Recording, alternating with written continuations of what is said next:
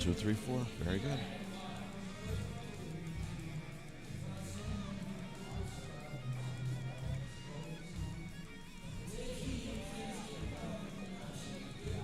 There we go.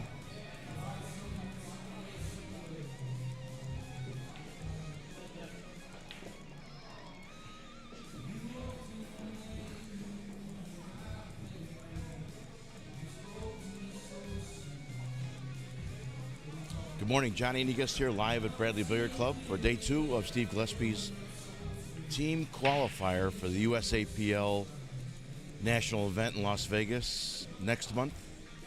The USAPL national event is February 21st to March 2nd at the Rio Resort and Casino in Las Vegas, Nevada.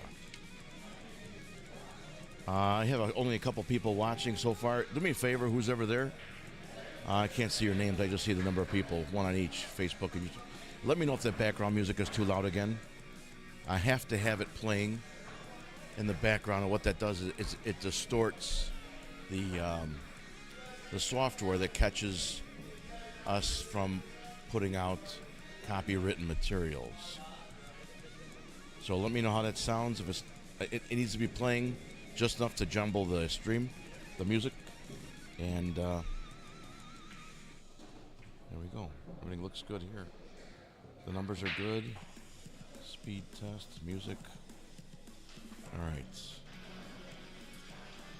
Somebody give me a shout out. Give me a comment there, please. Is anybody out there?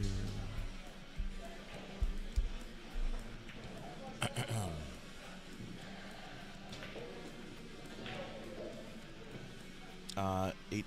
We're getting there. 8 people. Cool, cool, cool.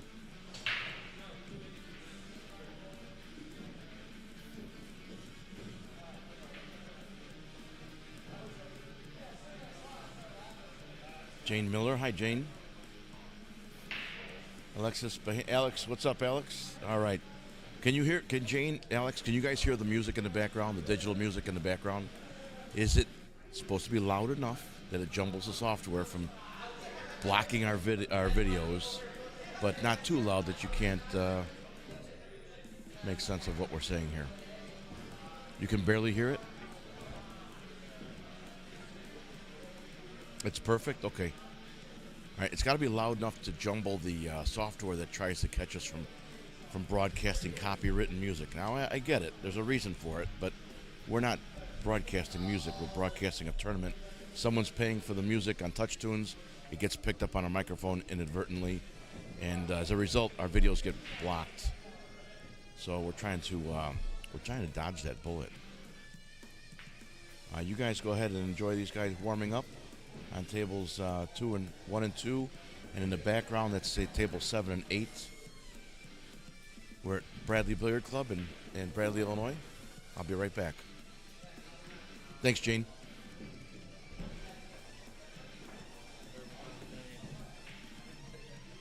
What's that? That's your mom, yeah.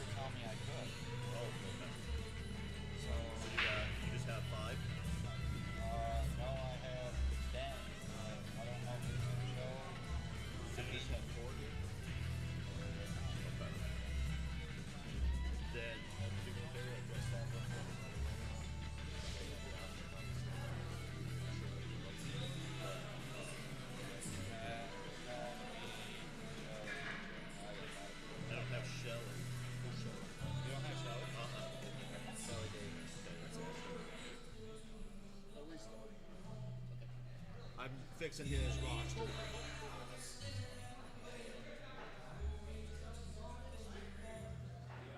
Davis trying to kick a key. DAVIS. Why doesn't she have a rating? Let's see what I'm talking about. This is Is there another spelling of her name?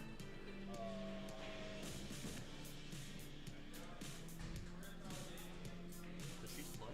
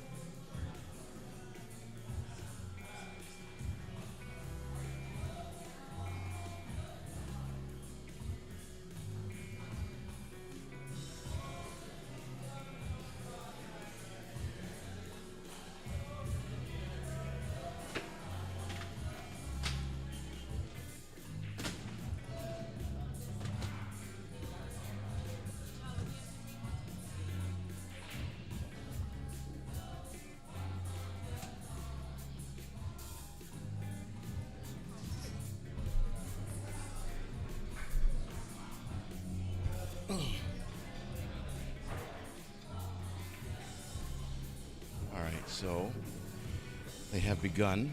So let me put you over here. Yes, I do. Give me a second.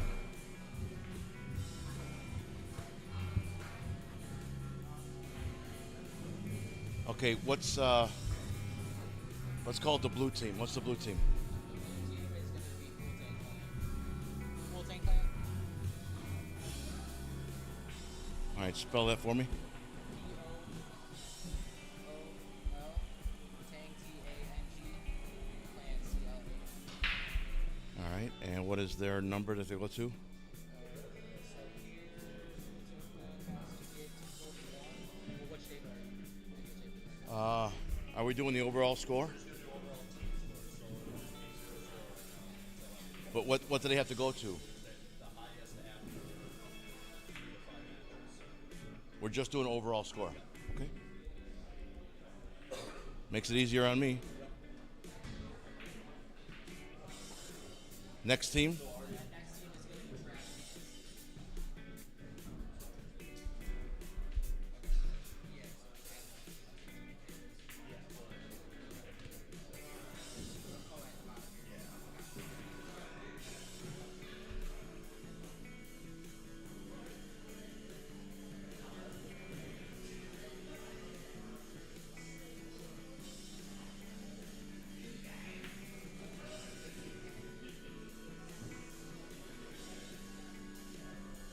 All right, I'm gonna put the team members' names on here for a second. Give me a moment. I'll stream it on the bottom. Just gotta move everything up. No, not submitted, but like started in 2 matches. Is this going to be an issue if I click on here and then another one?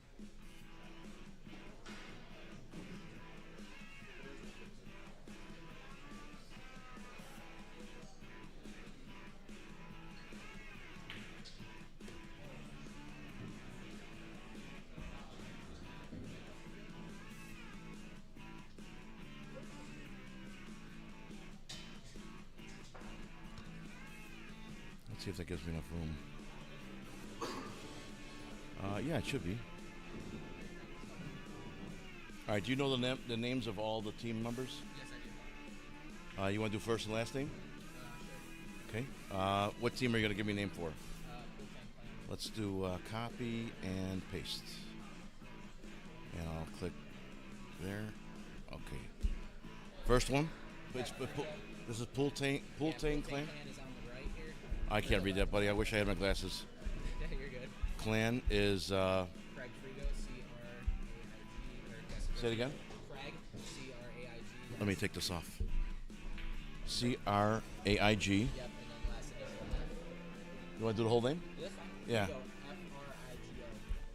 F-R-I-G-O. I-G-O. Next guy. David, D-A-V, that's for the other team, Trash Cans, right? Or what do you? No, I want to do the whole team for Oh, the Pool whole Tank Clan. roster. Okay, Yeah.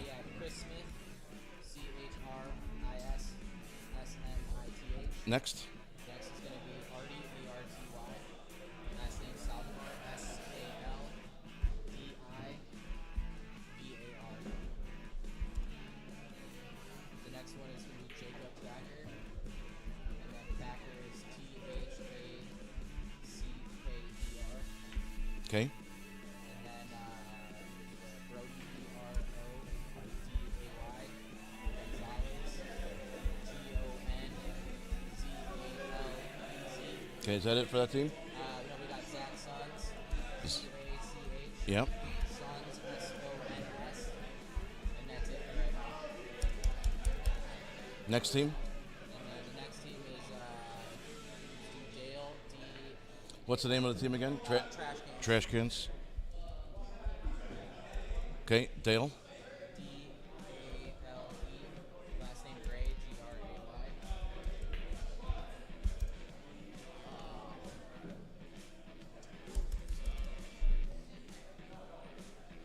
After Dale Gray. Brian Cooper, B-R-I-A-N. Cooper, C-O-O-P-E-R. Okay. And then David Gerard, D-A-V-I-D. Gerard, G-I-R-A-R-D.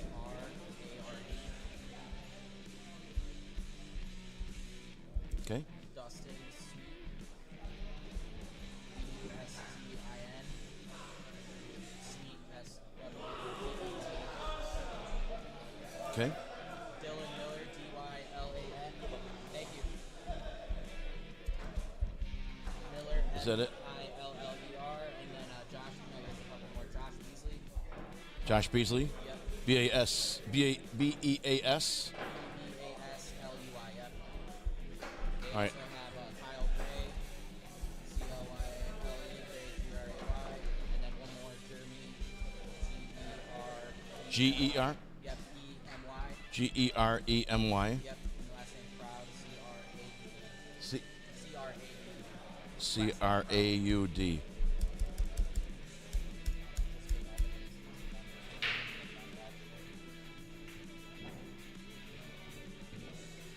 There's one more on that. We'll take that. I apologize.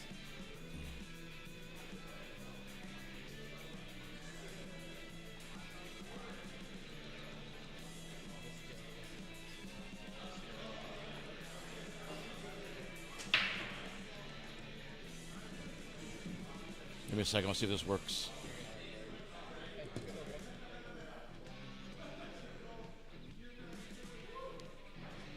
You said there's one more for that team? For Colton Clan.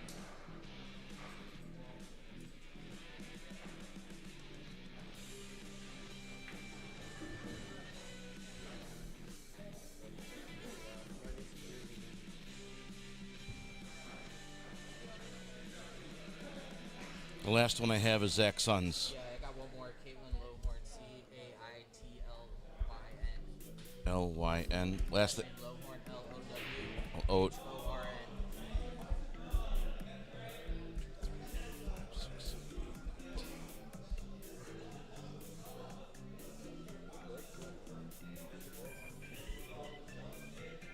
Two, three, four, five, six, seven, eight, nine, 10.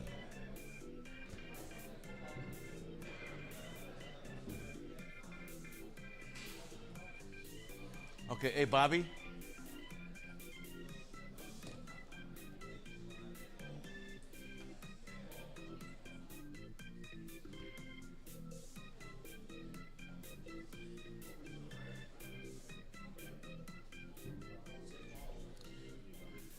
Yeah, just let her know I'm ready.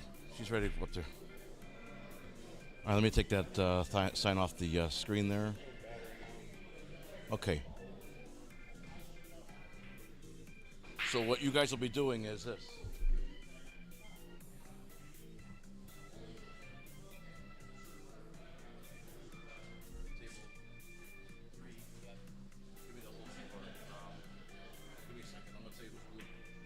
Blue should be us. I told you.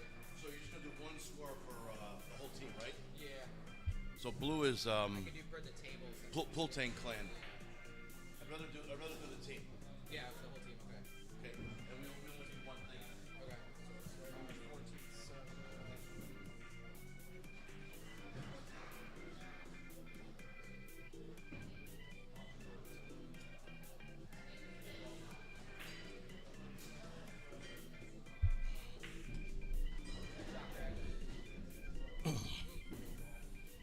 He's on your team? And you're okay. All right. So that took a little bit of work. Pardon me for my disorganization. It all started with me misunderstanding Steve Gillespie in our start time yesterday, and it all compounded from there. But we're back on board here. Looks like the score so far for Pultang Clan is 7 to 41, 14.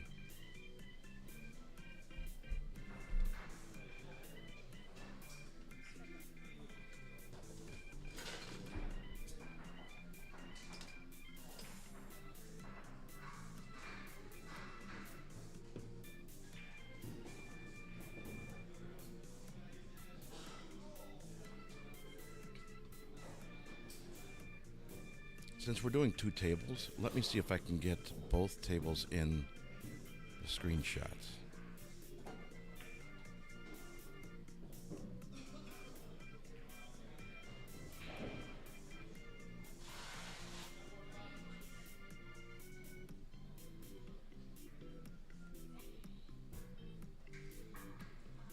That's the best I can do.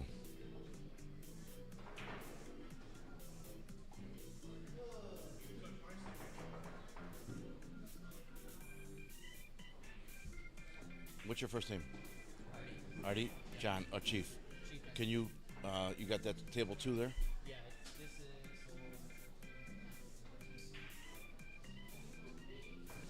is. You guys are going to be on table 2 and 3, right? Yes. Okay, so can this be the cumulative score?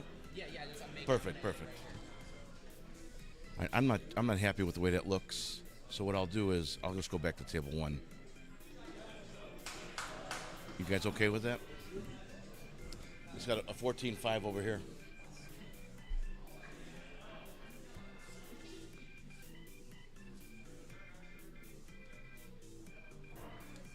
and then add 14, 5 to 16 plus 14, 5 right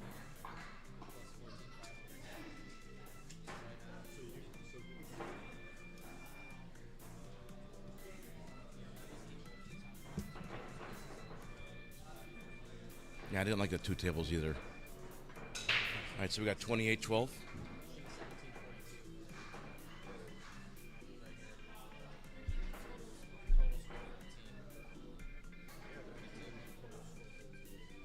42. Look this way. Go this way. Yeah. Oh, okay, yeah, here. So hold on.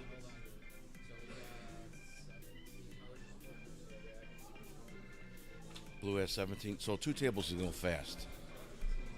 And trash cans is going to be at 42. Yeah, 42.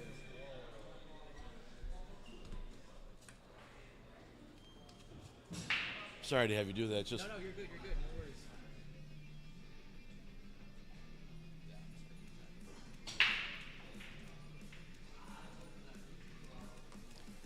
all right. So Craig Frigo, Chris Smith, Artie Saldivar, Jacob Thacker, Brody Gonzalez,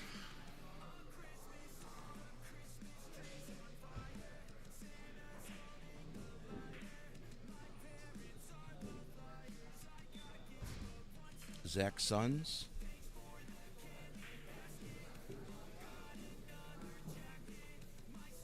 and Caitlin Lohorn. That will make up your Pool Tank clan. Trash cans will be, give me a second for the ticker to catch up to me. Trash cans will be your red team.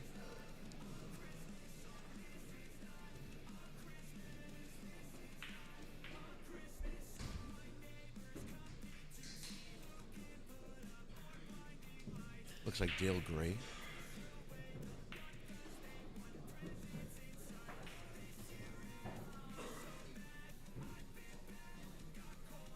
Brian Cooper.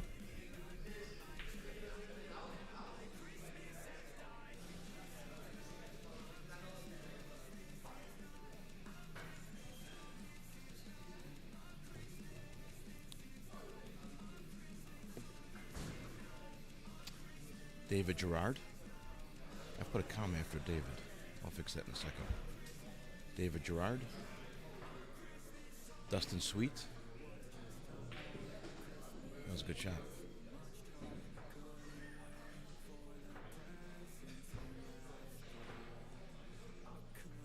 Dylan Miller.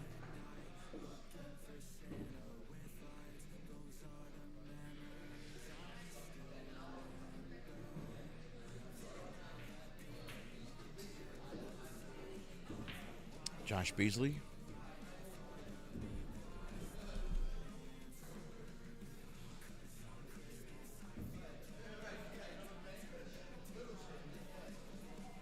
Kyle Gray. I think there's one more.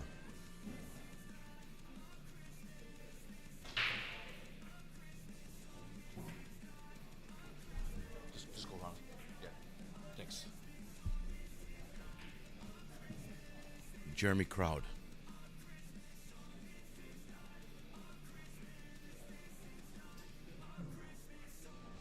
All right, let me fix that comma after the one player's name.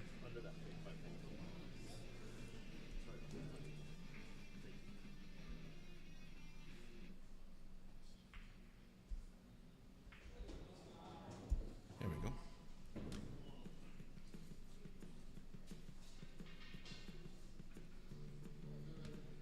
I picked light blue for the team names, the team and the player names.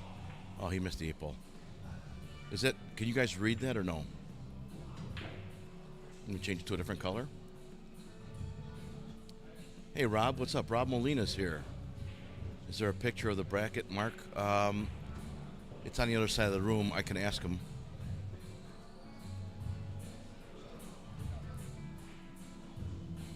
You can read it? Okay, cool. I'll leave it like it is. Lisa Blanchette's coming with some coffee and donuts. I hope. I'm hoping.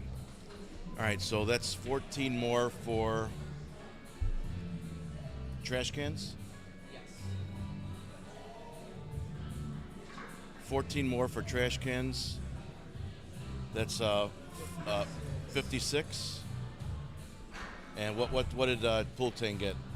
We got 3 on that red. 20?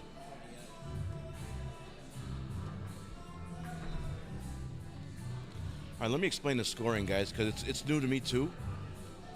It's a 14-point rack. So whether you win or lose the game, you're going to get a point for every ball you make.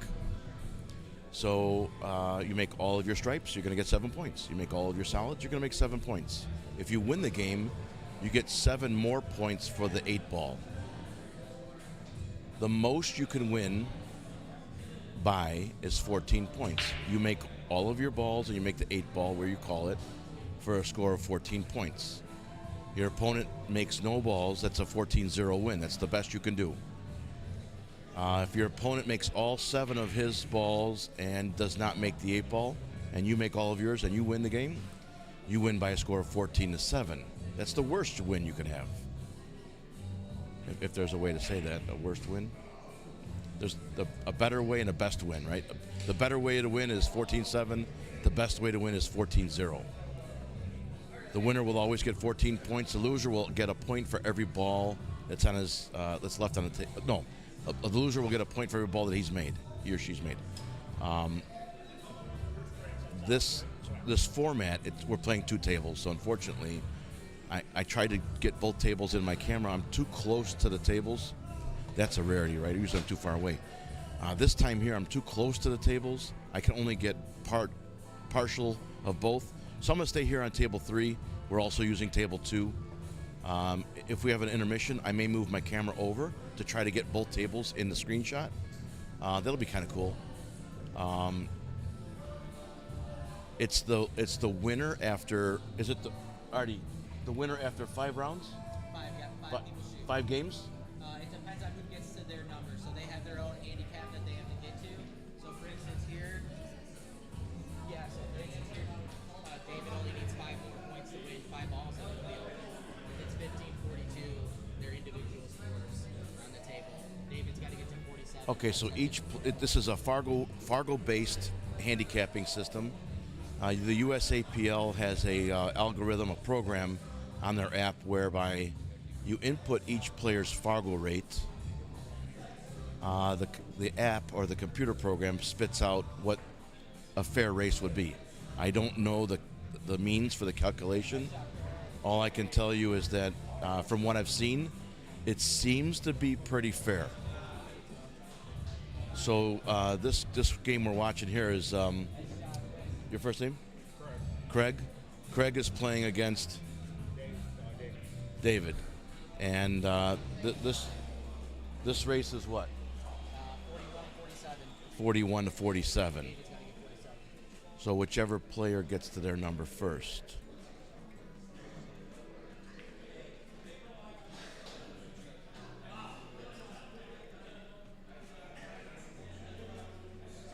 And what we're keeping score is right there on the numbers at 56-20. That's the overall score. That's the team score. So that was Steve Gillespie's suggestion, and I'm here for him. So that's what I'm gonna do. Leave it like this.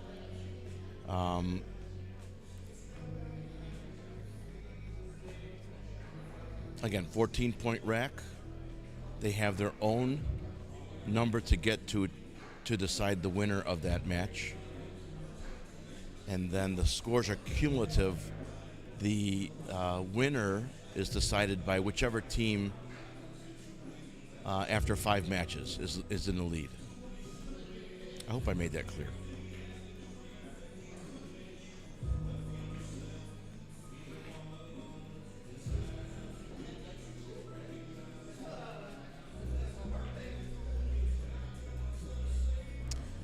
The winner of this tournament here at Bradley Billiard Club for Steve Gillespie's team qualifier will get an all-expense paid trip to Las Vegas for the USAPL National Event. USAPL National Event in Las Vegas at the Rio Resort, February 21st to March 2nd. Each player will get a airplane ticket, have accommodations at the Rio, and the paid entry into the tournament for the team event. All they need to bring is themselves and some spending money. It's pretty cool.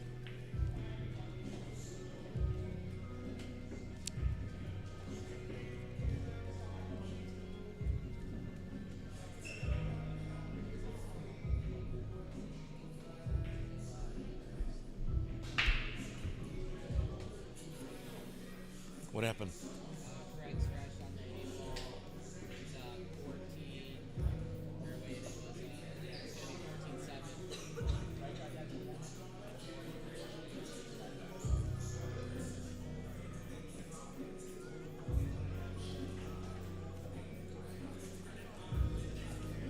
So what does Trash Cans have now? We have 27. Our trash cans are sorry, trash cans have 152. What is it? 152. Okay.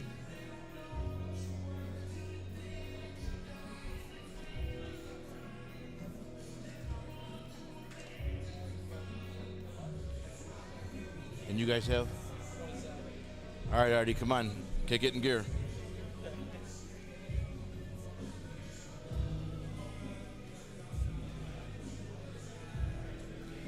All right, the score's 152 to 27. It does look lopsided for sure.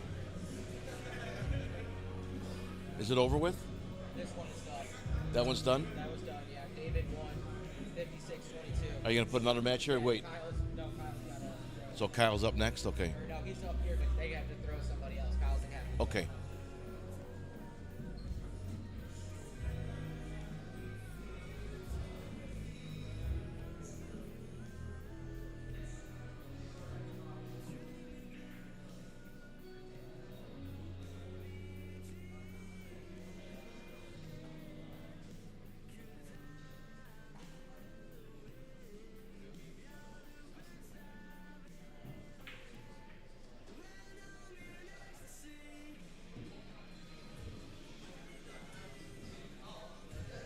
That was a good shot, Kyle.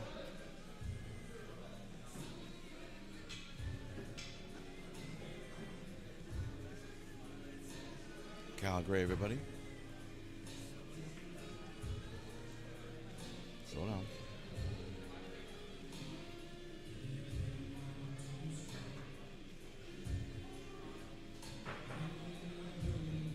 So is that 14-7 over here now? Does that go on to this score?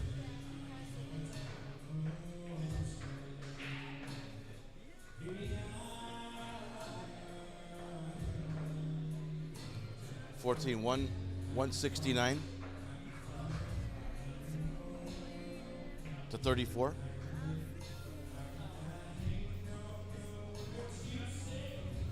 I think that's the score. I'm waiting for a verification.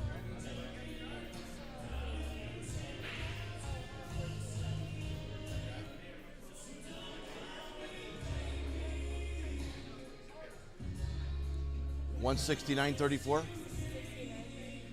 Is that right?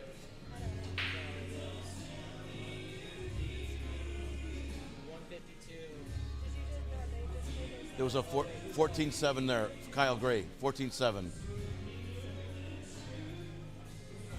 Stand by, folks. We're trying to get you verification of the score. Yeah. Is that right?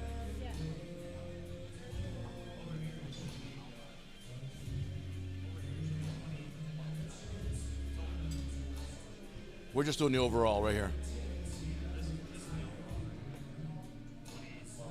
That I'm the whole score, the whole team score.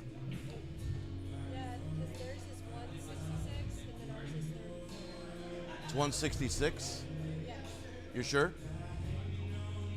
because he gets 100 points for winning. Okay, I had a different score. Okay, 166 to 34. Yes. Thank. All right, thank you.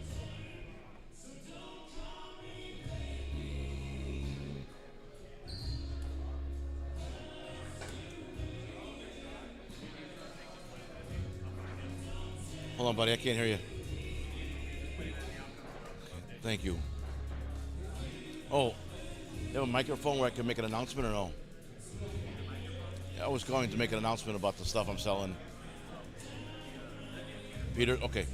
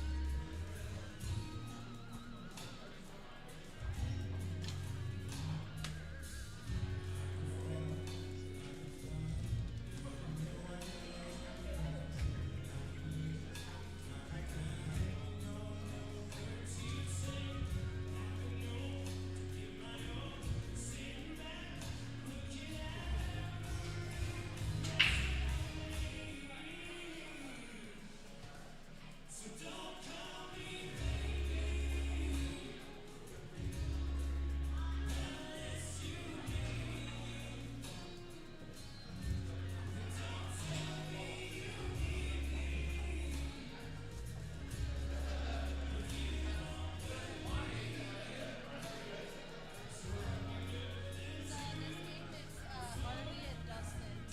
Okay. Thank you.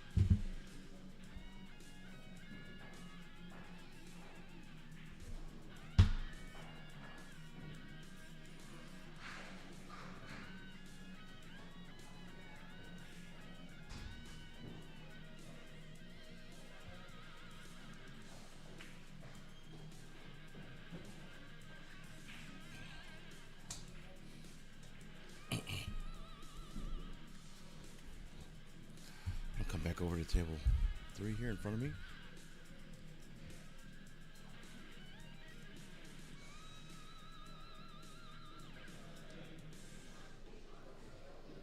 Bobby Daly Tucker, what's up? Jeremy Maynard, how are you? Kevin Gust, hello.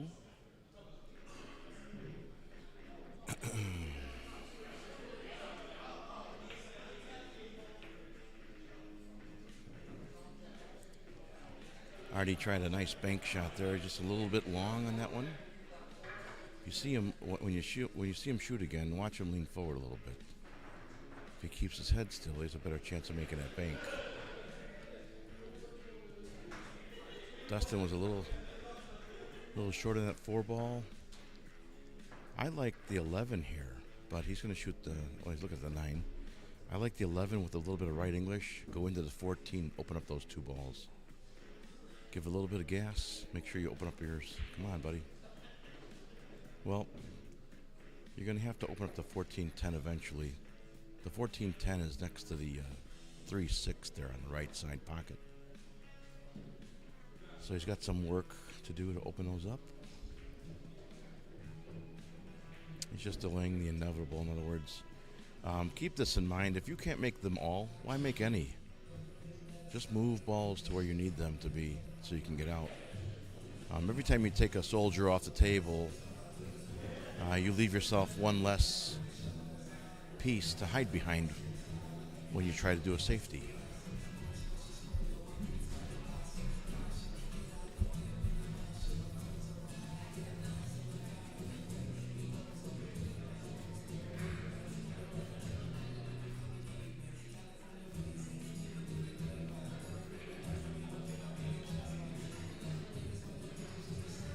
All right, they have my stream up on the TV here. It looks nice. All right, if I say so myself.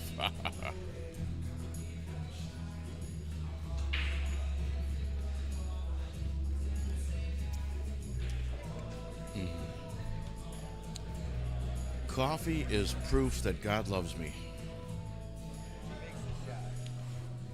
What's he shooting?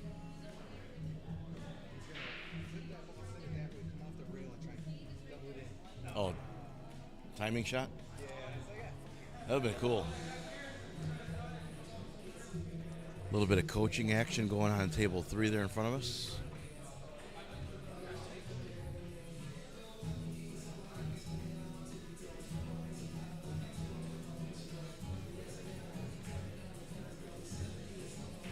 All right, bad hit.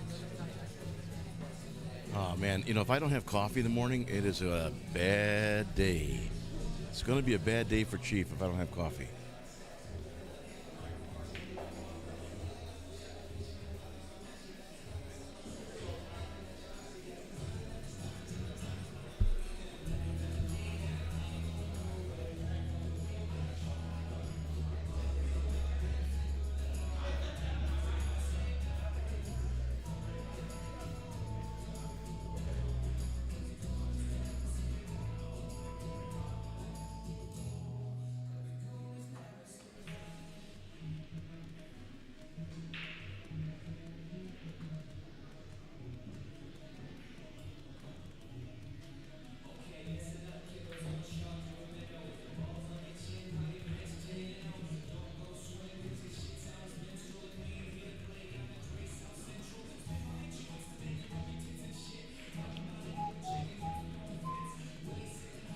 All right.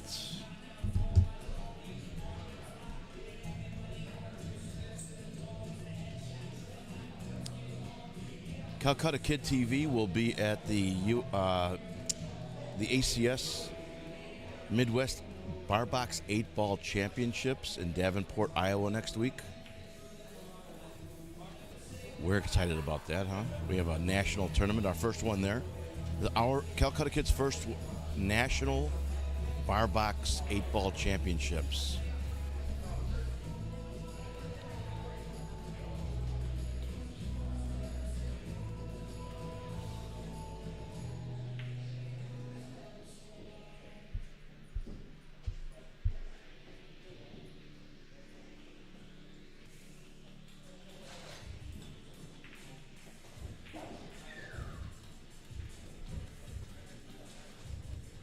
He has a combo here. I believe he can hit enough of the 10 ball to make the 14 up table. What's nice about that is the 10 ball will carry him off the 14. If he makes the 14, the 10 ball will carry him off, go towards the other corner pocket, top left.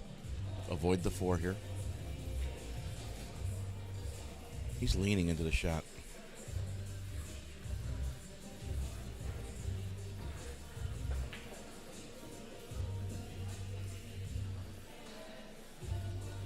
Jeremy, we'll see you in Iowa. Are you guys doing the whole tournament? Yes.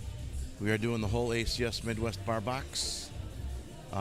It's also the same time as the Derby City. So if you are going to Derby City, I'll post a link for you in a moment. If you're going to Derby City, stop by and see Pat's Billiard and Dart Supplies, Pat Prendergast and Sonny Godinez at Pool Hall Junkies. They have a booth. They're going to be a vendor there. Inside their booth, they're going to bring a TV and stream us in Iowa while you guys are at Derby City. How cool is that, right? Stop by and see Pat Prendergast and Sonny Godinez and say hello. Tell them you saw Chief or you heard about their booth from Chief on Calcutta Kid TV. And they'll knock something off, I'm sure. I can't guarantee you they will, but just say I told them you would. Pat, Sonny, I love you guys.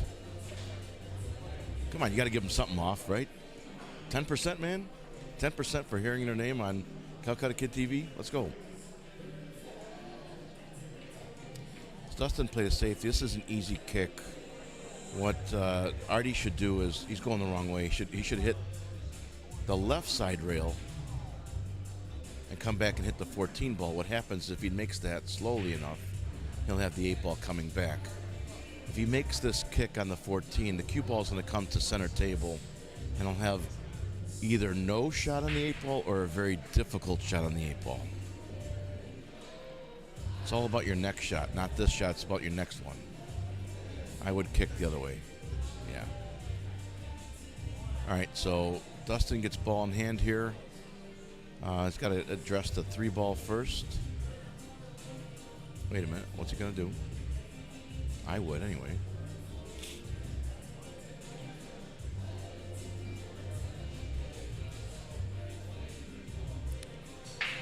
You know what he could do is use the 3 to make the 14 and then bring the cue ball all the way down here. Give Artie a difficult shot. Artie, when you watch this video back, stop leaning forward when you shoot. Looks like you're moving forward 6 to 12 inches as you're beginning to strike the cue ball. Keep your body still, keep your head still. The game begins to be more predictable. Your shot making will go up by at least 25% if you stay still.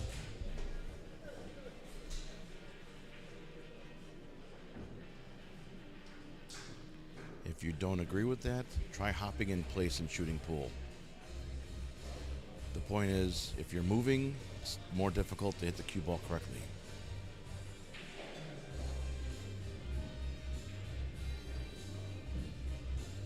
If you're here in Bradley, stop by Bradley Billiard Club and say hello to me at the Calcutta Kid TV booth.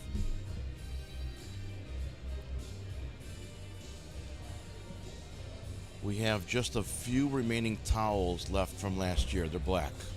We have just a handful, maybe. Those are 15. We have pool gloves. Those are 15. We have power banks. Those are 15. If you give me $40, you get one of each, or any combination of 3. $40 gets you 2 power banks and a glove. $40 gets you 3 towels from last year. The new towels we have are blue. They're beautiful. So the old towels look like this.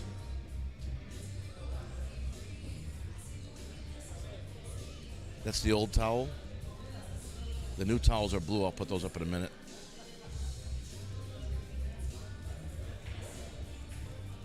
Dustin's just prolonging this.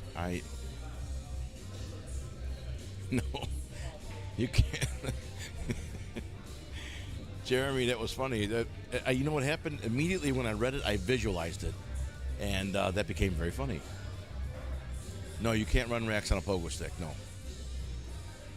Now, if you could, that would be awesome.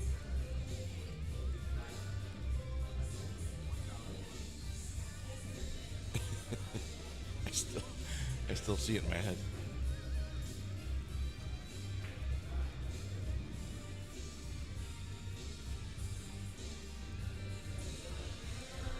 We're live here at Bradley Billiard Club in Bradley, Illinois. We're just south of I-57 on exit 315, if you're familiar with Chicagoland. And we are about, I don't know, I'm guessing 3 miles off of I-57. Do you have a microphone to make an announcement or no? Okay, thank you. We're going to get a microphone over here and make an announcement what we have for sale.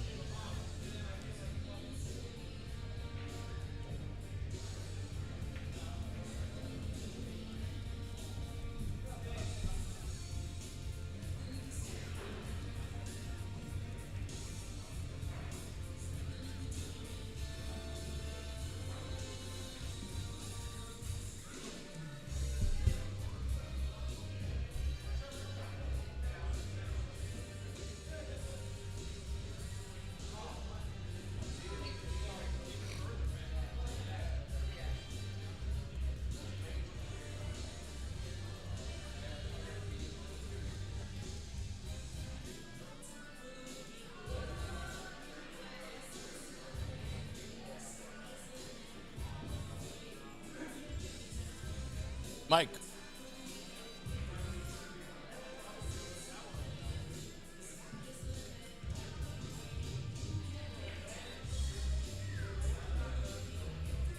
Put your flashlight on. Go check out the sticks. Come here. Right there. There. Don't pay attention to the price there.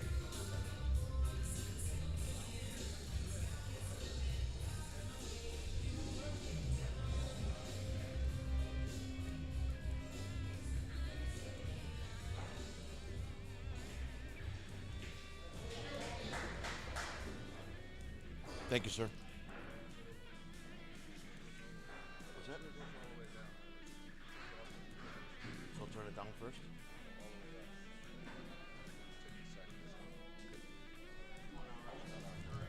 So all the way up? Well, I can talk and all the way down to make put the jukebox back on? Okay, thank you.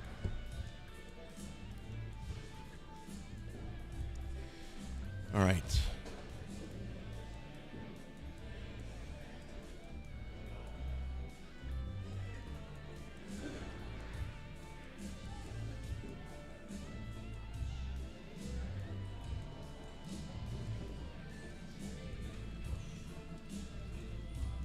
Mike, there's one with quilted maple at the end for 2,000.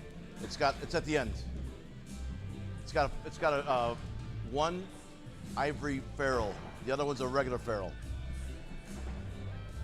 All right, what's the score, dear?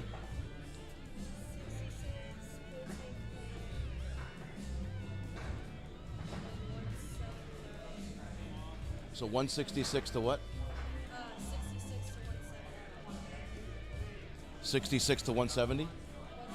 66 to 170? 179. I'm sorry. I'm messing up. No, trash cans is 179. Trash cans is 179. And Pool Tank Clan is 62. All right, thank you.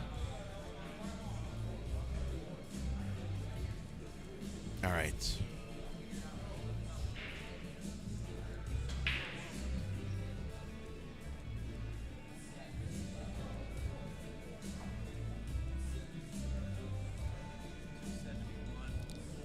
I have a different score. They gave me 179 to 62. There's another game here? Tyler's done. So the score just up. What is it now? You're blue? Are you blue or red? Are you Pool Tank Clan or Trash Cans? What's your score? Holy cow, the score changes fast. Pool. So I have 271 to something, right? 71 to 66. Is that what you have, young lady? 271 to 66? 270? You want to double check? Which one do you like?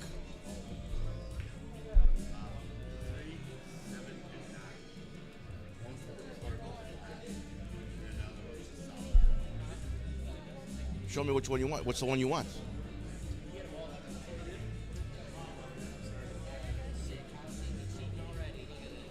You only get one. 270. Okay, 270.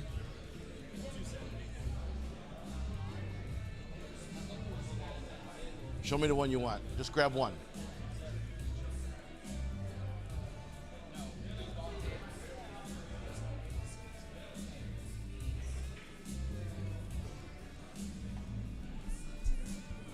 Oh, Purple Heart.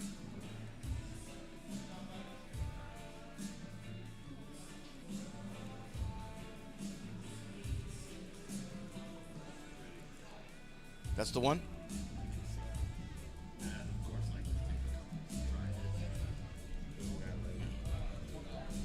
Take that off the table.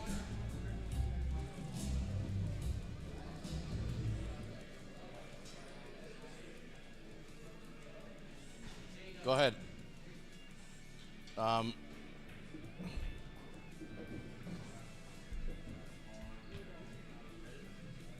You could chalk it. If you don't like it, then you chalk it. I'm going to have to change the tip out. Go ahead. Go ahead. Bring it back.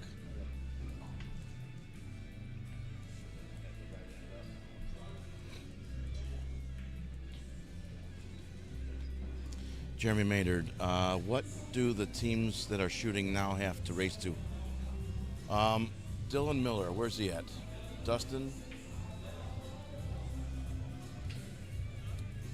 Nice try, Artie. Dylan.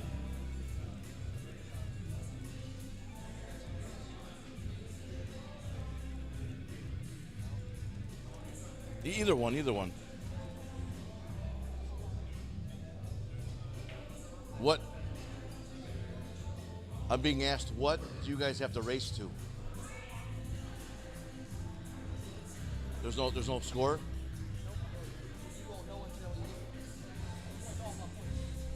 It's all about. You don't know what points you have to go to? All right. He's over there. Dylan.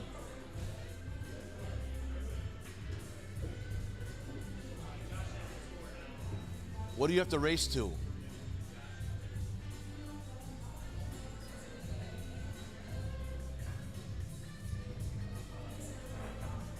What do you guys have to race to? What number? Do you know what you have to go to? No, just in general. Okay, we're having difficulty figuring out, but the score right now is 270 to 66. Do you have the overall score?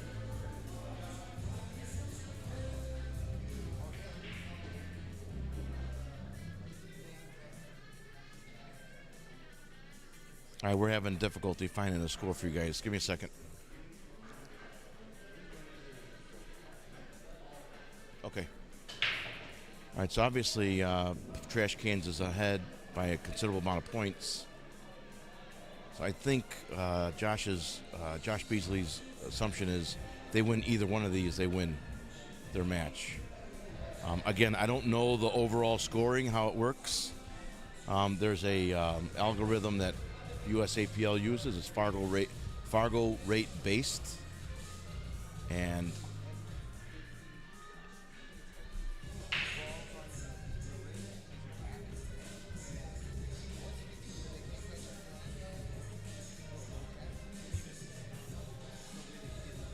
okay. So it appears as though it's every 50 points of your Fargo is a rack. So if I'm let's say for instance I'm a 550. 550 is that's 11 racks.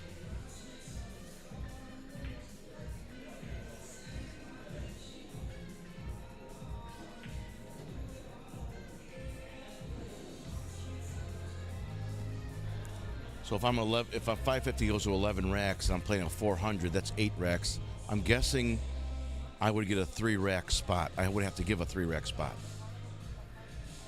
I don't know if that's for certain. I'm trying to figure this out with you guys. My first time doing a USAPL event. Steve Gillespie is the new USAPL tournament director, league operator out here, and he's holding his very first Vegas qualifier. So here we are. Dale Gray said it's not a certain number, it's who has the high score after 5 matches. Okay, there you go. Who has the high score after 5 matches?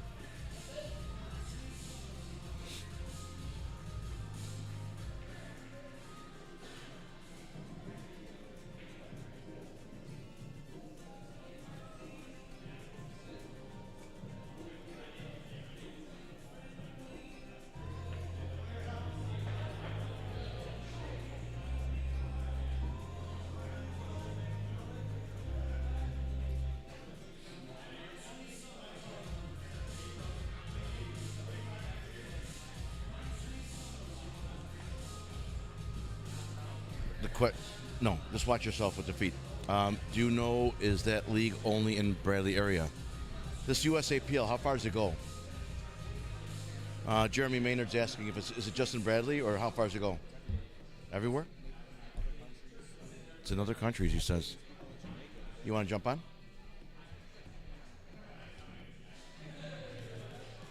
Here, put this under your...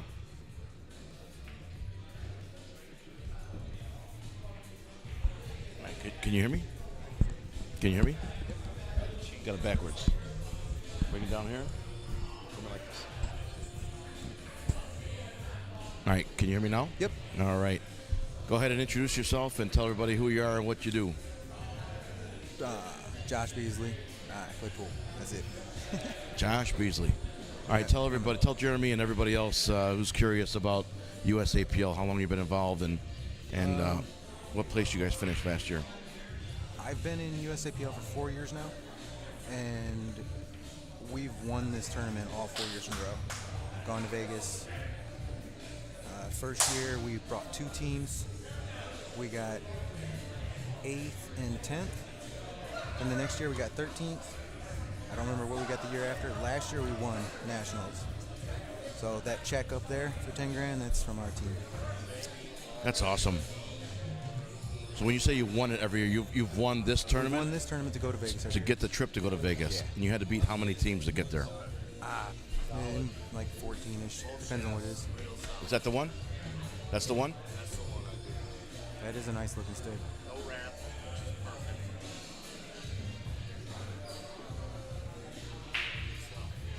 All right, give me yours.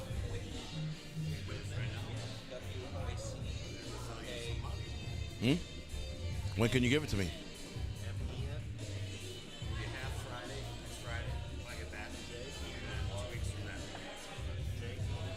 All right.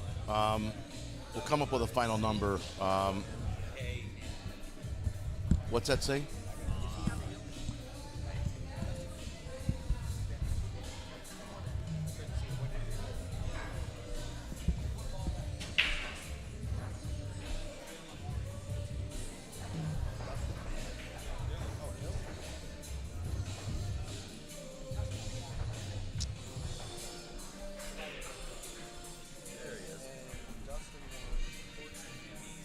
Your Q plus 13.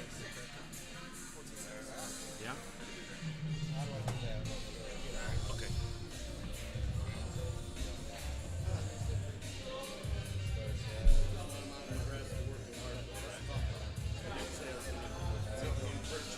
We shook on it. It's yours now. Put chalk on it and go hit balls. You get joint protectors too. They're yours. Give me that one. Win this tournament with that.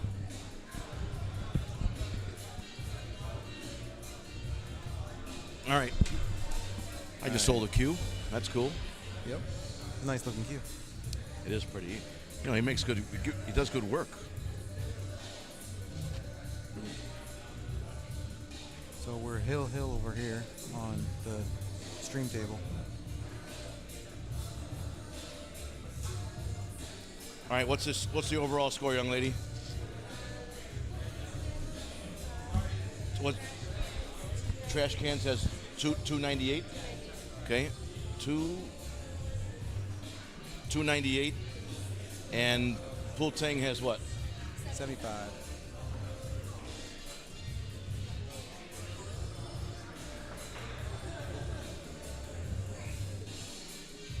Hey, come see me after your match.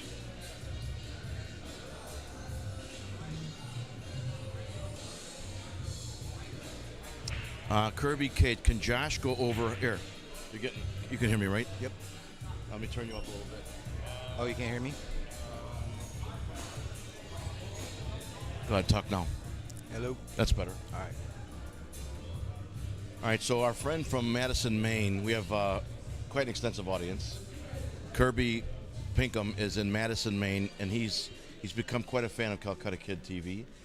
He wants to know from you. There you go. You got a shirt on. You're representing. Thank you. Kirby wants to know, can Josh go over how the scoring works and how a team actually wins, since you've won this 4 times in a row? All right, so the scoring's, Go ahead. it's basically simple, other than the algorithm for the Fargo rating is a little different. But when you win a game, it's 14 points. You get 14 no matter what. The other person gets whatever balls they got. Could be 0, could be 7. Once you make it to your ball count, you win. You get 100 points for the win, and then anything that they didn't get to theirs, you get those balls times 2.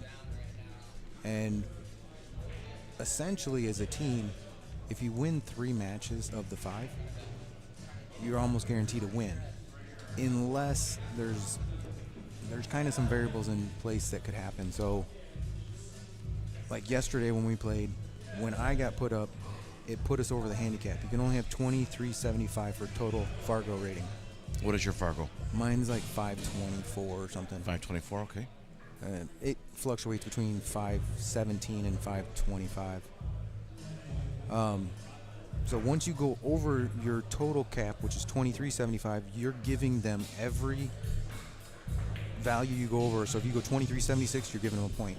You go 2400, you're giving them 25 points. And that's what we ended up giving them 20 points just for me to play. But that's all it is. It's just ball count. And once you get to a number that they can't catch, so if we're up by 300 and there's 1 match left, they can't win. It's impossible unless. So at that point, is the match called, or do you play it out anyway? Nope, you don't play it out in tournaments. And league nights, you play it out, but even if you're getting whomped on, you still play it out anyway. Yeah, you don't want to play it out in this because you don't want to. If someone gets beat, your guy loses confidence. There's no point in playing it.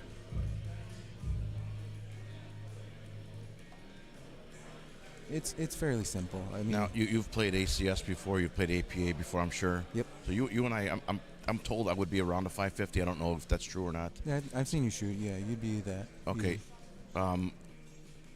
In all the different types of leagues you've played in, this seems to be the most complex regarding handicapping methodology. Yeah, and just like anything with a handicap, someone's going to find a way to manipulate it. It's inevitable. Is this manipulatable? Not as easy. It's not as easy. It's not as easy. It sounds difficult. Because you can get called on it, and you can get. What do you mean get called on it? People will call you out on it, and if you start getting into tournaments, they'll look. I can look at anybody's Fargo and then see who they played. Now, if they're not willing to put their matches public, then I don't trust what their numbers are. Okay. So mine are public. You can see everybody I played, and my Fargo. I have the ability to go into FargoRate.com and change whether or not my matches are public or not? Yeah. I didn't know that. You can post them as public. Oh, cool. Because there used to be, there was ways to manipulate things. People would they put fake matches in, or, Wisconsin just got busted. Oh, they did? Yeah, well, it was earlier this year. They went and looked at it, and they would find all these people. Who's they? Fargo. Okay. Fargo went and investigated it. They were finding these tournaments where these people were going up there, and they would not win anything. They go in 2 and out, just lose. In order to get their Fargo down? It'd bring their Fargo down. And then they'd go and snap off these big money tournaments instead of Fargo. And, I mean, it comes out. You catch it, but it's like anything. Anytime there's a handicap and there's money involved, someone's going to try to manipulate it. And unfortunately, it's just the way it is. And you see it when you go out. I was a 550 the first time I went out to Vegas. Okay. And I could not hold my own, even in close to 500s were shooting like pros. It was crazy. Really? The shots they were making, I just couldn't figure it out. But there's a robustness, so you got to get to 200 before you're established. So you have to play that 200. That means number of racks, right? Number of matches. You get to 200 matches or no racks. Games, yeah. Racks. So okay. you get to 200, and then you're established, and then the more you go, the less your stuff moves around. Now I can tell you, I've never played. No, I shouldn't say never. It's over with. I think you guys just won. Yeah, I think it's over. All right, thank you. That's mine. Yeah, thank you. We got to share. Yeah, pick a donut. Okay, I'll pick one. This is cop food. I told you I was bringing dumplings. Oh my lord. Pick one. They all look good, don't they? Yeah. I'm going for the cherry with the sprinkles. Okay. Thank you. You're welcome. We're up 310. I just got a donut. Yeah, All right.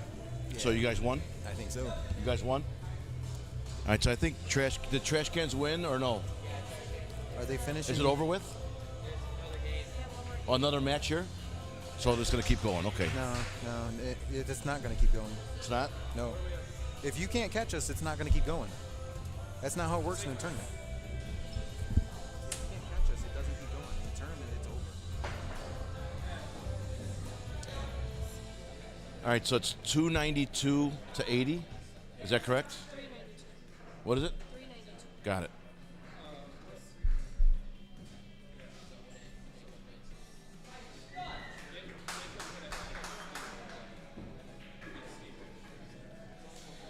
All right, so I have a score of 392 to 80. Again, we're just trying to learn. Put this to 2 o'clock if you want to talk. Right now it's at 0. We can't hear you. It's 392. Can we put that up there here? Oh, it is. Okay, 392 to 80. It looks as though it's getting close to being at the point where Pool Tank Clan is going to be mathematically eliminated, but they're going to keep playing over here on table 2. So what I'll do then is go over here to show you what table 2 looks like. That's Dylan Miller. They're getting ready to break. Okay, you're going to watch him shoot a little bit over here. 2 o'clock. Oh, that's it. 406 to 87.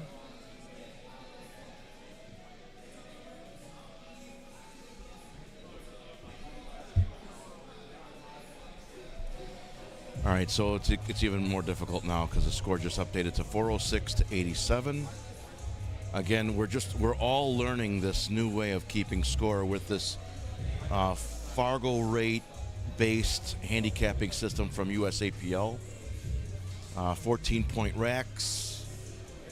You get a ball for every point you make, plus 7 more points for the 8 ball, for a maximum score of 14 points when you win. The loser will get a point for every ball he or she makes.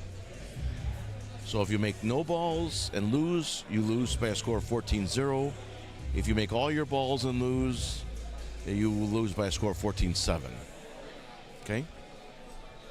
And then cumulatively, each player has a certain number to get to determine the winner. When a match is decided, the winning player receives the difference of the score. So in other words, one player has to go to 50, another has to go to 40. If the guy gets to 50 first, and the 40 guy only gets to 20, then let's say 25, he gets 15 points times 2. So he gets an extra 30 points for his team. Sounds confusing, I know. I'm trying to do my best to explain the scorekeeping here, but it is what it is. And then on top of it, there's a 100-point bonus for something else. So, like Josh said earlier, it is, every handicapping system is subject to abuse, right? To being manipulated. But this has so much to it that it's even more difficult to cheat. That's the best way to put it. I'm not saying it's impossible. I'm saying it's difficult. So over here on table 1, we're going to have Brian Cooper breaking. Brian Cooper's going to play. Your name, sir? Cody? Brody. Brody's going to play. Brian Cooper's going to play Brody on table 3 here in front of us. And Dylan's going to be over here. Dylan's shooting over here on table 2. He's got that 1 ball. He's got the 3 ball coming back. Watch this.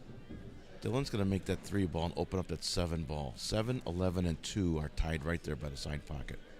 Watch this. Get in there. Yeah, he moved it a little bit. Let's watch Coop start off his run over here. Just made the first ball. Slow down.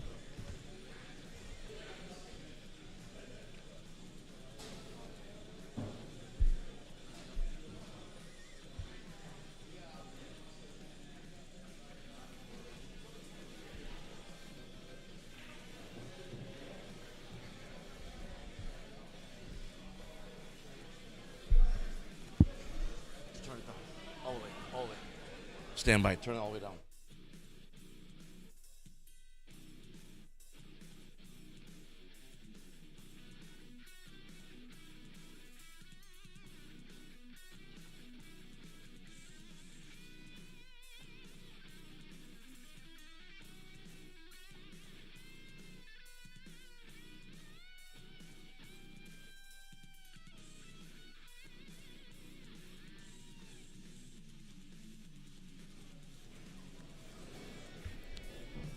right, we just had a clarification with something there. Turn me down. Turn me down to 1 o'clock. Perfect. Perfect. Perfect. It is over, but they're going to re-clarify this after this so that this doesn't happen anymore.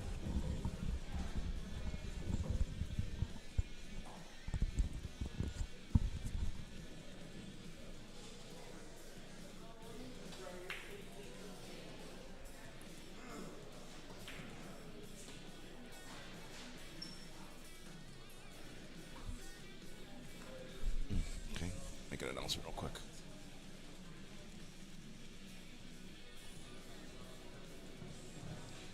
Ladies and gentlemen, this is Chief over at the Calcutta Kid TV desk. Stop on by. We have towels, gloves, and power banks on sale. $40 gets you one of 3. Come on over.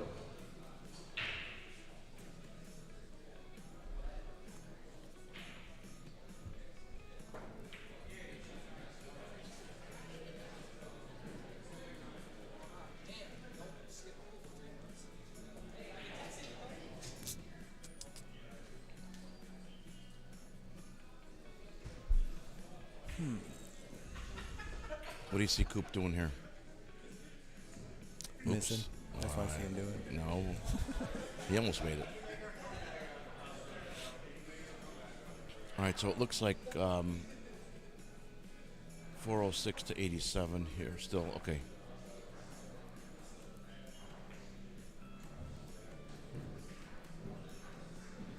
This is Brody shooting now on table 3.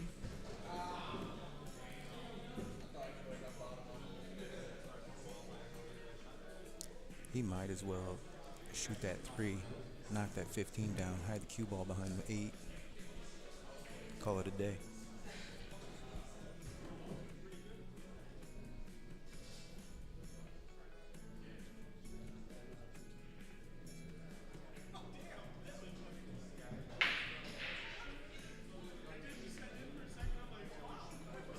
That was a tough shot. He tried to cheat that pocket on that 7 ball. It was almost impossible.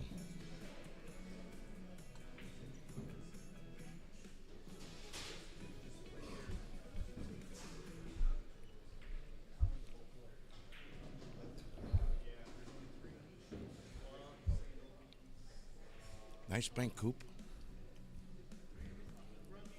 Nice bank shot. Coop's a good shot when he's on. You made a nice bank right there. I probably would have taken that ball off the 5 ball. Yeah, break the 10 off. Yeah. Then possibly get that, what is that, the 11 over there? 11? What we can do now is make I would have made the 15 and come up here with top right. Yeah. You left him a shape ball. There's 2 shots he could have made and opened up 2 of his balls. So the first one he could have taken the 9 off the 5, made the side pocket. Okay, thank you.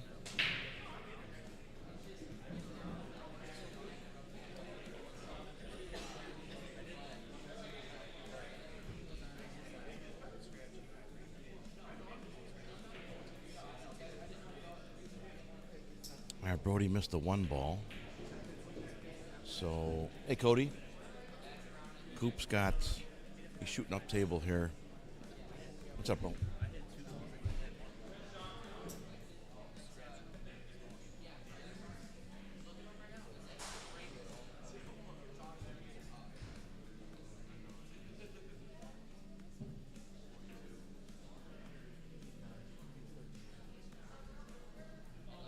He's going to call that 10 ball in the side pocket. Oh, beautiful shot.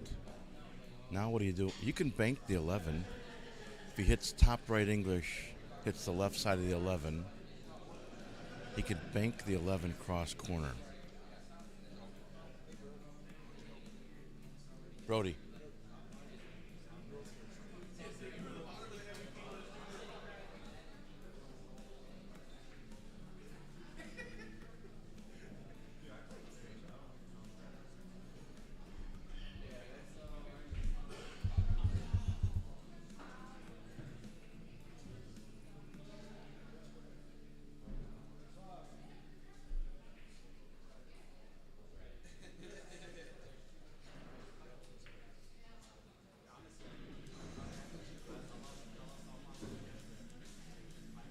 What's up, bro?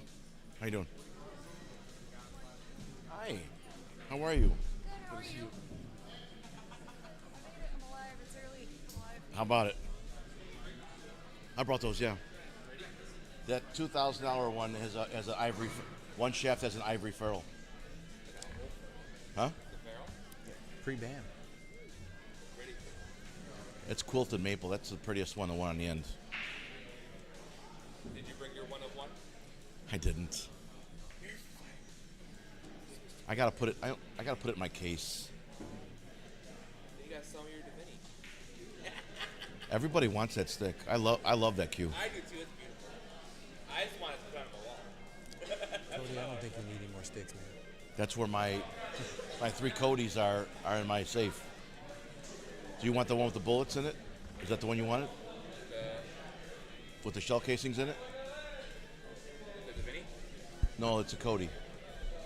No. You were showing me one at the Christmas party one. When were you at Mexico last? That was the Jacoby you had in the car. I heard it on the stream. The Jacoby? Yep. I'm pretty sure you said it was Jacoby. I have Was it white, maybe? I have trying to remember what it I have had. a Pierce, and I have Cokers. Jimmy had the Jacoby. Which Jimmy? Hennis. Oh, let me see. Hey, do me a favor. Kindly take that beer bottle and put it on that table over there. Oh. That's an expensive spill. Thank you, Dustin. Don't do it again.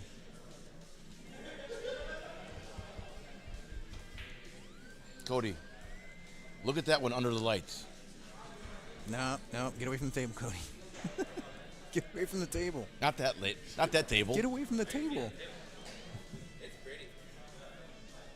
Here, nobody's on one. Go to one. Yeah.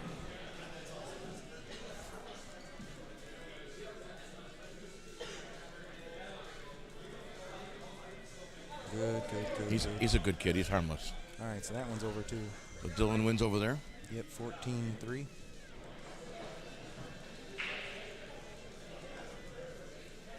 Nice shots. Makes the 4. Oh, okay. All right.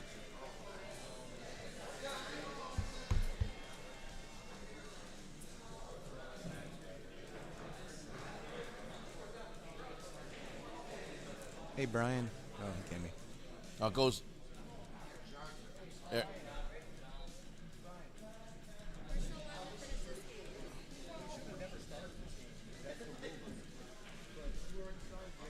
Timeout. Before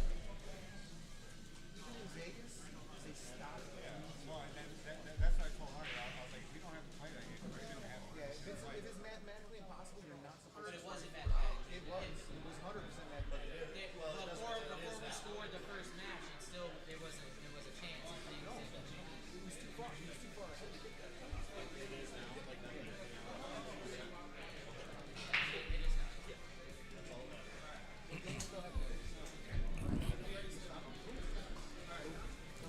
All right, we were just told it's over with. It's been decided. Trash cans has won. Is that correct? Trash cans has won? That's correct. Okay. Handshakes go around the room. Handshakes will go shake hands. All right. You know they don't like me.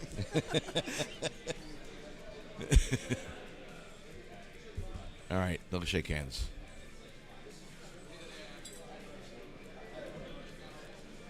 All right.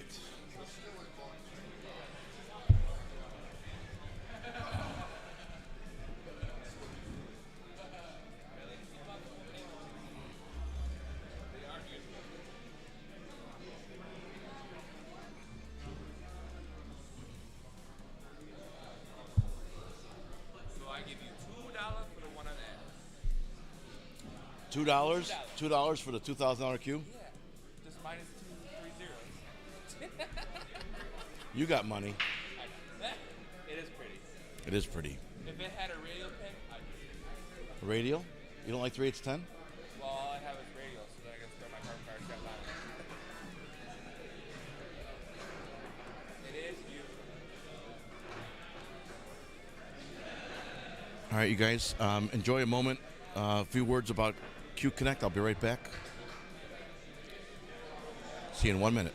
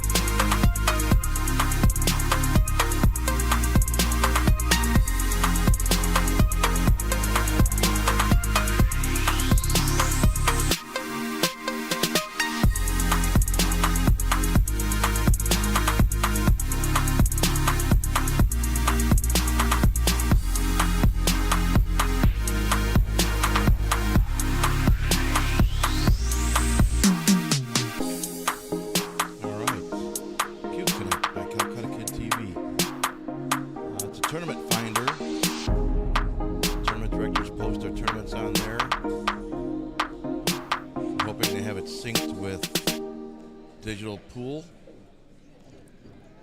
with player Fargo rates and pool halls, venues. They put their tournament on the app, and you're, as a user, you would put down Bradley Billiard Club, for instance. Click here to be notified for any future events at this location. The moment Melvin Timms or Kyle Gray or Steve Gillespie or Eric Turner or Rich Nashkoff puts up a tournament, well, Rich is chalk it up. It's a Blaine. They put up a tournament at Bradley Billiard Club, and you would get a notification. RSVP here. We're hoping to integrate it with a PayPal type an account, so you, when you pay for your tournament, it goes straight to the tournament director. We don't actually take the money. It goes straight to them, much like friends and family. You can search by game, you could search by location, and you could search by date. Those are the, in short, those are the capabilities of the app. Jimmy was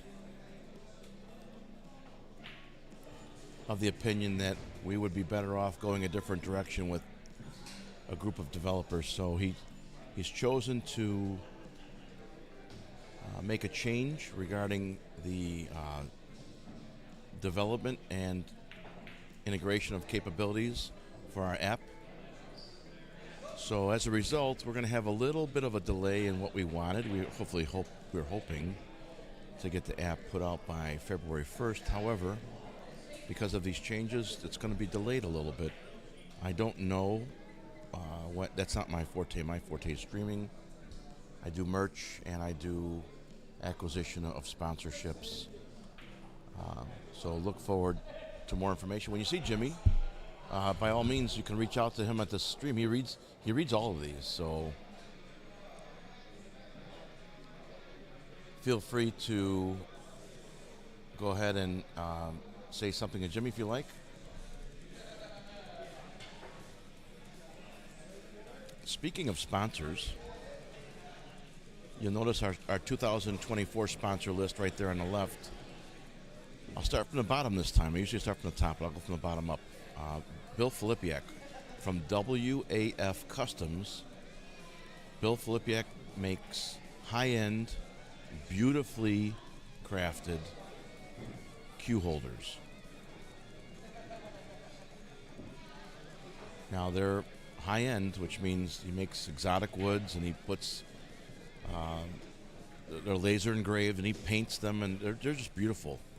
I have mine in the car. I wish I would have showed you guys mine. Let's see if I have it here. Picture of it here. Nope, no longer have a picture of it here. I thought I did. Double check here. No.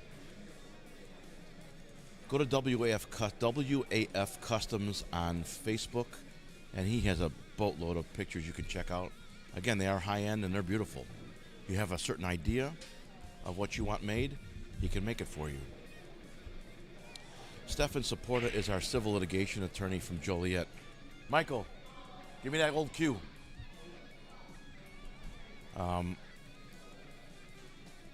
Stefan Saporta is our attorney from Joliet, Illinois.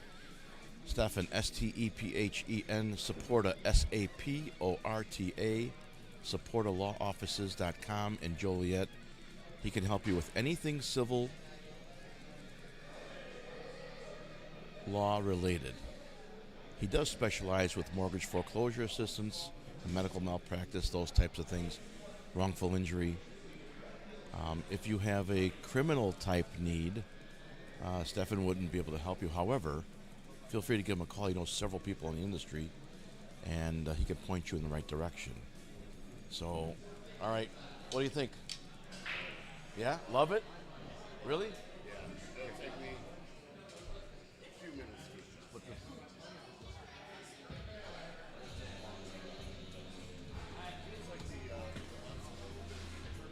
Thicker? Okay. I sold a pool cue to Mike Denson, so he seems happy. Are you happy? I'm happy too. Okay, good. Next on the list is Pat's Billiard and Dart Supplies. Pat Prendergast is a friend of ours, and he's also a former APA league operator in our area, back home in Chicagoland. Pat he retails. He's a retailer of pool and dart supplies.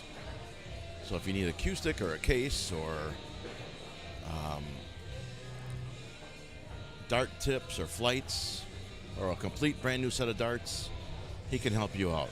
He sells chalk, all kinds of stuff. Incidentally, Pat Prendergast will be at Derby City. He'll have a booth there with Sonny Godinez. I will not be at Derby City. I will be streaming the ACS Barbox Midwest Barbox Challenge in Davenport. They run side by side. Pat Prendergast has offered to bring a television with him, and he will stream in his booth. He will stream me in Davenport while you guys are at Derby City. Stop by and see Pat Prendergast and say hello. You saw his advertisement on Calcutta Kid TV. He'll be very happy. Say hi to Sonny Godinez too. Tom Van Eck from IQ. Tom Van Eck has created a targeting system on a cue ball, much like a dartboard, where you have letters and numbers, and it's pretty clever. Chalk up your cue, you strike the cue ball, you grit the cue ball, you look at it and see if you hit exactly what you were trying to hit, and it will train you that way. Go to iqclinic.com for more information. Digital Pool. We're hoping to collaborate with Digital Pool, integrate their data along with our app, and make it a better experience for you guys at home. Gil Castillo Leather Goods. Gil Castillo will also be at Derby City. He's also a sponsor and a friend of ours. Look for Gil Castillo at Derby City as well. Speaking of Derby City, if you plan on buying the pay-per-view for Derby City, it's kind of cool. I have the only contract. I'm the only streamer contracted for the ACS Barbox in Davenport. Derby City did something different. All the streamers got together, all the main streamers, right? Mainstream live streamers, and they all agreed, hey, let's do this together. It's a big tournament, the premier tournament of the year. Let's all do this together. Jimmy said, yes, let's do this. So as a result, all the live streamers have agreed to collaborate on the Derby City Classic. If you plan on buying the Derby City pay-per-view, I'm asking you to buy it through Calcutta Kid TV. By doing so, we will give you a $20 discount. Normally $70.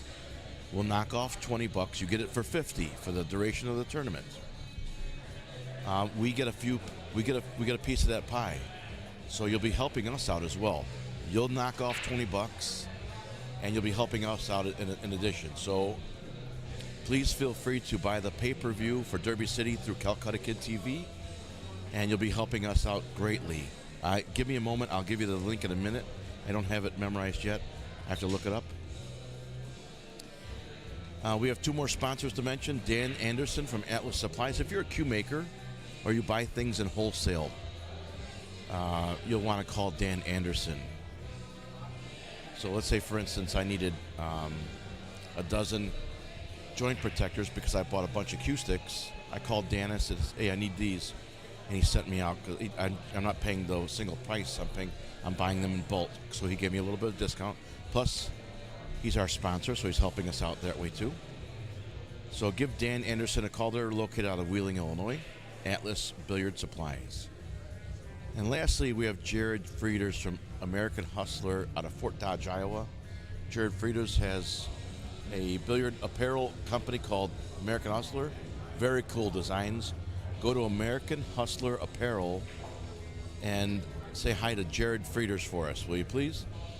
Jared likes Calcutta Kid TV so much that he bought a multi-year sponsorship for Calcutta Kid TV. Very, very gracious and thankful for his support. So please say hello to Jared and let him know you heard about him on Calcutta Kid TV. There, we paid some bills there. Incidentally, if you want a 2023 Cue Case towel, there they are. We only have a handful left. They're black with white printing. They have a little brass colored ring at the top left there, and they clip onto your Cue Case. All the cool pool players have Cue Case towels, so you can represent Calcutta Kid TV by carrying your own. They're $15. We do have 2024 colored towels. They're blue. Those are $20. If you buy a 2023 colored towel, the black one, they're $15.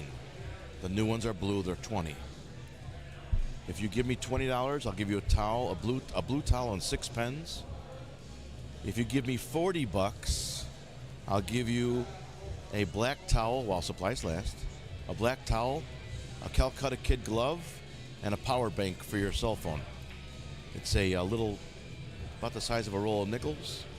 You charge it up, you keep it in your case. When you're at a tournament like this and you're running low on battery power for your cell phone, you plug it up, it'll get you at least up to halfway. You'll survive the day. Hey, Dan Halsey, I don't have joint protectors. I do have some Coker cues here. They all have joint protectors on them. But if you want a single set, I would say give Pat Prendergast a call from Pat's Billiard and Dart Supplies. If you want to buy a lot, a bulk amount of joint protectors, then give Dan Anderson a call from Atlas Supplies, and he can sell you 12 at a time or whatever.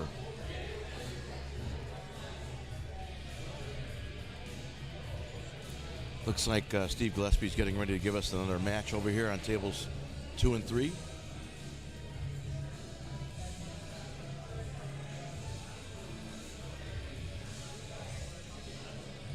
Brian Cooper warming up on table 3. He's about ready to break. This is practice.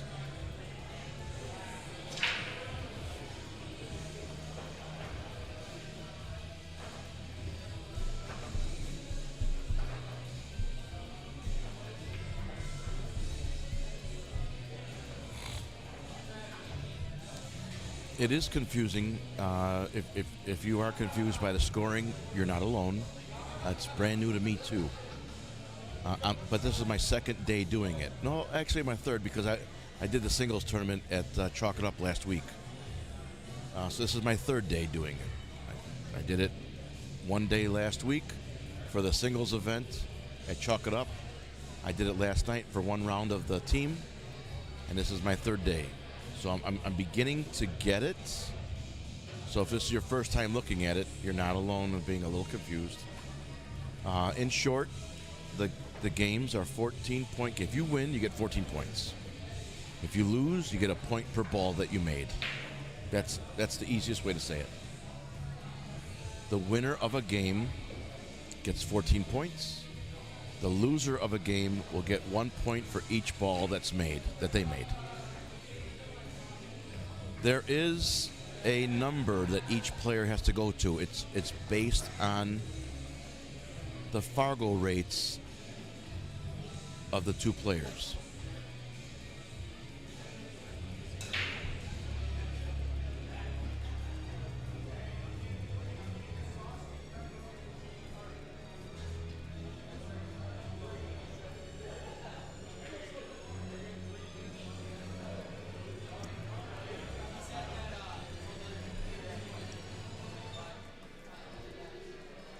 Are we going into tomorrow too or no? Yes. Okay.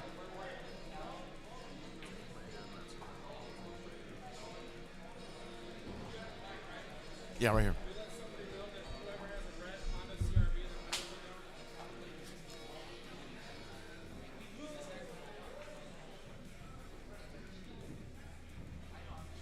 Ladies and gentlemen, if you own a red Honda CRV, you may want to roll up your windows.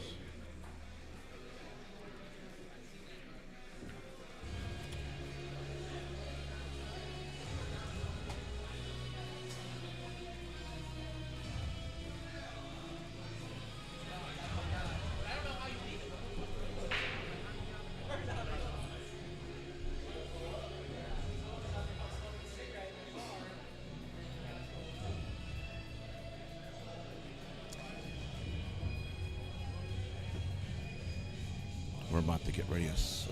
Table assignments here. Steve's walking around, checking the board.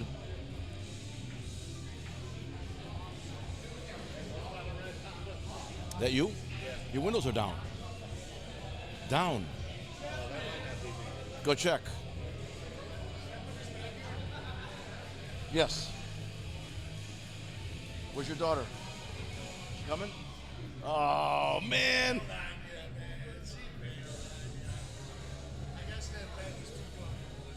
Those are my new cues. Check them out.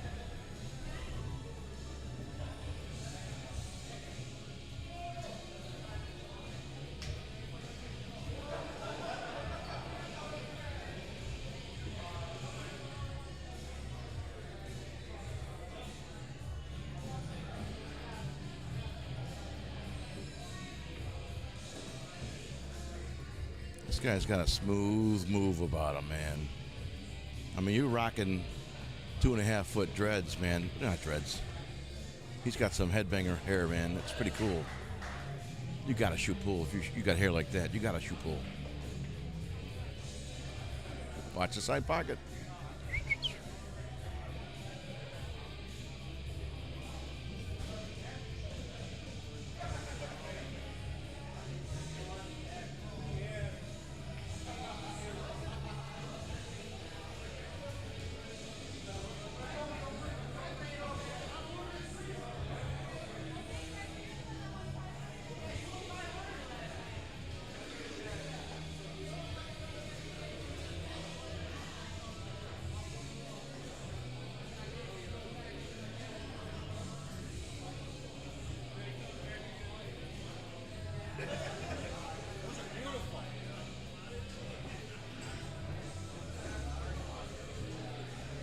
The one on the end, that $2,000 one, one shaft has an ivory ferrule. Oh man, that's quilted maple. I love it. Oops. Did I just do that?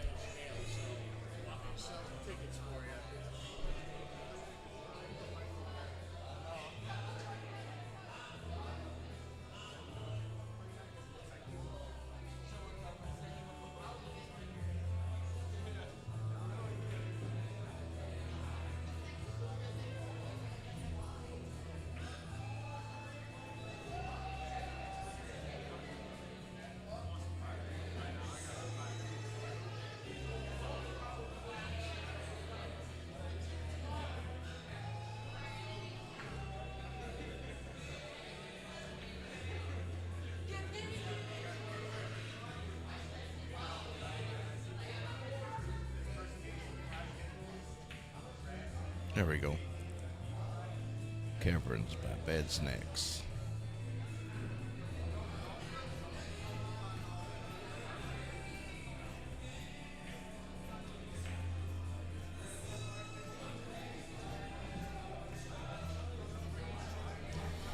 I have some Cokers, Jeremy. They're beautiful. Tom Coker is back to making cues.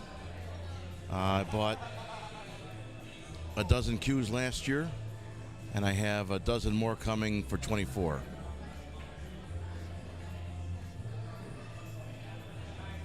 How about now, Kirby? I just started it again.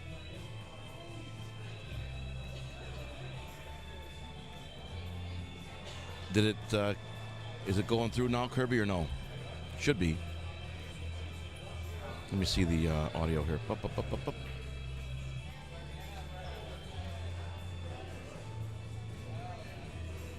It should be coming through now.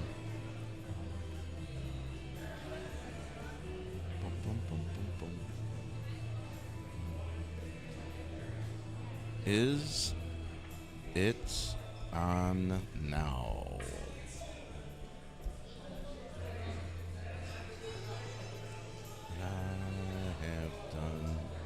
Yes, sir.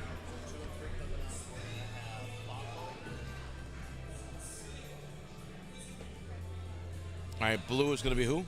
Raffle, F-A-A-F-O. F-A-A-F-O. And red's going to be doesn't matter.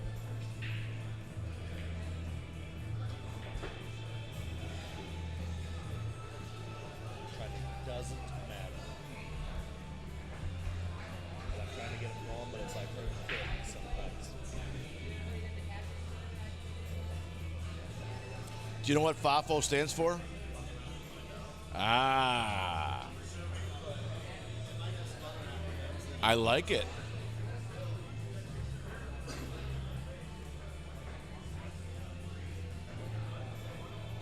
All right, Seth, thank you.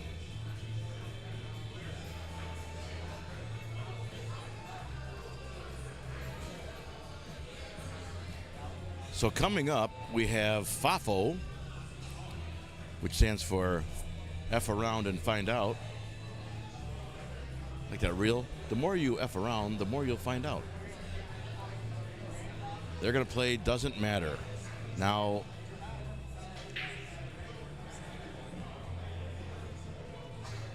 can you hear the, Seth, Kirby, you can't hear the electronic music being piped in?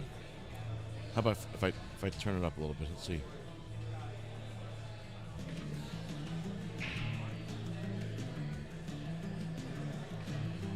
I hear it on my computer. Let me see. I need it to be loud enough so that it messes up the computer program that's searching us for whether or not we're broadcasting copywritten music. So if you can't hear it at all, then it's not doing its job. You have to be able to hear it a little bit. And what we're hoping that it does is it messes up the search engine looking for, you hear it kind of. I just turned it up a little bit. Do you want me to turn it up a little bit more? Can anybody else hear it? We have 17 people out there. Can you? Anybody else hear it? Seth kind of hear it? Kind of hears the electronic music in the background? Let me turn it up a little bit more, maybe. Then it's working perfectly.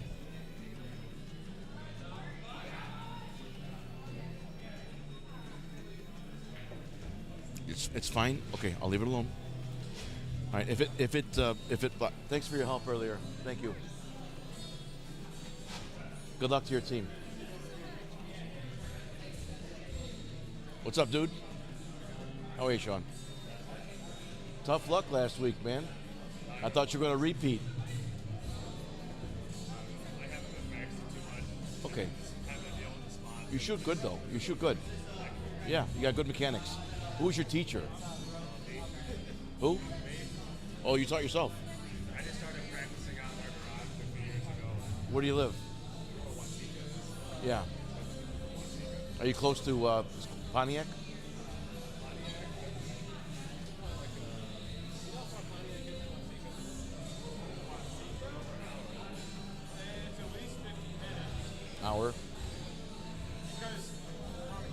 You know who Eric Naretto is? Yeah, look up Eric Naretto or Mark Wilson. And well, get us instruction. He's a good teacher. Yeah, I would teach you a little bit, but they could probably teach you more. Okay. But you have a great foundation of the game, so you can go a little bit further. Take the instruction now while you're still in learning mode.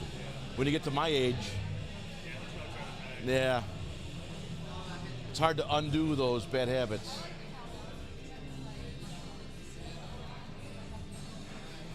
All right, so look for Sean Ferris, SHAWN, Ferris, like Ferris wheel. Sean Ferris, he won the USAPL singles event, national singles event last year. He didn't do so well in the singles qualifier last week. So I suggested that he seeks out a PBIA instructor. I could help him a little bit, but maybe they can help him more.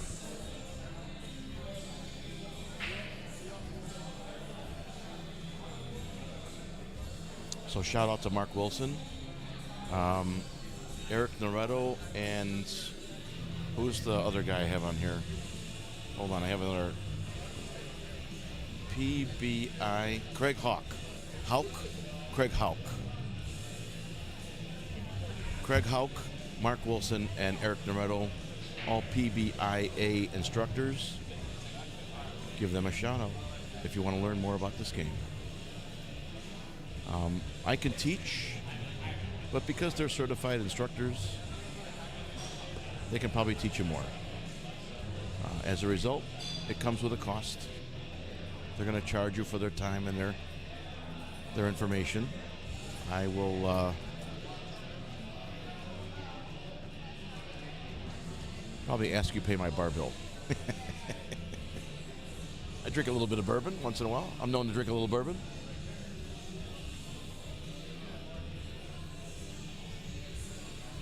All right.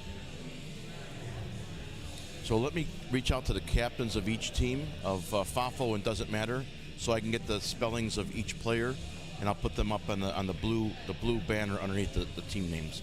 Give me a moment. Rick, are you the captain of your team? Let me have you for a minute.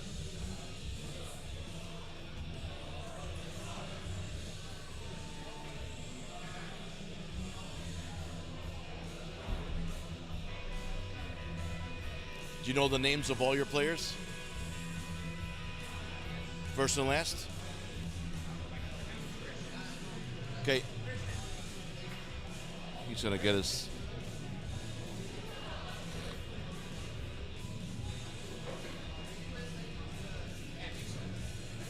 What's your team name? FAAFO.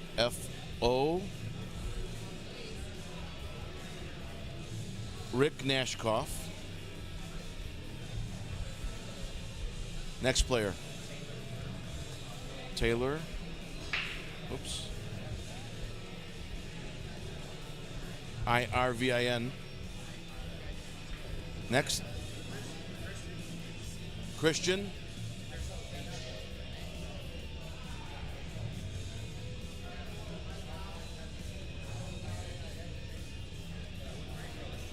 Spell your first name. CRIS. Last name. LANG. Langlois. Next. What's up, Johnny? How are you, man? What's your first name, sir? Daniel. Last name.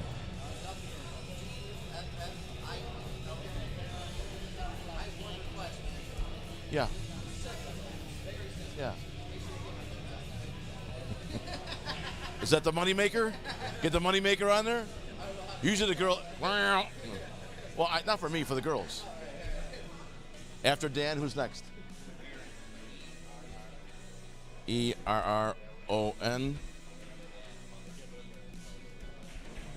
Okay, is that it for your team?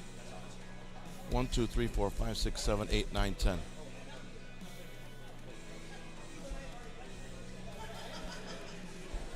C-O-D-Y. Oh, Zielinski. Z-I-E-L-I-N-S-K-I.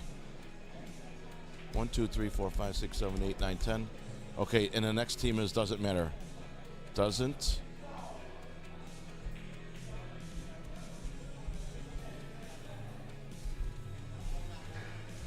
Who's the captain? It doesn't matter.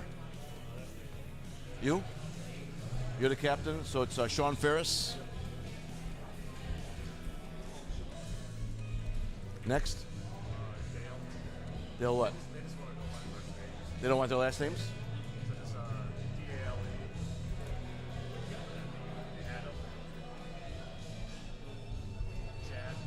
Chad?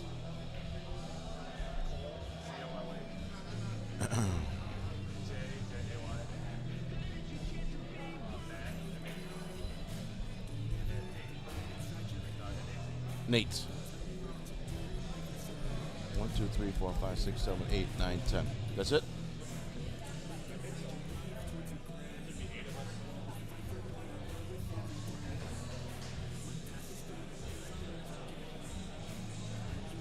All right, so the FAFA was Rick Nashkoff, Taylor Irvin, Christian Langlois, Daniel Duffield, Aaron Butler, and Cody Zielinski.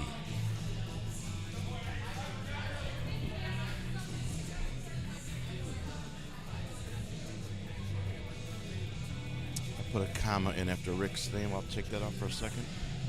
Just give me a moment. Let the ticker catch up to me, and I'll read you. Doesn't matter, doesn't want their last names on here. That's their prerogative. I'll read you their Sean Ferris, you know that. That's the captain. Captain says they don't want their names on there. They don't get their last names on there. Doesn't matter is Sean Ferris. He's your captain. Watch him play. He's got a white Adidas hoodie. He is the singles champion from 23. He didn't do so well last week in the qualifier, so he's not going back to Vegas this year. That will be Michelangelo. That's really his name. Michael Angelo won the singles qualifier last week. He's going to Vegas to represent this area and USAPL's singles event in Las Vegas. Doesn't matter is captained by Sean Ferris. He's playing with Dale, Adam, Chad, Cole, Jay, Matt, and Nate. Not only does each player have a certain number to go to, but once each match is decided, there's bonus points that go into it. What I will keep track of is the bonus points. The team points. Once it's established that a team has mathematically eliminated their opposition, the match is decided. And that will be after the fifth match. So we're playing on two tables. We have this table here on table 1. Well, it's actually table 3. Table 3 and table 2 is right here next to it. I tried to get both tables in the screenshot, but you only get maybe a half of each because normally I'm too far away from the tables, but Bradley Billiard Club loves Calcutta Kid TV so much, they put us right next to the tables, and as a result, I'm too close. I don't want to say anything because I don't want to be moved farther away. So I have a great view of table 1. I'm going to call it table 1. It's really table 3. I have a great view of table 3. I have a great view of table 2. But if I try to put the two of them together, it looks something like this.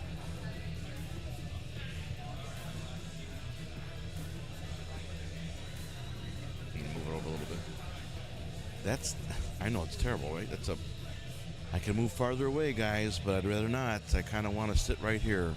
So if you're okay with just watching one table, just knowing that the cumulative score, the team score, will be kept here for you guys on the screen.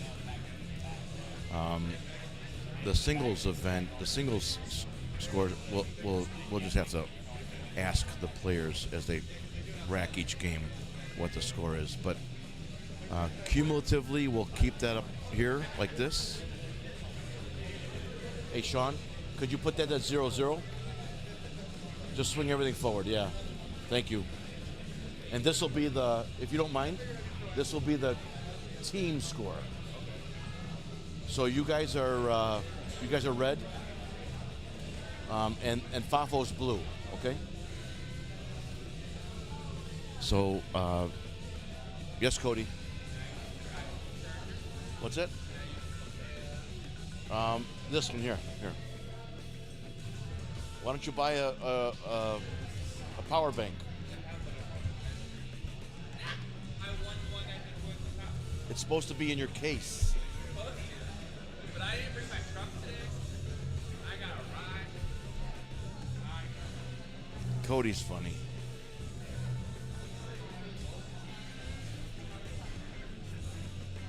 All right, I'm gonna come back over to table one. Nobody's moving yet. Are we getting started? Do what? Oh, their turn to throw? Oh, okay. Hopefully my team wins.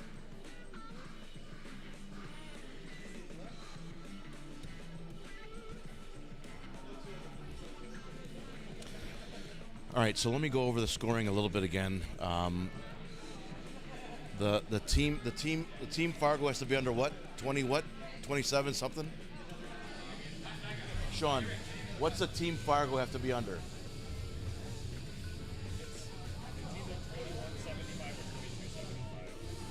So it's probably 2175 or 2275, he says. In any event, there is a team limit to the number of Fargo points you can put up in a round, which is 5 people.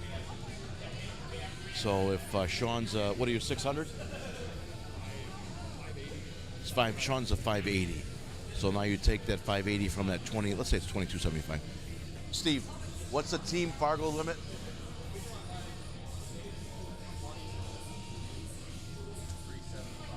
2375, he says. So you take that 580 that Sean Ferris is, you take that from 2375, and now you have 4 more players that have to fit in there. If you go over that 2375, there is a penalty. I don't know what it is. Just understand that there is one.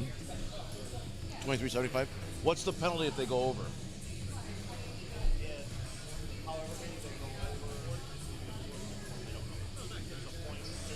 Okay, so it seems like the app calculates it. Okay, the app calculates it. The USAPL app calculates it, and Steve Gillespie is a brand new league operator here for USAPL in this area. So we're trying Calcutta Kid TV is trying to give him some exposure, some awareness, some notability, notoriety. It's all brand new to him. And literally, you took over how long ago? When did you take over? Yeah, look.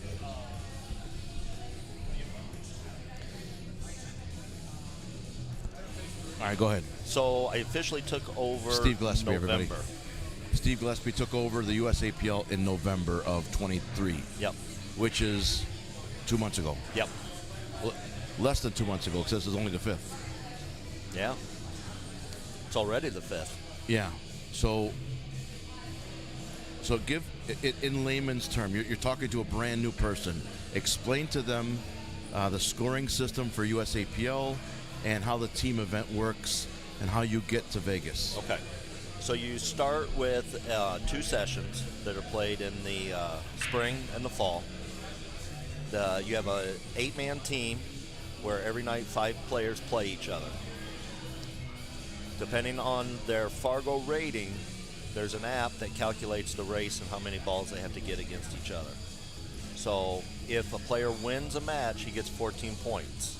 The losing player of that match gets how many balls they have pocketed. You mean per game? Per game, sorry. Okay.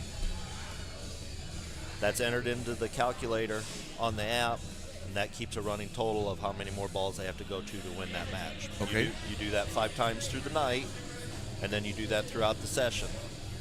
Then at the end of the session, we have a playoff. The winner of the session, overall points, and then the winner of the playoff get a spot in this tournament that we're playing now to go to Las Vegas. Then we also will draw 2 wild cards at the end of both sessions. So it'll give us a total of 12 teams that'll be playing in the Vegas tournament. So then they come into the Vegas tournament, same scoring.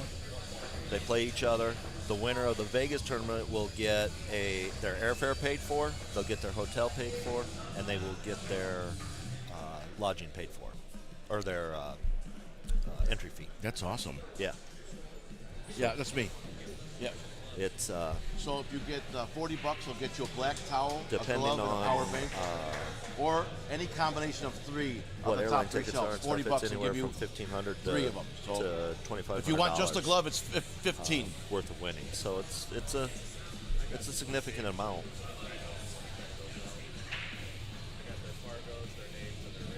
It's no slop. We're just going to keep, see the screen? We're going to keep it like that. And I'm just going to keep the cumulative team score, okay?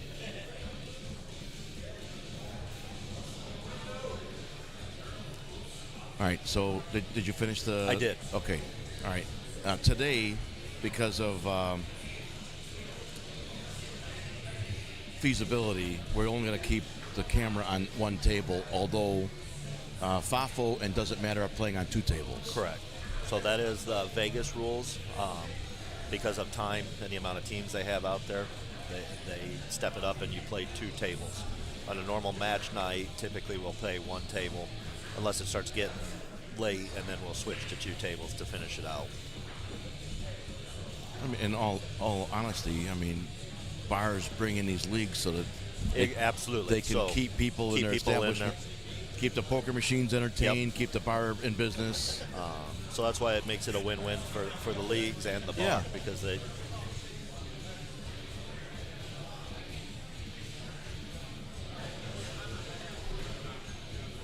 All right, in all, I mean, I know you're a new league operator, but are you satisfied with how things are going last week and today? Yeah, I think it's going very smoothly.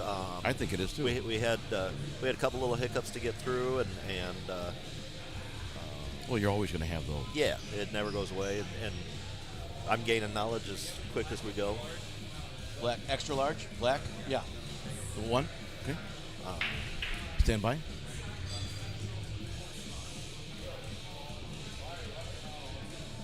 Try to make as few mistakes as I can and keep moving forward.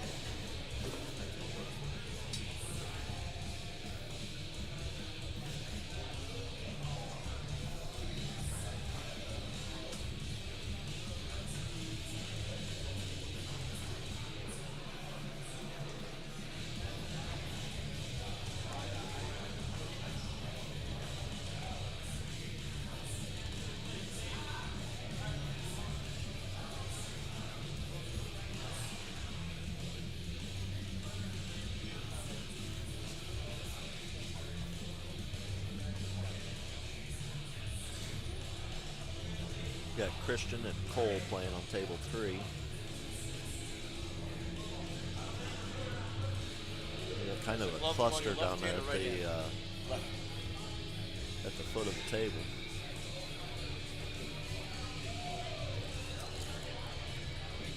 Thank you. Enjoy. See if we can't break some of that up.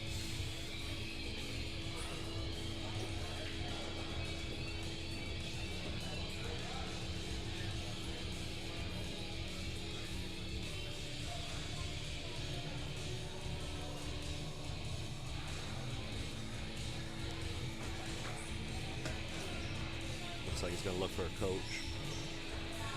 Nope.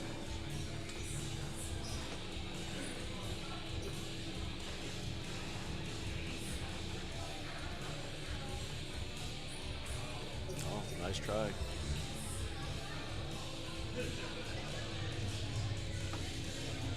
Opened it up a little bit.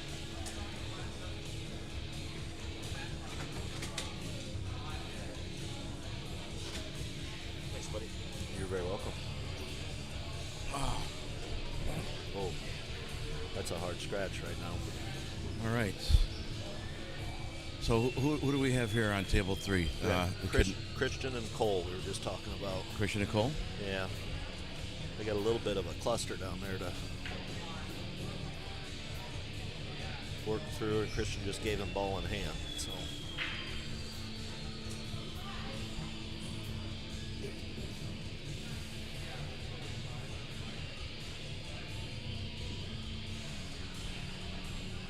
Use the white light on table 1. It's beautiful. 6-pointer.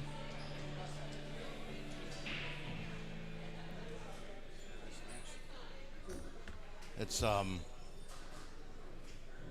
give me a second. I'll think of the name of the points. The white Purple Heart? It's no, it's not Holly. It's oh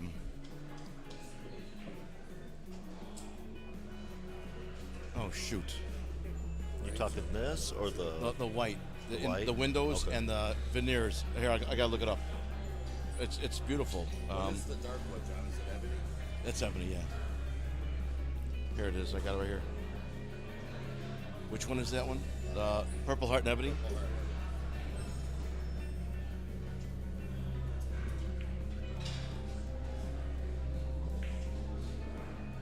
Sycamore. Sycamore. Okay. They're really pretty, though. He does amazing work. Yeah, Sycamore veneer and Sycamore windows. I always thought, what is Sycamore? I look up, it's pretty. I've never heard of that in a food store. Yeah, yeah. Holly is more white, like it's a more of a blonde wood.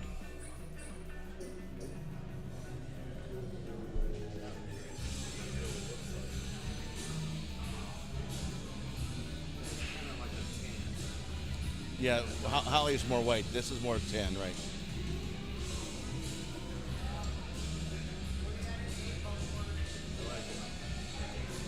I'm glad.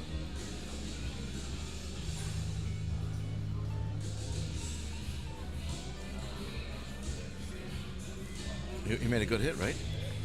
I believe so. Yeah, It it was. on It almost strikes. made Yeah. that 10 ball carry him off the 5 in the corner. That was a really nice shot. This is Christian Langlois.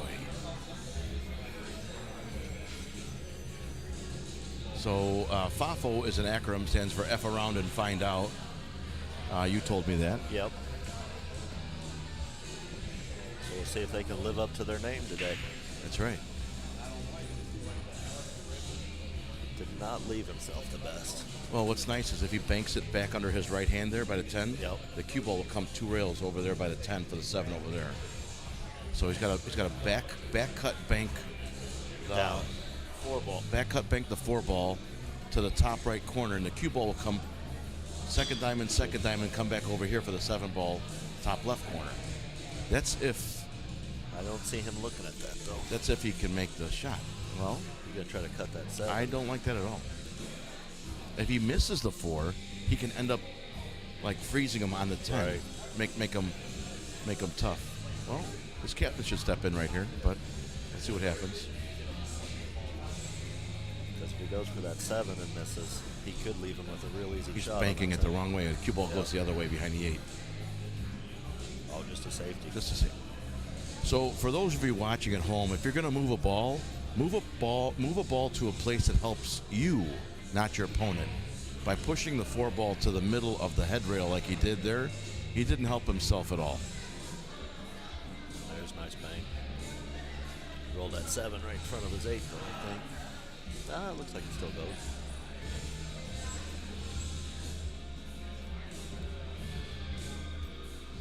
Yeah, this is a do or die shot. Just make the ball in the side pocket.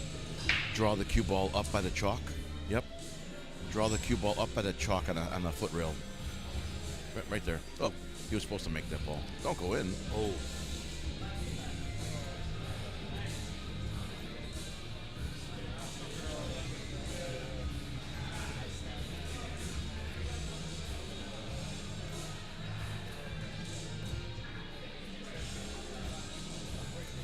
So you bring the 7 down here.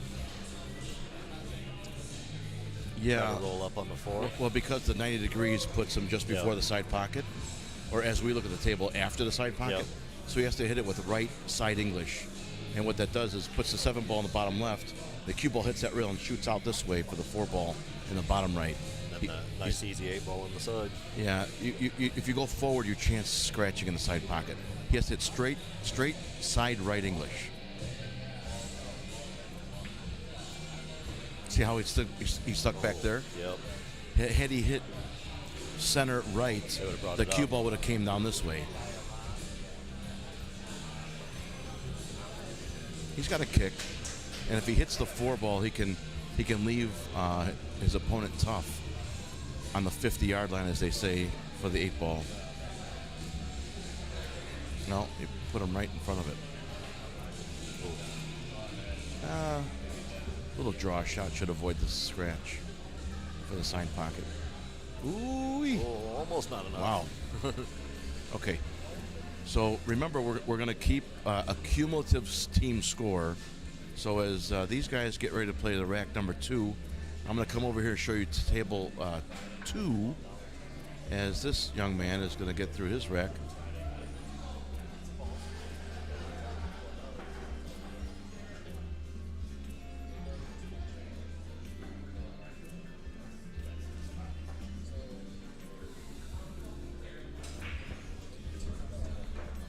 Yeah.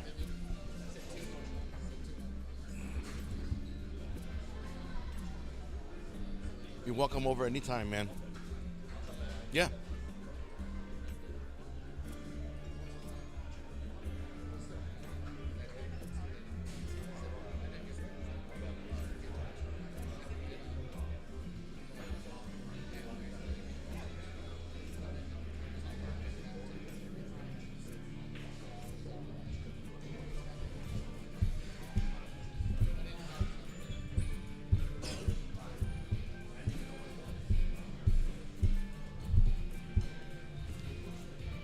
Have like a pitcher or a beer bucket or whatever that we could do 50-50s and just throw the cards in there? Cool. All right. I need you, Dave. 50-50s. Cards are $10 a piece. I'll give you a bucket. You just have them take a card, rip it in half, throw half in there. There's a red stripe in the middle. You got it? $10 a card. So we do 52, that's $520. Winner gets $260. Calcutta Kid TV gets $260.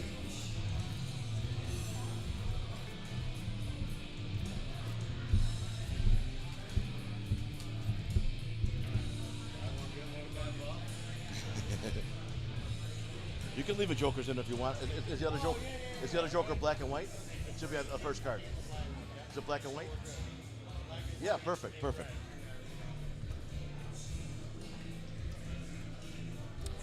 Bobby should have a picture for you. Well, it was supposed to be his daughter. Hey, don't feel bad.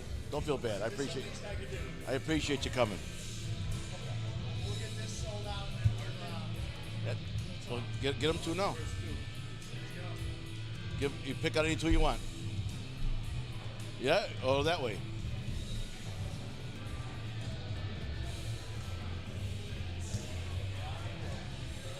All right, while I have you guys on the stream, if anybody wants to get in the Calcutta Kid 50-50, pick a card out of a deck of cards. And Dave Prisbill is here. You could sell me the $10 per card, and we will get you your playing card now. Keep your phone with you. If someone chimes in, they want to buy one, I'll just tell you which one to pull aside. No, we're just going to tear it out. We're going to call out the card. Well, they're going to tell me what card they want. Huh? No, the people on stream could say that I want the 9 of hearts. Okay. So well, if the 9 of hearts. We're doing it upside down. Well, no, they get to pick their card. What? It's already gone. Someone calls then we have to tell them to pick another card. That's all. So if you want a card, let me know. Dave Prisbilla will do it. 2, 8. Oh, Amber wants the ace of hearts and the 3 of hearts. All right, Amber, sell me $20, please. Ace of hearts and 3 of hearts for my daughter. Oh, look at that. Let me show her.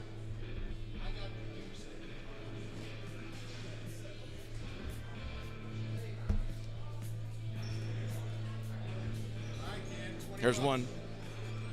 There's one. There's 2. Those go in the bucket. And I gotta pay for my daughter now. All right, I gotta go out to my car and get my money. This is Amber Dawn.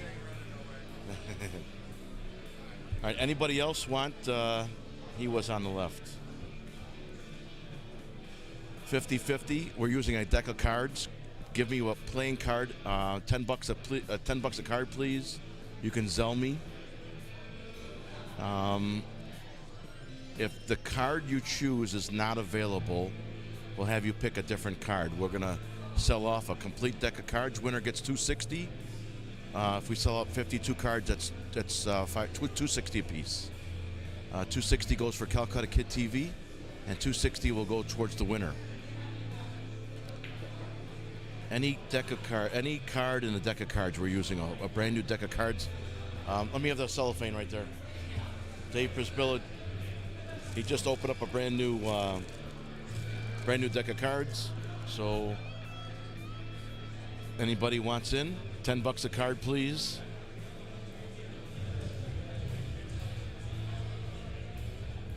Zach Lynch is voting for Cody Zielinski. Amber sent the $10 to her papa, me. Hey, what's up? No. I just have Zelle. It's my phone number. You have Zelle or no?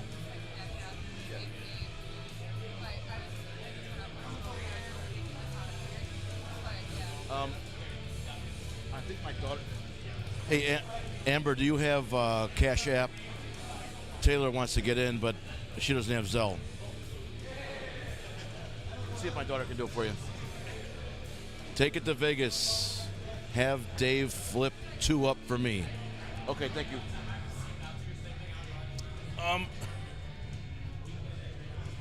Hey, tell Prisbilla that Chris Olson wants 2. Just pick any 2 for. Yeah, Chris Olson. Here's my cell number. Just sell me $20.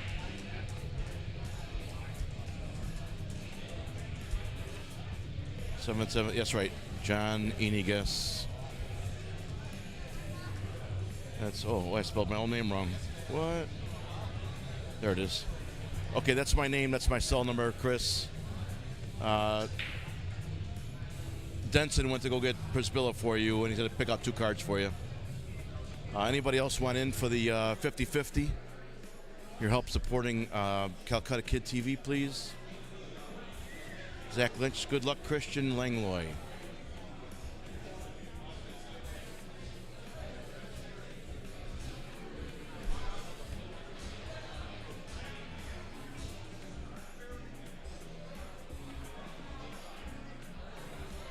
Ladies and gentlemen, if I could direct your attention to the bar, or actually look over here by me. Dave Prisbilla here in the red shirt will be going around for the 50-50. We're selling a deck of cards at $10 a card. Half goes to the winner, half goes to Calcutta Kid TV. Please help support our cause. Thank you very much. Yeah.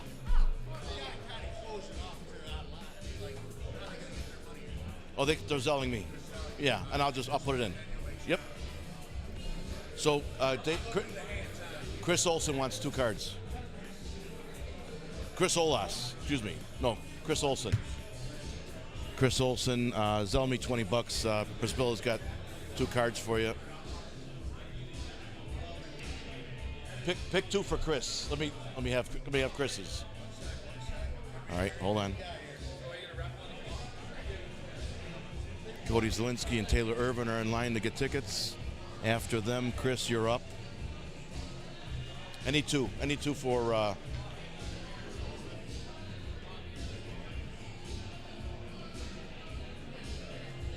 What do you get?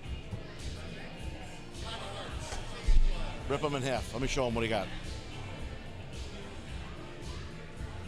Chris Olson, these are yours. King of Clubs. Where you at? Let me fix the camera here.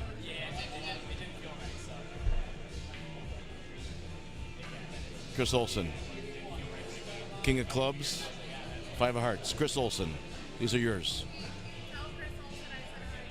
Taylor Irvin says hello. Back to the action.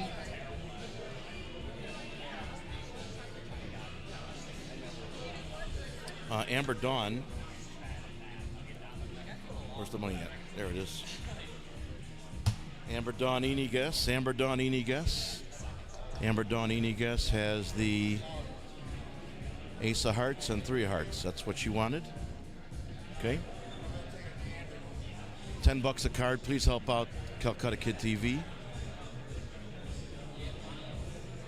What we got here? We got 11 to 28. Does it matters up?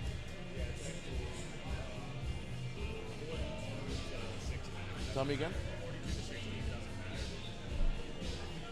Doesn't matter is up 42 to 16.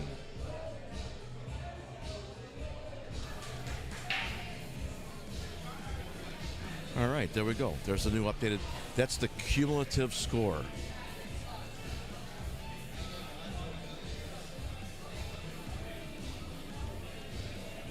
All right, thank you. Yeah, just tell me, Chris, I appreciate your support. Anybody wants to get on a 50-50 raffle, pick a playing card. Dave Prisbill is walking around here. As he sells cards, there'll be less and less to choose from. But we're trying to get through a whole deck of cards. The winner gets $260. Calcutta Kid TV will get $260. You know, puts gas in the tank, you know what I'm saying? Thanks, Chris. Appreciate you. Amber, thank you. She supports her dad.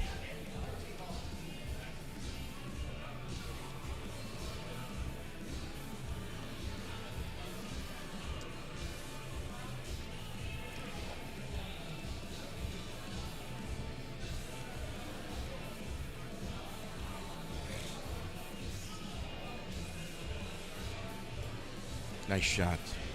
Nice shot, Christian. He's going to roll forward for the 10 ball in the side pocket. He wants to give himself an angle so he can come up table. He hit that one straight in the rail. He's trying to do too much there. Well,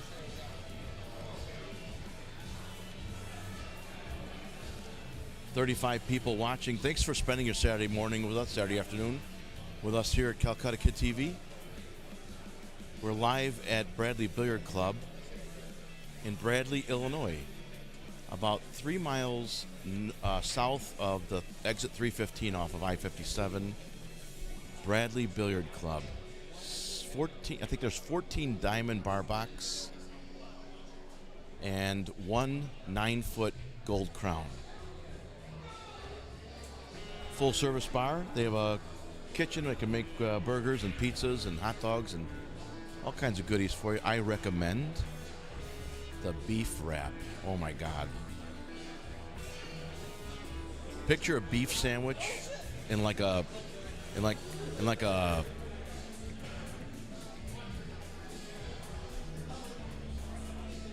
wrap shell, like a burrito shell. Oh, it's so good. Blaine and Bobby and Peter are the owners here. Come on by and say hi. Excellent people, very accommodating, very much fans and supporters of Calcutta Kid TV. They love what we do. We love being here. They treat us very, very well.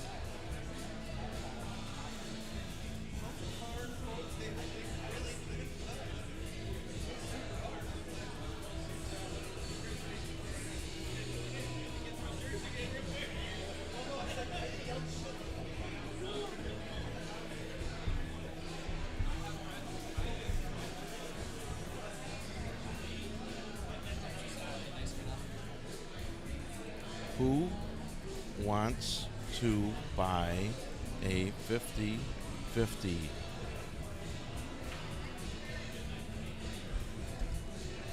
$10 each. All right, right, if you're watching the stream, you have your music down low, your volume down low, you want to support Calcutta Kid TV, please do so by the way of buying a 50-50 raffle ticket for us. Half goes to Calcutta Kid TV, the other half goes to the winner.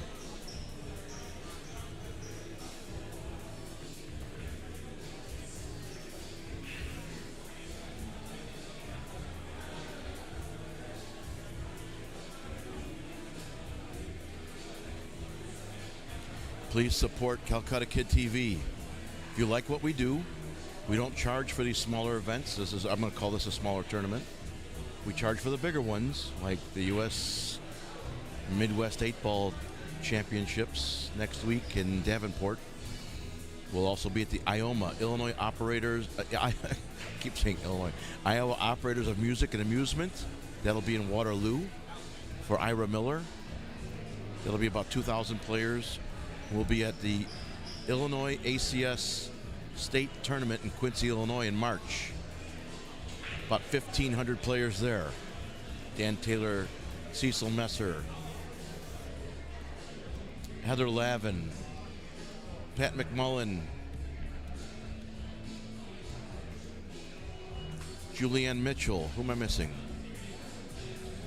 All the number of qualified. Tom Frankhauser, Sam Ball. Great people. Been a part of the ACS for many years, and they believe in me, and they believe in Calcutta Kid enough that they're going to give us a shot, and I want to do right by them. So help support Calcutta Kid TV, please. Yes, sir. Adam Thomas Cunnington here.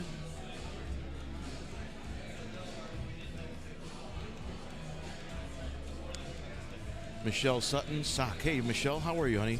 They're $10 a card. Pick a playing card. When Dave Przbilla comes back over, I'll ask him if it's available.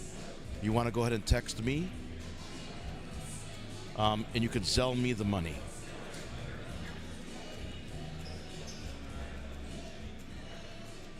PRY. There he is. Which card do you want, Michelle? Do you want to text me, or do you want to put it on the stream there? Pick a playing card. Pick a few. They're only $10 a piece. Watch this skinny. Oh, he tried. He came behind the 8-ball. That is a great kick bank for the side pocket. He almost made it. Tough shot. Christian has the 15-ball top left. The cue ball will come one rail, maybe two by the side right side pocket for the 10-ball. 1, 2, slow down. Slow down, buddy. All right.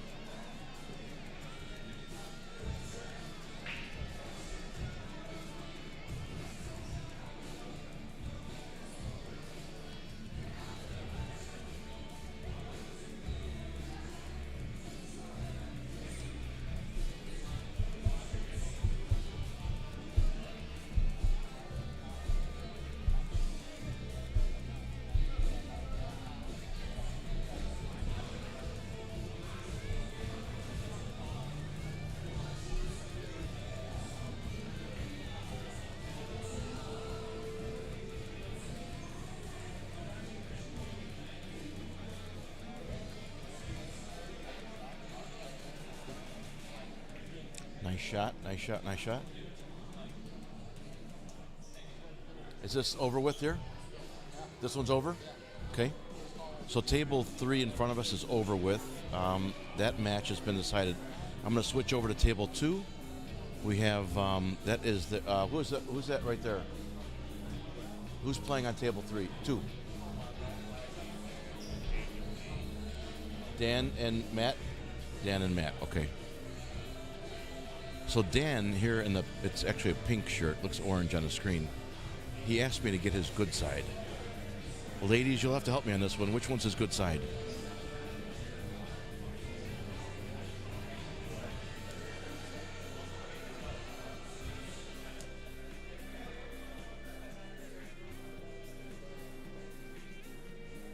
I said it might be the moneymaker, but the girls got to say.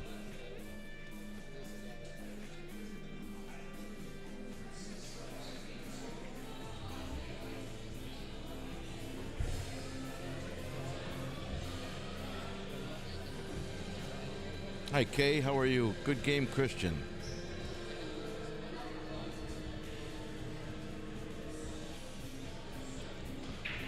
Michelle, what card did you want? Did you pick a card yet?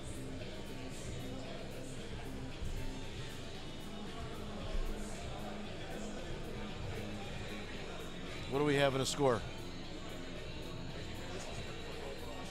Overall. Just leave one. Just tell me if it's 1 or 2. So what's the score?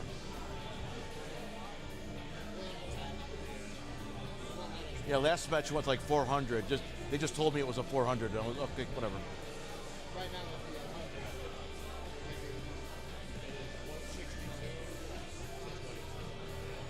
So red has 162.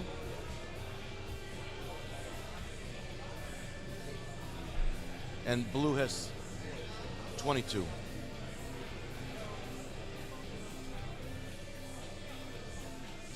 All right, that's the updated score from Sean Ferris.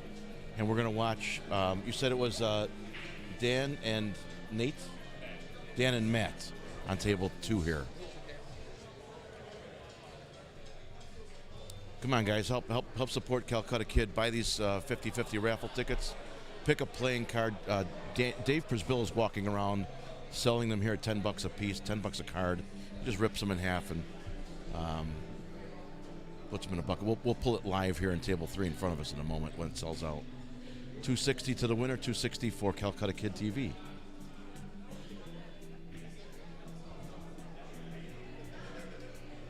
Like I always say, it puts gas in the tank.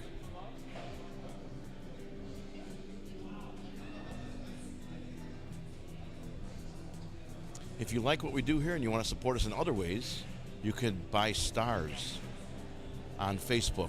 You can go to calcuttakid.tv, and in the top right corner, there's those 3 lines. That's the menu. Hit the top right corner menu, and then one of the options is online store. You can buy your merch there. We have clothing, we have hats, shirts, sweatshirts, caps, pool gloves, towels, tumblers, and I think that's all power banks. And I think we put the Tom Van X IQ balls on there too. If not, we need to. If you don't want to buy merch and you want to support Calcutta Kid TV,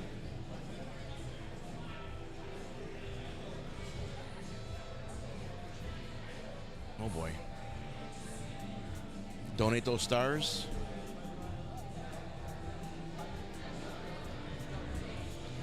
You can buy the pay-per-view for Derby City through Calcutta Kid TV. I'm going to give you that link now. I mean, I told you I was going to do that. Let me get Jimmy on the phone here.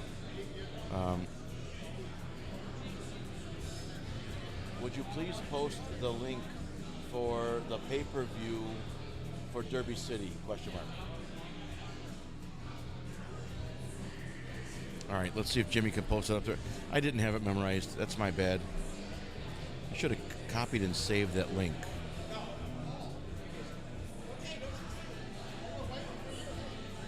Jimmy's here. Let's hold on. Let's see what he says. He says yes. All right, guys, if you want to say hi to Jimmy Hannes, the original Calcutta Kid, go ahead and drop a comment there. He's watching. He's listening. He's going to post that link for us. He reads all these comments later anyway. Say hi to Jimmy, please. Be honest. Let him know how I'm doing. I know I'm not perfect. How can I be better? Let him know what you'd like to see me do. More of or less of.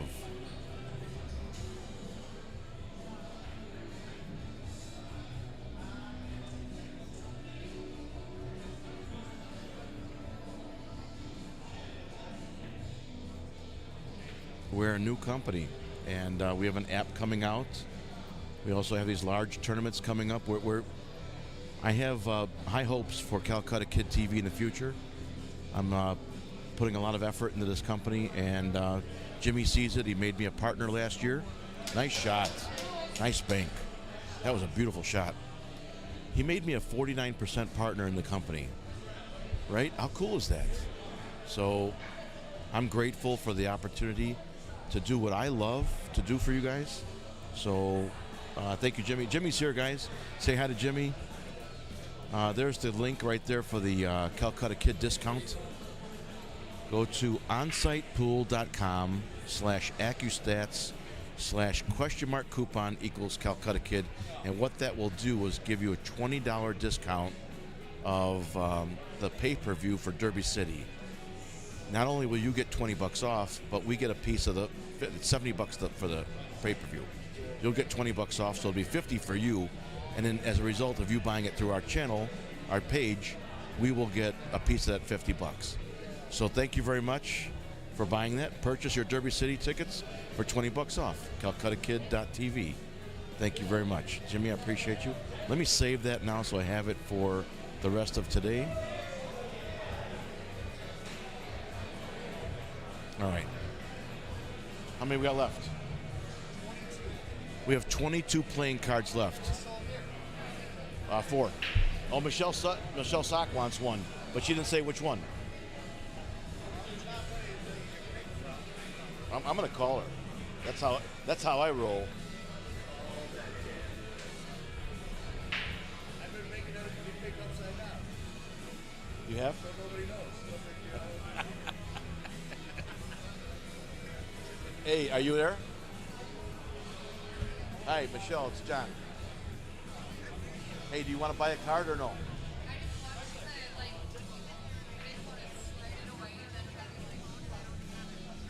Oh, I'm just calling you on it. Here's Dave. I'm on the line. I'm online. Here's Dave. He can help you. Dave Prisbilla. All right. So as Dave talks to Michelle Sock and gets it, she doesn't have my new number in her, or she didn't have my number in her new phone. Yeah, right. I got deleted. Yeah, that's my number. Yeah.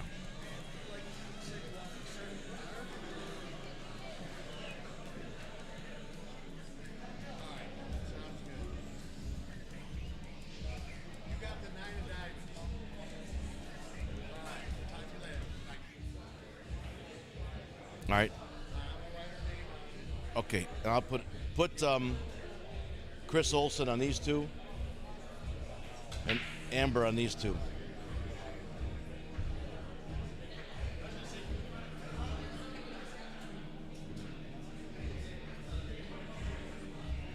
I have to go get my wallet.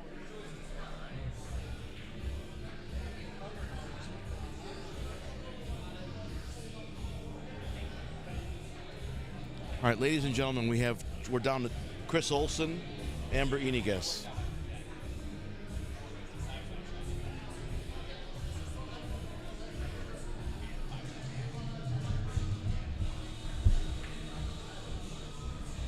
Rick Nashkoff is playing on table 3 here. Let me go ahead and put it over here. That's Rick standing there at the top left of the table.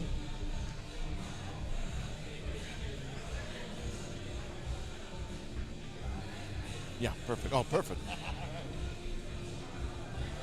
All right, so these go here. All right. How many left? 20 now? You got these guys over here?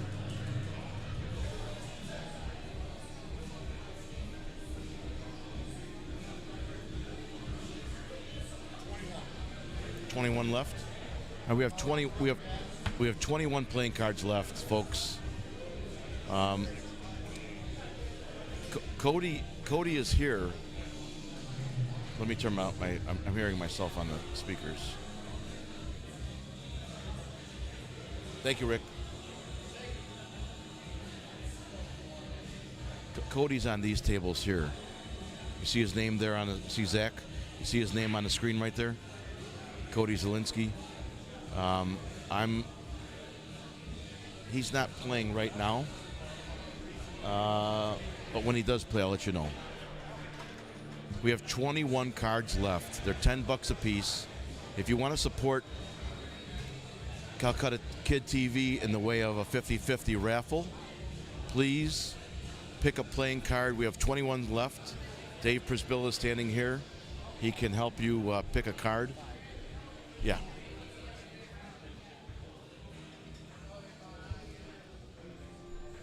$10 a card. There's 20 left. Who wants a card? Help us out here, please.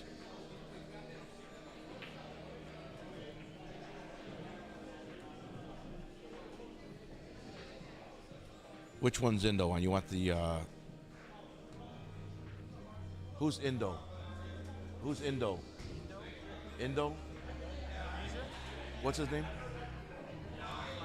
Matt what? Matt. Any other guys? Who's he playing? Dan what? And who's playing here? Rick versus what? Dale what? All right, Zach, I'm not sure who... Oh, you want to watch Cody's game. Okay, I got it now. Okay, I got it. All right, so what's the score here? 28 to what?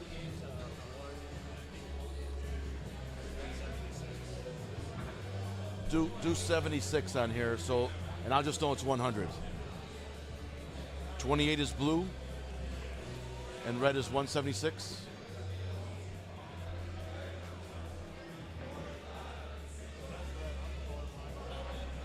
All right, there you go. Scores 28 to 176. Rick Nashkoff to rack on table 3 here in front of us.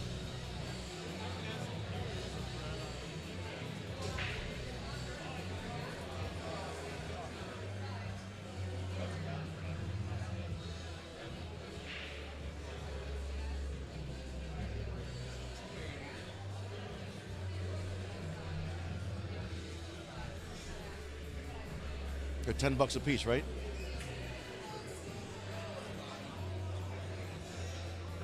Oh, and I owe you 50.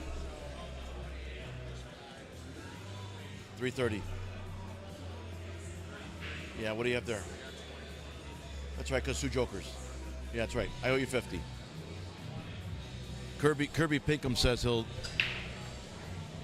Kirby Pinkham says he'll take 2. But he wants you to cut the deck each draw. So here, watch this. Here, I gotta show him. Kirby, this is for you. These are the cards. Left. So what I'm gonna do is mix them up like this. I'm not looking at the screen. Okay, so now I'll cut them like this. Take that card there. Okay. Oh, ace of diamonds for Kirby. All right, one more. Here we go. Ready? I'm going to cut it right here. This one right there. 10 of hearts. You just got blackjack, bro. You just got blackjack. Kirby Pinkham gets blackjack. My friend from Maine. Zell me $20, bro. My cell number. I'll put it in the text again. So now I owe you $70. Kirby Pinkham. Pinkham. Yep, probably. Yeah, here. 773-758-7665. John Enigas. And please be responsible, all of you, with my number. It's my personal cell number. All right, there you go. Kirby's got the ace of diamonds and the... Oops, shit. I didn't mean to swear, sorry.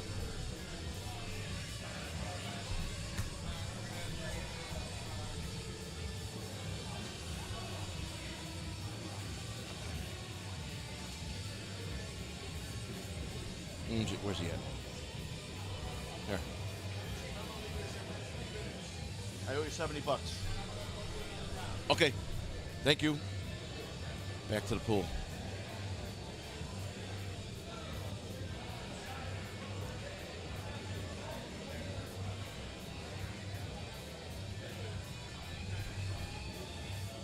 All right, guys. Rick Nashkoff is on table 3 here in front of us. He's the owner of Chalk It Up Billiards, where we were last week. Remember, we were there for the singles qualifier for the USAPL? Well, Rick's the owner. Rick and Taylor own Chalk It Up Billiards. And Chalk It Up Billiards and Bradley Billiard Club are partners, even though they're about 7 to 8 miles away from each other. They're friendly, and they share venues. They go back and forth, and they're supporters of each other, which I think is beautiful. We need more of that in the world today. They're not in competition. They're very much in partnership with each other. They're separate businesses, but they're friendly with each other. So I give a shout out to Rick Nashkoff and Blaine. Rick Nashkoff and Taylor from Chalk It Up. Blaine, Bobby, and Peter here from Bradley Billiard Club. All right.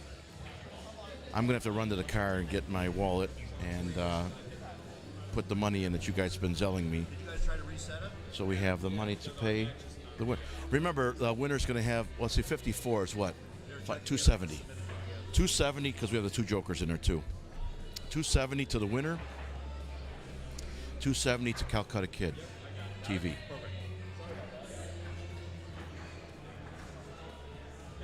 If you want to get in, they're only $10 a card. We have only so many left. Dave Brisbill is going around making a second. He may or may not have any cards left. If you want to get in, all we're doing is taking a Zelle. Zelle me $10 a card. If you want a specific card, let me know, and we'll look and see if it's in there.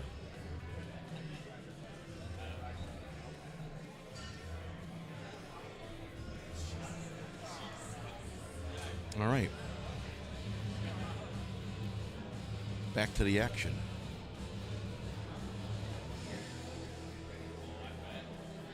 If you were solids, what would you do next?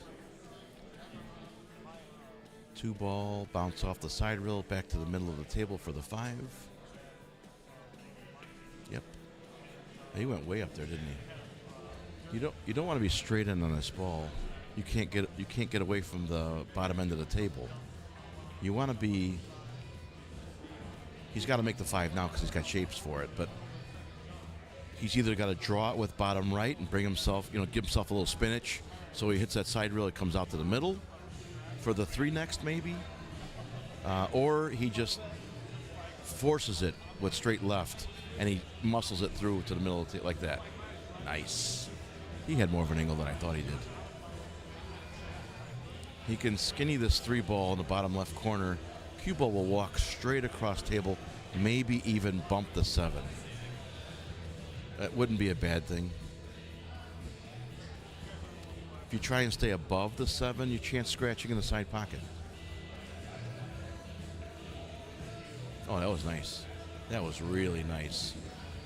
6, he gets rid of the 4.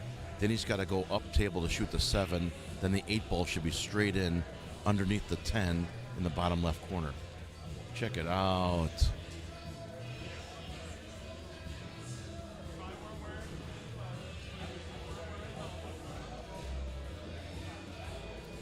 So I had a talk with Joe Fleming from Indiana. He actually lives in Manteno, but he's from Indiana. And he said one of his constructive criticisms of my commentary is that okay, thank you, Dave. One of his constructive criticisms of my commentary is that I talk the run out as if everyone's a 700 Fargo. And understandably, everyone is not a 700 Fargo. 720 is pro, so pro, semi-pro level player. I have it here. Sometimes it doesn't transition into my right hand. So what he said was try to commentate their run out in more of an equal to their skill level. And I said, and when he said that to me, I was like, wow, that's a challenge for me, because I have to remember back when I was APA 5 or 4, and what would I have done then, and try to anticipate the run out that way. So it's going to be a challenge for me to do, but I will try. I'll say what I would do and what he probably will do. Because the 15 ball's guarding it's blocking part of the cue ball to hit the 7, he can go 1 rail left He can go to the left rail, back to the 7, or go all the way up down table, hit the foot rail, come back and make the 7. I like going the long way rather than the short way. And the reason is I just feel more comfortable with that kick. I might even hit the long side rail too. Oh, pardon me, he's stripes. He's stripes. Oh my God, what a nice shot, Rick. And I thought he was looking at that ball because he couldn't see the 7. Pardon me, folks. I'll go back to just drinking my coffee. 10 ball straight in. Don't go too far forward. You don't want to be in a side rail. You can't cut the 8 ball backwards. Okay. He got enough of a bounce. He's good.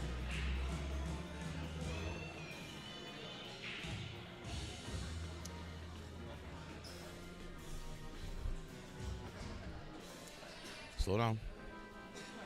Michelle Sock has sent me a text message. I told you I wouldn't read text messages, but she bought. Thank you, thank you, thank you. Thank you, thank you, thank you. All right. Michelle Sock supports us. Thank you very much, dear. 35 people watching. Thank you all for being a part of our beautiful Saturday afternoon. We got a little snow this morning, late last night. It was a weird drive home, 11 o'clock at night on I-57. Plows hadn't been out yet. I couldn't see the lane lines. A little spooky, but managed to get through there, no problem. Chris Olson, tell Rick he is spotting me after that out.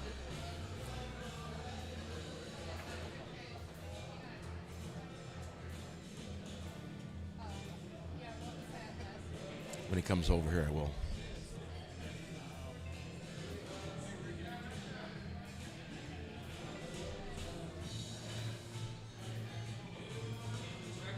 Hey, Rick.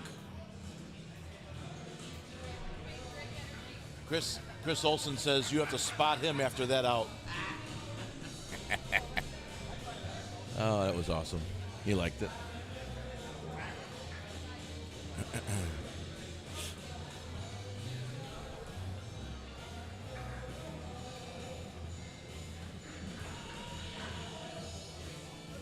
That was a great out. Here's his breakage. It's dry.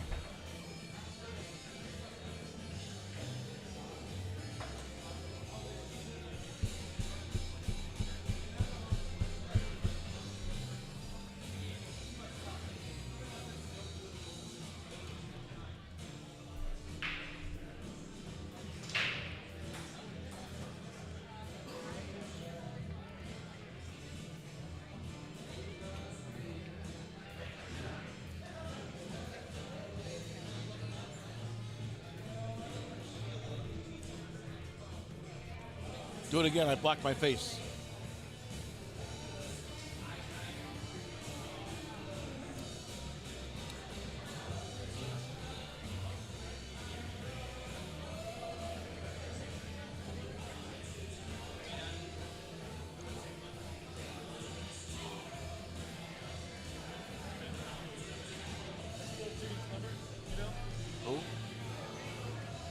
Jimmy's number is...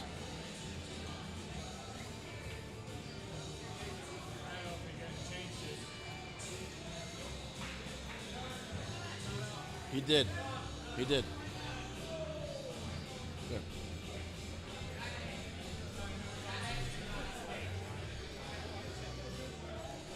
Jimmy, I'm giving Adam Cunnington your new number.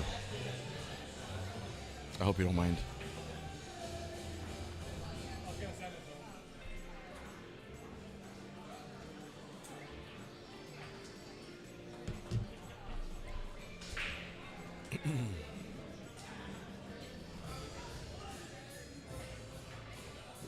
Oh my God.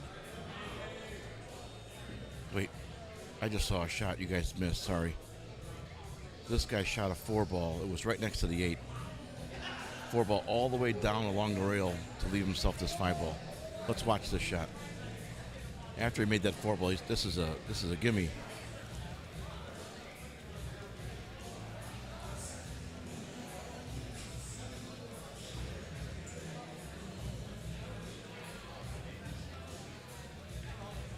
Nice out.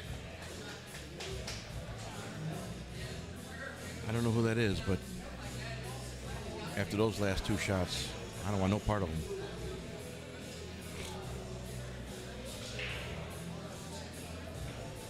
No! Man, that was a great out, though, dude. Wow. Well, that sucks. He made the 8-ball and scratched. Cue ball flipped over on him. Some players have the tendency to baby the 8-ball, hit the 8-ball more gingerly to make sure it goes into the hole, I guess. You don't. You shoot that 8-ball. You don't give up on it. And what happened is he hit low, but because of the soft stroke he used, softer stroke he used on the 8-ball, the cue ball actually flipped over. It started out draw, then skidded, then flipped over as a follow English. When he ran into the 8-ball, the cue ball still had that forward momentum, and that's why he lost. He knows exactly what he did. If he gave that 8-ball a little bit more oomph and still hit the low part of the cue ball, still would have been spinning backwards when it got to the 8-ball. He never would have scratched.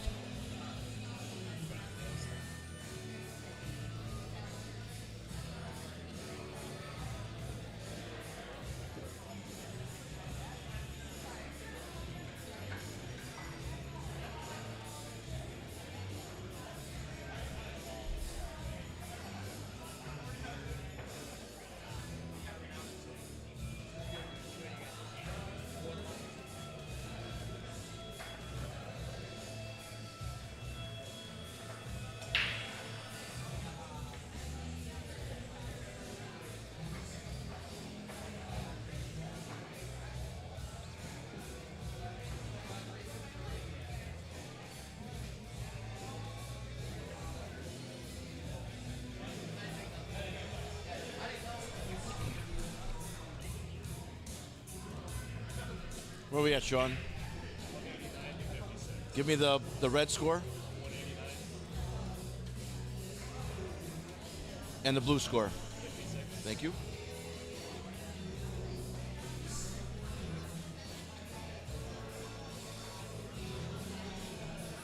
All right, 189 to 56. Doesn't matter, is looking like they're running away with it.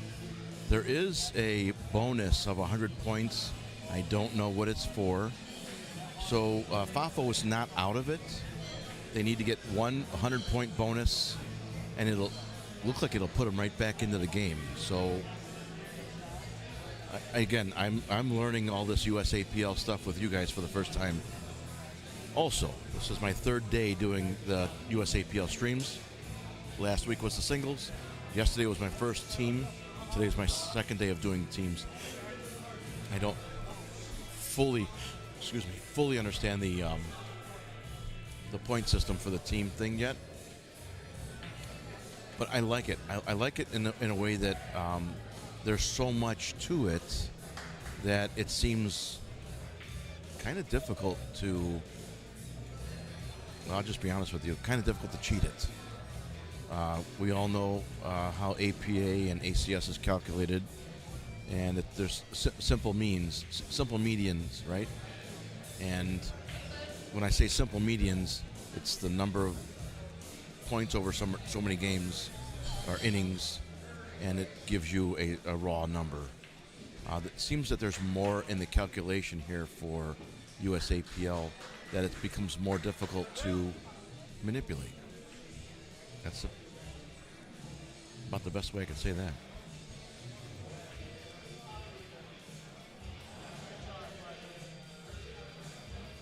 $38 people, thank you for being here. Again, I'm John Enigas, live at Bradley Billiard Club for Steve Gillespie's USAPL Team Qualifier. The winner of this double elimination team event will get an all-expense-paid trip to Las Vegas. If you have 8 people on your team and you win this event, every one of your 8 players is going to have an airplane ticket, room accommodations at the Rio, and a team entry into the team tournament in Las Vegas. Now, the entire event runs from February 21st to March 2nd. I don't know what days the team event is. It's not going to be that entire time. But could you imagine if you were in the singles and the team and whatever else they have out there, maybe minis or whatnot? Could you imagine being in Vegas for 10 days? No. No offense to all that.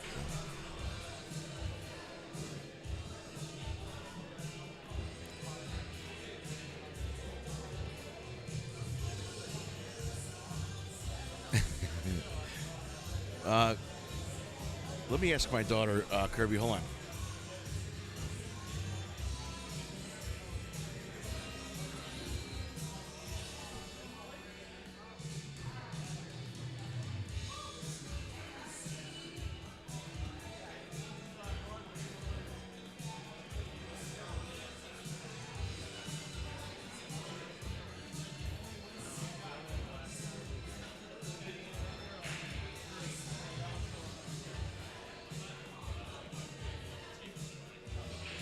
Do you have Cash App? Question mark.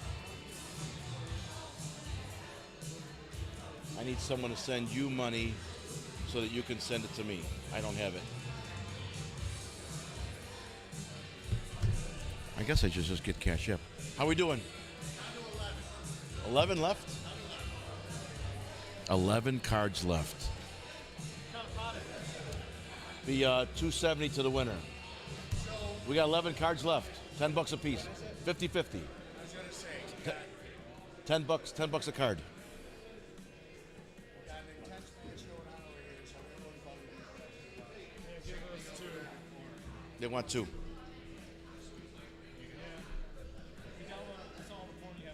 Hey, as long as you enjoyed it, that's all that matters.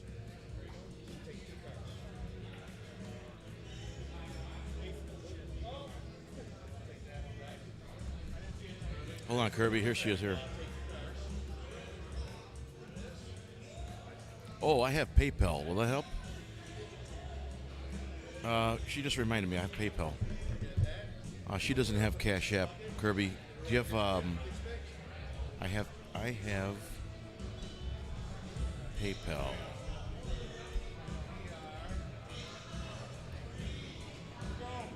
I owe you 9. Okay, cool. 1, 2, 3, 4, 5, 6, 7. I owe you $70. I got to get some cash out of the ATM. And I might. Yeah, I got Kirby's in there, so $70. What is my PayPal? My email? Huh? It's okay. Pool Coach 67 at yahoo.com. Ladies and gentlemen, if you want to buy a playing card for the 50-50, we're down to 9 tickets left, 9 playing cards left. They're $10 a piece. And Kirby, that's my email address. Poolcoach67 at Yahoo. If you want to try and use PayPal. Otherwise, we can do a check or however you want to do it, man. We'll figure it out. Oh, cool. He's got PayPal. Okay, yeah. That's my email address. I think my PayPal is at Chief567, but just check my email address first. That's the best. And of course, we use friends and family, right? So I don't have to get taxed on it. 9 tickets left. Anybody want one? Oh, we got 40 people watching. Somebody got to buy a ticket. I got 9 tickets left. Let me see which ones we got left.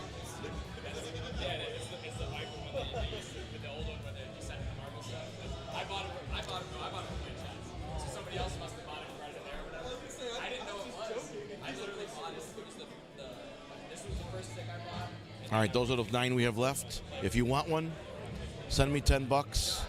We'll hold it aside for you. Here, put that over there.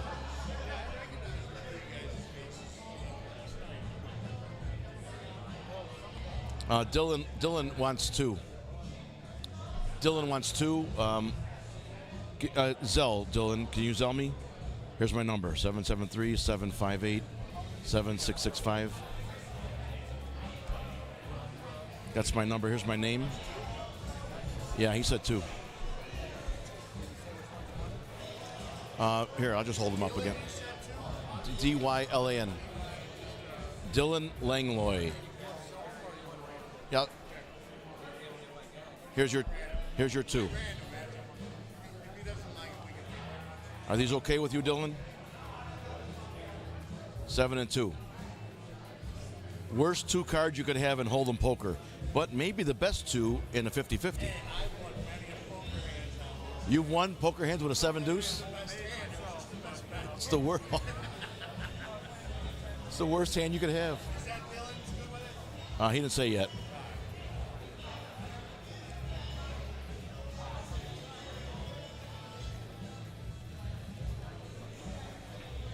Amber says it's a good blackjack hand.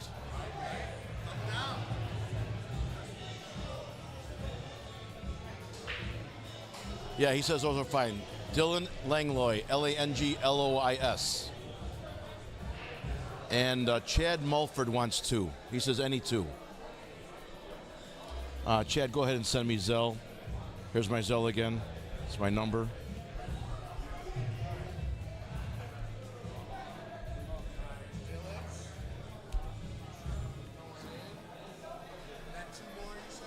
Chad Mulford.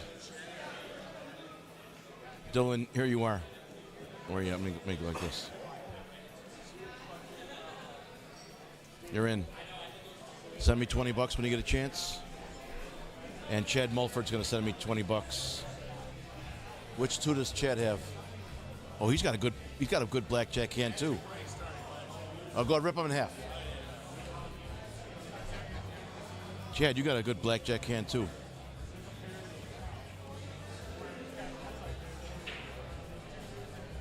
Chad Mulford, here you go. Those are yours. Hi. Which one are you buying? You like it? How interested are you?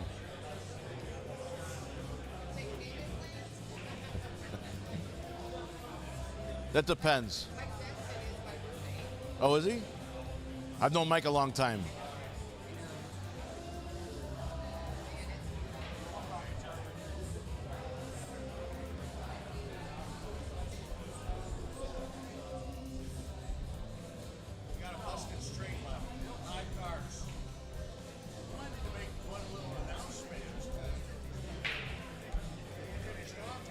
All right, did that come through, Kirby?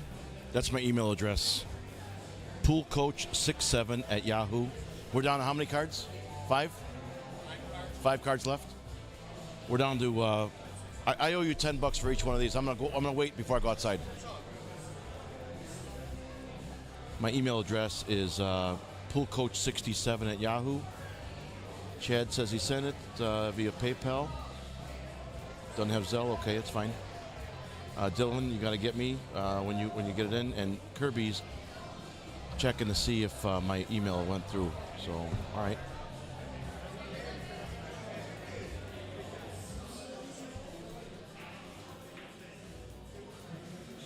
Chad, I got your $20 via PayPal. I got via PayPal.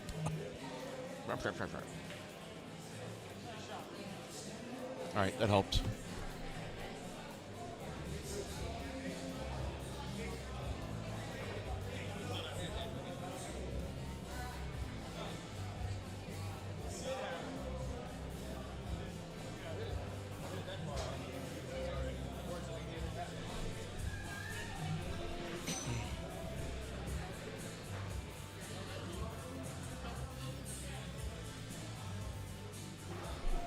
Yeah, thank you, Chad. Appreciate you. I showed you your cards, right? You know what you got? Thank you. We're down to 5 cards left. And I owe you this many. Whatever this is, I owe you $10 a card.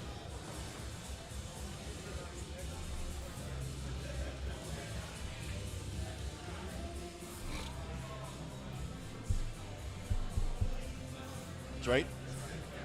What is 11? I owe you 110? Okay.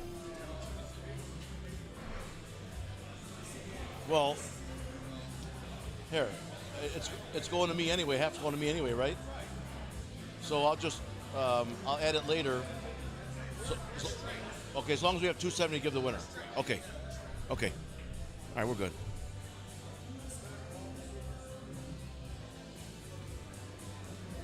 After this song, I'll make a last call. 5 cards left?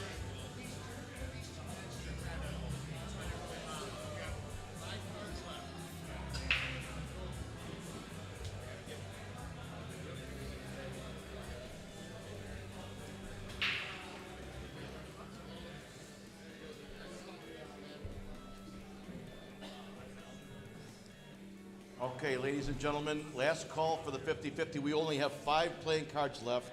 They're $10 a piece. Please help us sell this out. 5 left. Raise your hand if you want one, please. We got one right here.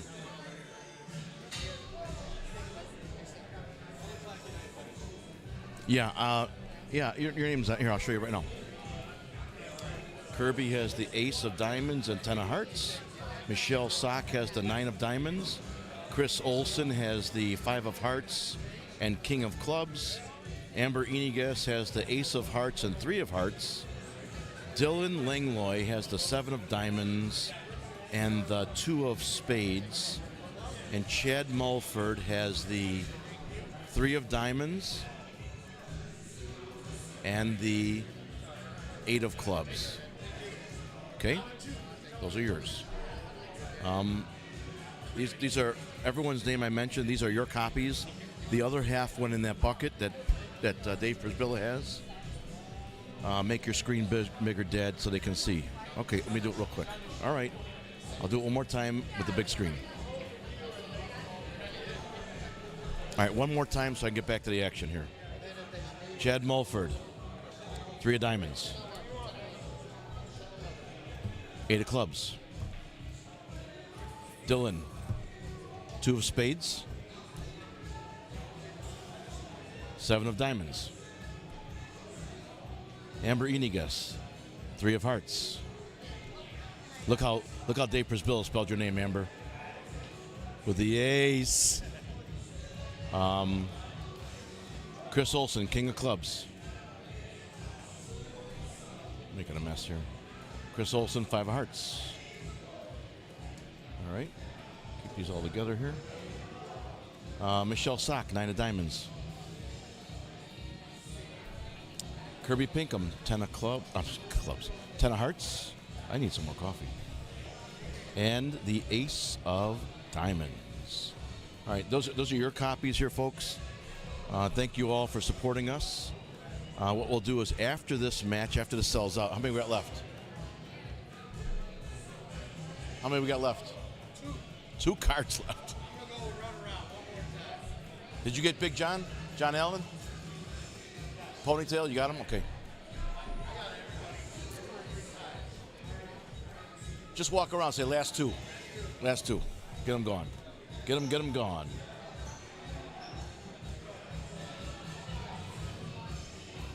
All right, so you guys should have seen your cards by now.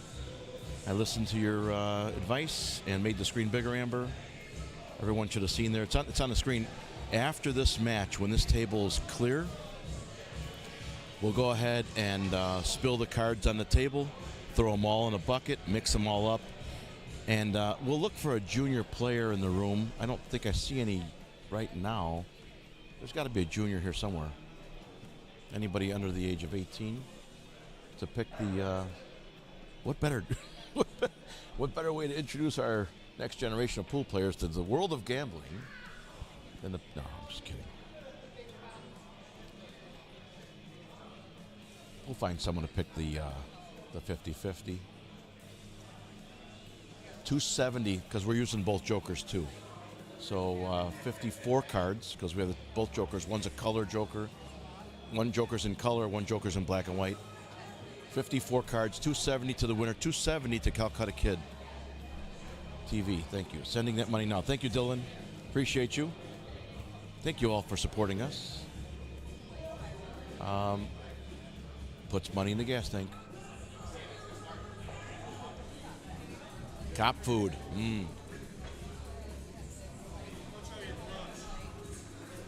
15.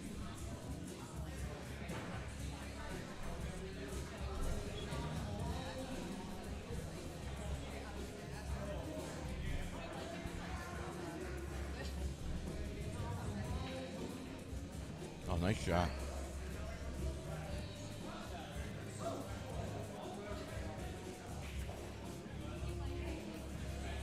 He had to be careful of not hitting that 14 ball, so he's right there with the last couple.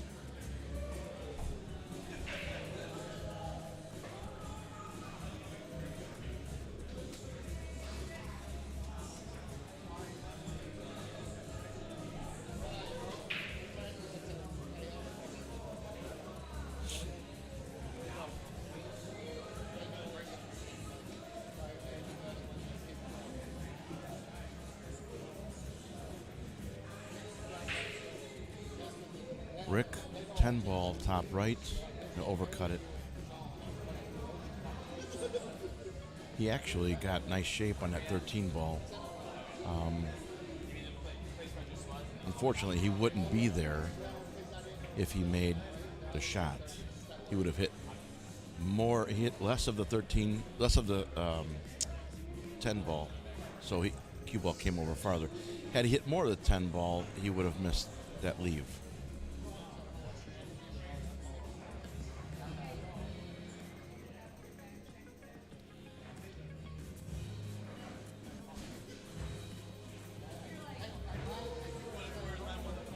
You're watching FAFO, which stands for F around and find out. F is a cuss word that I'm not allowed to say on the air. The more you F around, the more you'll find out.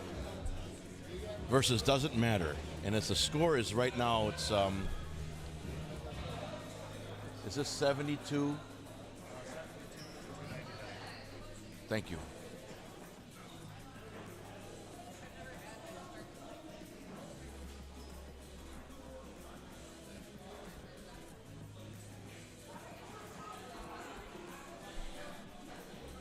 Score now is 72 for FAFO to 299 doesn't matter. Remember, there's a bonus of 100 points if you win by so much. I don't remember exactly what it was, but we got it set up.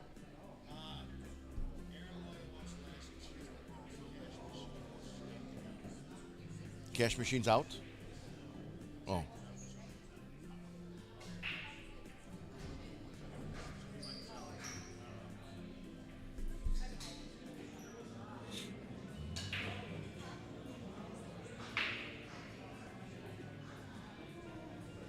Nice try.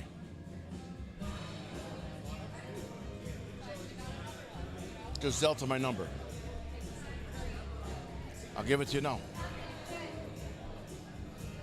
Ready? 773-758. 7665. I have to say it slowly like that because if I say 758-7665, what do they type? 7655. It's happened a lot of times. Incidentally, the last 4 digits spell pool. How cool is that? 7665 spell POOL on a standard push button phone. Dial pad, number pad. Remember when you had to push 3 times to get the letter C? Am I showing my age?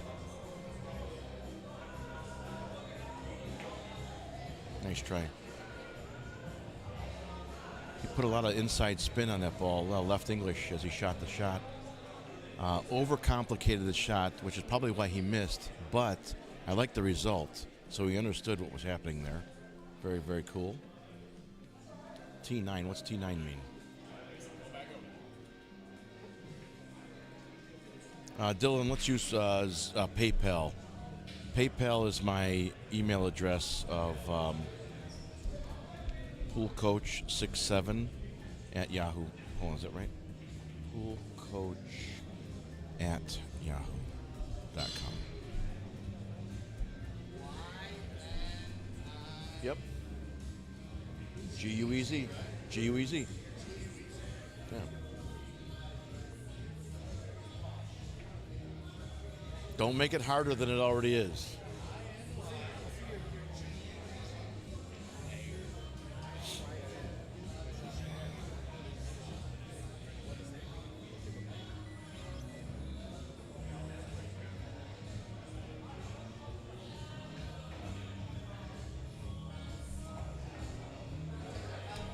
Oh, I don't know, Amber. I don't know. Was that what it was called? I don't know.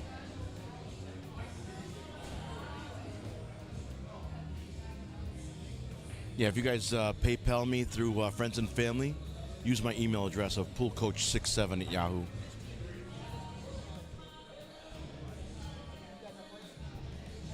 I told the story before, but I'm going to say it again.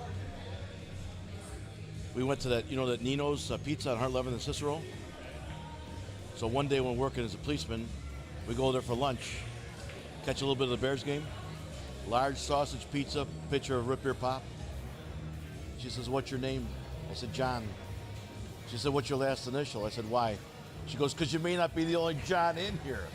I said, "No, honey, my last name begins with the letter Y." She got real red, and she walked back in the kitchen. I'm like, "Oh, she's spitting on my pizza for sure now." Oh, man. Yeah. Oh, well. That's a true story. All my stories are true. Known you for years, so I'll tell you what. Ask my wife how to say your last name.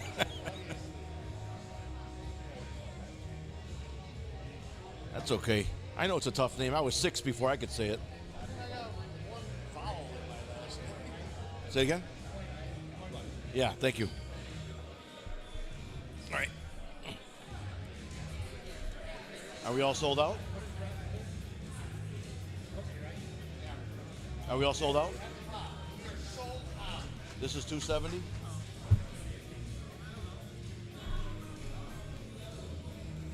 Yes.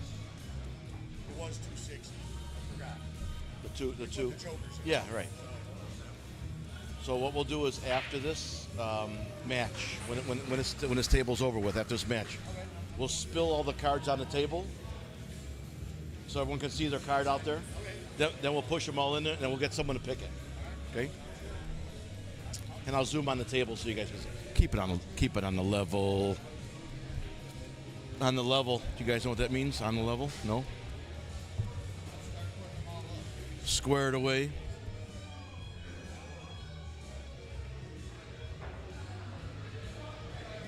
Anybody out there?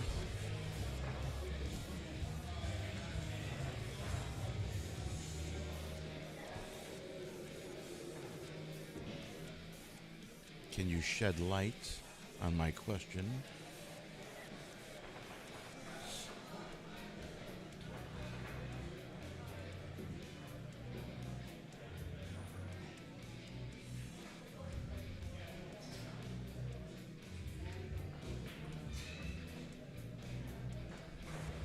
Rick Nashgoff has he's going to shoot that 12 ball off the rail. Watch.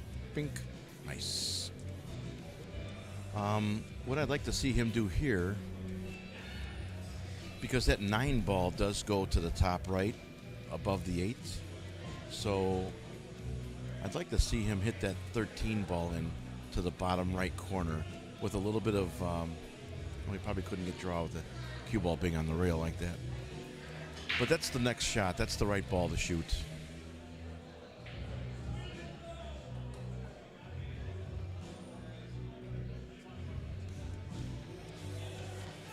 He has to be on the top left of the table for the 9 ball. Oh, that's a beautiful shot. Give him something to shoot. He can sliver the 9 ball now. He can sliver that 9 ball right now. Yeah. Take that 9 ball now, buddy.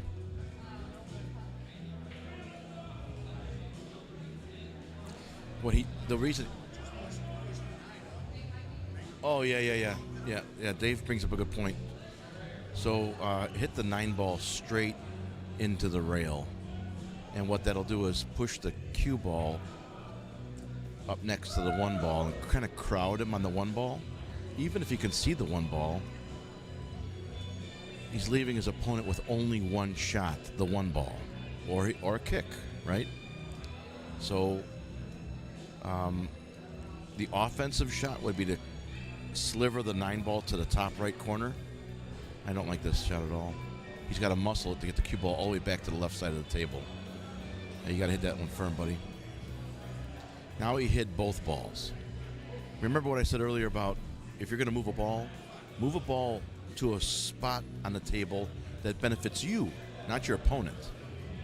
By pushing the 14 ball to the foot rail near the center diamond, that is no threat to his opponent at all. He should have pushed it near the pocket. And that way, every time this guy shoots a ball, he's thinking, well, if I miss, this guy's got that duck in the corner. Puts a little pressure on him.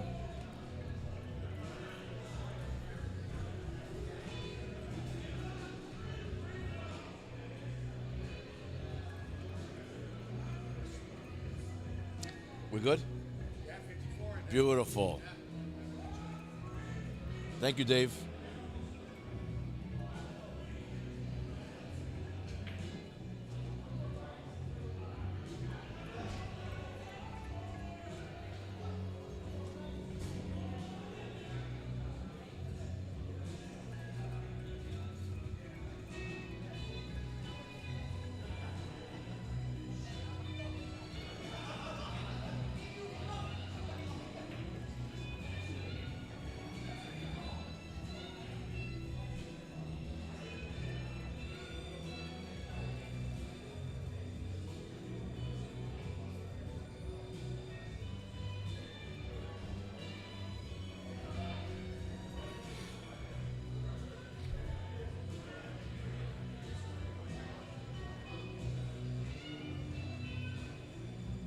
He's asking for a little of assistance. He's asking Sean Ferris for help. He's rather straight in on the 6 ball.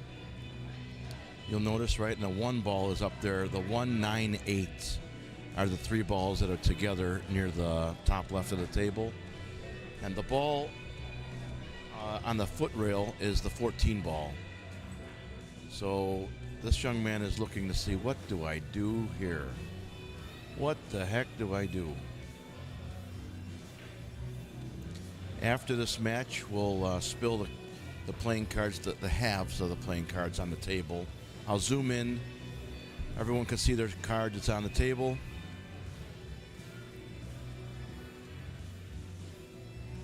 We'll put them all back in the, it's kind of like it's a beer bucket, but it looks like a bunt cake pan, but it's a beer bucket, plastic beer bucket. You'll see it in a minute. It's rather unique looking.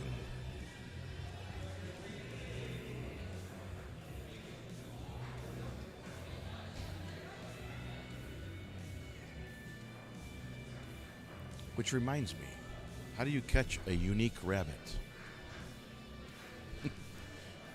Unique up on it.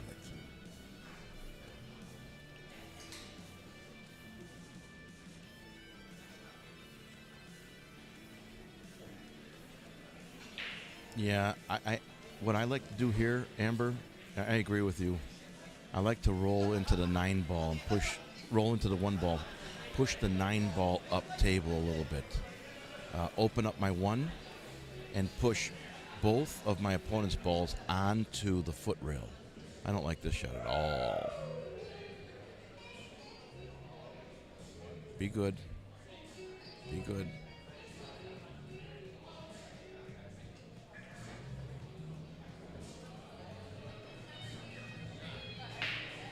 That was a punt.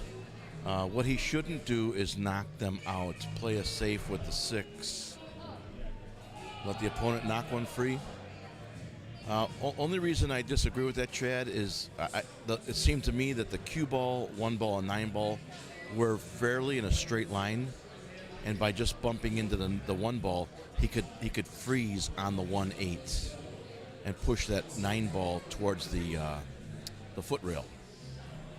Separate the 1-9, make the 1 ball makeable. Even if he kicks, that 6 ball was down here near the pocket, and then the 1 ball would have been open. Amber says the 6 ball was your get out of jail free card if your 1 doesn't work at the safe. Yeah. And Rick missed the kick safe, so now The one ball still isn't open. This is why I would have bumped that one ball last shot. Not saying I'm right. It's just my opinion.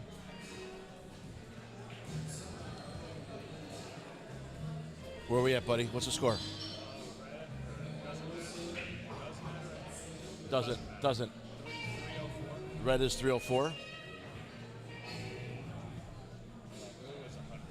Even.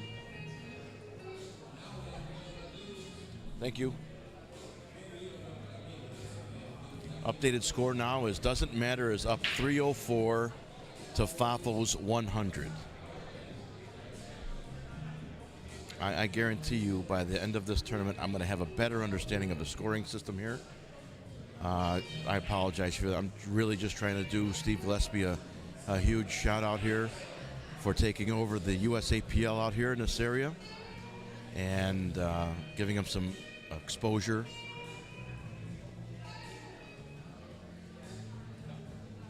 Okay, Dylan, I trust you, brother. I trust you. Who's the Langlois that's here? Is that maybe he could just throw it in for you?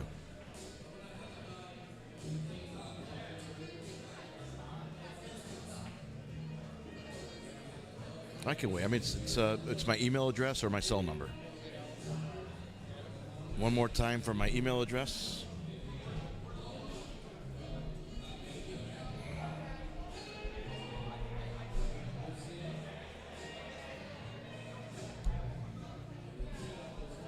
My cell number.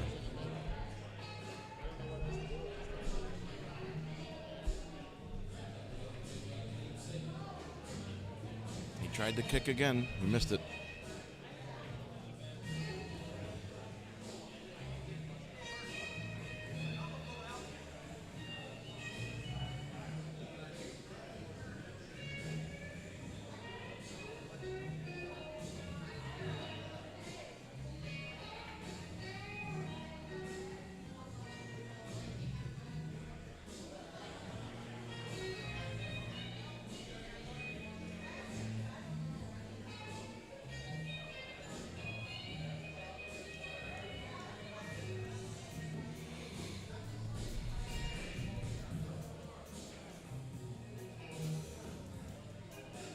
Hit stop. Put it right by the 8-ball. Oh.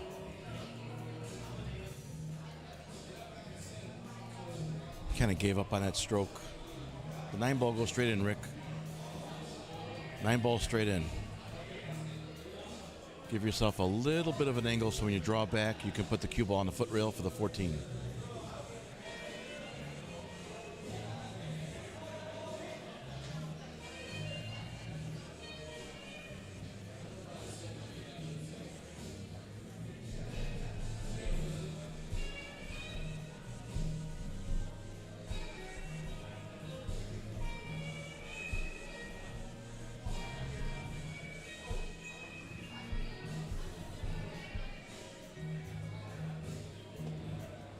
Rick didn't want to play the 2-ball out, so he called safe and pocketed the 14-ball, requiring this individual to, I don't know his name, to kick the 1-ball.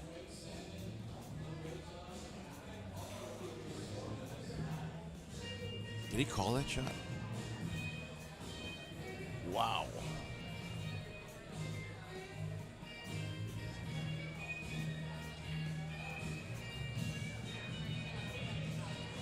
Oh, boy, look at that. How about that timing safety, huh?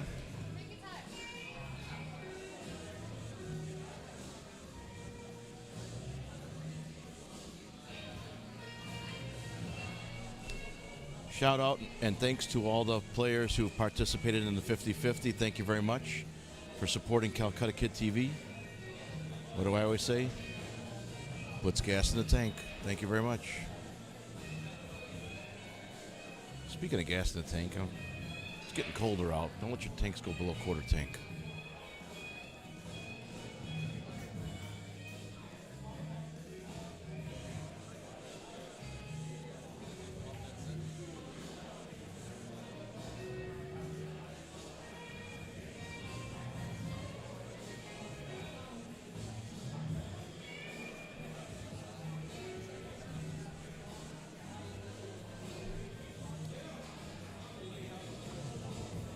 I like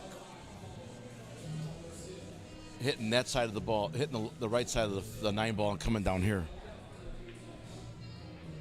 Oh my God. Or just hit it like a champ. Make it like a champ. That was incredible. Hey, you need a drink or anything?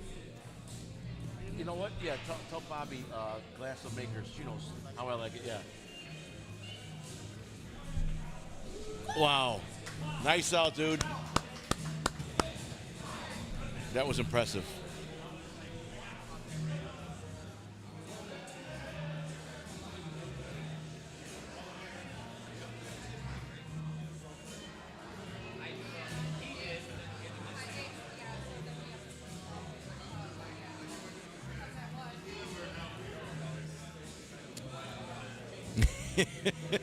Chris Olsen. Chad, man, it was. There's no way I would have shot that shot, but hell, he made it. All right. You know, that brings up a point. I'm told I would be like a 550 Fargo. I don't know if that's true or not. I'm a 7 APA, 12 in the ACS, a 50 in another ACS. I never would have shot that shot. But I will say this. Probably where I'm at in pool, largely due to my cue ball control. In other words, I drive, thank you very much.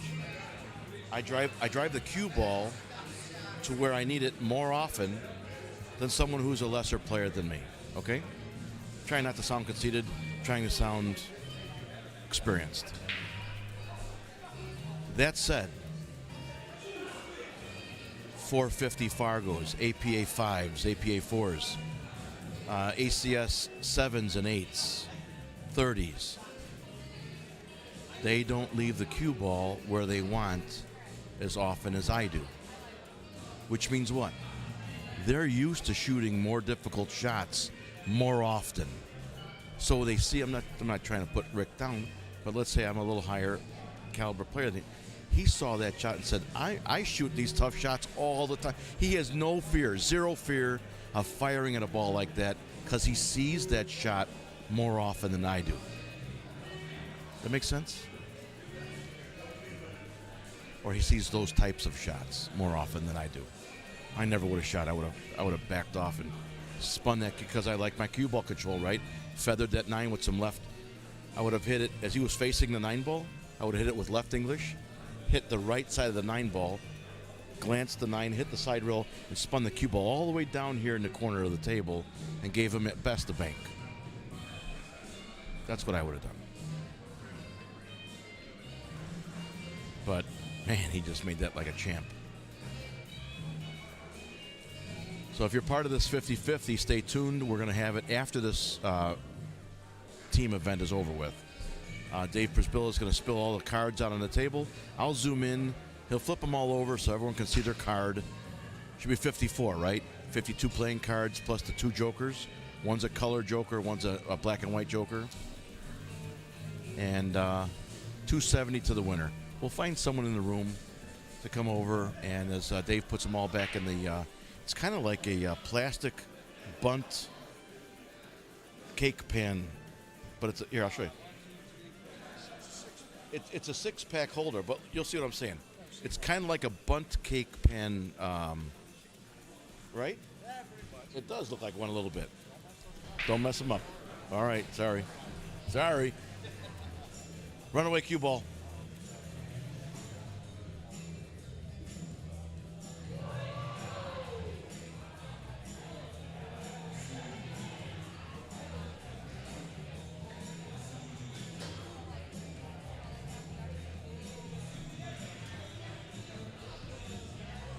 Suzuki.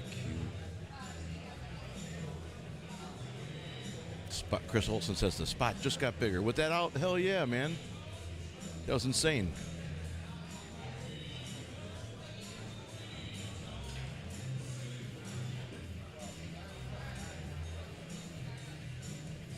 And I believe that game is a result of this man right here not playing the proper safety when he had a chance. Not saying I'm right, Chad. I know you disagree. That's cool. There's more than one way to get out. But,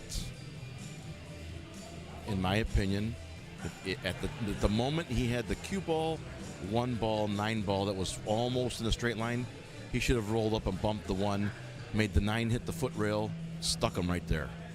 Once he separated that, if Rick missed that kick again, he's out. Everything's wide open. Dylan says, just sent the money. How does the raffle work? Or what is it exactly? So it's a 50-50, Dylan. Thank you for supporting us. There's 54 cards, all 52 playing cards plus 2 jokers for a total of $540, right? Each one's $10. 270 goes to the winner. 270 will go back into Calcutta Kid TV.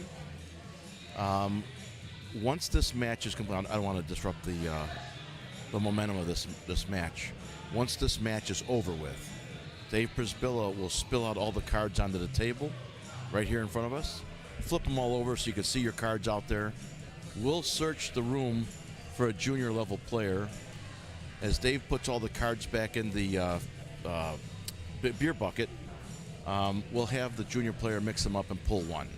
For whichever card is drawn, that player wins $270. How about if I pull 2 more? 2 more tickets? After the 270. First one's the 50-50, and I pull 2 more. One more? No, I was going to pull 2 more, and they get a towel, a glove, and a power bank. Yeah? Okay, so I'll pull 3 winners. One person, the first card drawn, will get the $270. The second and third cards drawn will get a 2023 Q case towel, a pool glove, and a power bank. It's a $40 value.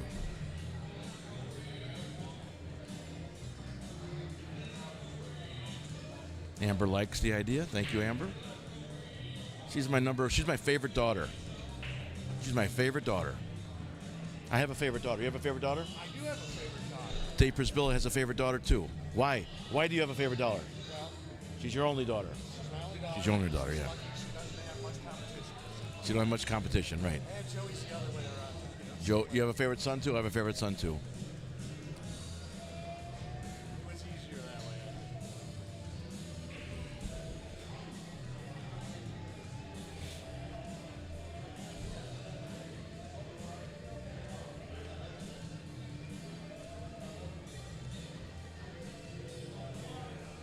Oh! Gee whiz, I thought he lost the game. That was that was a gutsy shot. I don't think I would have shot that shot.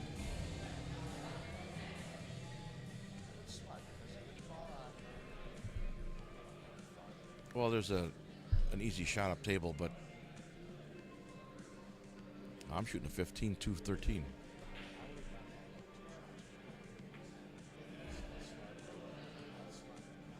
All right. So what Rick did was he buried the 2 and the 4. The 4 was already buried, but he buried the 2 ball further onto the side rail. That 13 ball is keeping it 2 ball prisoner. He owns the top right corner pocket. Here, put this on. Go ahead. Just turn this dial to 2 o'clock. Spin it. You there? I hear you. All right. So what I'm going to do is I'm going to help you out. Come here. All right. Come in from the top like that. Sounds good. That way you don't have to breathe. No, I don't want to do that. No. Sounds weird. Wait, Dave? Have you called me before? What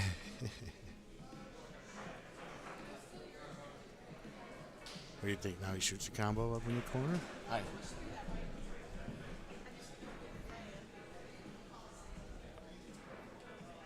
What's up, Steve? How are you? Cool. You know Dave?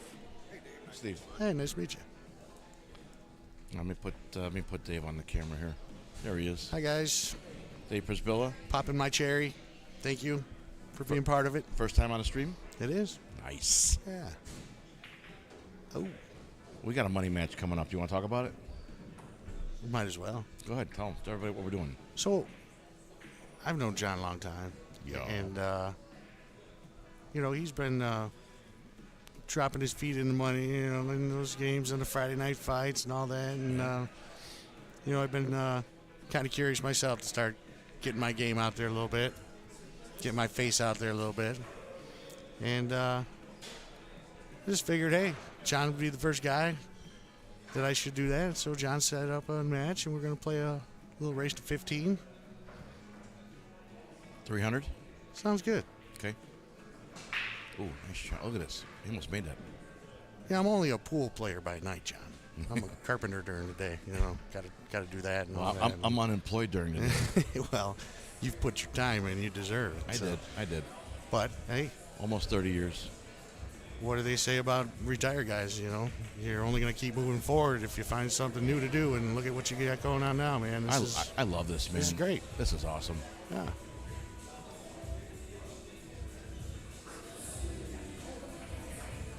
Yeah, with those balls tied up over on the top right rail there, I mean, There's no threat to Rick. it really is. They're just kind of pushing balls around a little bit, He's not threatening him at all. No, not really. He Not at this point. he should. He should just fire that 2 into the 4 and just open up his trouble balls. Bank the 2 and just say, "Here, Yeah. go for it. If you don't get out, I will." And just the way this game has been going,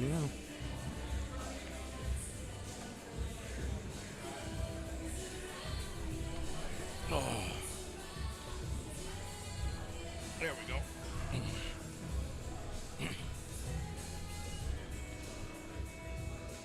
So from walking around the pool room, it sounds like a lot of matches a lot of teams just lost their first match. So it's going to be going on for quite a while today, huh? Yeah, Steve Gillespie says we're most likely going to go in tomorrow. Oh, okay. Yeah. Makes sense.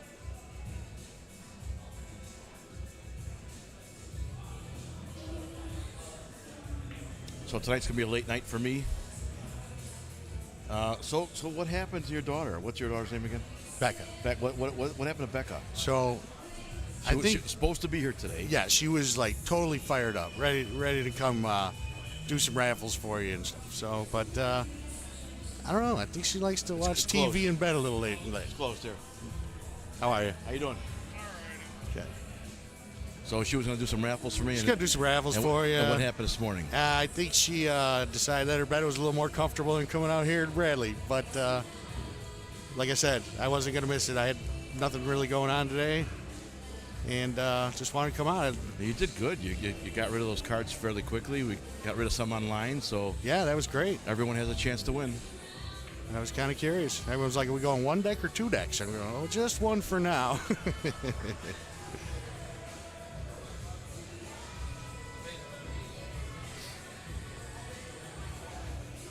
So I'm able to look here when I hit destinations. Yeah. There's 34, 35 people on, 1 on Twitch, 19 on Facebook, and 15 on YouTube.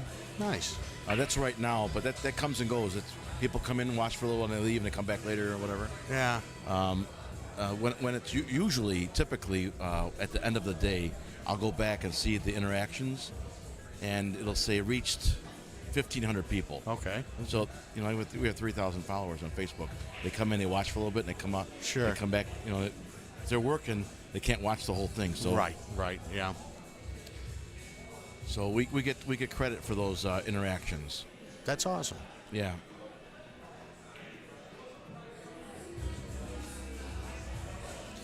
Yeah, I actually shot with Jimmy in a state tournament for Illinois last year. Yeah.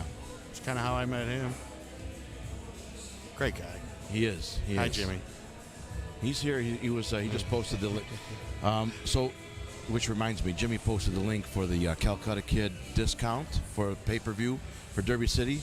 I'm gonna go ahead and post it again for you guys.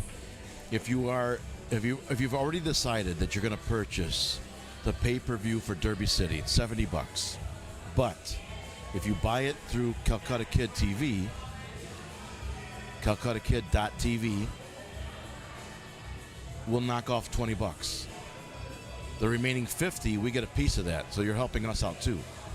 Not only are we helping you out, you're helping us out too. Yeah, all around. That's great. Man. So we are the only streamer for the U.S. Midwest Bar Box Championship in Davenport. Okay. Which I got the contract, which Jimmy got the contract Yeah, for. sure. But I'll be the one streaming it. Mm-hmm.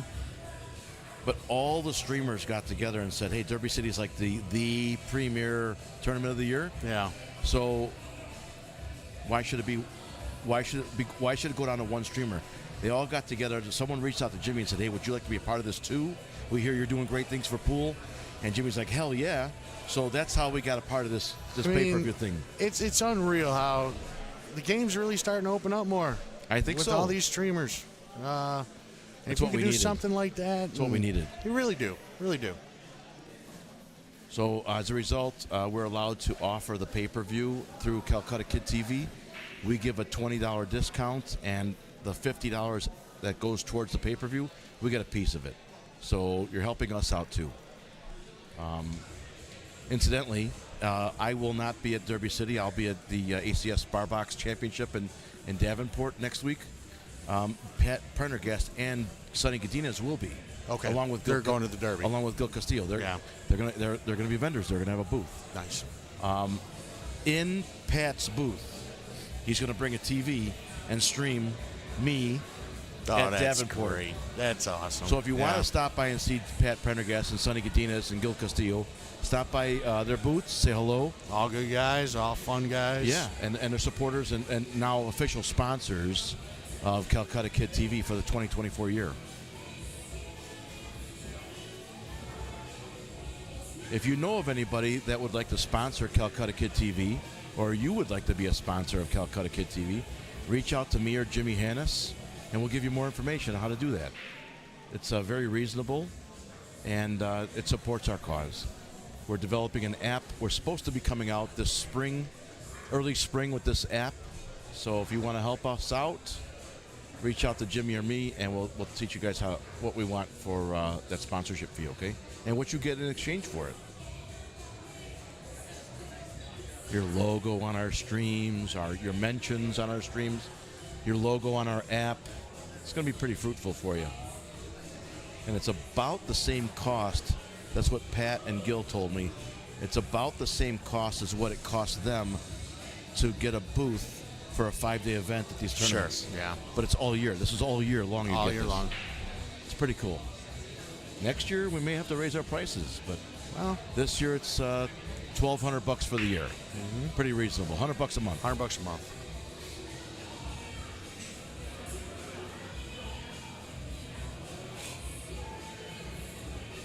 Oh, Amber says hello, Dave. Hi, Amber.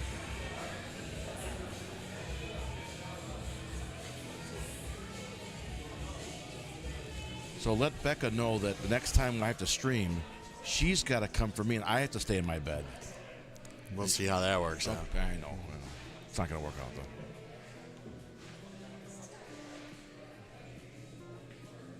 though. Uh-oh. He tried to hold that cue ball. He should have just let it fly. I think he's okay here. I'm in over here. You're on it's number 2. I'm looking at number 3 here. All right, so I know I have Kirby Pinkham from Maine here. Anybody else from out of state? We are north central Illinois, I would say. Well, let's say northeastern Illinois. Northeastern Illinois, we're in a town called Bradley, Illinois, about 45 miles south of downtown Chicago. At exit 315 off of I-57, about 3 miles south. Anybody from out of state watching our stream here, let me know. Besides Kirby, I know Kirby's here. Kirby's in Maine.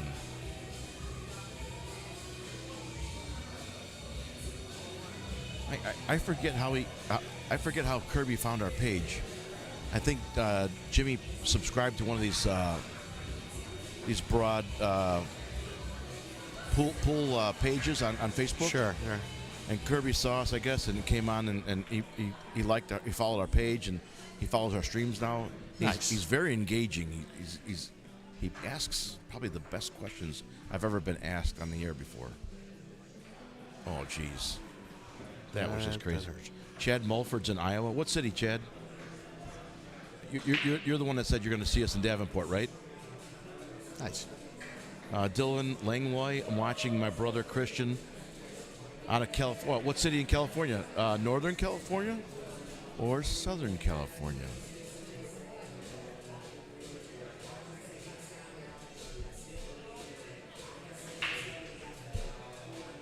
Hampton. You gotta forgive me, buddy. I don't know where Hampton is. Tell me where Hampton is in California. I can look it up, but where's Hampton, California?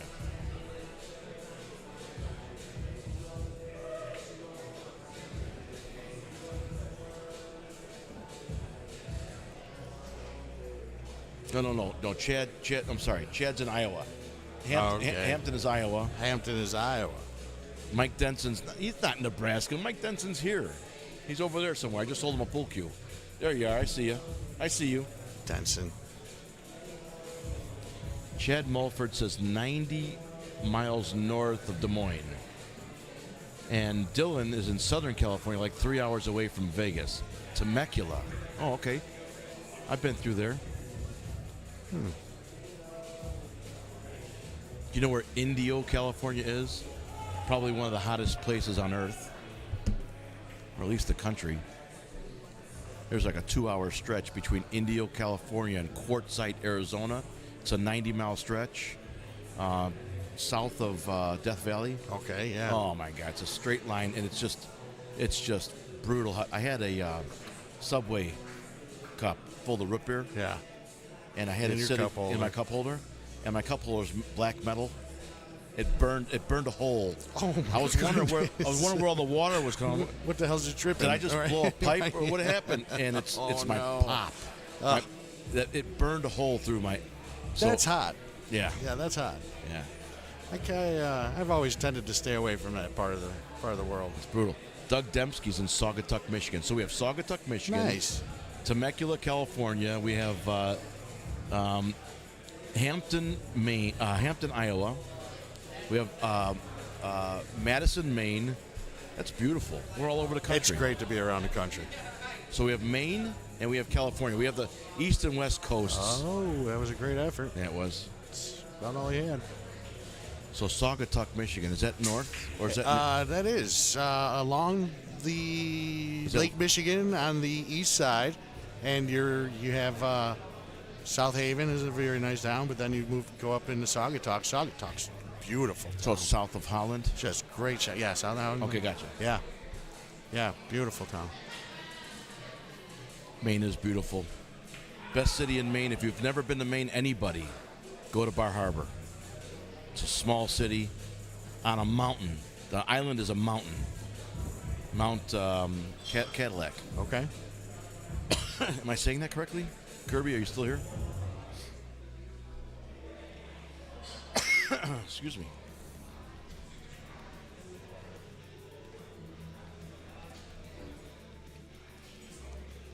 I didn't realize how drastic the tide is.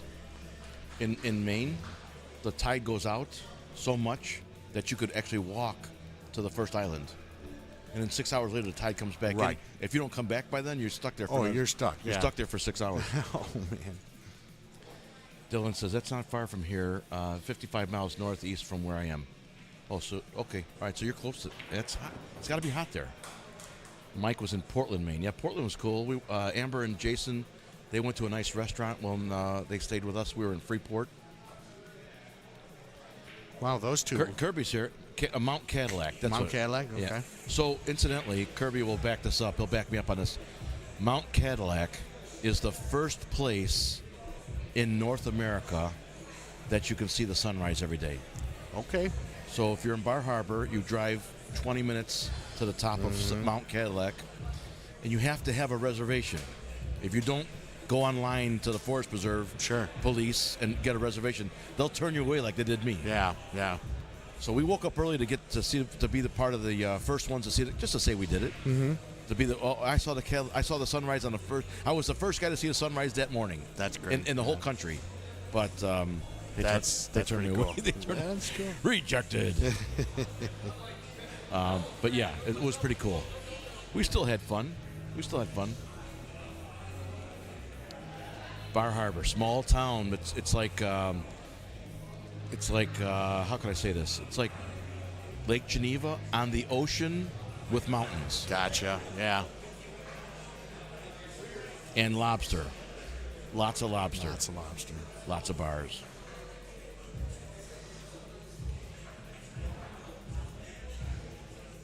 They don't say they're ours. They say Bahaba. Wow, that really helped him out there. Isn't that right, Kirby? Isn't that how they talk? Bahaba.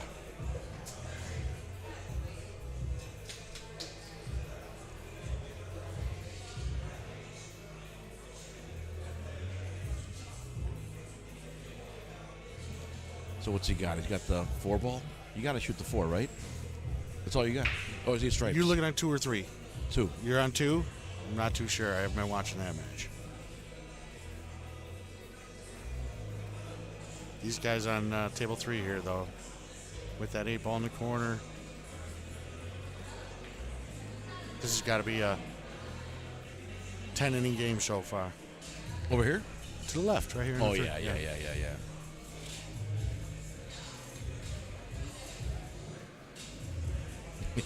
Kirby says I'm spot on with the accent. I was there for a whole month. We were in Old Orchard Beach, Freeport, Bar Harbor, Millinocket. We went to Baxter State Park, and then we went to Greenville. Spent some days there. That's great. You got to do that. Maine is beautiful. So we spent a whole month there. How many times have you done that when you were a cop? What's that? Go and travel like No, you did? never. Never. No. Right. So great. It's great that you guys are doing that now. Well, Holly, Meet new people. Holly let me take some money out of our savings. I bought myself a retirement gift, a 1970 Skylark convertible. That's in my garage. That's my baby. Mm-hmm. Her name is Daisy. I didn't know her name. Oh, she has got a name. But I have met her before. She's got a name. She's a nice little girl there. Yeah. And you gotta treat her like a 53-year-old woman too. Yeah, definitely. You can't. I was gonna say ride her hard, but Gently. that sounds. Ride her gently. Thank you. Thank you. Drive her gently. Don't want to be ripping the fenders off. No, don't do that to that old girl. What's he gonna do here? Cross corner? Might be a double hit. No, it's a good hit. Oh man, he almost. Oh, he almost made that bank. No. He just screwed himself. And then we took some money out. We did that month-long trip of the East Coast. Yeah, I really kept up with that on Facebook, and just to see you guys from place to place, that's we great. can't afford that every time, but you know what? No, exactly. But it was a gift to ourselves. Do it right. Yep. When Holly and I got married in 1990, we didn't have crap. We went to Lake Geneva, and we went to Wisconsin Dells for our honeymoon. Yeah. We didn't have money. Now that we were retired and it's over with, we spent some money on us. Well, that's just like anybody else. The time that you have the time, you don't have the money, and when you have the money, you don't have the time. And Exactly. That's all there is to it. All right, give me a score. Doesn't matter. It's 346. 136. Thank you, Sean Ferris. All right, the updated score, doesn't matter, is up 346 to Fafo's 136. So I would imagine that if Fafo wins a match with that 100-point bonus, they can close the gap quite easily. Yeah. So, excuse me. Yeah, like you're saying, a lot of us are BCA, ACS, a lot of APA players out there. Yeah, this USAPL is... This is newer to a lot of us. It is. And, I like it, though. I do. I was given some of the rules and how the format goes and everything, and it's a real interesting format.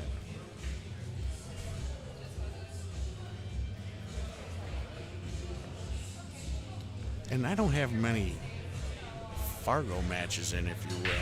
I'm sitting around a 540 right now. 340. If anyone's interested. Me, 350, I think. 351. Come on. I don't believe it. I played one time in Tucson, and I went 2 and out. Not intentionally either. Yeah, sure. I lost to like a 660 Fargo, and then I lost to the guy who won the tournament. Take it. Take those games, right? So what's your number? 540. That's probably what I would be, somewhere in there. What do you think we should be? Definitely, I think a little bit in the higher fives. I could see like a 560 to 580, somewhere in there. Your game gets on, maybe you hit the over 600. You know, it just. You and I have had this conversation as far as being able to put the time in for the game, and let alone have the passion for it at the time during your life goes on, but it's ups and downs, just like pool, and everybody knows who's been shooting for a long time. You're gonna have your ups, you're gonna have your downs, and then you're just gonna have your time where you just feel like you can't miss anything. And the great thing about this game is that we're seeing it. There's a whole different level of skill level players, but it's a game that anyone can enjoy, and we're definitely seeing that around this room. So I made the comment recently on the stream that we have more better pool players now than ever before, and some players agreed with that, and some players disagreed with that. Yeah. What do you think? Opinions are like anything else. It's just what you feel. What do you think?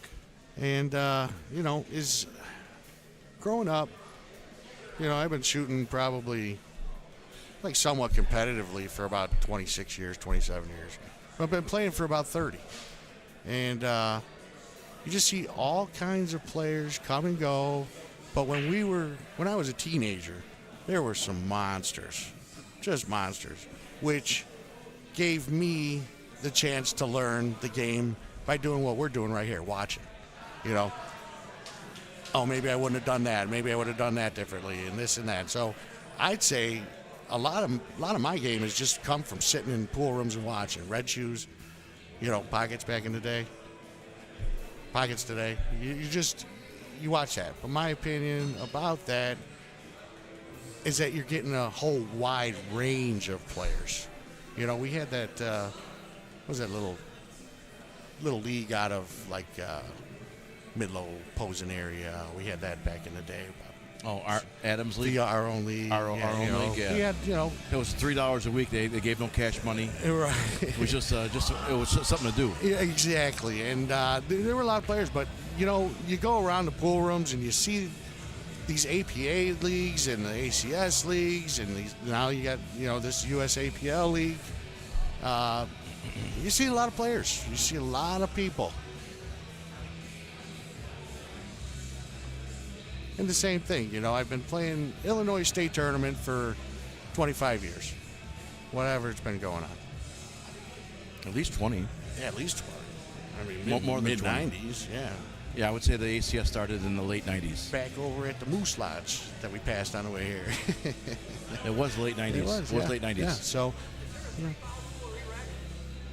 There is a stalemate rule, but you got to ask Steve about it.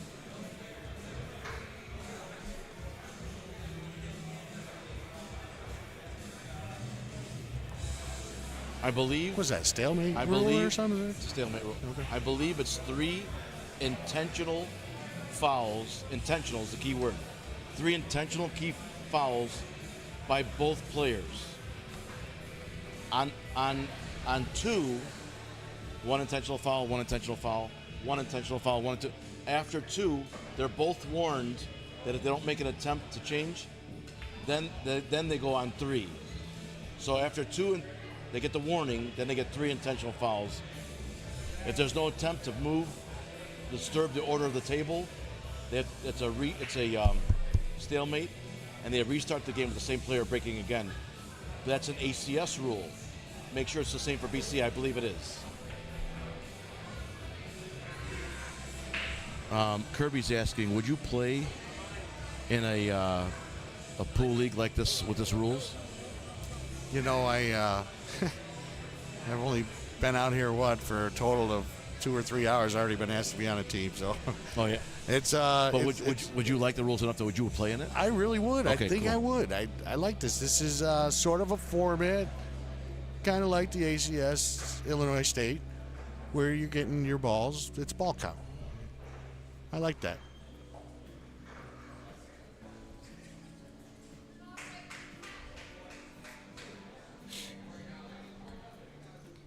your Fargo rating, dictates your matches. Yeah, and the fact that it's not a human calculating the algorithm, it's a computer. Right. So you input the parameters, and the computer spits out what it thinks a fair race is. Sure. Based on this 14-point rack. Yeah.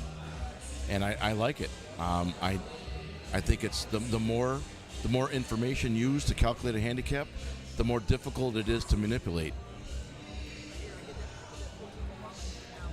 What's that?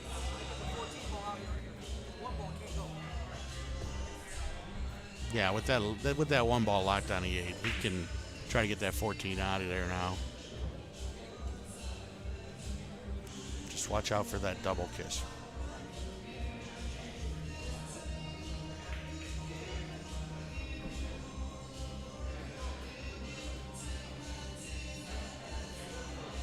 Is it Eileen Maji? Is that right? Sure, I'd love to give it a try. Playing different styles of pool sounds like a lot of fun. I agree. It's a different format and way of handicapping players. I think it's a great idea. Nice shot. Yep. Get down that ball out of That there. goes back to my point earlier. If you're going to move a ball to a place that helps you, not your opponent. Exactly. He could have done himself a favor by getting it a little closer to the corner pocket, so that this player has a tough time of safing him. I don't think there's a safe here, though. Maybe he thins the far side of the one ball and he comes over here onto the right side rail. But I think it's too tough. As long as that 8 ball will stay up.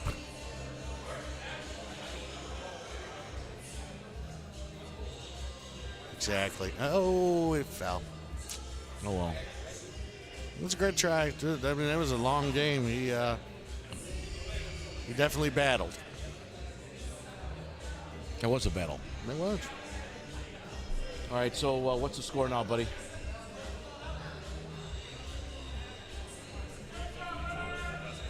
Was it? Doesn't matter. It's a 352. 193. I closed the gap a little bit. Mm-hmm. Score doesn't matter, still in the lead. 352. Are you done on that table there? No, we didn't draw it yet. No, not yet. Yeah.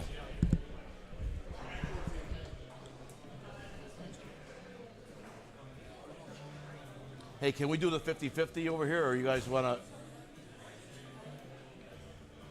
You still shooting on that table? You guys are playing here? Can I take the table for about a minute and do the 50-50? All right. All right, we're going to go to do the 50-50. Let's, ladies and gentlemen, if I could have a junior player come over to the Calcutta Kid TV booth, we're going to draw the 50-50 right now. Any junior players in the room? Send them over. We need someone to draw the card number, please, the winning number.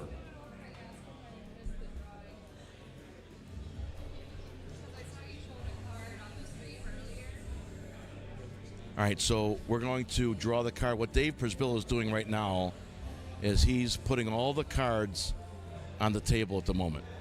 Look for your card.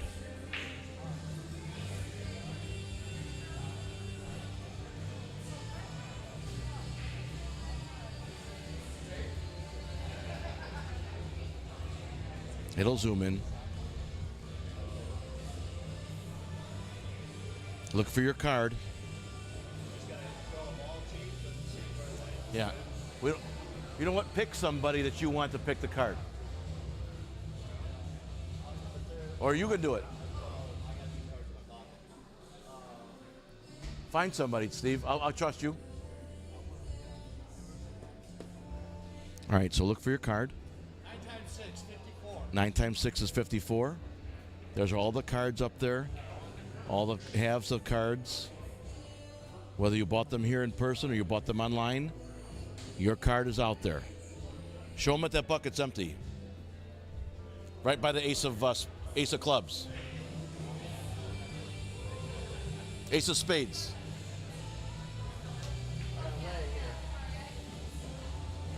Who's going to pick it? Ray, hold on, Ray. Hold on. Go ahead, Ray. Take all those cards and put them in there. Hey, Ray, did you buy any cards? You didn't buy any? All right, here's the deal. Throw them all in there.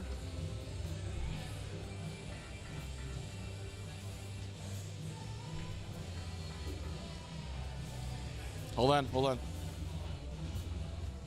The first card gets $270, but don't say who it is. And then draw 2 more. We'll call those first. Get the first card and give it to Dave. He'll put it in his pocket. Yeah, don't look at it. All right, so that card is the $270 winner. Draw 2 more. Tell me what those are.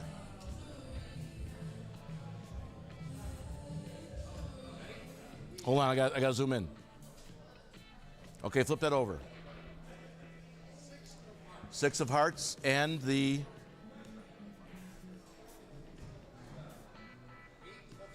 6 of hearts and 8 of spades gets a free Calcutta Kid Q case, towel, glove, and power bank. Now, let's go up here. Slide that card in front of the 8. Slide it this way. This way. All right, let me zoom in. Okay, right there. Okay, this winner gets $270. Hold on. What are those cards over there? Okay, the 6 of hearts and 8 of spades wins a Calcutta Kid Q case, towel, glove, and power bank. Come on over, pick up your prize. The winner of the $270 and the 50-50 is the 5 of diamonds. 5 of diamonds wins $270. Thank you for playing, folks. 8 of spades, give me a second. Is the 5 of diamonds in there? All right, let's go back here and play some pool.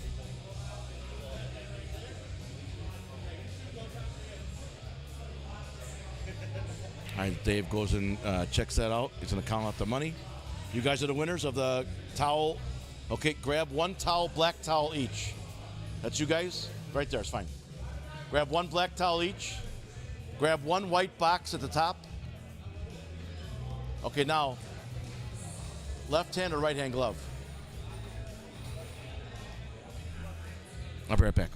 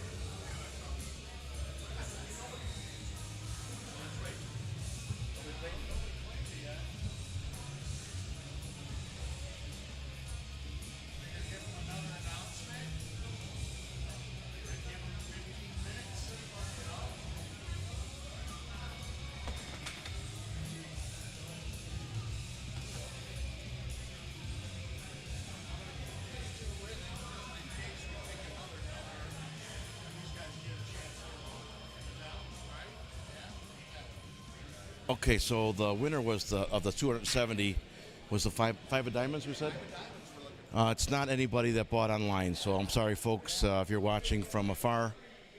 It's not anybody that of my 11. It was 11 tickets, right? It's not any of my tickets. It's somebody that bought a ticket here.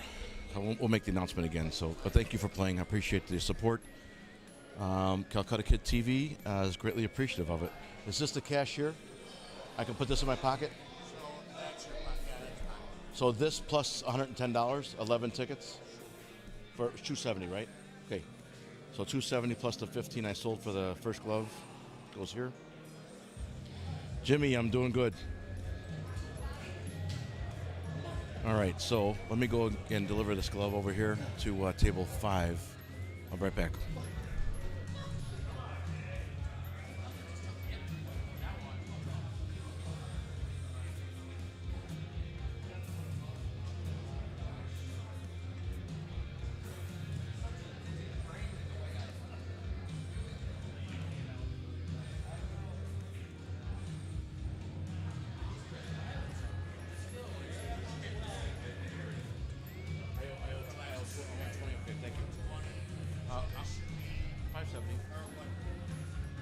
My money should be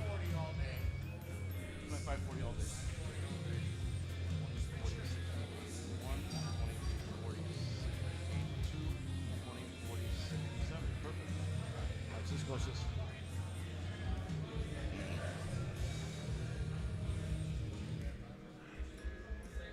All right, guys. Check your pockets for the 5 of diamonds, please. 5 of diamonds wins $270. Come up here and get it.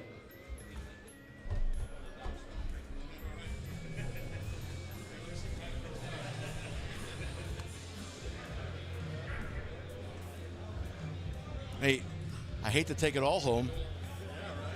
No, I wouldn't. I wouldn't hate that. I wouldn't hate that.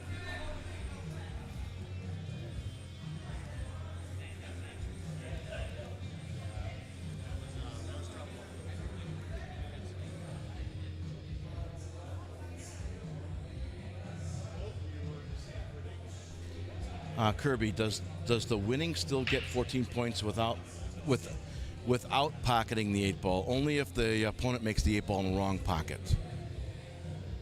If there's some other way of losing, if your opponent loses, pockets the 8 ball early, you get 14 points. Pockets the 8 ball in the wrong pocket, you get 14 points. I think that answers your question. Rick Nashkoff. Rick Nashkoff was the guy who played that safety game last game. That was pretty cool. What a match. Haven't played defensive like that in a minute. And yes, he does. Phil Givo says yes, he does. Dylan, I gave you your cards on the air. I'll show you what they are again. Dylan, you had the 7 of diamonds, and you had the. Let me find your other card. It's in here somewhere. Luckily, we put your names on all of them. Here it is. Dylan's other card was the 2 of spades. Okay, those were your buddy. I appreciate you guys supporting us and buying some 50-50 tickets. Thank you very much. Much appreciated. Thank you. You're going to watch Taylor Irvin here. She's Rick Nashkoff's girlfriend and co-owner of Chalk It Up Billiards in Mantino, about 7 miles down the road. Nice little place. They have, what was it? Rick, how many valleys do you have? So 12 valleys and 1 gold crown? 12 valleys bar box at Chalk It Up and 1 gold crown 9-footer. Pretty cool place, full service bar plus a little deep fryer. They can make some appetizer types of food, chicken wings and fried mozz, sticks, mushrooms, and so on. Pretty cool place. Stop by and see Rick and Taylor at Chalk It Up Billiards.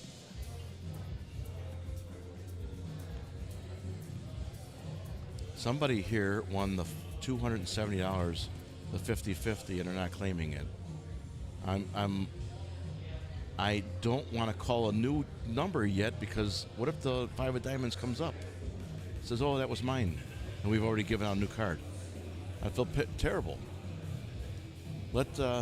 Maybe somebody left and got some dinner or whatever. We'll wait a little bit. We'll call it out later.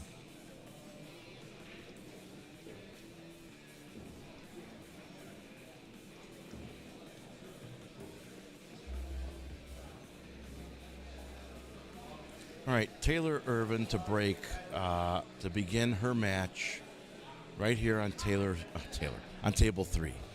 Taylor 3. Table 3. Nice break, girl. She makes the 7 ball in the side pocket, left side pocket. BCA rules, USAPL uses BCA rules, world standardized rules, right? It's open on a break. Even though she made the 7 in the left side pocket, it's open. She can shoot whatever she wants. Once she makes the first called shot after the break, that will establish her group.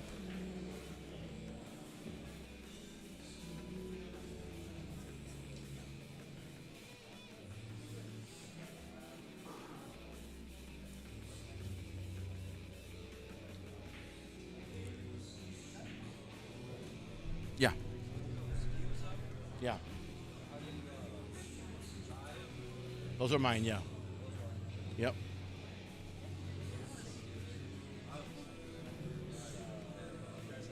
He doesn't have one? Does he want one?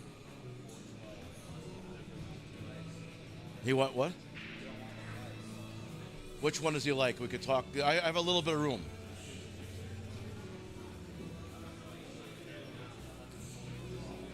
The one that won the towel?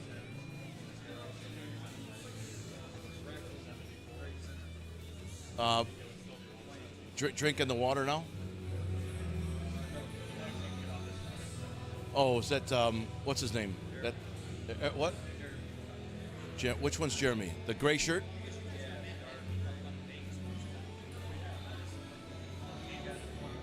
Oh, okay.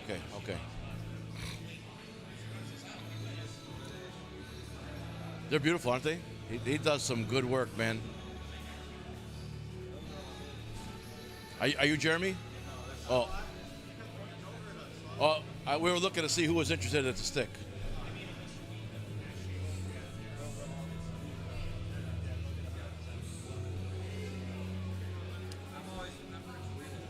Oh, thanks, Rich. Yeah. I see. It's nice to finally put faces that I probably said that 1,000, maybe 100 times since I've done this. See the name all the time and finally see the face, you know? I appreciate it. It's hard to talk about pool for 12 hours, man. So you get people comment, it gives you something else to talk about, you know?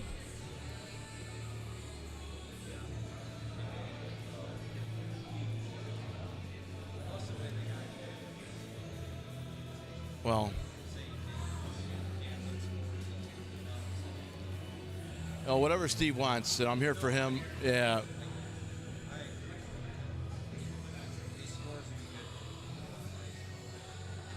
Of each match, you mean? Yeah. We did that last night, but because we're only doing one table, we couldn't see what the other table was doing. So today he says, I want the team up there. I'm here for you, buddy, whatever you want. So this is what he wants, so that's what I give him.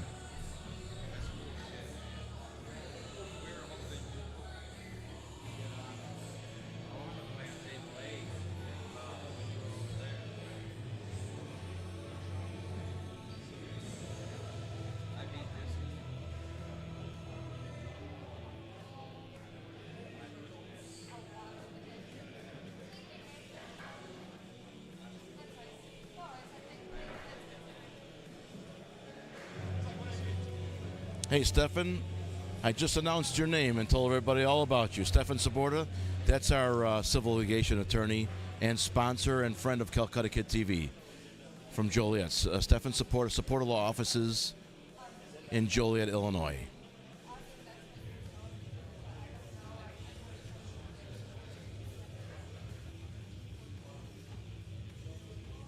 Yeah, we just mentioned you, buddy.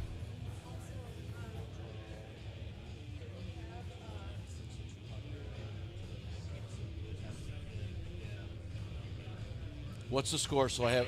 196. Who's got 196? Yeah, 196 to 412. So 412. No,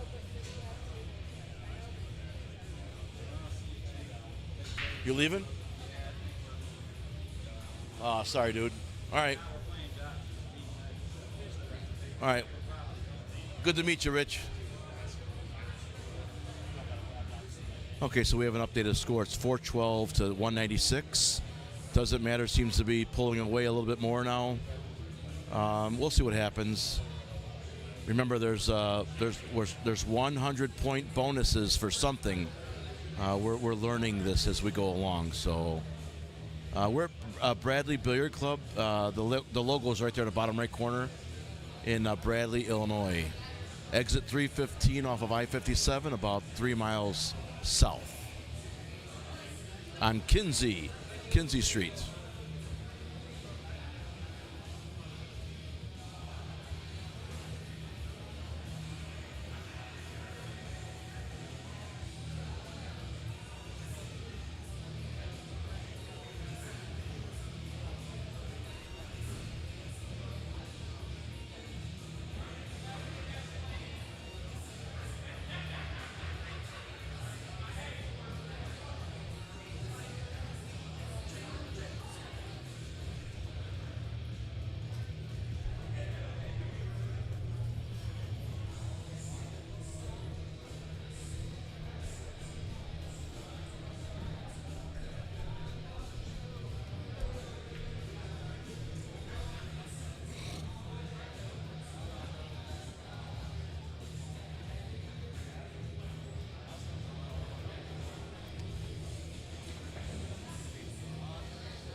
Stefan Supporta has a question. Go right ahead. You know what? I give Taylor a lot of credit for that. She miscued and the cue ball came down on top of her cue stick. And rather than wait until she was called on a foul, she called the foul on herself and offered the cue ball to her opponent. That's awesome. Yeah, absolutely, Stefan Supporta. Go ahead. The floor is yours, buddy.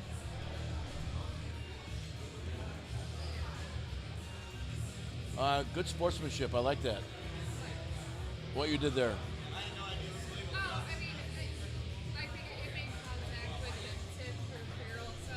Yeah. No, you did good.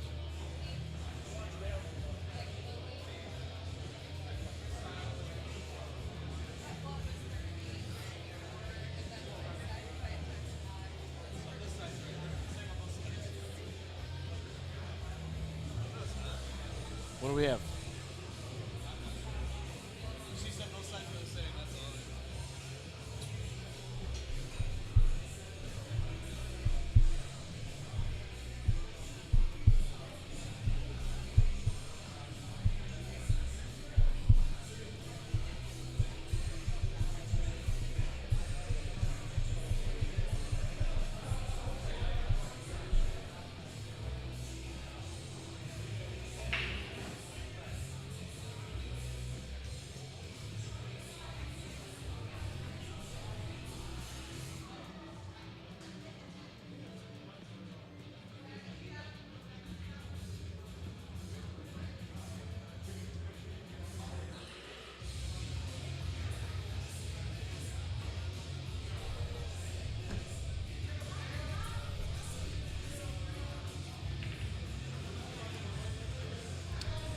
All right, so Stefan Supporta, our civil litigation attorney and sponsor of Calcutta Kid TV, has a desire to co-sponsor an afternoon evening exhibition with Earl Strickland at Long Shots Sports Bar and Grill in Joliet, Illinois. I think that's a wonderful idea. The semantics would have to be worked out with Jimmy. So let Jimmy know, Stefan, what you want to do. He kind of handles that part of it, I think. I'll if Jimmy gives me the green light, I'll go ahead and organize it. But he's the business guy of the company, and I'm the voice, more of a baritone voice. But yeah, I think it's a great idea. Why not, right? Do a trick shot exhibition with Venom, Florian Kohler. Could we do an educational one with Ed Latimer or Tom Rossman, Mark Wilson. How cool would it be to do all these types of things? To get them on video, you know? Memorialize them as being a part of Chicago Billiard, the history of Chicago Billiards.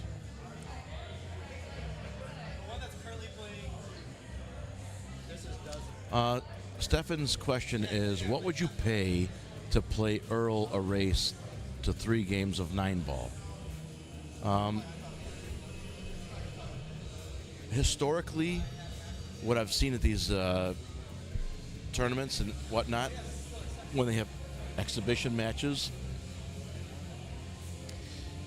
let's say my daughter played Jeanette Lee back in '07. It was $20 for 1 game of 9-ball. The amateur broke, ran till he or she missed. The pro finished up, got a photo op, next player. And it would just run through a rack of players. A race to 3? That's tough. Come on, Taylor. Don't do it.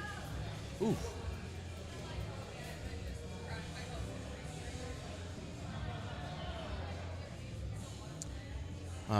You sponsored Tom Rossman in the past? That's awesome.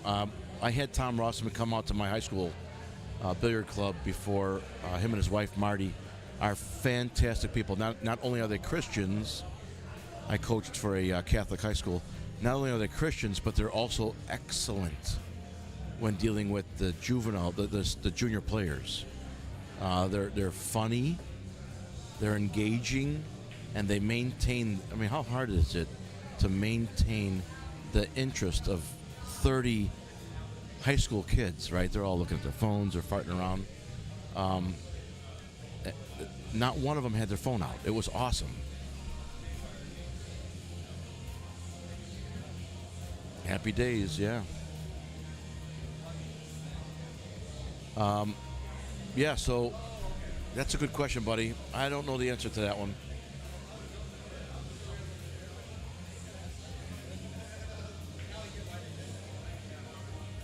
I'll be honest with you, Stefan, I have not read your manual yet. I have it. I do have it saved on my phone. I didn't realize it was like 80 pages or something. It's not a few pages. It's extensive. I know you wrote the foreword for it, the preface, right, or the foreword. I did not read the manual. I'm just being honest with you. I will, though. I will. You want viewers to weigh in? All right, so if anyone has read Stefan Supporta's question, he wants you to respond. What would you pay, not bet, what would you pay to play Earl Strickland a race to 3 in 9-ball? Like an exhibition type thing.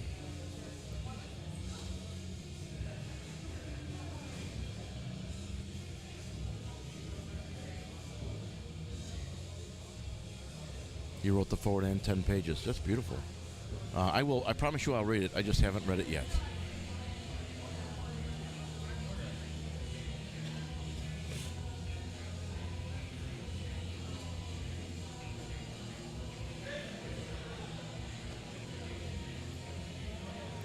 I'm going to take, as we get ready for the next match, doesn't matter has won, I'm going to change the camera so you can see a little bit more of the room.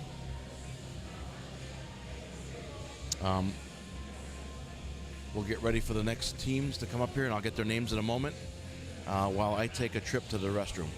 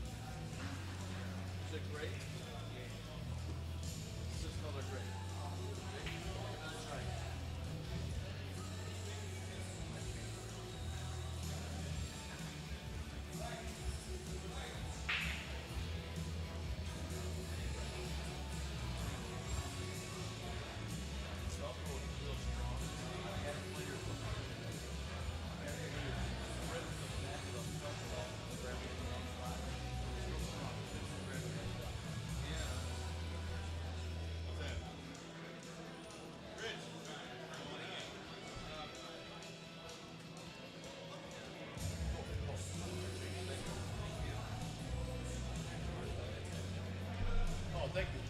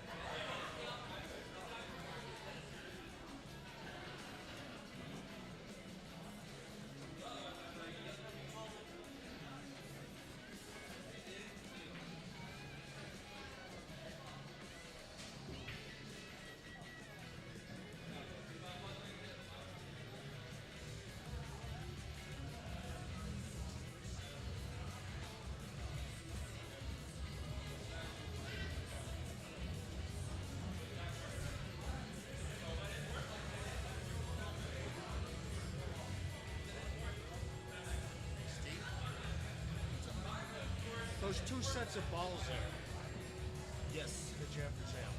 Those aren't, no, not me. That's Bobby probably know about them or Peter. Okay, all right, thank you. What happened?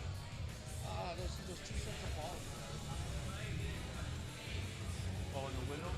Yeah. I talked to Bobby.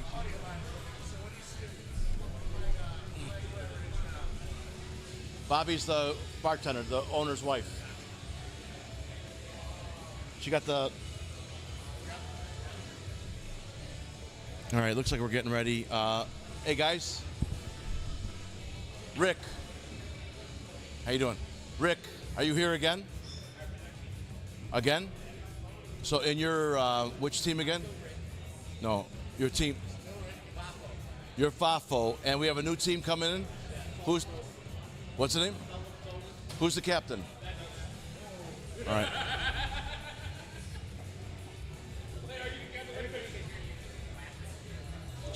So it doesn't matter. Doesn't matter is gone.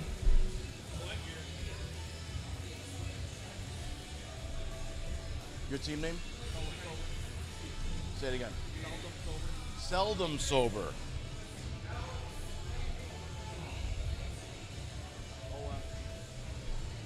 Thank you.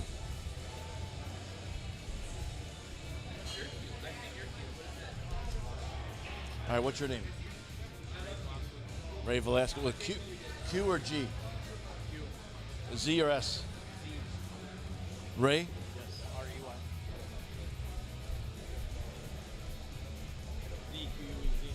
What'd I do? B-L-Z-Q-U-E-Z. Two Z's. The S is a Z.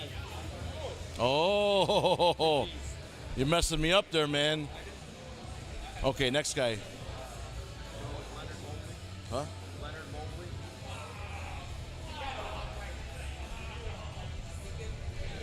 Next.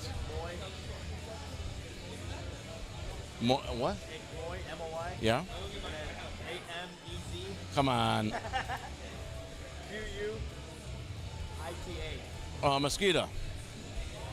We got Randy Hudson. Randy Hudson, like the river. Yes, sir.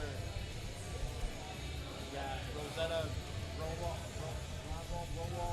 Rosetta. Oh. Do you want Rosetta or do you want Rose? We know Rose is fine. What do you like?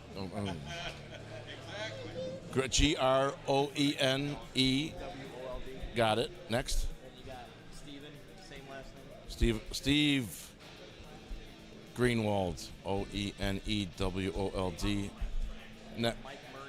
Mike Murray. M-U-R-A-Y. Is that last or no more? 7 should be it. Well, you can go to Jay Lundeen, but he's not here. He's on the stream though. Jay Lundeen. See, he's on the stream and not here. That's what's fucking me. 1, 2, 3, 4, 5, 6, 7, 8, 9, 10. Okay. Let's see if I did it right. Okay, Rick Nashkoff, Taylor Irvin, Christian Langlois, Dan Duffield, Aaron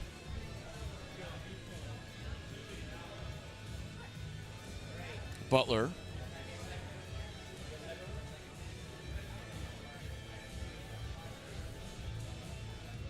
Cody Zielinski.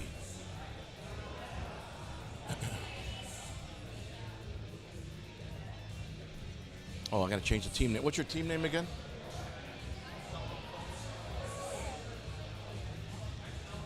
You're going to be red over here. Where'd my scorekeeper go? Over here.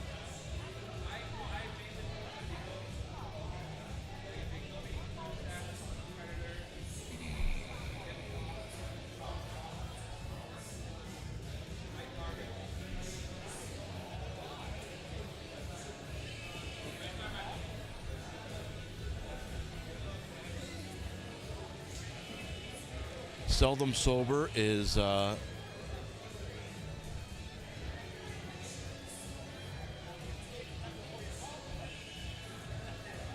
Ray Velasquez, Leonard Mobley, Moy Amasquita, Randy Hudson, Rose Greenwald, Steve Greenwald, Mike Murray, and Jay Lundeen. So as they get ready to play, hey, Ray, are you gonna be sitting here? This will be the cumulative score. Okay. Once you go past 100, just put the last 2 digits here. I don't know what the 100 is. Okay. I'll put it right here.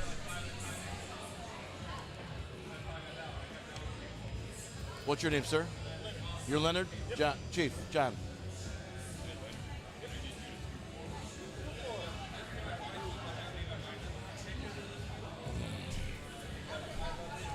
All right, so we have players. Hey, Steve, good luck. Taylor, good luck.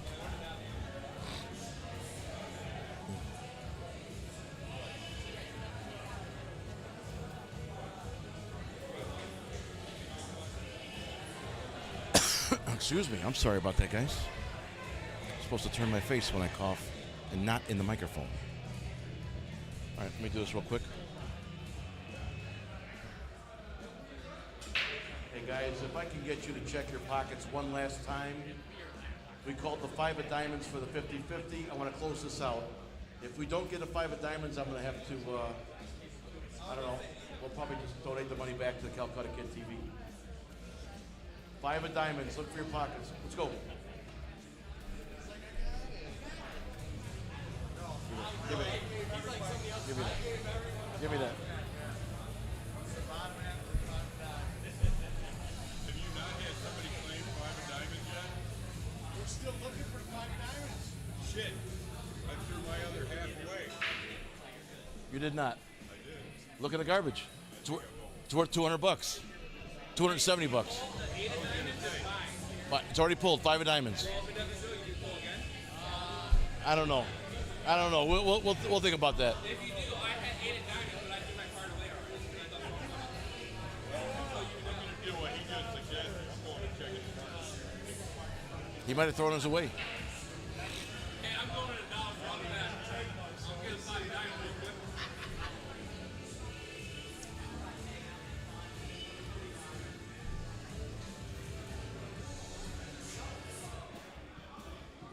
All right, it's 3:20 p.m.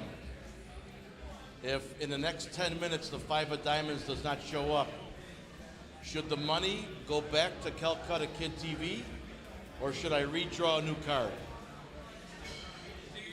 By a round of applause, should the money go back to Calcutta Kid TV? By a round of applause, should we draw a new card? Okay, in 10 minutes, if the 5 of diamonds doesn't show up, it goes to Calcutta Kid TV. Thank you.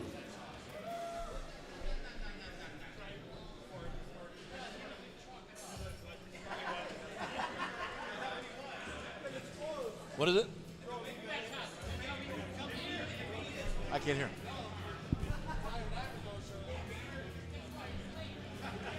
Well, we asked. Oh, you couldn't hear me? Ah, fuck. Did you hear me?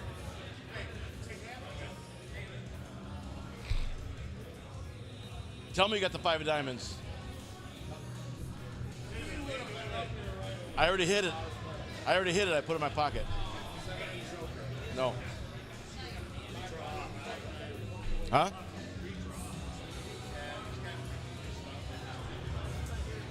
Redraw?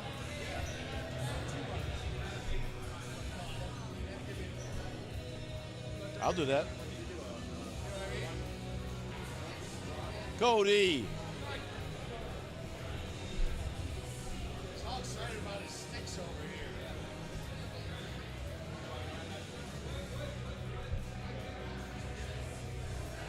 here. Hey, bro, you messed me up.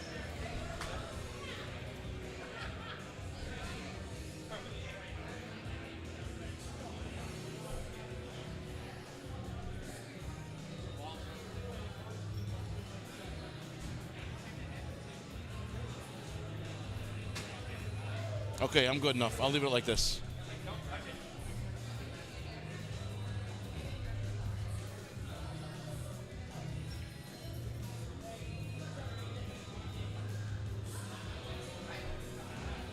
Okay, Seldom Sober is going to play Fafo, which is F around and find out. That match will begin shortly. The captains are discussing who's going to put up first. So once we have our matches set, all I have is team names, Ray. No, and this here will be the overall score, the team score.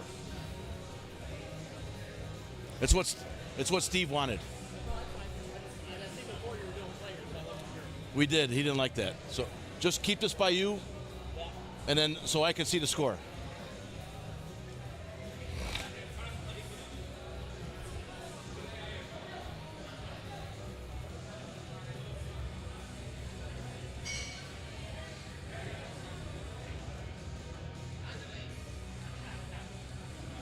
All right, so Kirby has a good.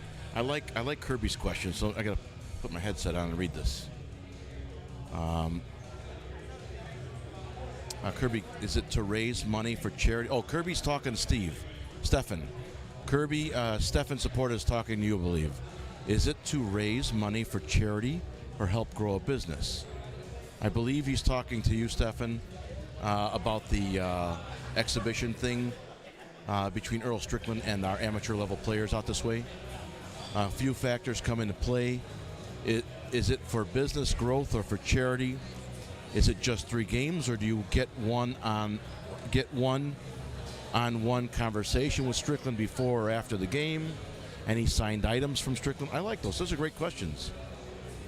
Perhaps the 5 of Diamonds owner is remaining anonymous because they want Calcutta Kid TV to keep the money. Or fate just wants Calcutta Kid to, yeah. I don't know. Yeah, what's up?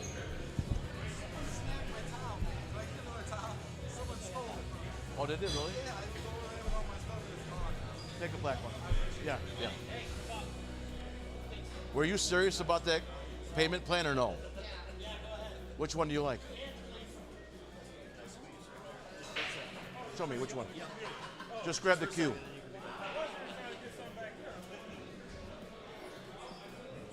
Let me see.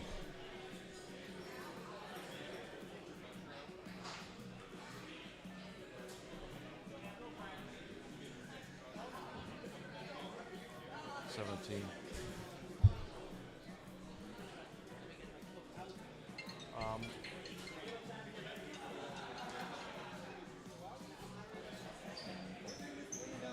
tell you what I'll do.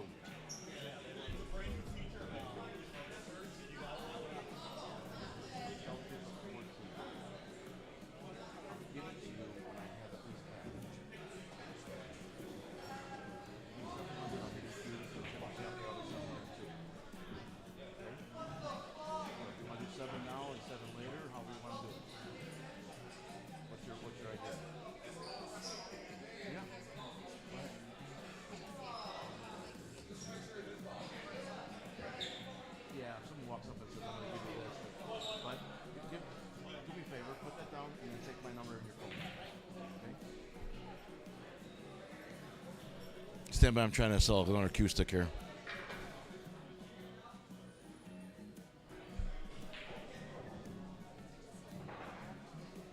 What?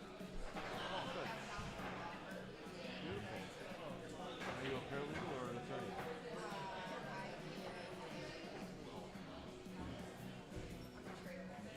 Okay. Good for you.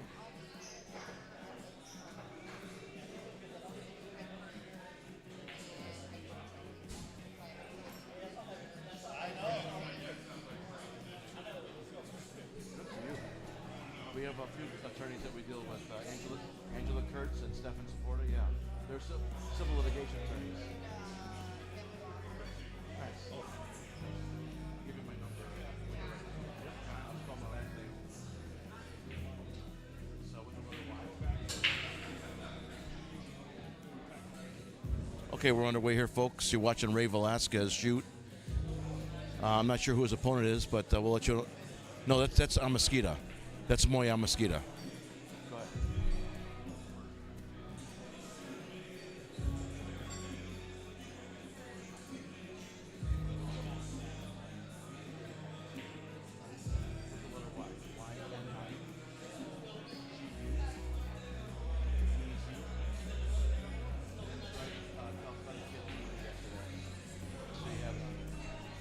I'll give you the number when you're ready.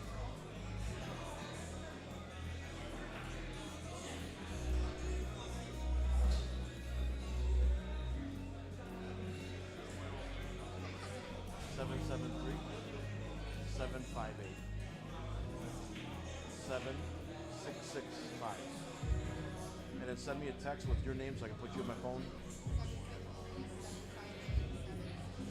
Yep. Take a picture of that cue and the price and include that in the text message too. Hey Ray, come here for a second. Are you okay with the price? Okay. You, no, I want a Moy. No, Moy. Sorry. You guys look the same from behind. You are much better looking. You have a family of Chris Amasquita, the sheriff of the county. I know you all got famous in the past.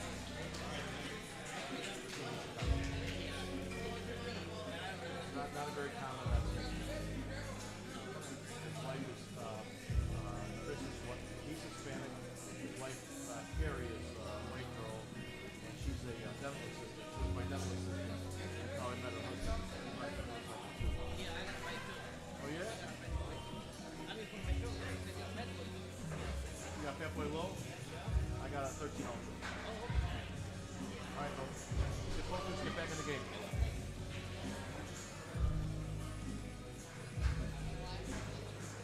That's right, yeah. I was watching you play over there on table 6.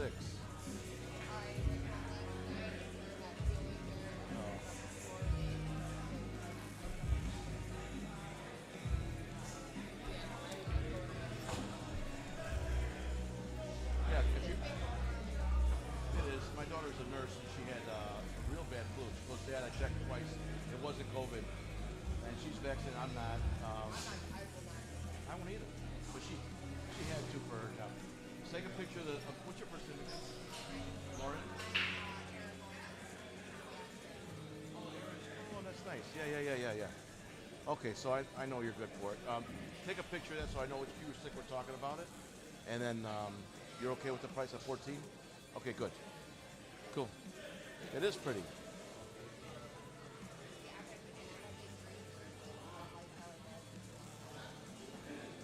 It is handsome. Okay, it's pretty. Okay, good. Beautiful. All right. Okay, I'll give you that.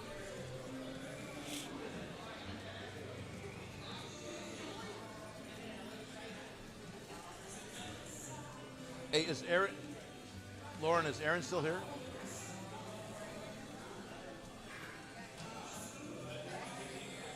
What's that? Where the hell is he? Oh. Yeah.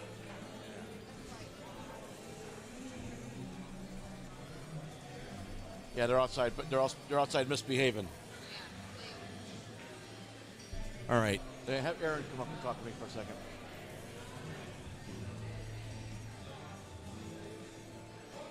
All right, Taylor. Let's see what she's going to do here.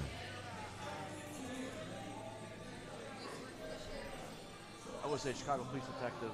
I was a policeman for almost 30 years, a detective for 22. I retired. Kyle, grab that glass. Thank you. It's a lot of money on a tape. No, he didn't do it. It was Brian. What was I going to say?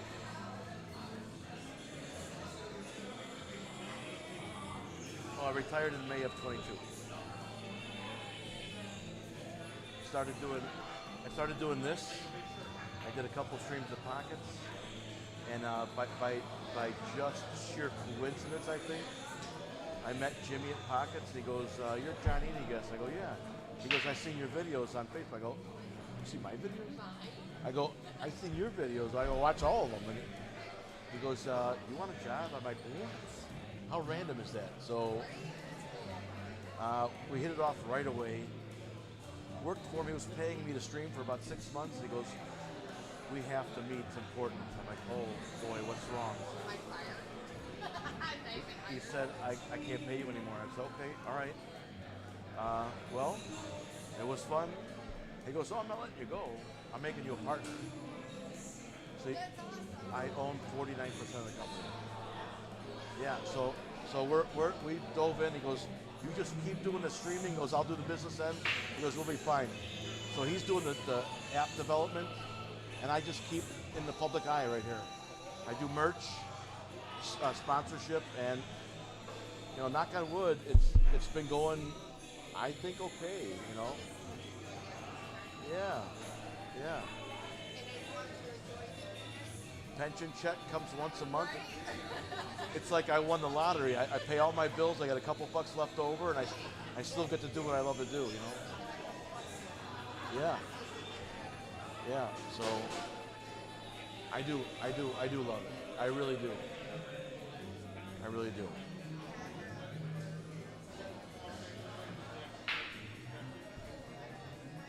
Yeah, I would have stayed longer. I was making good money. I would have stayed longer, but the politics changed, and the climate was bad for us. So I decided, it was time for me to leave, make room for the new people.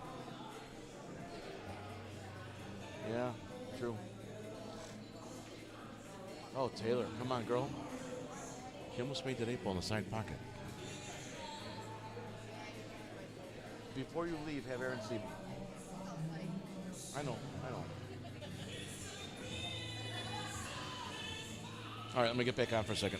All right, so Lauren is very happy with an agreement that we made, so hopefully she's the new owner of a 2023 Coker Q.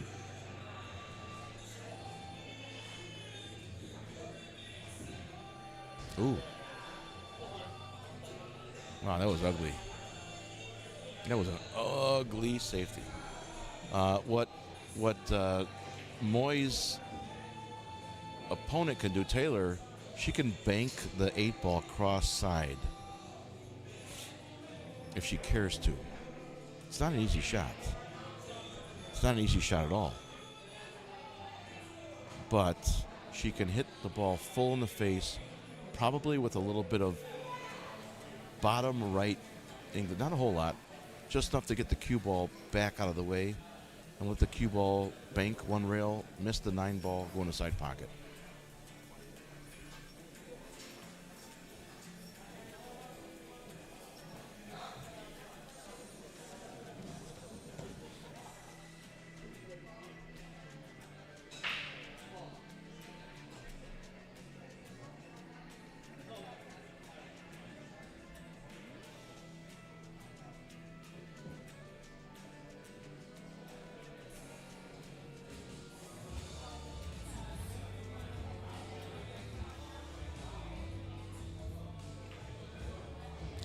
Underneath.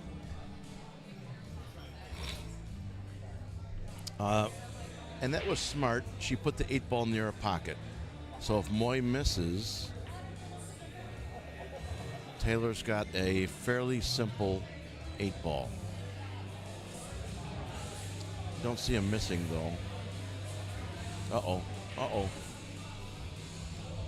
Commentator curse on table 3. Moy has a relatively difficult cut or a back cut bank on the 9-ball. He back cut bank it, and he showed up short. He called it one rail. He was honest. He called it one rail. It went 2. I like how these teams are playing. They're playing with a lot of sportsmanship and etiquette. Good sportsmanship and good etiquette.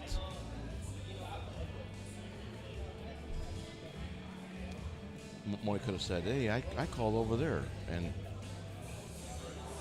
because it's loud in here, he probably would have got away with it. But I like the way that he said, nope, I called it over here. It's your shot. Taylor made it very obvious that she's going to go one rail.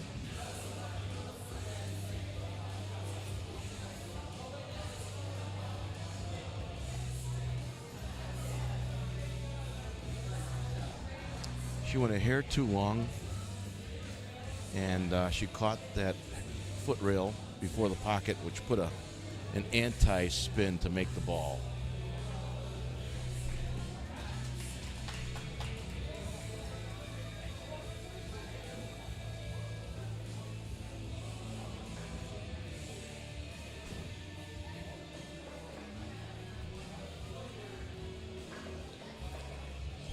Ray, do you want to just tell me the score?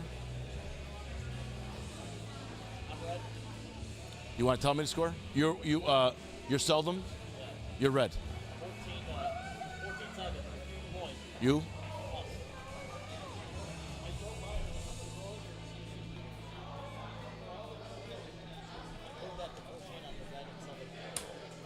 What about table 2?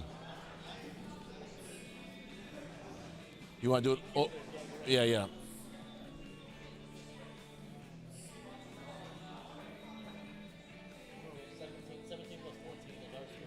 31. 17 and 14 is 31. 26-31. 31 us, 26 the other team. Okay.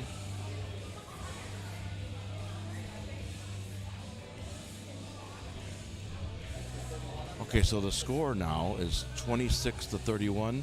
Seldom Sober is up by 5 balls. Thank you, my brother.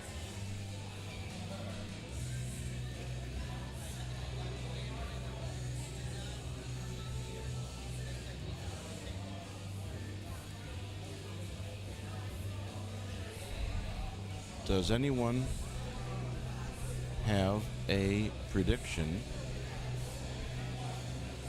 to who will win the trip to Vegas?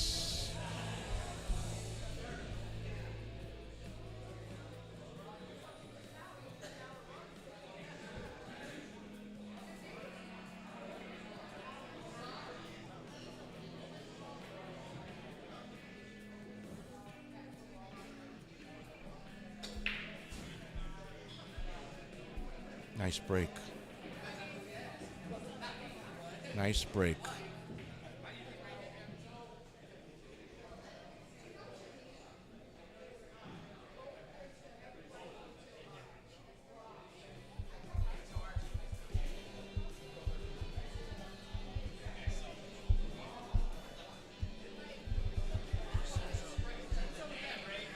Yeah, BCA rules, yeah. World standardized. BCA is different than ACS in that we scratch on the break, it's open, ball in the hand.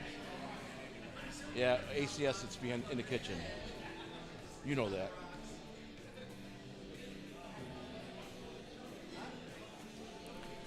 So Dan Greenwald says, let's go sell them sober. That's his team. He and his wife, Rose.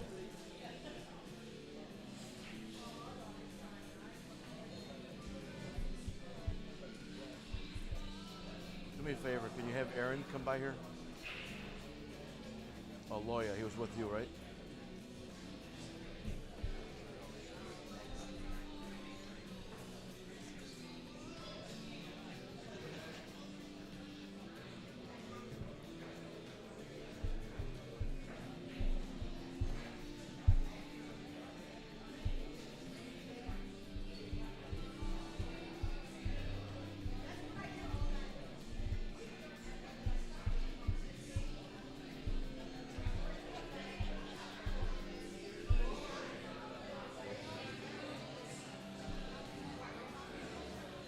Is that a jacket or a bag? That black thing.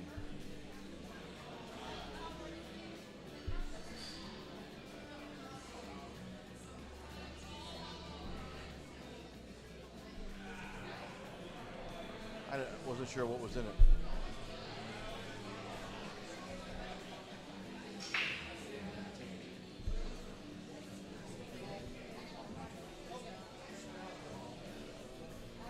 Hey. That third cue. The maple, it's the third. Just go over there and touch it. I'll show you which one.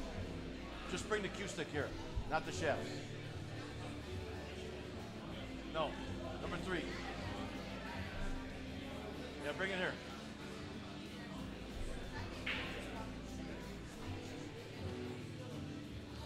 All right, stand by.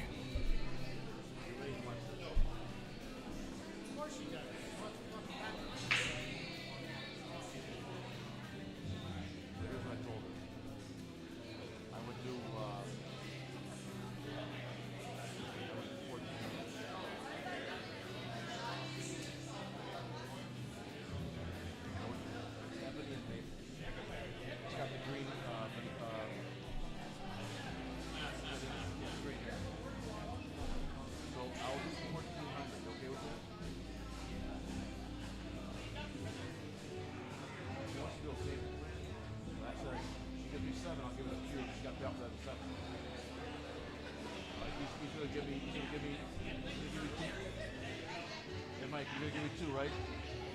Like Friday and then Friday after next? 2 weeks. So he'll do that. I'll do 2 payments of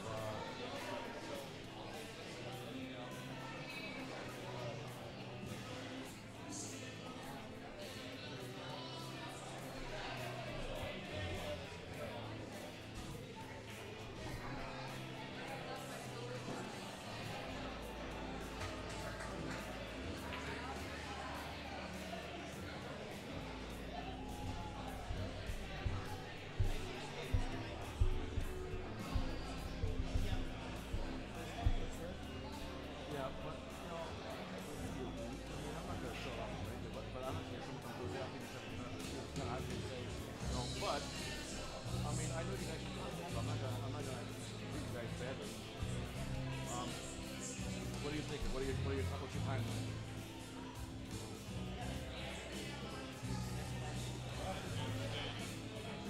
What's the date price?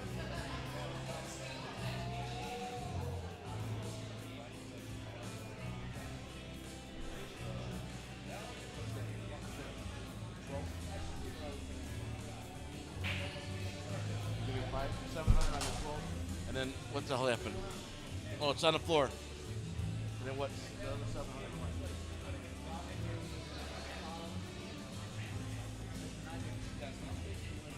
Okay, so 7, 12, 700. Yeah, I'll do that. So make sure you have my number in your phone. She has mine. Okay, send me a text with what you just said.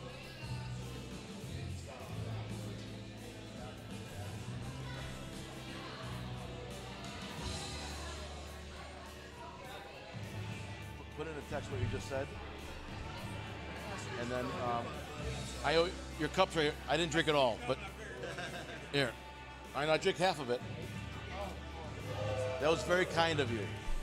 Thank you very much. All right, Lisa. Thank you, honey. Thank you. You should have me say hi to everybody. Yeah, come on. All right. All right, Lisa Blanchette wants us to hi to everybody. Let me take those off for you.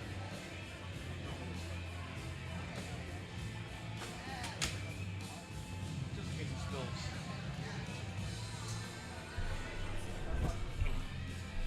Oh. Ouch.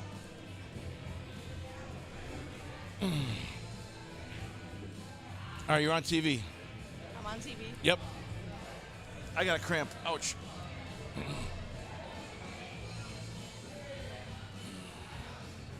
See, there you are. Hi, everybody. So, what do you think is going to happen? Do you have a favorite team today, or who do you think is going to win this? Do you want to give a shout out to somebody? I think Seldom Sober's going to win this match. This match? This match right here. Okay. And then I think the winner that's going to go to Vegas is going to be the Stumbaloon. Oh, really? Yes. So, who's on John Allen's team? John Allen, Michelle Reed. Josh Beasley. Oh, really? They got a stacked team, and they're a very strong team. All right. So, And besides they're shooting very well. besides John and Josh, which I know are very good players, who else do they have? Well, I played Michelle, and she shot really well, so I got beat, and she deserved to win. Do you have an idea who else is on that team that I'm trying to think of the name. Rose? Or no, Rose is on Seldom Rose is here, Sober. yeah. Yep, she's Seldom Sober. I'm trying to look for John, and I don't even see him in the room. The main ones I know is John. and John, Michelle. Josh, and yeah. Yeah, Michelle. Oh, Kyle. Kyle who? Kyle Gray? on the team. Kyle Gray's Oh, on he's that right team. here. Yep. He's on multiple teams. Oh, he is? Yes. You can do that? And what happens is, say that the team that he's on has to play another team that he's on, then he has to pick which team he has to play for. But then does whichever that- team loses, he can still play with his winning team. What? Say he's on two teams. So say he lost. That doesn't make sense. Then he could go on with the team that won, because in USAPL you could do that. Okay.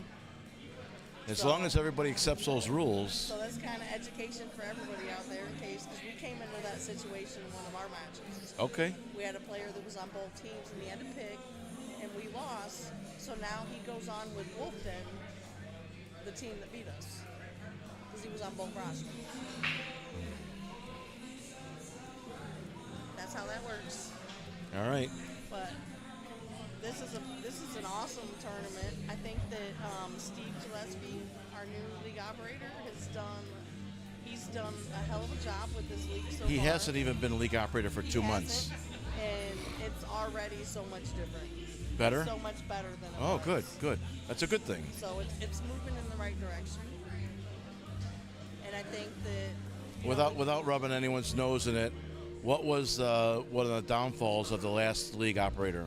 Don't say the names. Just say what were some things that what were some of the things that were improved. Let's put it that way. Well, the last LO had a lack of communication. So communication's better. I say communication was one of the biggest differences that I've noticed Okay. so far. All right. And then also the last LO, like this session, I never saw him in any leagues. I never saw him come and see the players in the league. And Steve comes and shows up for everything. He's there and he's involved and knows what's going on with the Okay. league. Well, that's a good thing then. Okay. We hope it continues. Very cool. So it's going to be on the up and up. All right. Cool.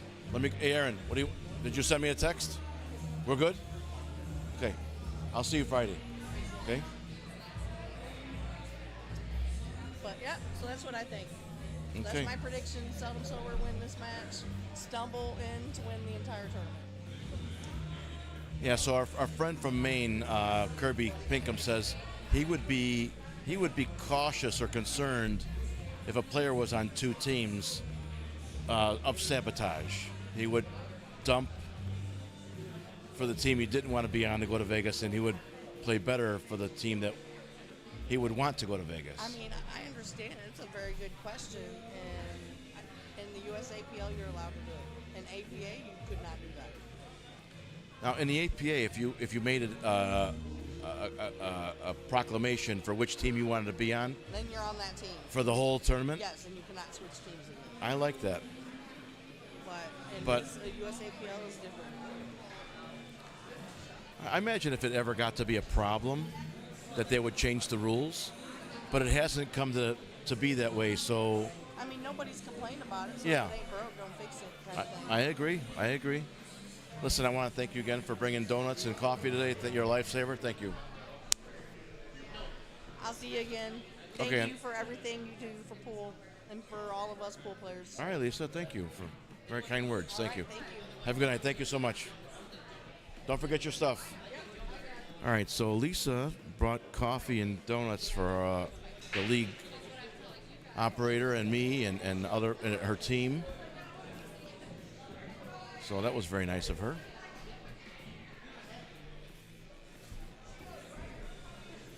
She's going to take off and watch the stream when she gets home. All right, bye, Lisa. Have a good night. Thank you so much.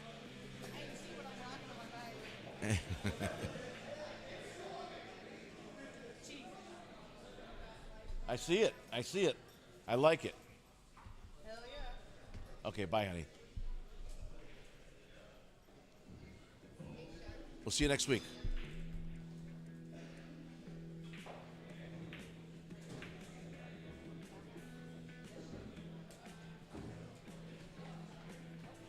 See you. Thank you. All right. So Aaron and Lauren are going to leave.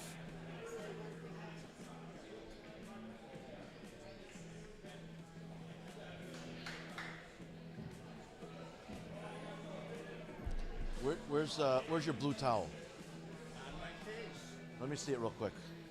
I don't have a picture of it yet, so I want to show everybody on the stream.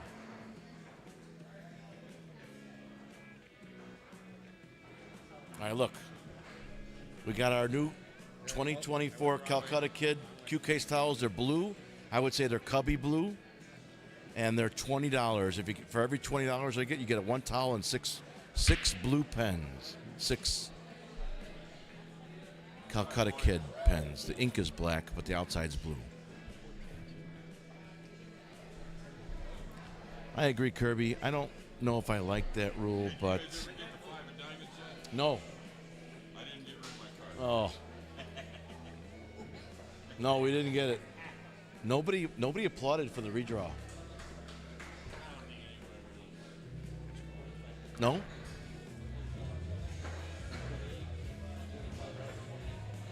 Do we have all the cards in there? We do? Whose are those? So these 3 are mine, and these 2 were the winners of that. Oh, so those were in there? Give me those. I'll throw them away. So they don't get a chance to earn money. No. Well, they already won. What do you mean? Well, they want a nice bundle, or they don't get a chance for nothing. So would I put the 5 of diamonds back in and redraw it?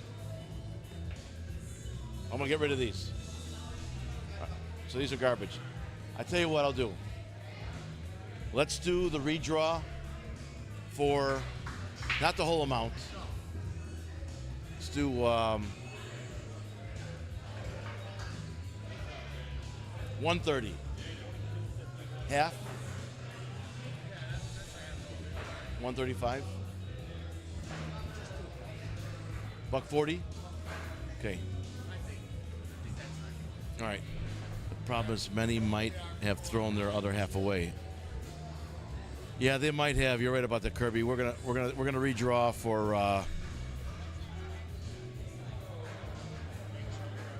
140. We're gonna redraw for not the whole 270. We're gonna redraw. We're gonna call the 5 of diamonds a loss. It's out. And the next winner will have a chance to win 140. But that'll be a final draw, though. Yes. Yeah, that's it. Because the 5 of diamonds might be like, oh, I didn't answer because I wanted you to have it. But then he should have said that. Exactly. At least approach it and claim it. Yeah, okay. All right, we'll give 140 to the next card after this song.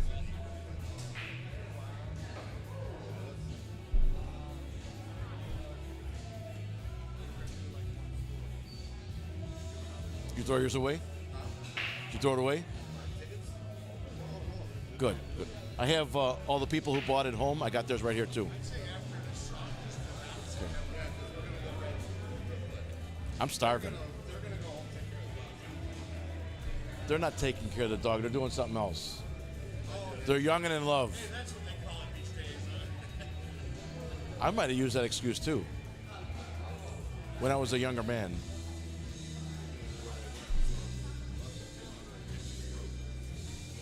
Okay, ready? Ready?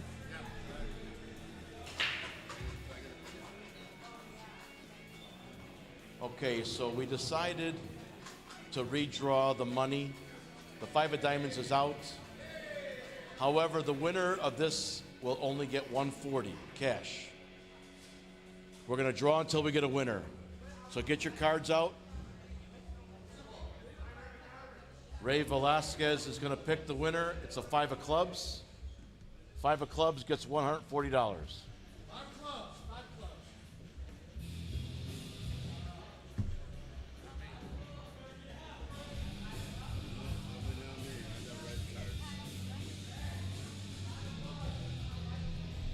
Steve, do I know your phone number?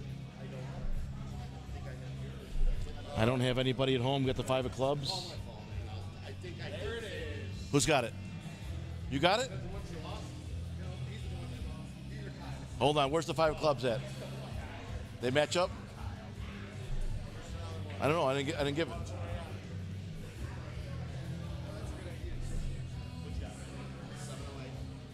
We got a match. All right, we got a match. Who gets it?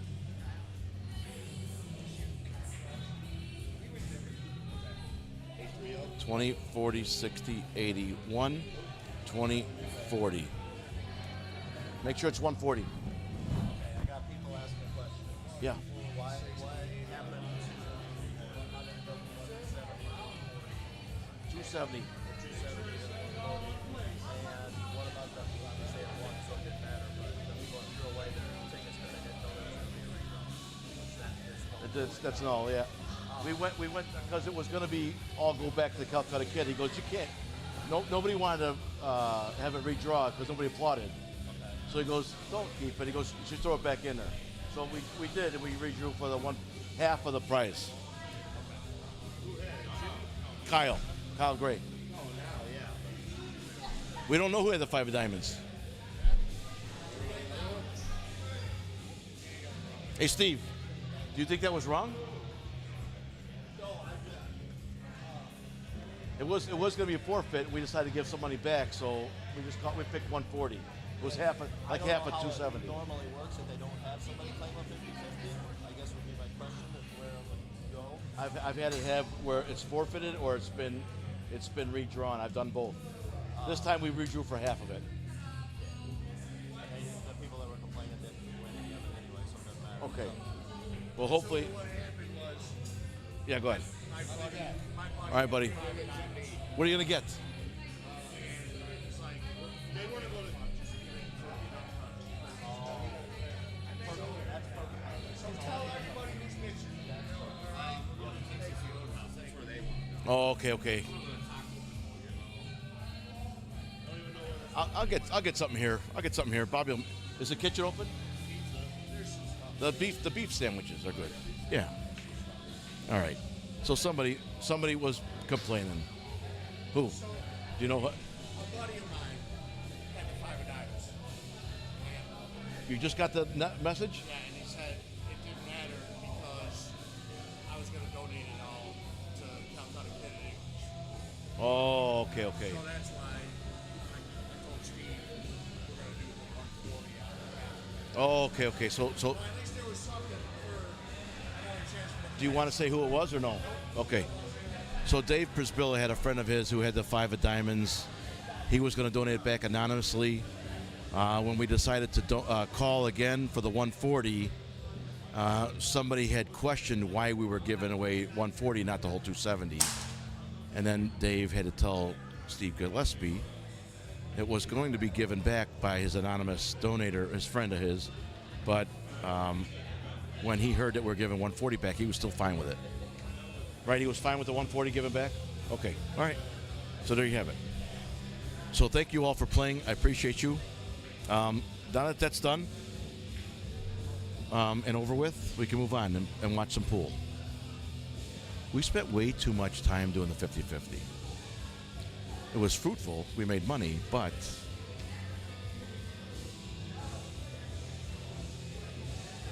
so what did I make? I made 540 minus 400. I made huh? Yeah, no, I haven't. Yeah, so I made 400 on the 50-50, plus I sold some things. Okay, all right, we're doing good. We're putting gas in the tank.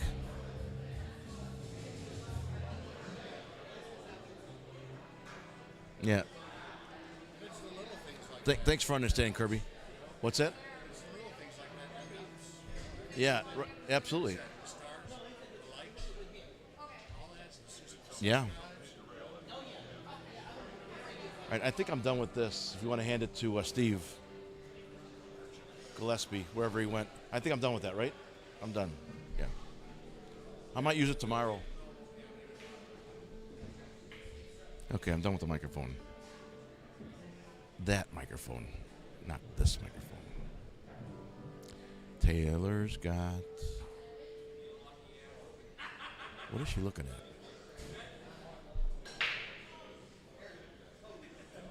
So if she's shooting the 5 ball, just roll it in. The cue ball will naturally go 2 rails. It should be pretty straight on the 6. Watch this. Oh, she had to make it. She hit it firm. Look how far that 5 ball rolled out of the pocket. Had she rolled the 5 ball towards the bottom right corner pocket at pocket speed, the cue ball would have gone 2 rails and she would have been fairly straight in for that 6 ball.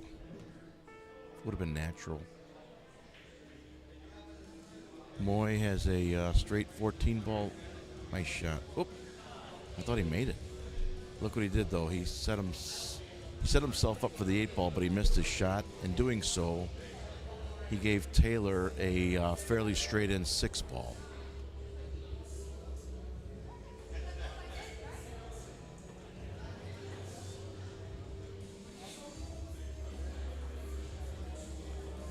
Shout out and thanks again to the anonymous winner of the 50-50 who wished to donate it all back. Apologize we didn't adhere to your wishes, and we redrew and gave back 140 at least. But thank you for that kind gesture. Let me give you guys an update on the score. Ray, what's the score? 15 to... I got a 3-0 win. Oh, you do? Okay. So it's red is 51.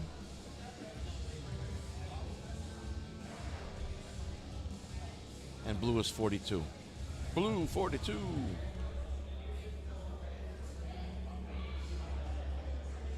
That's the updated score. We're watching Taylor shoot the 5 ball. Make the ball. Make the ball. Nice shot. She's going to have a bank on the 8 ball. If it's straight in, because the 8 ball is so close to the rail, she will need to force this, which means she'll have to compress the rail with the 8 ball in order to avoid the double hit. So pound this ball hard with a little bit of top right, get the cue ball out of the way. That's not, she tried a safety. Whenever you are faced with a decision to take a difficult shot, offensive shot, or attempt a difficult safety, I always try for the shot. I'm going to go down swinging. If I'm going to go down, I'm going to go down swinging. Unfortunately, well, fortunately for Taylor, it worked out in her favor. She tried the safety, didn't work out, gave Moy a bank on the 14. Moy missed it by at least a diamond. Taylor's got a very straight shot here. I do the same thing. If I see a chalk on the rail where I'm looking, I move it. That bugs the crap out of me. I play straight pool with these old guys, and they like to put 4 chalks on the table. I'm like, look, man, how many chalks do you need? I carry my chalk in my pocket because I'll be moving chalks all game. So we agree on 2, and then I just keep them together, move them around the table. I do not like the chalks on the rail. Nice shot.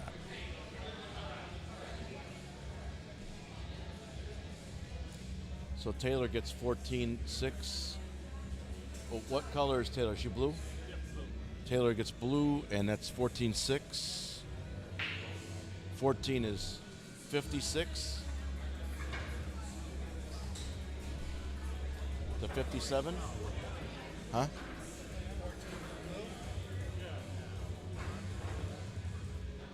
56. And this is, huh?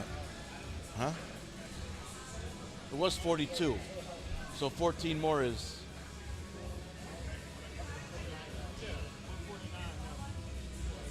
Oh, 149? Yeah, 149.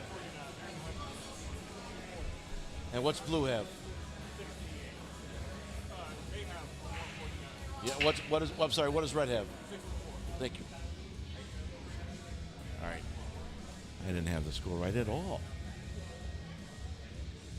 Don't put it up.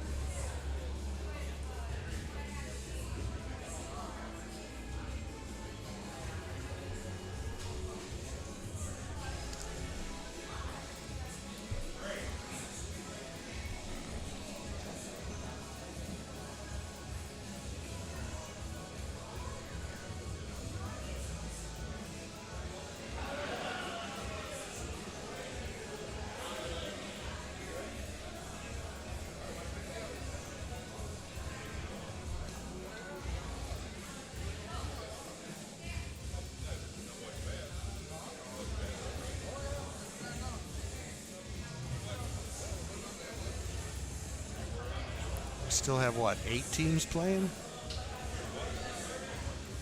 Oh, I don't know that. I haven't looked at the board lately.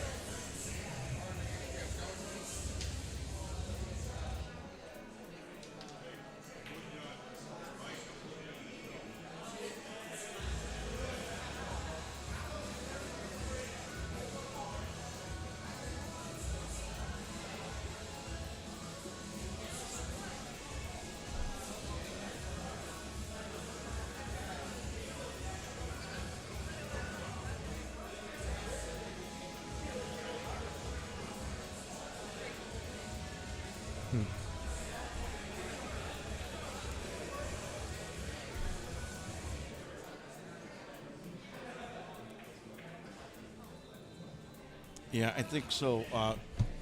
Ray, this is the one loss size? Okay, yeah, one loss side.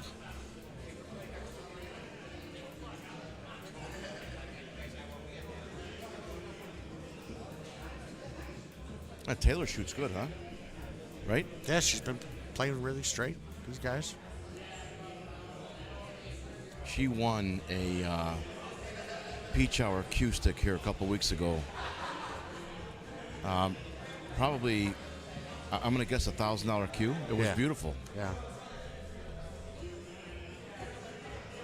It's amazing what that does for the game too. For your personal gain, you get a stick like that now.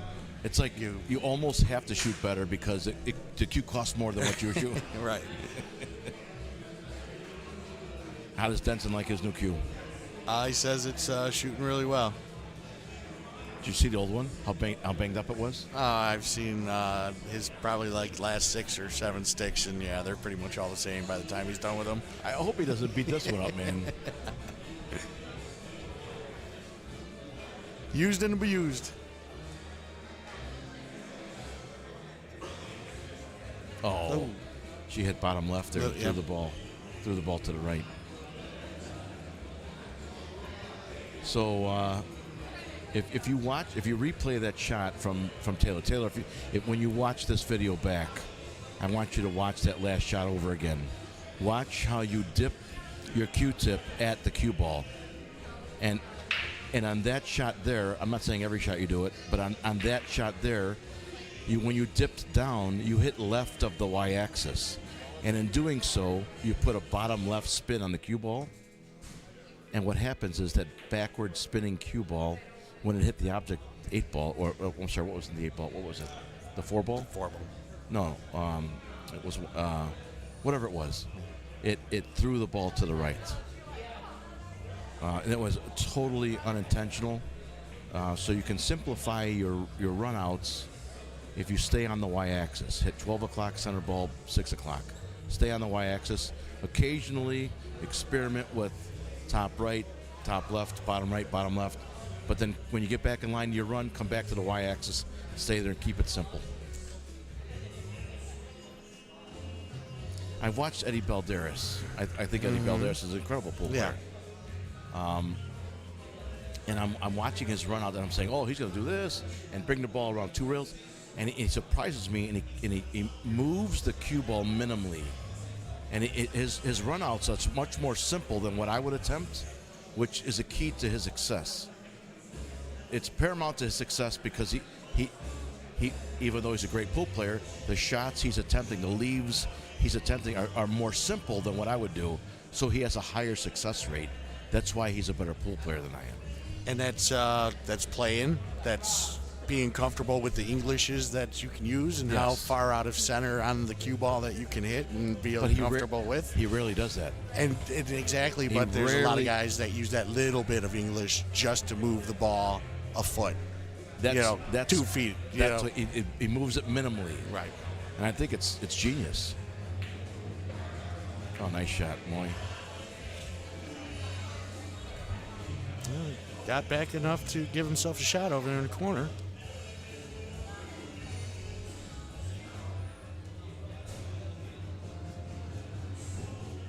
Nice. That's it.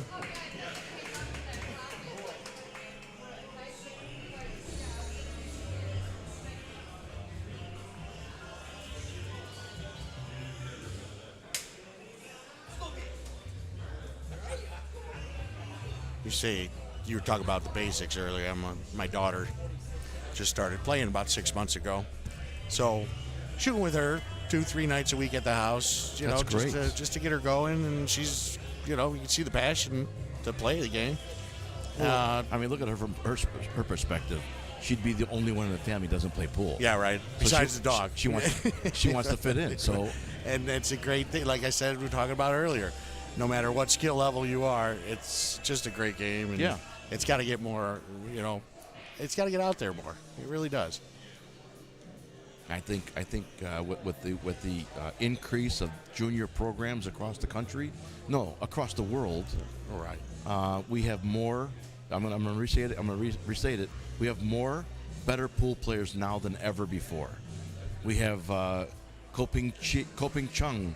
We have Feder Gorst, who was a world beater when he was junior nationals. Jasmine Ocean when she was a kid coming up. Look at Skylar Woodward. Tyler. What's Tyler's last name? Tyler. Got the wrong guy for that. He could walk right in here right now and I'd ask him to play. No, you. But yes, I know what you're saying. When Amber was in junior nationals, she played Billy Thorpe and Skylar Woodward. Awesome. And then, Landon Shuffett. They were just small fry. Amber's got a couple of years on them. They were just a little small fry. At the state level, the boys and girls play together, don't they? Yep. Yeah. At the national level, they play separate. Yep. Okay. So my daughter would wear a capris and her little shoot and her little fancy shirt, and the little boys are like, "Hey, you want to play some pool?" I'm like, "Yeah, you little rascal. I know what you're doing." But no, they were cute about it. Tyler. It's great to see the kids play. You know, that's Tyler Steyer. Okay. Thank you. I forgot the last name. Shame on me. You ever get a brain fart? Many times. Yeah. But definitely names. Names to faces. I'm really horrible with that. Looks like we're waiting for our next match over here, huh? Yeah. So I'm gonna go over to table 2, and you guys can watch this table over here. That's what's his name? No. You don't know his name? Okay. Who's your player? Mike Murray. Okay. So Mike Murray is on Seldom Sober, and this young man, I don't know his name, is on FAFO. I think you need to start requesting layout of all the teams. You know, get your team roster in front of you so that we know all the names. I don't know. This was Steve Gillespie's a brand new league operator. He's owned this league less than 2 months, and he's got a national qualifier, and he wanted this exposure. So he reached out to me and said, "Would you help me?" And I said, "Absolutely." Yeah, of course. I don't know much about the USAPL, but I'll do what I can. Right. So I'm trying to give the people at home a better understanding of what USAPL is all about, how they keep score, their methodology for calculating handicaps and whatnot. And so here we are. Yeah. Yes, there's certainly room for improvement. I get that. But Steve Gillespie is doing a great job. You heard from Lisa Blanchett that the league, in her opinion, is going in a more positive direction. Yeah. Get the word out. Yeah. Now you get pool players that are, a little more inquisitive to why don't you become the USAPL league rep in our area? Oh my goodness! Could you see that? And we could do it at Pockets. We'll be upstairs. The possibilities are endless, right? 8 teams. 8 teams. We can have a national qualifier ourselves.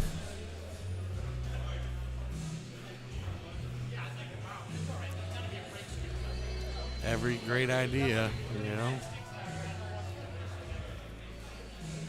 Hey, Kyle. Congrats.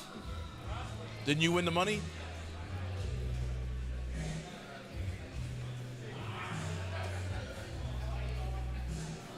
He's a good guy. He runs tournaments up here. Melvin Timms and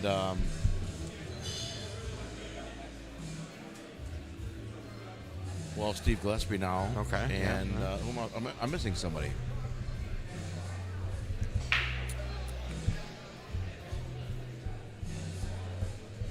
No, that's it, I think.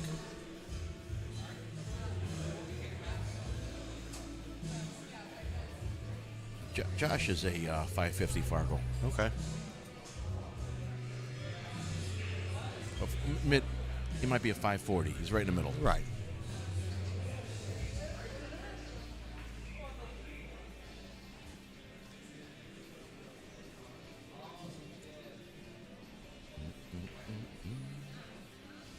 So, Kirby, are you still with us? Kirby Pinkham? I have a question for you now. Kirby Pinkham.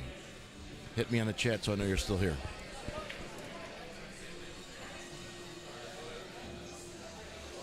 Kirby and his girlfriend is Angel Knight. Remember Knight Rider, Michael Knight? Oh, yeah. Yeah, this is Angel Knight, which could be a nice sequel into Knight Rider. Could be. So Michael Knight's car was Kit. What would Angel Knight's car be? Put it out there. We need someone to give us a hand with this one. We're waiting for Kirby to respond. We're waiting for Kirby to come back. Our friend from Madison, Maine.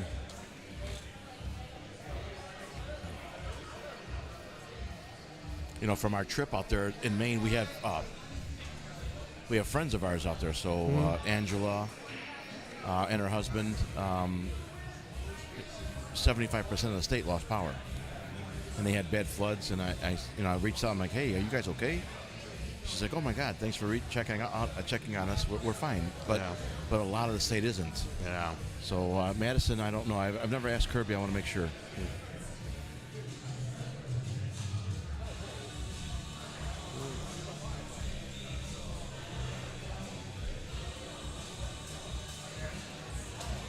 We're kind of blocked here from this game. Yeah. Hey, gentlemen. Just a little window. Oh yeah, mosquito.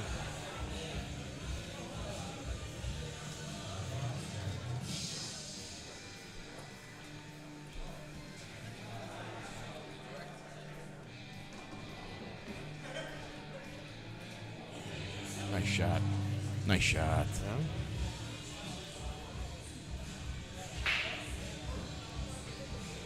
Well, these object balls are pretty set out in the open there. That 8-ball is going to be a little tricky. Unless you can get on the back side of it. I kind of want to blow this up a little bit more. Let me zoom in a little bit. Let's see how this looks. There you go. That look good? Yeah, nobody just wants to sit there and look at me. No, this table. That looks great.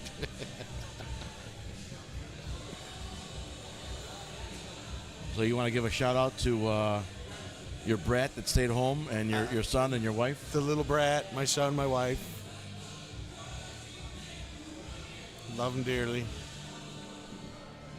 Oh, he is here. Angel's car would be Zip. Oh, Zip. I like that. And yes, we have bounced back from the flood. What color? Would she stay with black? I'm going to guess Angel's car would be purple. That's my guess. I don't know Angel. Just on a whim. Just on the... Right. She was on the stream too. But no, I wanted to ask you, Kirby, where are the pool halls? If someone wants to go to Madison, Maine, let's say the Calcutta kid went on a tour of the Northeast United States, and I happened to wander into Madison, Maine. Where would the pool hall? Where would Calcutta kids go and shoot pool in Maine, Central Maine? Great question. Give a shout out to your local pool hall, buddy. Oh, look at it! I guessed it right, dude. Purple's her favorite color. Purple's her favorite color. Come on! I'm gonna go buy a lottery ticket.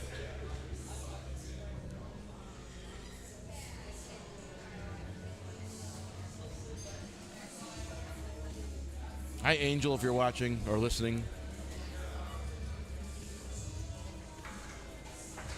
Hey, Ray, next time get closer.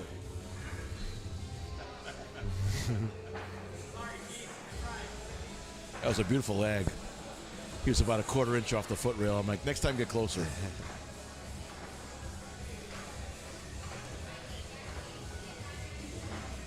All right, so Ray Velasquez is going to play on table 3 here in front of us. I'll finish up this rack on table 2 first, and I'll switch over. If this young man doesn't run out right now, he's on the 8-ball.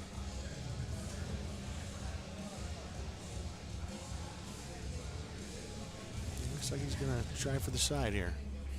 He called the side pocket? The side pocket. All right, so Ray's going to break. Let's just watch this 8-ball for a minute.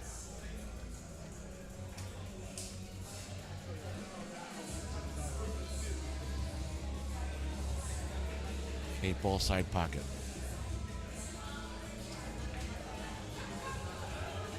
Ugh. Rimming, no. All right, Ray just broke. Looks like he made a ball. Cue ball somewhat in the center. Looks like a good break. Looks like a really good break. 8-ball came all the way down here. What would you choose here, stripes or solids?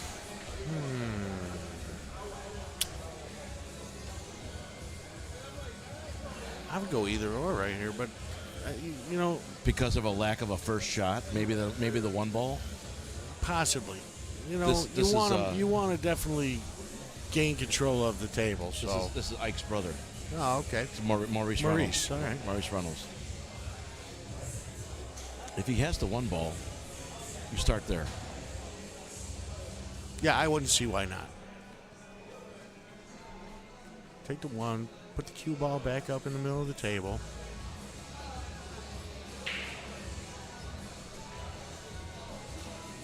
All right, he's on the rail. That's not good. Well, he left. I'm gonna come himself over here and long, watch but- this guy. He's got solids.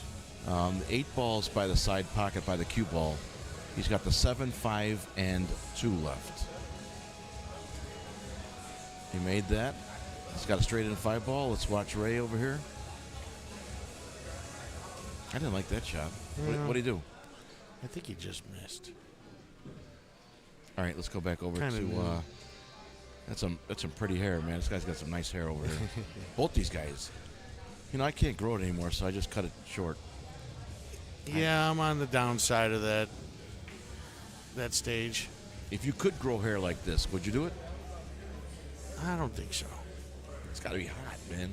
I couldn't do it. It's so hot. I sweat taking a cold shower. I couldn't have freaking 5 pounds of hair on top of my head.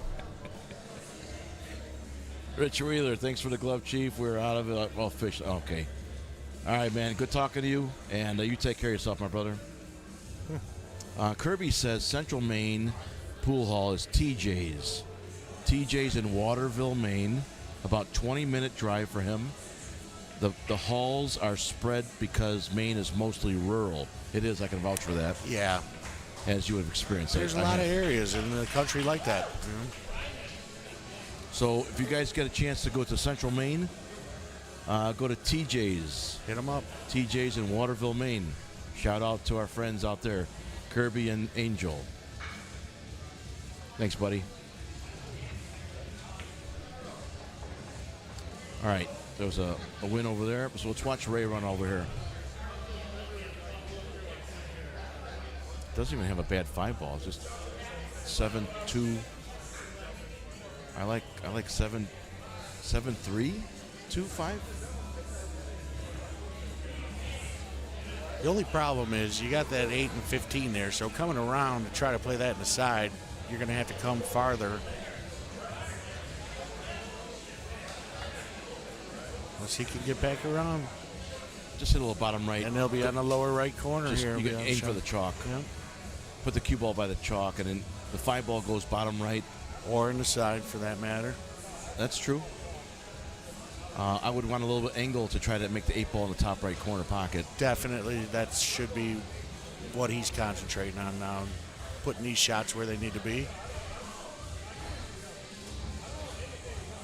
Oh, he's got straight in. He got a little bit of an angle here. He does might have be able to drag it a little bit, but not much. That's pretty straight. Do you slide straight over or do you draw it backwards? I think I play more like a slide shot over there. I mean, you're good with. You have to hit it firm. Make the ball. Number one. But slide that ball right over. You got the 15 there blocking you. You got a cut shot still. Oh, look at that shot. Well, looks like a straight back shot the to 11, me now. Well, he can carry him off the 11 for the side, but that's a cut. He's going to bank it one rail. Yep. Just like you said. Try not to overpower this. Stop the cue ball. Let the 8-ball begin a forward roll immediately. Exactly. He hit it hard. He put some English on there, too.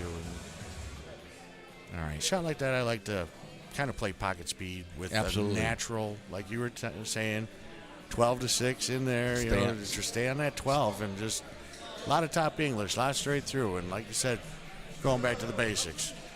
if you're having difficulty pocketing balls, you're running through a slump, start rolling the ball to the pocket at pocket speed, and you'll watch your ball making percentage increase. No doubt. And then your confidence in ball making increases at the same time. How many times have you jawed a ball thinking you had a dead nuts, and then next time you approach a fairly simple shot, you're like, I don't know if I'm going to make this ball. Well, many times, but just one that I remember, and it'll haunt me forever. Yeah, do you want to give me a... Who's got what? Okay, let me fix it right now. Okay, and Fafo has very close. So it really got close here. All right, so we have an update of the score. Seldom Sober's at 163, and Fafo's at 174. You're leaving?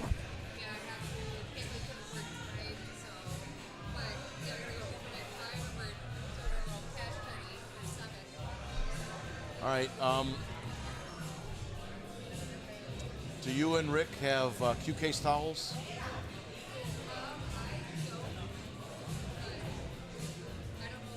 Take 2 of those black ones. One for you and one for Rick.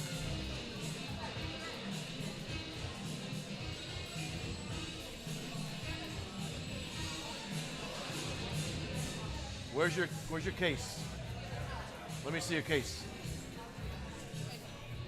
Grab 2 of the black ones.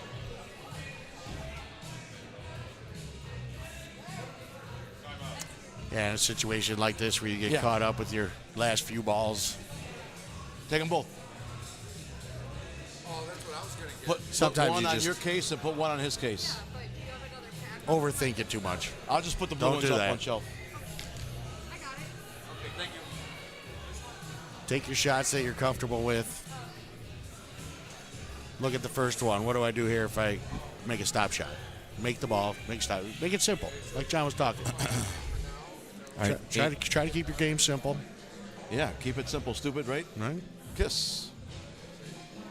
Hey, you got to represent, bro. Hey, me and Steve Gillespie were talking about I got a little label maker on that little outlet. You're going to make a big guy cry. Stop it. Yeah. All right, Kirby says Angel made the comment she'd want to drive T-top Trans Am like the like the Bandit. Remember that one? What was that? 78? It was a Firebird. Was that a 78 or 79? I don't know. It's a 79, you dumb. That's it. That's it. That's perfect. It looks beautiful. Thank you. Will you represent? Thank you. They're 15. But you know what? Go ahead and take that one. Last time I was there, they took care of my. Oh, nice. They own Chalk It Up. No. Just go ahead and take that one right there. I don't want that. Taylor. There you go. That's yours. Here. Thank you.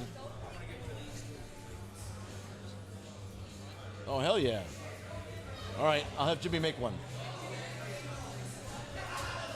All right, so let's go in my pocket. We're making money. All right, so where's the story here? Hold on. What's the story? What was I saying? Kirby says I got to finish my story. I have like ADD. I get. You know, I'm pretty much the same with that. What the hell was I saying, Kirby? I'll finish my story. What was I saying?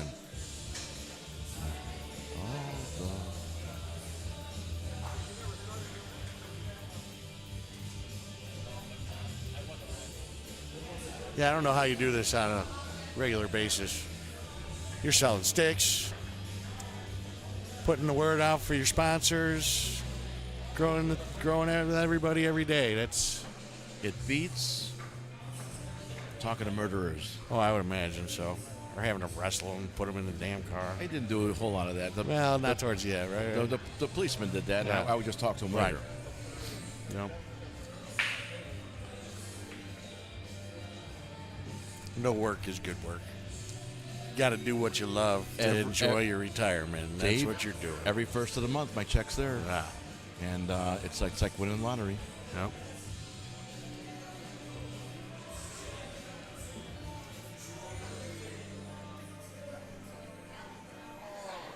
Moy, which one you getting? Which one you buying? It's got an ivory ferrule. Hold on.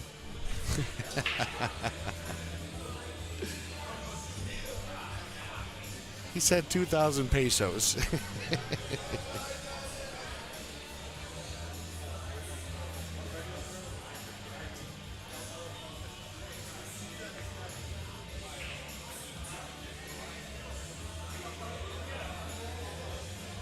Well, it's a good miss.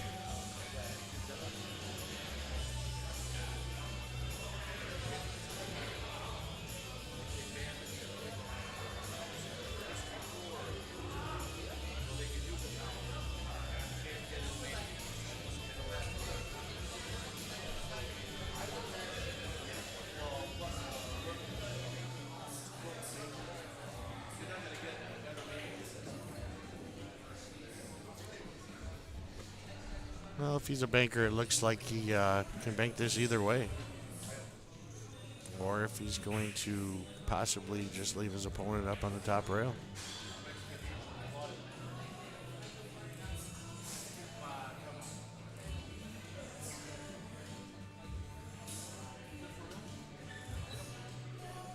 He's going to bank it to the lower right pocket.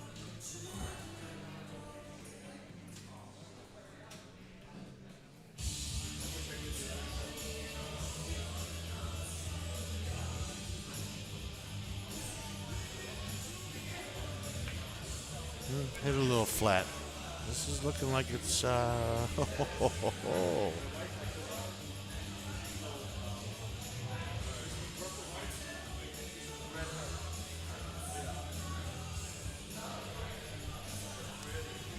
Now he's off angle on this 13 in the side.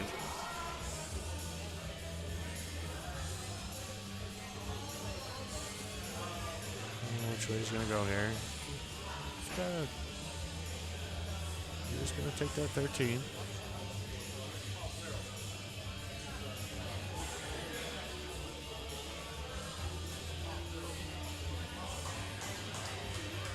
It's good speed.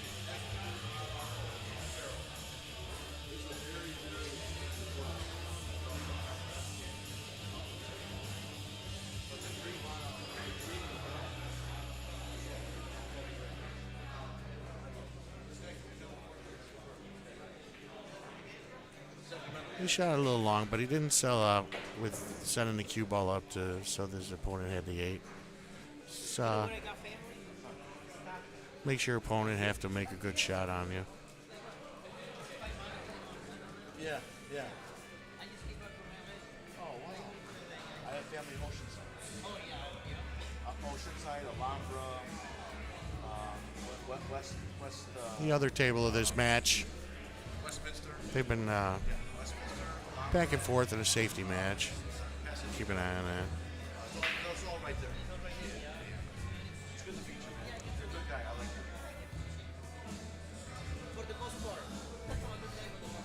you. We all are. Steve's a good guy all the time. All the time. All the time good guy. Kirby says, your buddy, sorry, name slip, was talking about being in a situation he'd never forget when he comes to shots. Oh.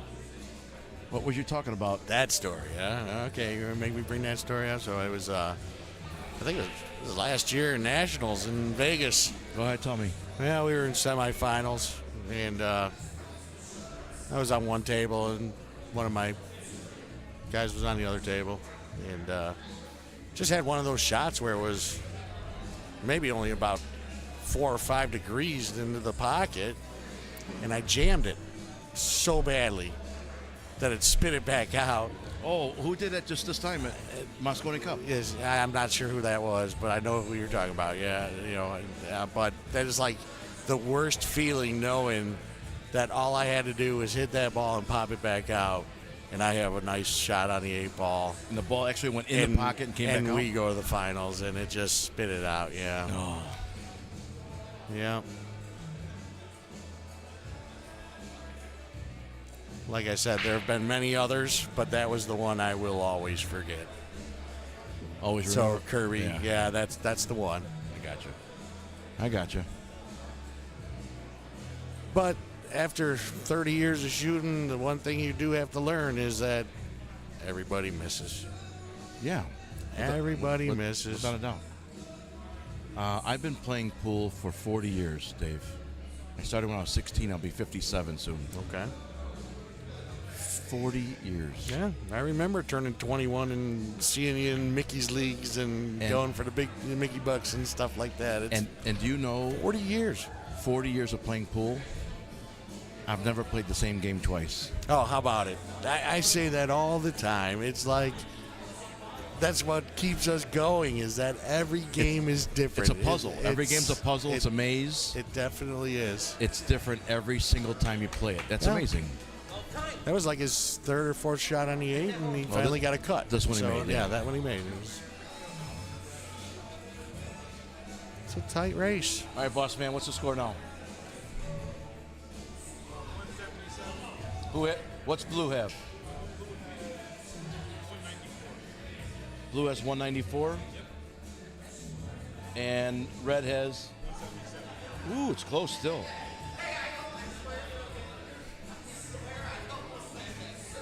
All right, shout out to the teams who have assigned scorekeepers so that I can somewhat update you as we go on each game. Because without these guys, I can't do my job well. Right? Look at our last comment there by Dan. Dan, oh, he's right here. Oh, that's his brother. That's okay. Okay. Your brother Dan's here. No, he's on here. Yeah. He says, Dan says, I haven't missed a shot in 10 years. Just played some really bad safety. Yep. So, in the 30 years you've been playing and the 40 years I've been playing, can you remember some incredible team names? Like, oh my God, that's such an awesome team name. That's a good question. Yeah. So I'll tell you my story when you tell me yours. Well, just the most simple one. I was on a team and I'd always just show up at like 8 o'clock, right? No, league started at 7 o'clock. I was there at 8 o'clock every week.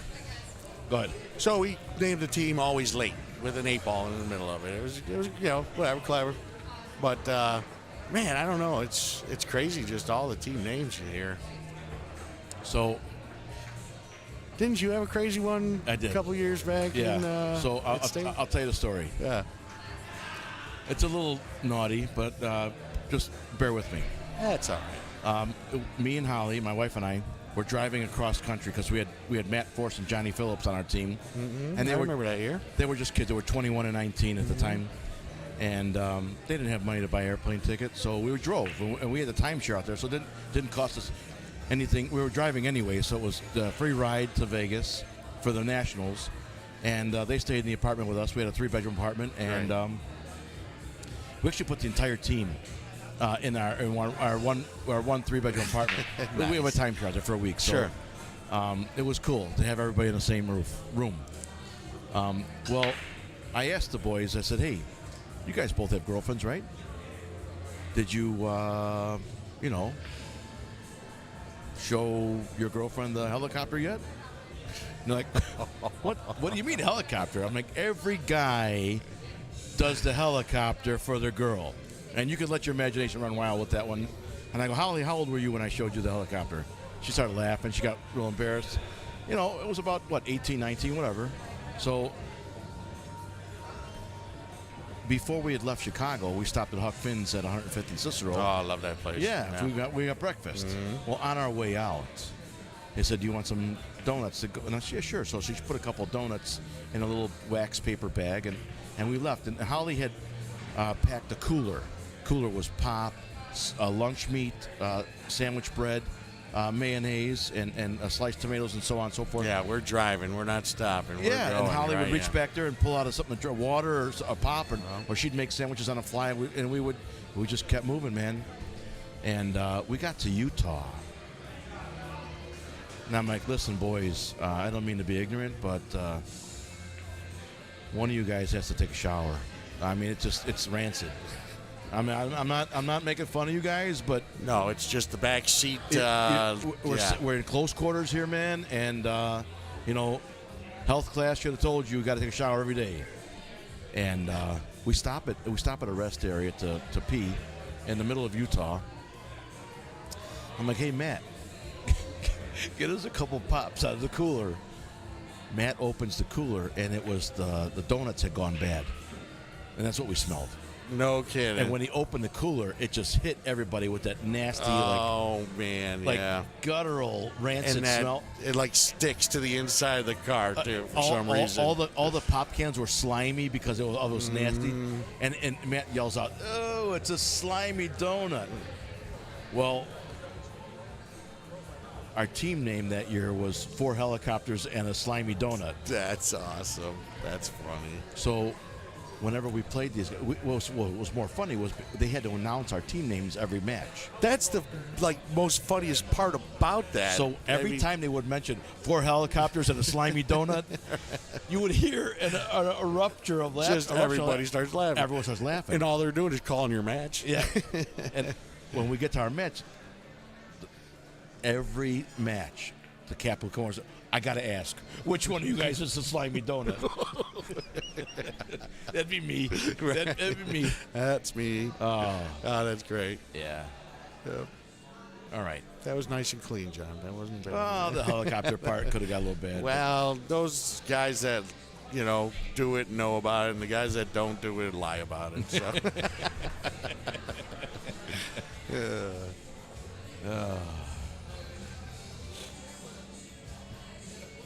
True story. See Johnny Phillips or Matt Forrest and ask them all about it. Holly will tell you too.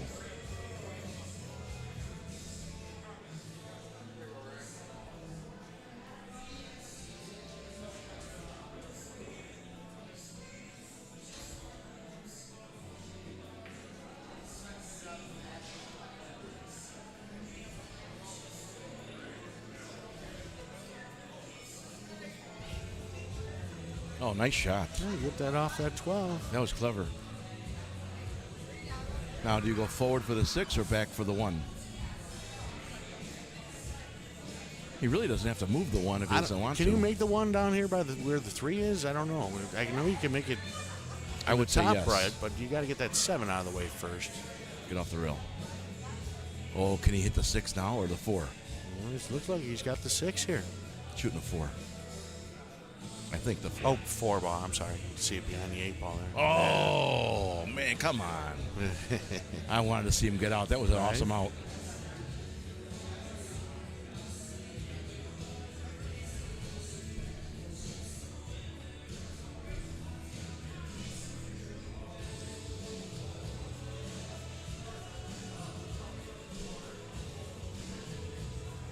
What's he looking at?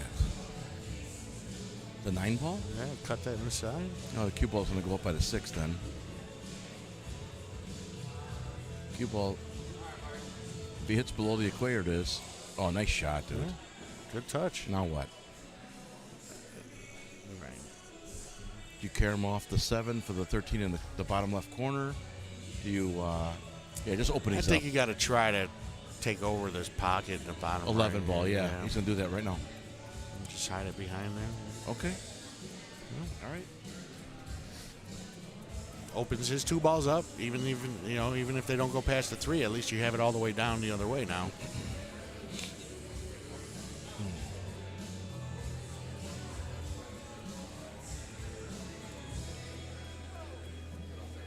Oh, here's a good question, Dave. What's up? What percentage of pool is mental versus physical?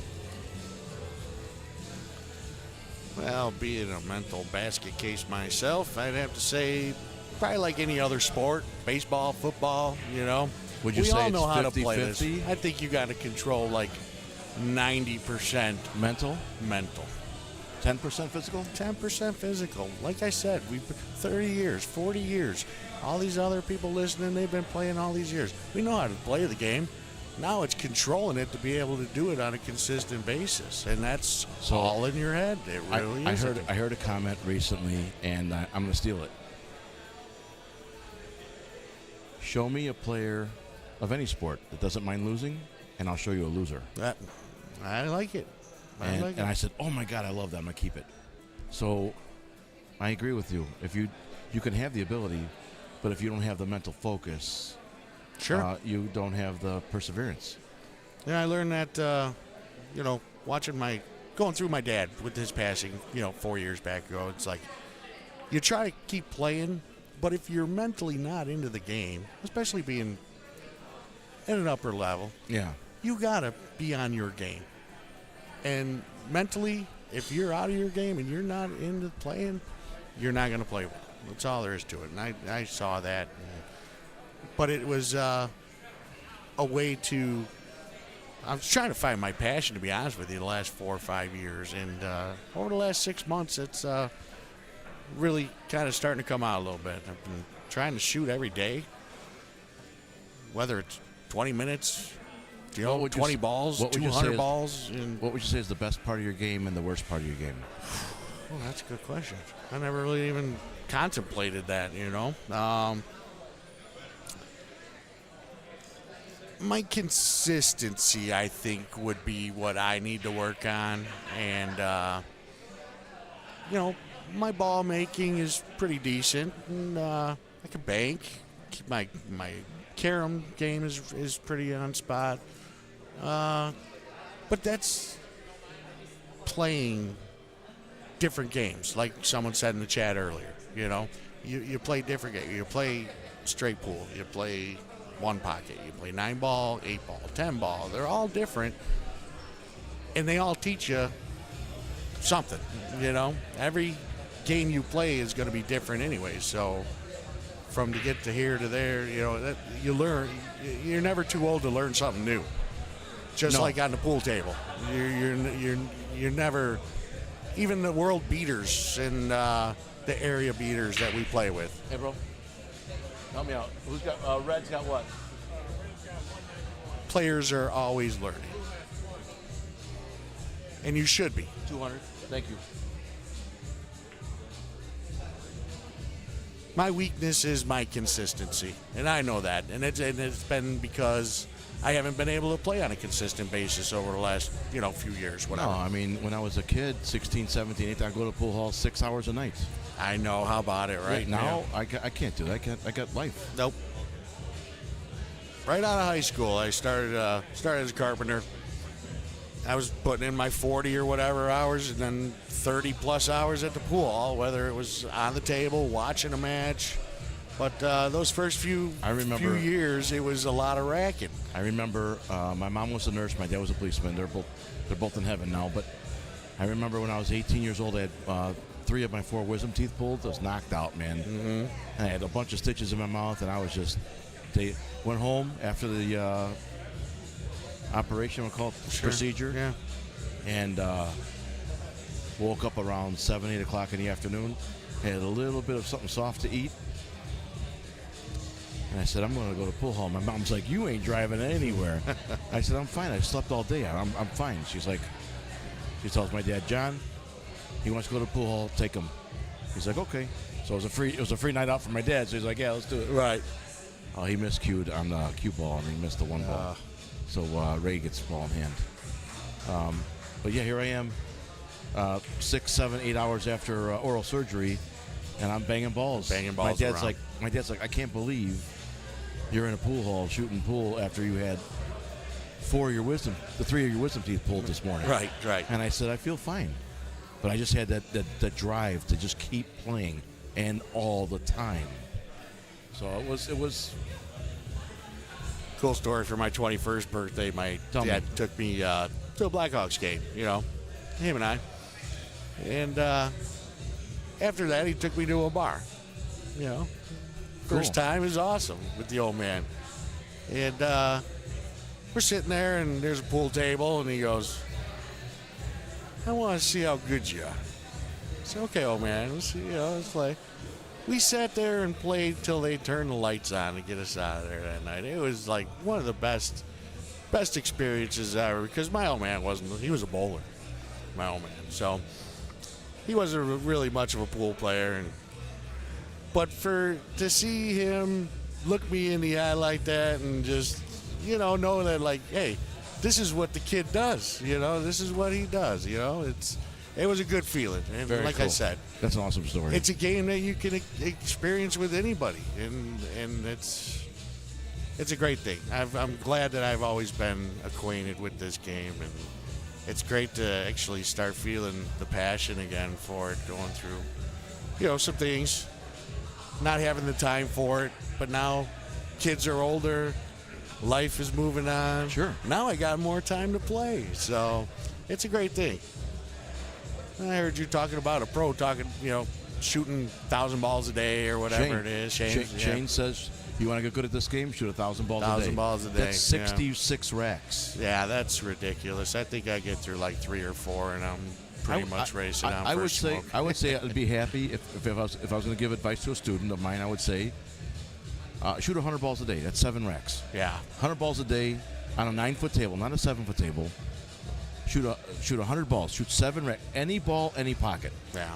And it might take you an hour. It might take you 2 hours to shoot any ball, any pocket, 7 racks, and that's your practice. Mm-hmm. And I don't care if you take simple shots, just going through the motions and potting balls. Right. Go through 100 balls, and then in a month, raise it to 150. Mm-hmm. You'll know when you don't need to do this drill anymore, because you'll have all the fundamentals down. You'll be striking the ball crisply, cleanly. You won't be diving at the ball anymore. You watch these players. Sure. When you watch them shoot, watch them dive at the cue ball. I have seen a few players, and like you said, it creates more English on that It's a cue spin. ball, It's a- and yeah. it spins your object ball does. usually out of the pocket. Throws it away, right? Yeah. You're right about that. He just did it right there. And the same thing, it just comes like flat. You think you got it, but then you hit flat. Well, he hit bottom right, and it threw the 8 ball to the left, and he went 2 to 3 rails back up table. So there you go. What happened here? A little slice shot here. He's got to avoid not scratching, like this. Sweet. It's a good shot. It's a good shot.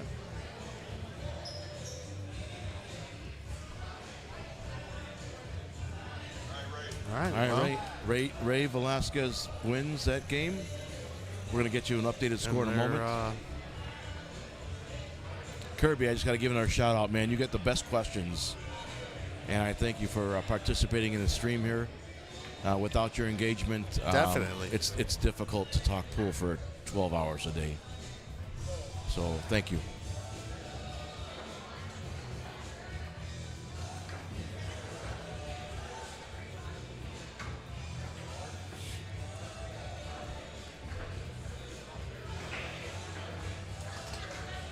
Yeah, but not to mention the pool that you get to watch. Different players. Yes, sir.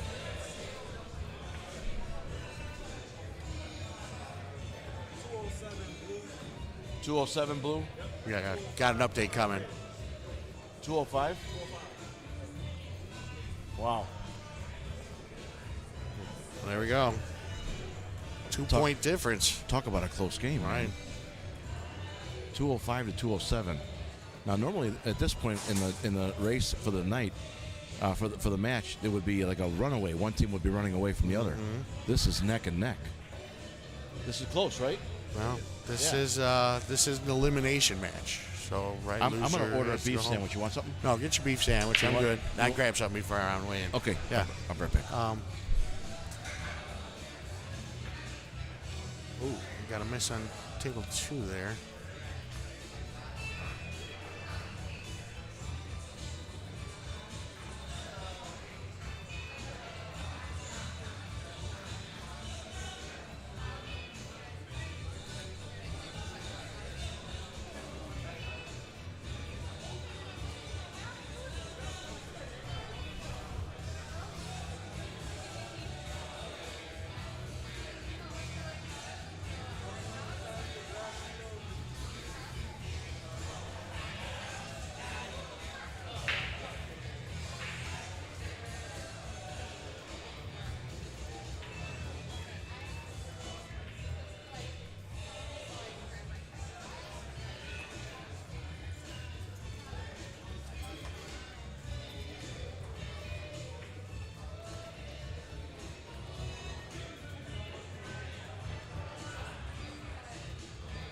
it's definitely coming down to the wire for these two tables here.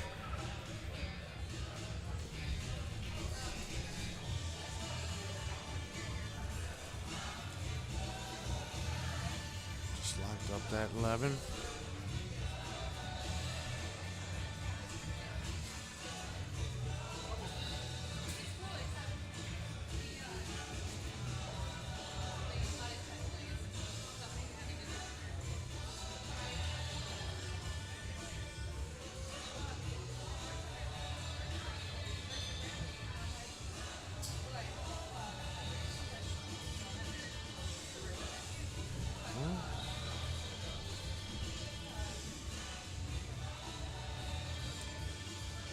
Safety shot.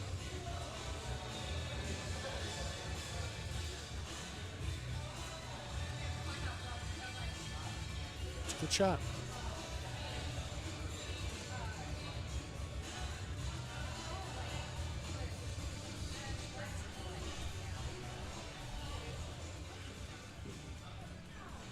I think the 5 ball does go past the 6 down here in the bottom right. Oh, he is looking at that.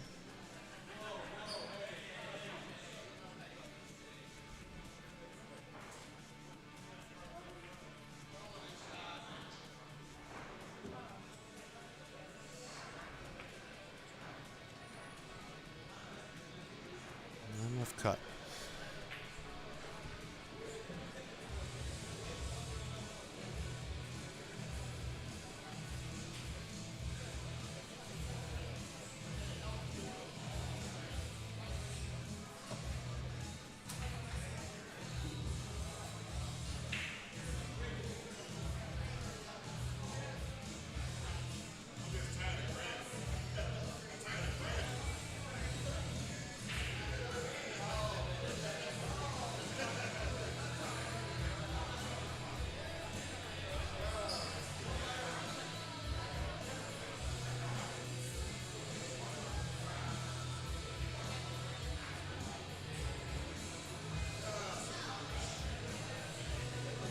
Did he get up far enough?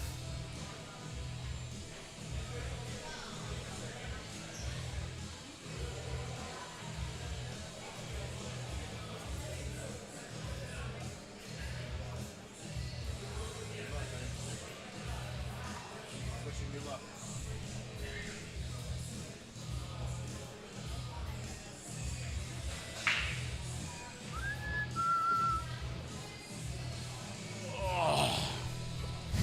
Long day for Chief. Oh, here's another good question. I told you this guy got good questions. Look at this. What do pool players consider as, quote, playing on the big stage? I guess that would probably differ with everybody. With every pool player, you know, what do you consider, you know, the big stage?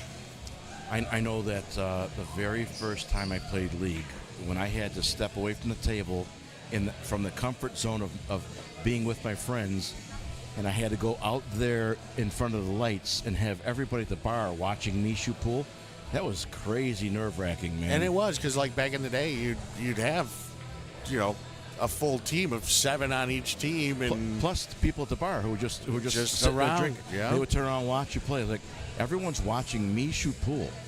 It was weird. And I think that's like the first taste of everybody's experience with that, and then you move on to bigger events. Go to Vegas. Go to Vegas. I have a picture of me in Vegas where I'm wearing a red and black shirt. Stan made our shirts, and I'm out there past the velvet rope, and there's all these people standing around watching. It's just, I don't know if they're watching me, but they're not by me. They're all watching in the arena. You know, it's pretty cool. So that went from 20 to maybe 150. You know, it was crazy. Mm-hmm. And that number can change too, Kirby, over time. You know, the first time when you shoot in front of your friends and you're shooting in front of 4 or 5 people, and you get nervous, and then you shoot in front of a bigger stage and you get nervous. It's weird. Yeah. But I think it's part of the metamorphosis of a good pool player. It's a necessary part of evolving into a better player. Exactly. I totally agree with you. And no matter what level you're at, you should always be trying to achieve that next level if you are a true pool player. You need to be playing in front of people. Right. And there's different ways, like you said, to achieve that. Sure. Like our match coming up. That's right. That's going to help me evolve. I want to get out there and... So Dave and I are friends, obviously. But we're going to play each other, race to 15 for $300 a piece. ACS rules. We're going to try and do it at pockets. We have to clarify it with Rob Perry and make sure that they have room for us. Probably on a Saturday. Friday is too busy for them, I think. That definitely is. If we pick a Saturday, I think I'm pretty open. We have a better chance of finishing it without the place getting busy. Right. And I don't mind playing at pockets. Some guys don't mind some guys don't like the valley tables. Some guys like only diamonds. I'll play on either table. I'll play on anything. Yeah, doesn't mean I'm going to be good on either table. It doesn't matter to me. Right.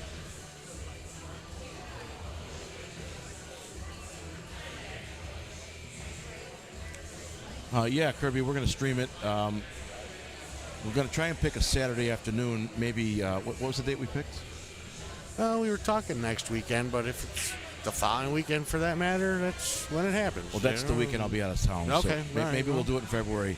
Maybe it happens in February.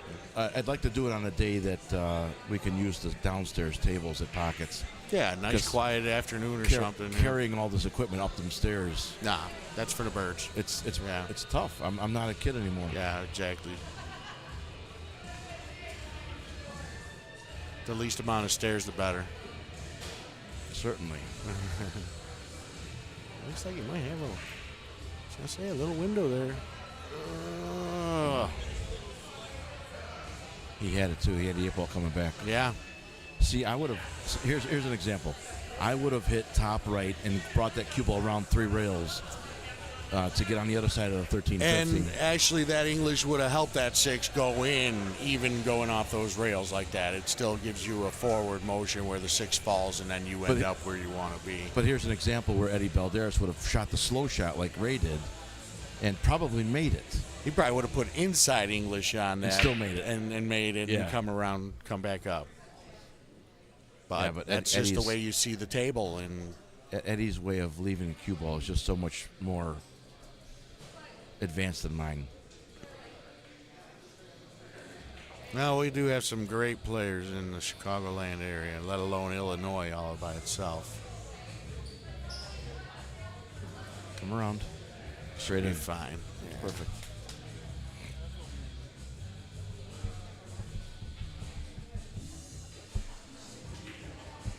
So Iowa should be fun for you. Yeah. Are you off work? You want to come by? Actually, no. My wife is playing on a team out there, on a ladies' team. At Iowa State? Yeah. Oh, for it was like in a couple weeks, right? Or no, 2 weeks. Well, not even. 19th or something, 19th, 20th, right? The tournament, tournament's 17th to the 21st. 17th through 21st, okay. So if she's on the women's team, that might start the 19th. Yeah, I'd imagine that's Friday, Saturday. All right, my brother, where we at? Blue is 212.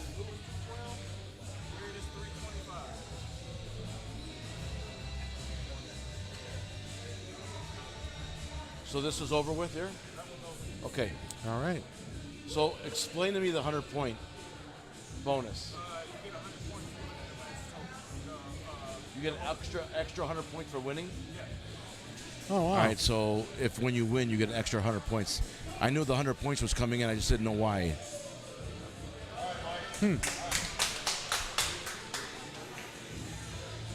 Is that one over with too? One more game? One more game or one more game or one more match?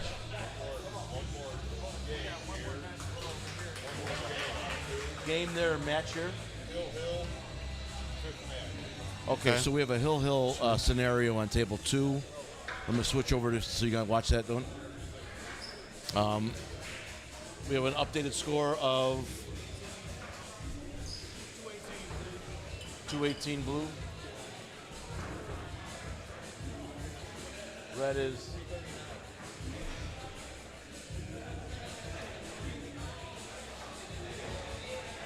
All right, so the score is Good match. 218 to 339. They took. The winner gets an extra 100 points. So you're looking at a hill game here on table 2, and whoever wins this will not only win their match but give their team an extra 100 points. So here's an example where Fafo needs this to get those extra 100 points to bring it back to within neck and neck again.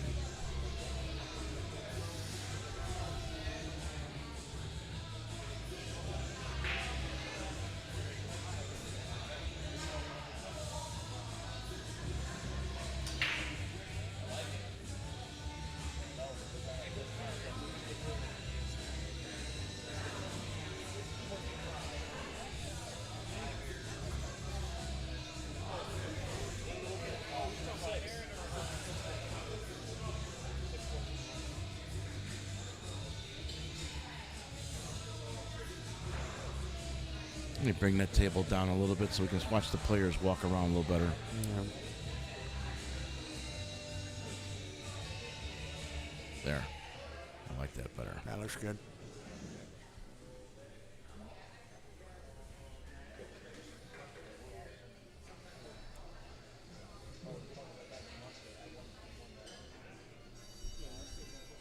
Couple balls tied up.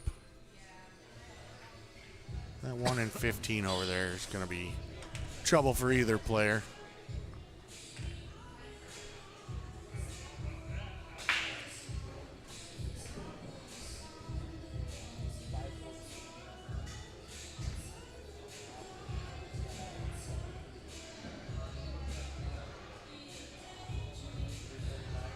I think he's going to be forced here to play the 7-5 combo.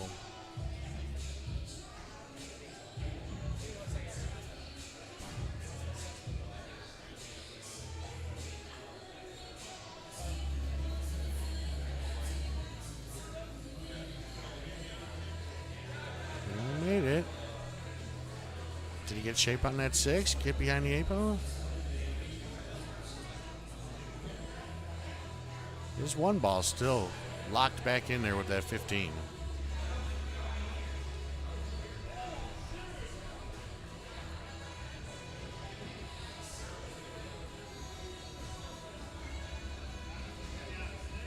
I think you make the 10, just get the 13 out.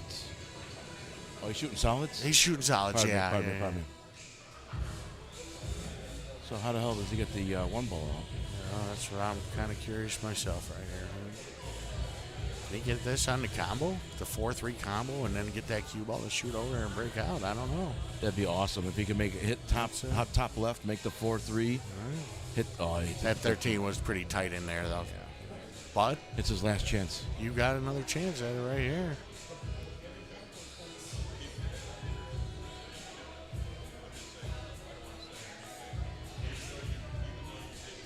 This guy's got some Dennis DeYoung hair, man.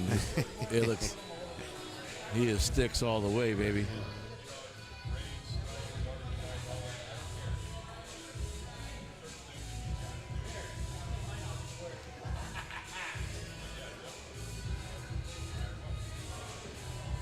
Nice try. Oh, look at this. Oh, yeah. He tried. Tried going back cut.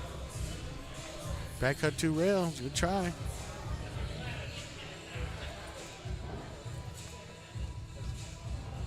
If he left him any room on that 10 ball. Well, if he did, he's going to force the breakout. That, yeah.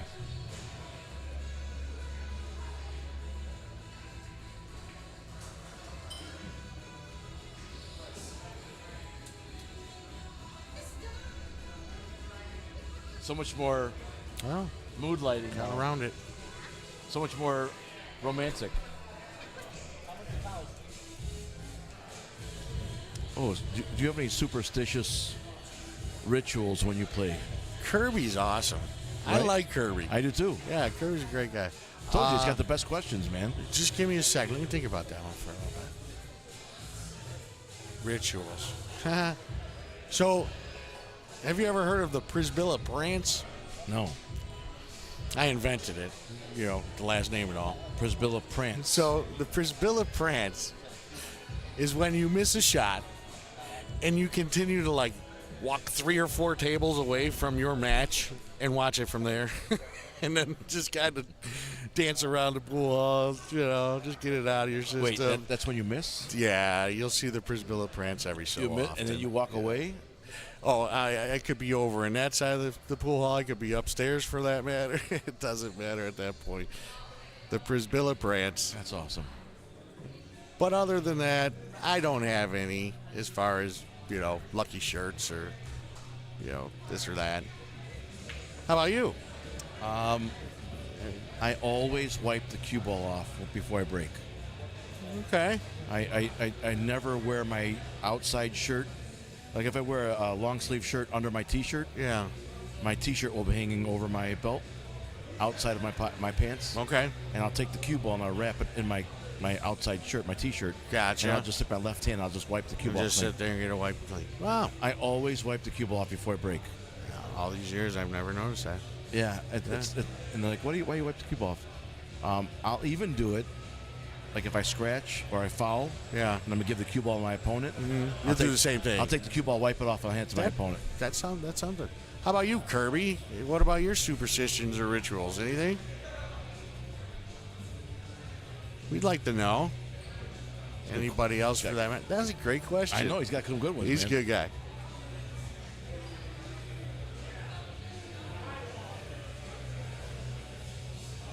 Take this moment, folks, and hit that share button. Send this stream out to your friends and family. Let them know you're watching pool, and help us out a little bit, please.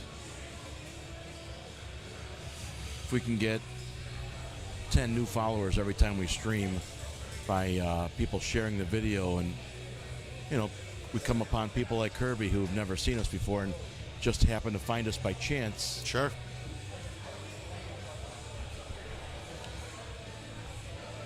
It'll help us.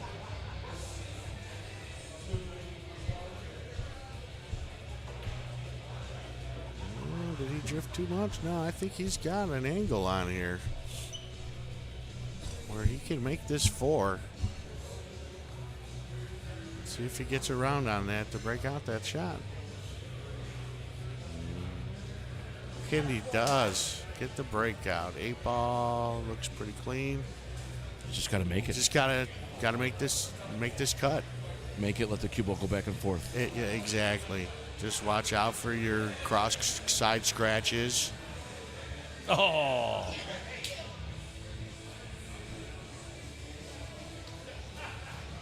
He played the shot right. He just missed the ball. Because you don't scratch, and you give yourself a chance on the 8 ball there. But you got first things first. Got to make that ball.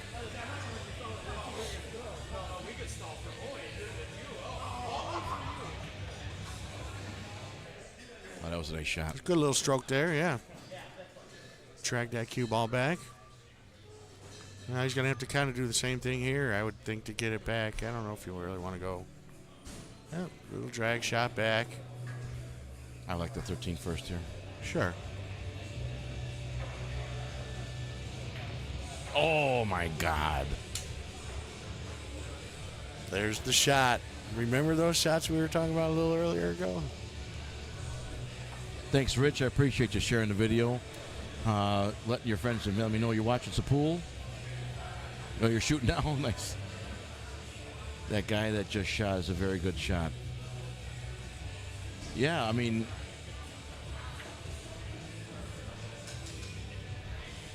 He went long? Let's see. He's in the weight. Yeah, I can't really see what he did. Yeah, he's on the rail here. All right, we call it the... He's got a cut shot, I think, to the right. I don't know. Kirby says each time he heads to the table, he wipes his feet before he gets to the table. That's crazy. Like you're wiping your feet off, like coming in from the snow, like that? Or you physically reach down and you wipe your feet? What do you mean? I got to know. Which way is he going here? I think he's got to be going to the right. He's got to be going top right. Yeah, he is. And he made a good shot. That was a nice shot. I think that might be it. All right, so that was a decider over there. Were they talking about another match being played over here? Is it over with, or it's mathematically done? Okay, hey, Ray, is it mathematically over with? They're checking scores now.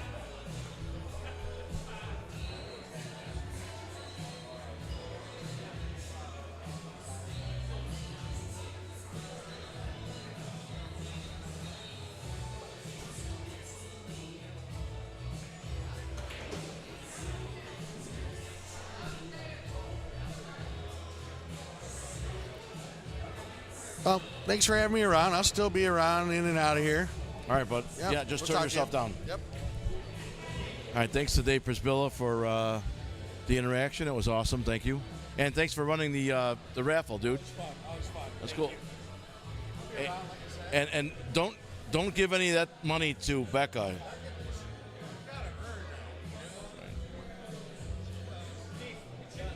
Done. What's the score? 394, seldom sober. 223. 323? 223. All right, so we had an update here. Seldom Sober is defeated Fafo by a score of 394 to 223. It is mathematically impossible for Fafo to win this match. So this match has been decided. Enjoy the stream for a moment while we try to get you another match here. I'll go ahead and put the camera here so you can watch the pool hall.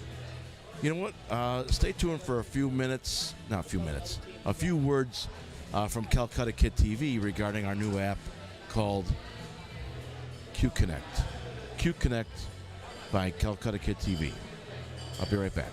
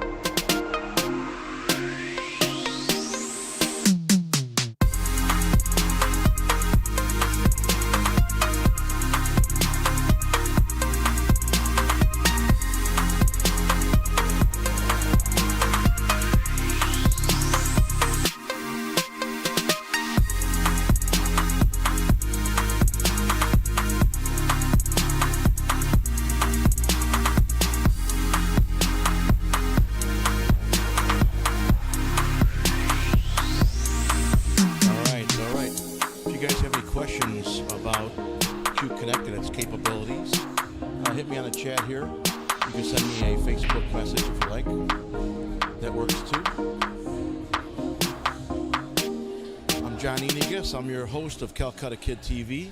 We are live at Bradley Billiard Club in Bradley, Illinois. We are about 3 miles south of the 315 exit on I-57. Bradley Billiard Club. Blaine and Bobby and Peter are the owners. Great people. 14 diamonds. Which one do you like? Which one you buying?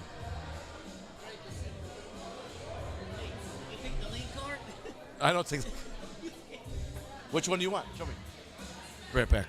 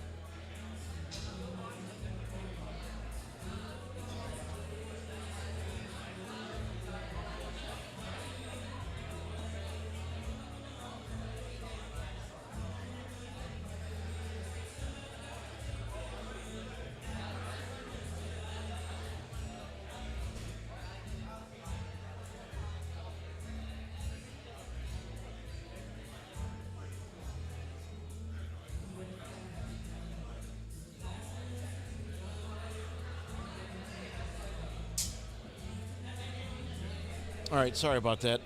Doing some business, trying to sell another cue stick. If you guys are okay with just watching the stream for a minute, I'm going to eat my lunch and just enjoy the show.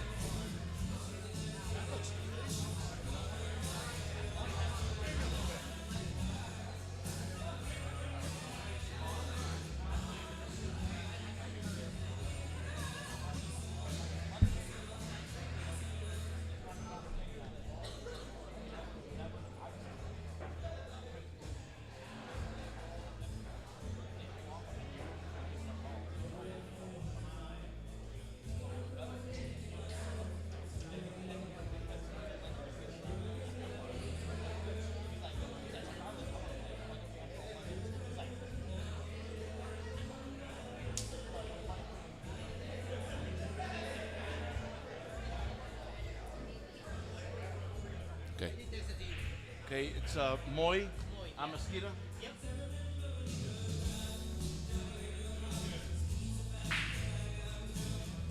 What are you thinking? You want to do half and half? I could. Yeah. Put you in now. I'll just help go to you. Got it. If you give me half, I'm gonna hold it for you. Yeah, I mean, I don't have it right now. I know.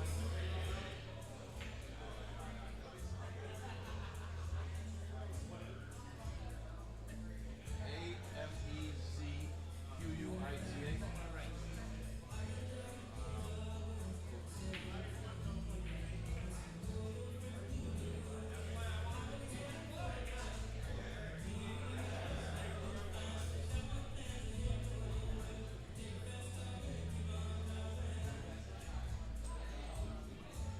Okay, I got you.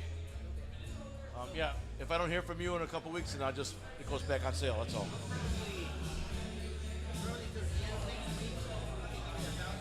Okay. Okay. Okay. All right, my friend. Yeah. I have a baby. Like, I have a 20-ounce sirloin. Oh, look what I'm eating.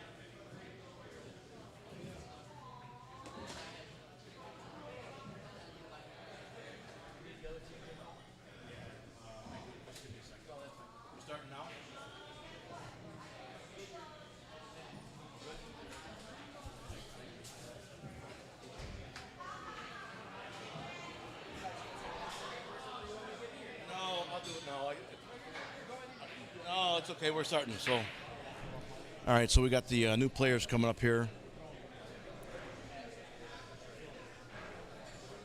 You're playing Seldom Sober?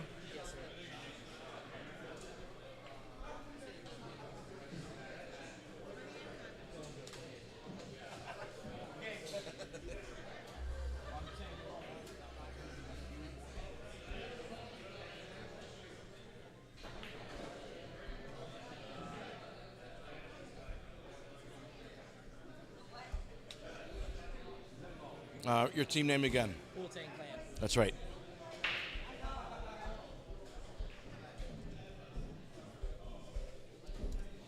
And then Arty, A-R-T-Y, Saldivar, S-A-L-D-I-V-A-R. Okay. Brody, B-R-O-D-A-Y, Gonzalez, G-O-N-C-A-L-E-Z, Caitlin, C-A-I-T-L-Y-N, Lowhorn, L-O-W-H-O-R-N, Chris Smith, C-H-R-I-S, Smith, S-M-I-T-H, Craig, C-R-A-I-G, Frigo, F-R-I-G-O, Jacob, J-A-C-O-B, last name Thackers, T-H-A-C-K-E-R, and then Miguel, M-I-G-U-E-L, Puebla, P-U-E-B-L-A, and then Zach, Z-A-C-H, Sons, S-O-N-S. 1, 2, 3, 4, 5, 6, 7, 8, 9, 10.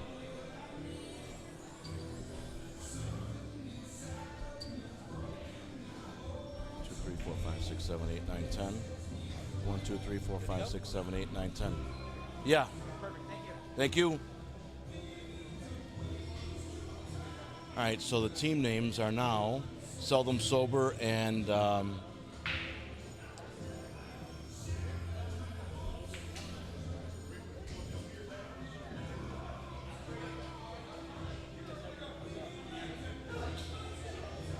Pool-Tang Clan.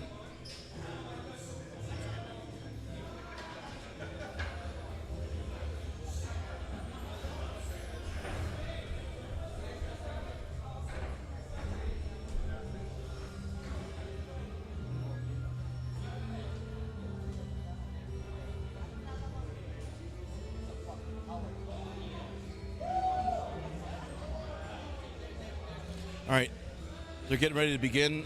Folks, I'm going to try to get my lunch down, my supper actually, and just enjoy the warm-ups, okay? I'll be back in a moment.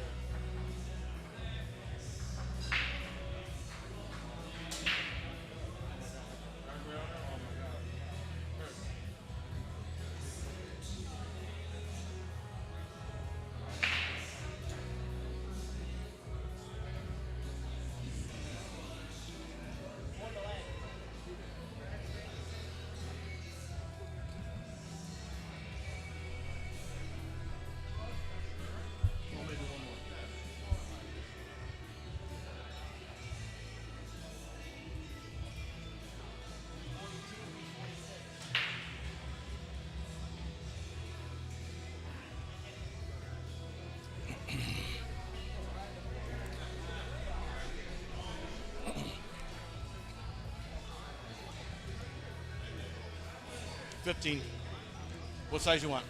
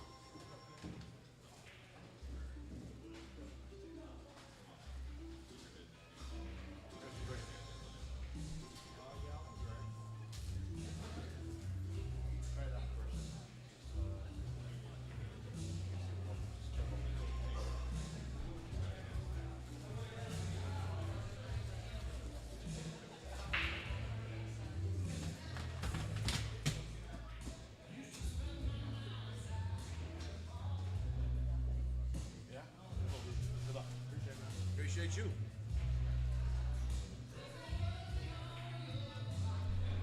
Hey, they love us out here, man. It is. It is. I had half. I gave him half. Oh my God. Mozzarella and giardiniera at the au jus. Their pretzel sticks are really good too. Oh yeah. Pretzel sticks. No, I got the nacho. I want something crunchy. I got the nachos. They don't have fries.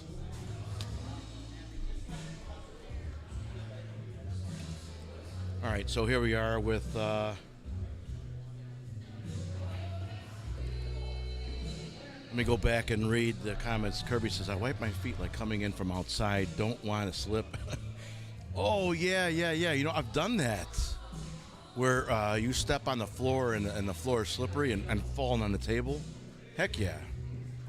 You know, because I'm top heavy now. Wasn't always top heavy, but I'm top heavy now for sure. But yeah, for sure. Want to go, Jay Lundeen? Wait, Jay Lundeen, you're supposed to be on the team. You're on the list. You're on the roster. Jessica Ray, who is sitting against table 2. Oh yeah, you know what? I wasn't even looking when you said that. I was eating my sandwich. You know, Kirby, Jessica, what I'll do is if I'm at Pockets and I see someone sitting on a table, I'll grab a stool. And I'll walk over to them and I'll put it next to them. And I say, here you go, and I'll just walk away. That's all I'm going to say. Not, hey, knucklehead, this isn't your house. Find a chair.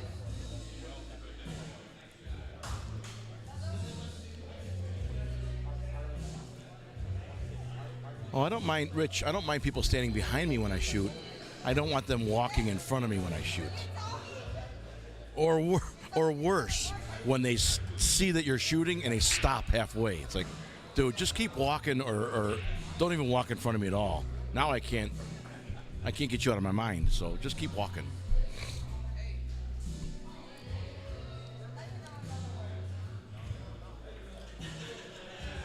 Kirby said he was one player that would stand behind him and snap his gum. I'd be like, oh my God. I'm one of those OCD guys with ADD. Crazy. My wife will vouch for this story. I'm nuts. I'm certifiable, by the way. I mean that with humor, but maybe with some sincerity. We were driving in a car, and I kept hearing this noise. It was the sound of glass hitting metal. Ting. I go, what's that noise? She goes, I don't hear a noise. I go, I hear a noise. It's glass hitting metal. It's driving me nuts. Where's it coming from? She goes, I have no idea. We're driving. Ting. I go, what the hell is that noise?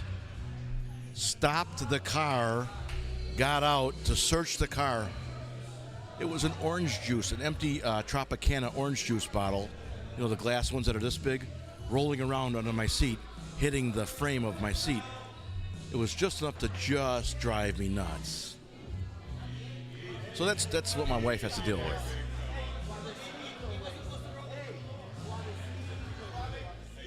If this guy was snapping his gun behind me, I would lose it. Chief on tilt, 110% tilt.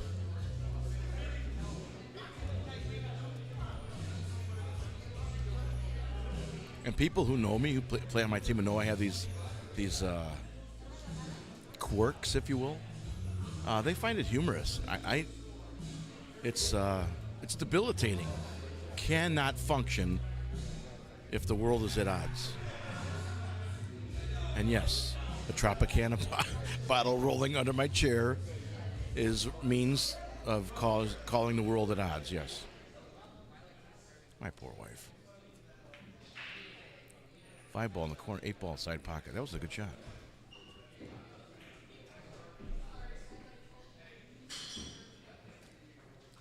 $20 people still watching us. Thank you so much. Oh my God, he missed it. He, thank you. He took that 8 ball for granted. That's the beef wrap. I know, right?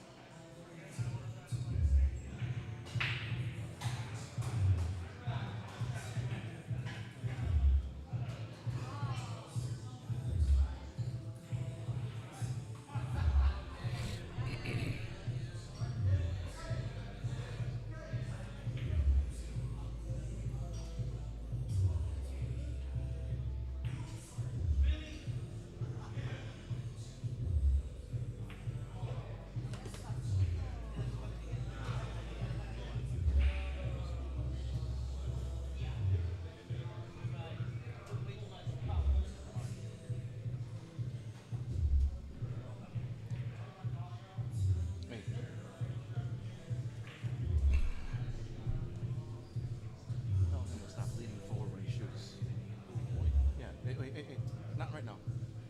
When he shoots, leave your head still. Just your arm, watch me. Not this. Okay? Okay.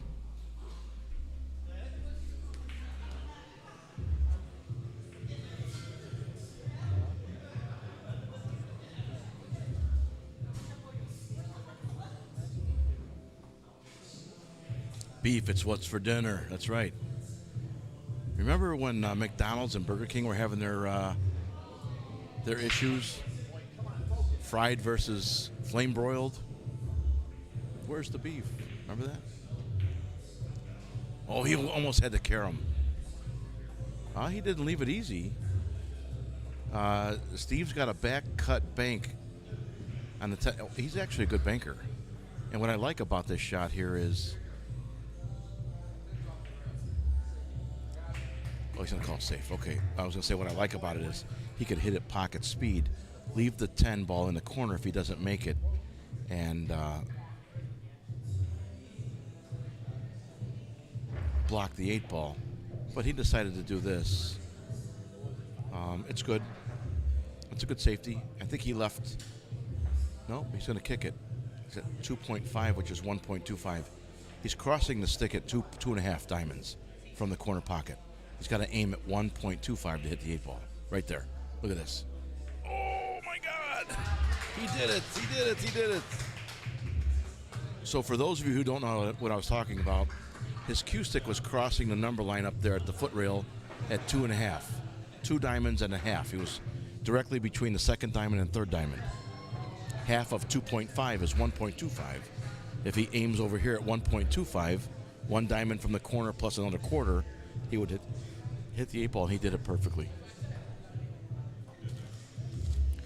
Not only knowing the diamond system, that's an easy one-rail kick diamond system, but you also have to hit the cue ball end over end like this. roll it, like don't hit top right, don't hit top left. You have to hit the cue ball at 12 o'clock and just trust the rebound. Let's watch this break. A little bouncy. Makes the 1 ball and the 10 and the 14.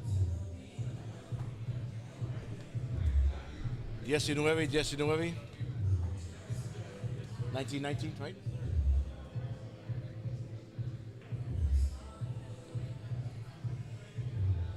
Hey, did you tell him? He's gonna listen. Watch him. Yo, I know he doesn't.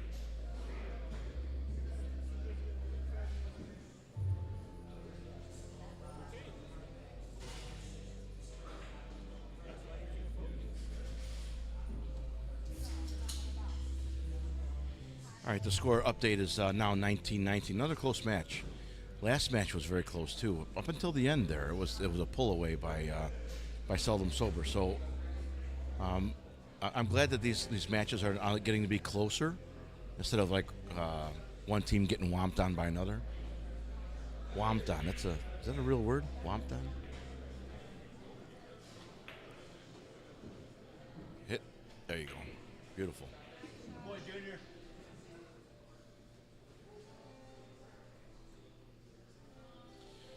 Dan, no offense, but the more I watch your brother Steve play, the more I like his game.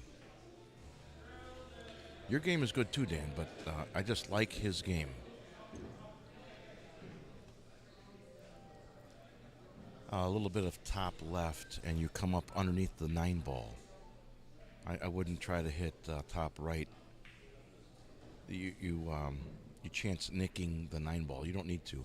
Just hit top left, go underneath the 9 ball, hit the side rail, and back out by the 3. You have enough of an angle. You're about 30 degrees to the 13 ball.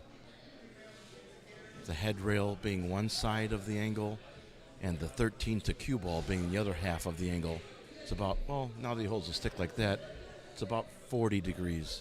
Still, with the top left, he can hit the 13 ball in the corner pocket, come up underneath the 9, one rail, towards the 3 ball. Watch this. Top left, nice and slow. There you go. He still hit the 9 ball, but you know what? He's good. He looks to be fairly straight. If anything, just draw back to the center. Don't try to overdraw and get stuck underneath. He's going to hit top English. You don't need to do this. You might get stuck behind the 3. Okay. Block it at least. All right, here we are.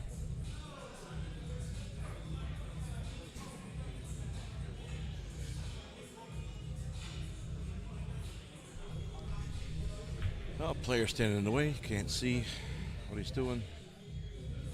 This guy plays good, but he dogged at 8 ball last game, so he might have that on his mind still. I know that if I miss a shot that I'm fairly certain I should make, it has an effect on my ability to make balls after that, until I regain my confidence. But there's a period there where I struggle to regain my shot making again. Look at this. Kirby says it's frustrating when you feel you performed a great safety and the opponent pulls off a perfect, unbelievable shot. Yeah, so you know what you do then. Next time you're faced with a I could safe or I could shoot scenario, then you shoot.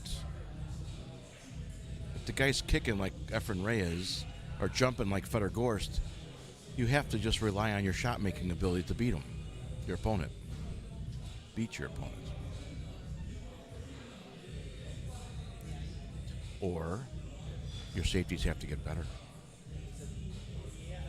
And what I mean by that is don't give the guy 2 feet from a ball. Oh, shit. He miscued, and he did not hit his ball. Opponent approaches the table with ball in hand. He has solids. Steve, you should have grabbed a bridge, buddy.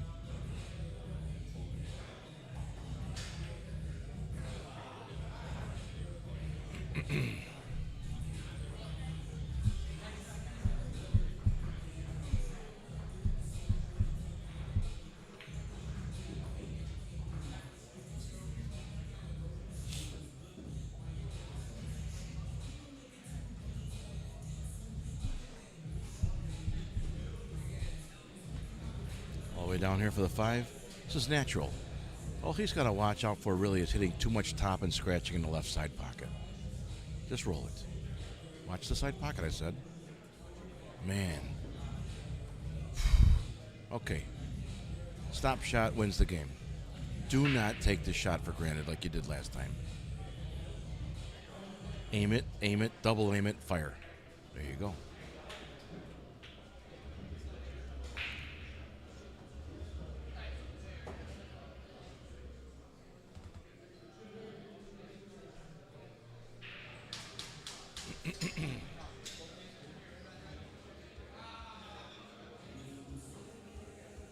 Yeah.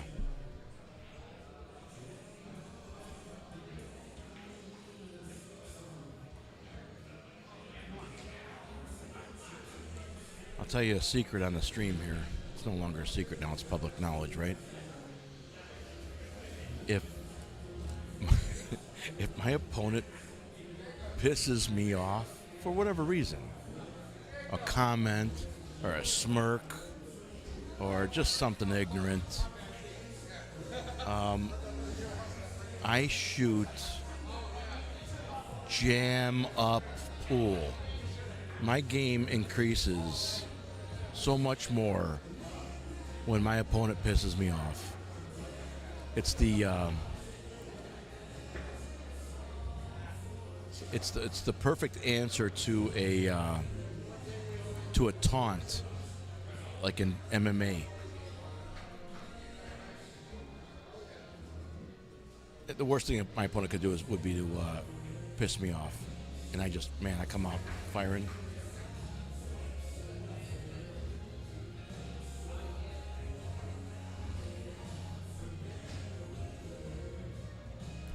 There was this guy we called Asian Robert. He came to Pockets on Fridays and shooting the Friday night tournaments there. And Asian Robert's a very established 7. On any other night, better pool player than me. He was shooting on table 12. I was shooting on table 13 next to him. He had a can of Mountain Dew. And what do you think he did when he shot, before he shot his next shot? He put the can of pop on the rail next to him as he shot. Well, I reached over to grab the pop, and he pulled the can out of my hand and ripped. And I said, "What are you doing? You know better. You're a 7. You know better than this. You don't put your pop on the rail of a table. That's just ignorant." Well, he got embarrassed.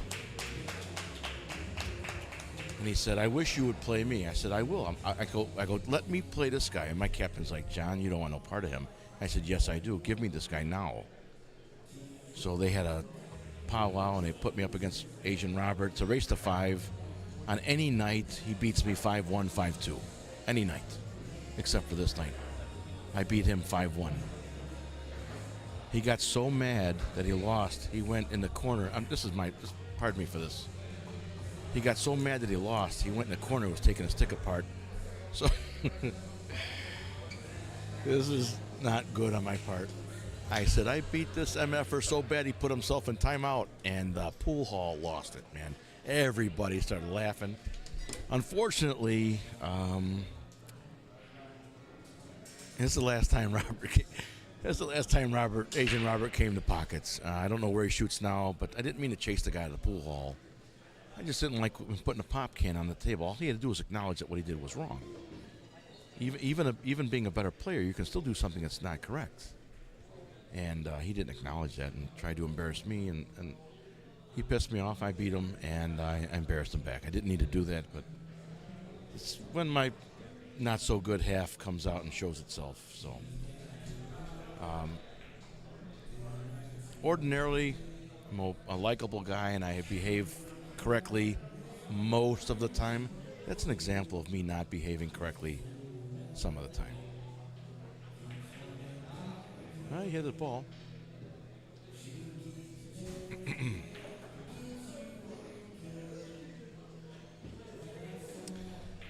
Oh yeah, you know what, Kirby? I sent Jake a friend request on Facebook. I saw his name come across my people you should know or you might know, whatever it says on Facebook, I forget. And I saw it, I'm like, oh, this is a kid. So I sent him a Facebook friend request for no other reason to let him know, even if he doesn't accept it, just know I'm okay with you. And before he accepted, he sent me a message back. He said, apologize, I was out of line that night, and whatever it was. I don't need to read the whole thing, but it was several lines long. And I said, Jake, you're good with me. I said, it happens. And he accepted friend request, and life goes on. He did. He did punch the window, but and I was young once too, and look what I did to Robert, and I didn't behave the right way there. I don't think. Certainly wasn't, in my opinion, the right way to behave. I've made mistakes, and I'm going to continue to make mistakes. But what's important is we strive to be better. And if we can all attempt to be better ambassadors of the game of pool, we will do wonderful things for this sport. And it is a sport. Someone recently told me that in order for it to be considered a sport, you have to change your shoes. And I said, wow, that's a great way of looking at it. Bowlers change their shoes. Golfers change their shoes. Wrestlers change their shoes. Tennis players change their shoes. Pool players don't change their shoes, therefore it's not a sport. So I said, you know what? I gotcha. Bass fishing is a sport. IHSA recognized. You don't change your shoes to fish. You know what his response was? There's always an exception to the rule, John. Like, wait a minute, I thought I had you. You turned that around on me. So, see? See? In Spanish, we say, pa que sepas.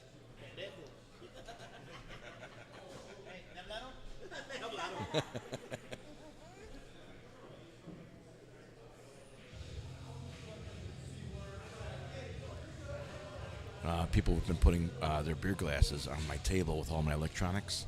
Also on the table with my cues for sale. And I'm like, hey guys, can you move that? Can you move it? Trying to be polite and diplomatic. Well, there's a small gap between the table next to me and the table with all my electronics, and he just spilled his beer. And I said, see? So that you know.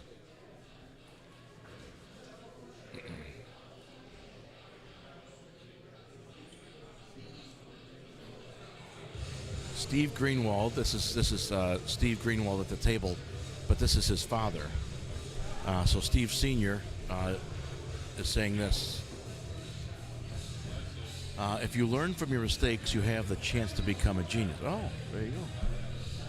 If you don't make mistakes, you don't learn from your mistakes. You can never become a genius. Very good. I love it. Yeah, great advice.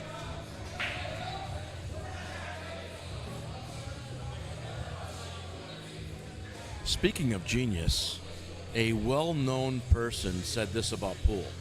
Now I have to find it, so give me a second, and I'll read this quote. I've read it on a stream before, so if you've heard it, pardon me for repeating it again, but I think it's paramount for pool players to hear this. That's not it. I'm gonna keep going. Nope.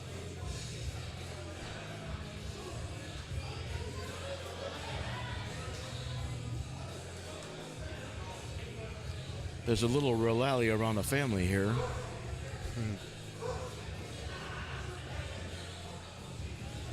Oh, please find it. Oh, here it is. All right, so a well-known person said this: billiards is the well-developed art of thinking ahead.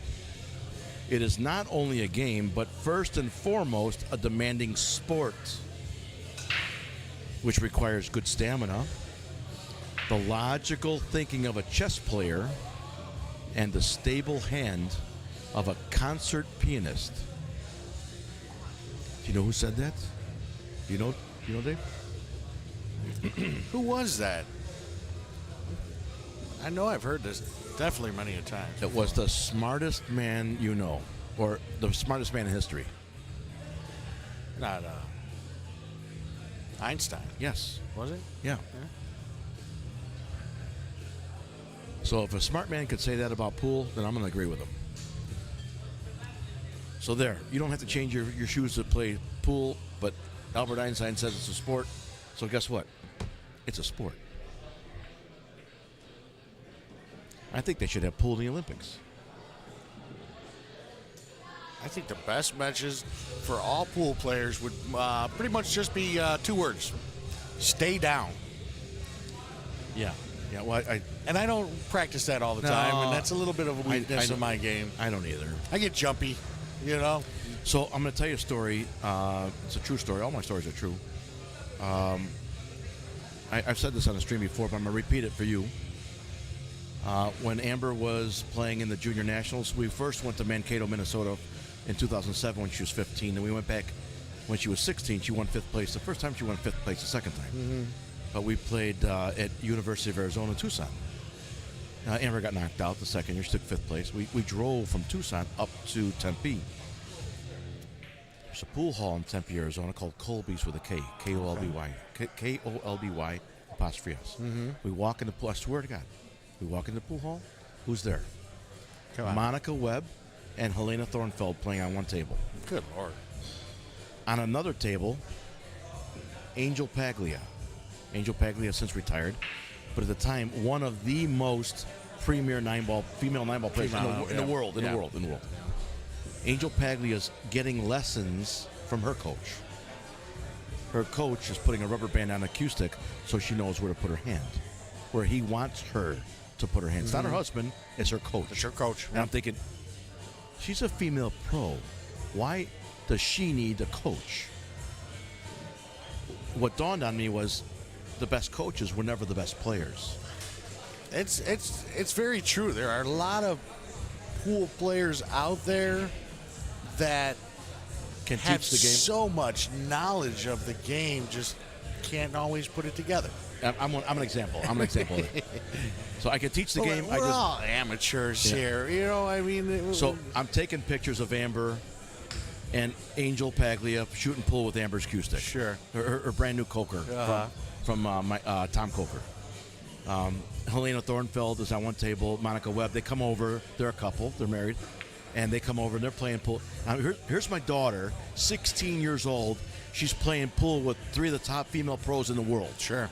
And I could not have. What a great experience! I couldn't have asked for a better. What a great experience! So I go up and I go to the front counter and I ask for a small little ladies T-shirt V-neck, and I get a black magic marker and I walk over. I said, "Ladies, would you do me a favor? Would you autograph this for my daughter?" Well, of course, all 3 of them autographed this shirt for my daughter, for Amber, and she goes and puts it on. Now she's wearing a shirt with a huge smile on her face. That's great. That's awesome. I'm taking pictures, and the point of the story is, I'll get there for a second. Sure. I'm taking pictures of Amber playing with Angel. This is back when cameras had 35 millimeter film in them. Right. They weren't electronic like they are now. I take the Holy Grail picture. I don't know it until I get home. I take the little red tag off and I send it into Walgreens. I come back a week later. Yeah. I get my pictures. I'm going through the pictures. The moment I see this picture, I realize I have something very special. Okay. Angel is wearing a black tank. She's a very pretty woman. She's thin. Mm-hmm. She's half native and half Italian. Okay. So her hair is butt length, straight jet black. Yeah. She's wearing a black tank top with a white crochet sweater over it. I say that because I want you to visualize what that white cargo net sweater looks like over a black tank top. Sure, You can see through it, but she's wearing a tank top. You could see it in the picture I take. You could see the little white hairs of her crocheted sweater against her black tank top. You could count her eyelashes. That's how close of a shot it was. And you could see the single strands of her long, straight hair in her face. No kidding. In the same photograph, Dave, her right hand is a blur and the cue ball's a blur.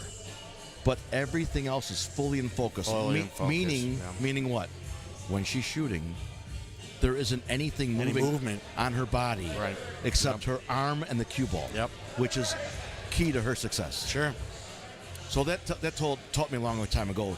If you cannot be moving when you hit that cue ball. Right. If you want to succeed in this game. Yes. Stay down. It's like golf shot. You know, my dad taught me how to golf. He says, listen, we'll watch the ball. You keep your head, your chin tucked in. There's different techniques, and that the guys that can do that over and over and over and perfect it to where they're doing it every shot the same exact way. Yeah. Those are the guys that definitely succeed in this game. Sure.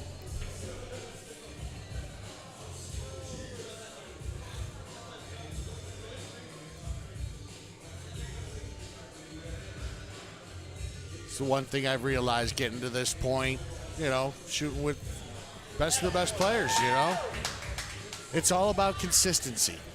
When you get to that level, it's who can do it more and more often, Yeah. and that's what it is. I agree.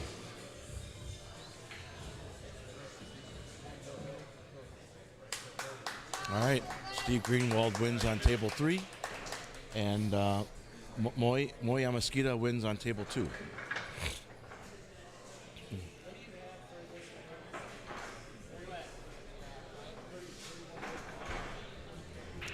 Hey, you guys want to give me...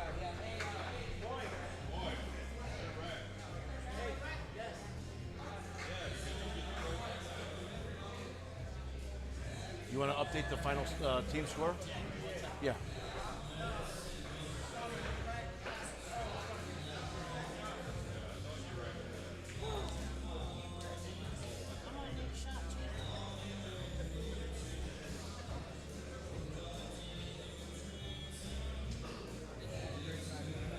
Seems like we're at that point in the tournament right now where we had a few teams waiting. It's trying to get that loser side caught back up.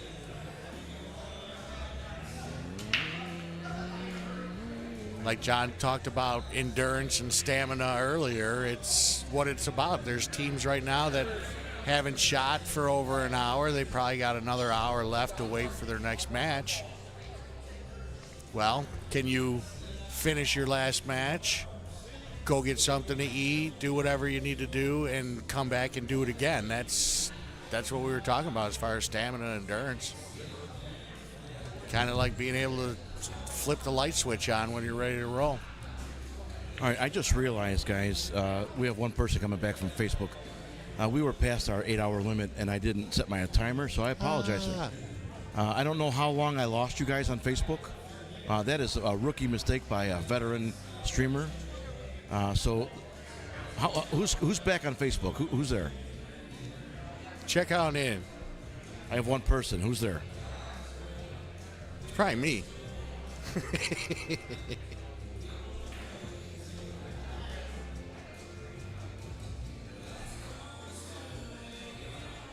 Nope.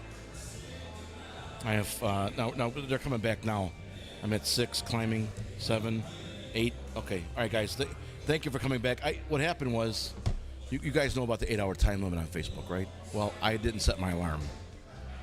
Usually, when I start my stream, I set a 7.5-hour alarm so that I know to restart my stream on Facebook. I don't know how long I lost you guys, so that is totally. It's 6:30. What time did I get it? 6:20. What time did you get on? 10. So I lost you guys for about 20 minutes. I lost you guys for about 20 minutes. That's my bad. Sorry about that. So about 20 minutes? Yeah. Shoot. We had a little bit of a intermission there in between matches. They didn't hear my story about... they missed your story. I got it, though, John. It was a good story. Okay. It's a true story. Don't ask me to remember half of it. It's a true story, though. Okay. No, that's pretty cool, though. He's talking about walking into a pool hall with his daughter earlier in her life, and when she was a junior shooter, and there are a few big-name pro women playing there. Let's just put it that way. Sounded like a good time, good experience. That's what this is about. And you get to see pool and this and that, but the different places and different pool halls and the venues, it's the atmospheres. It's that's part of it too. Branching out. Scratch. Well, sure looks like it. Sorry, Phil. Yeah, so I did a rookie mistake, and I didn't set my 7.5-hour alarm because Facebook limits us to an 8-hour stream. If you're watching on YouTube, uninterrupted. Which means, thank you to the YouTubers for following along. Thank you. Yeah, so that's my bad. My bad. I sold a couple cue sticks. Yeah, you were busy for a while there. You know, man's got to eat. I had to eat my sandwich. Thank you for half that beef sandwich. That was great. I know, it was good. Goodness. It's called the Italian beef wrap. Yeah. With hot giardiniera and mozzarella. Toasted wrap, right? Yeah. It was cooked, yeah. Yeah. Like a burrito shell kind of. Yeah, right. With our juices. It was good. You gotta have the our juices. Oh, looks like he held up on that 10.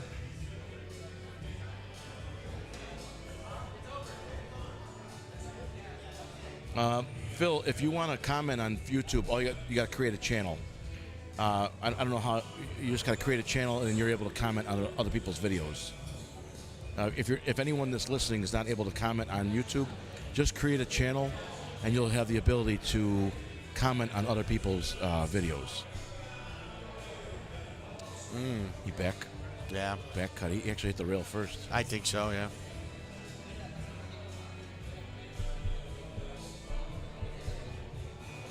I'm going to put my cell number down for all you guys. If something happens to the stream, feel free to use it. Please be responsible with my cell number. It's my personal phone. I've had that phone number for 25 years, so I'm trusting you guys. All right, what's the score, ladies and gentlemen? Red has 70. Oh, yeah, Jefe. Red 72. Thank you.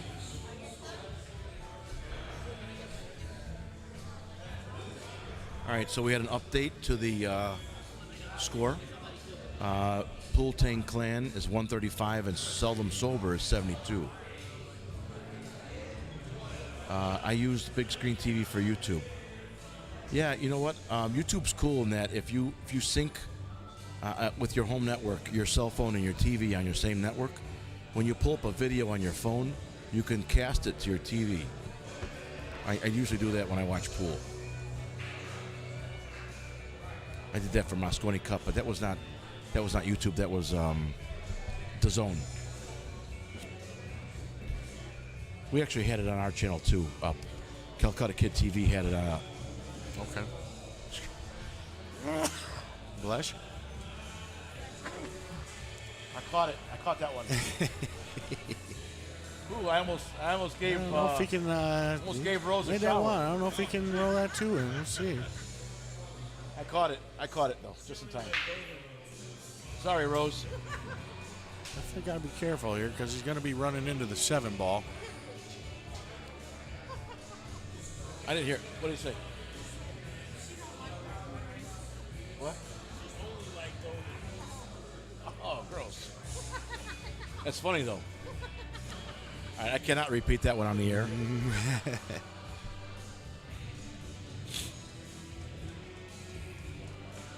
Right? Oh, I thought he made it. Yeah. Steve's got 2 straight in-skis. Because the 12 ball's a diamond away from the rail, he could just roll this up. Don't smoke this. It's a two-way shot, exactly. See how he's leaning forward and shoots? Yeah. That's where the stay down kind of Absolutely. thing is, you know. Might as well give him a pogo stick. Yeah. Who was talking about that earlier? About That was give me a second. I'll remember. Mark. Was that Mark? Hold on. What was that? No. Something with a W. Okay. Give me a second. I gotta go back now and read the comments. You guys want to take my cell number down? Go right ahead. Oh, nice shot, Dan. Steve. Yeah, his brother's Dan. Man. Give him a shot at it at least. Got a little excited on it. We all do it. Give it a little extra juice.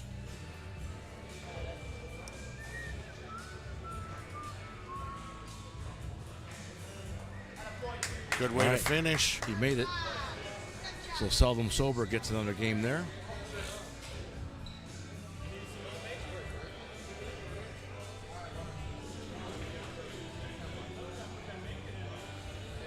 Yeah, we're back up to 27 people watching. Cool. Nice. Hey, guys. Take this time, hit that like and share. You guys are doing great to comment, but hit that like and share.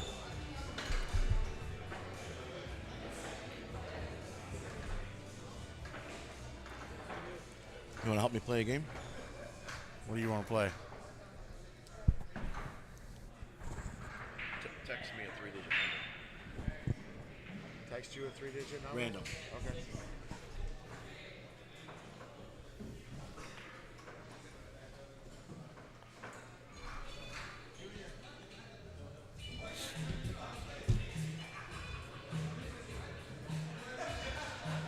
All right, at this point in the evening,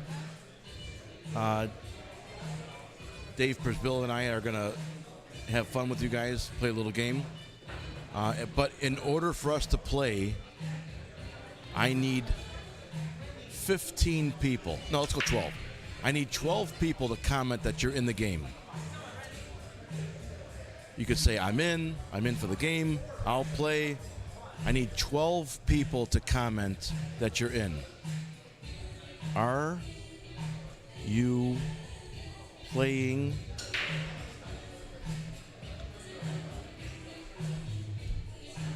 There, are you playing? Okay, Phil Gibo says game on. That's 1. I need 12. 11 more. Is this a game that you've played before on air? Oh, yeah. Okay, yeah. perfect. You'll watch what happens. Okay. This is a way to create traffic for us. This is great. And to have fun. All right. Lisa Blanchett, that's 2. I need 10 more. You gonna play? I'm gonna play a guessing game. All right, so Rose is in. Kathy Frausto's in. I'd play, but I came up with the number, so I don't think it sounds fair. That would be unfair. Okay, That would be unfair. All right, Rose Greenwald's in. So that's 4. 1, Rose, Lisa, Kathy, Dan, and Phil. That's 5. I need 7 more. Bill Filipiak is in. Hi, Bill. How are you? Taking a break from making his custom cue holders. Cue holders. Yeah. They're nice. They're beautiful. Did you see mine? They're awesome. It's the I've seen the Indian skull on it. I've seen a lot of the ones that he's made. They're great. I'll show you a picture. We need They're seven more after Bill. Here. I'll show you a picture of mine. We got another guy in, JT Weaver. All right, we need 6 more.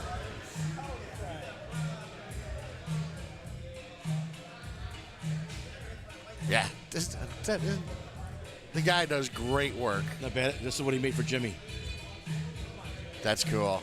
Right? You see the cases that he made? Ah, crazy expensive, but they're good. Right. All right, so we need 6 more, guys. We have 6 playing, 6 more to say they're playing. We'll play the game. Comment that you're in the game. Just give me 6 more people, please.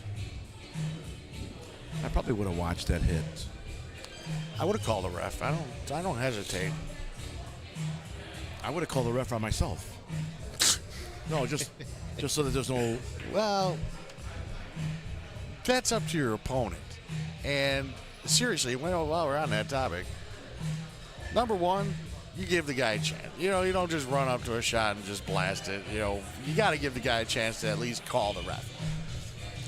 I don't hesitate. If it's close and it means something, call the ref. Don't worry about hurt feelings or if it's a shark move or whatever it may be. The refs are there for a reason. How we looking? JT. We have 7. We need 5 more. 5 more people to play the game. 5 more people to say you're playing the game, and we'll begin shortly. 5 more people to comment that you're going to play the game. We have 7. I'd like 12.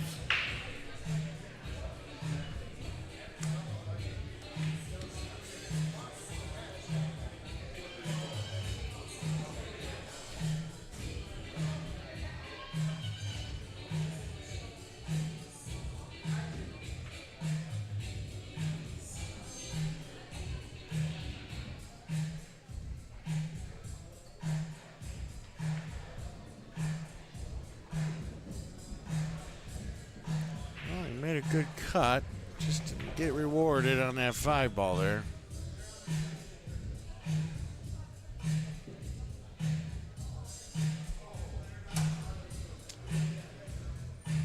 5 more people. Anyone want to play a guessing game? Just say yes. Chris Scott. What's up, Christopher? How you doing, buddy? You're not here, are you? You were here last night. How did you do in the tournament? 4 more people to play. Get your wife on here, too.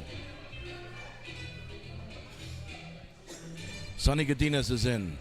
I need Sonny. 3 more. What's up, Sonny?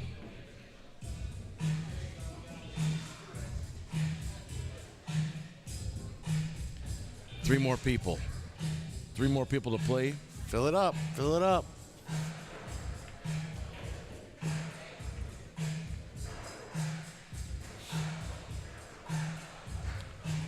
Hey, Sonny, I'm going to have you call me in a minute. I'm going to put you on speakerphone. I'm going to have you talk about Derby City, if you don't mind.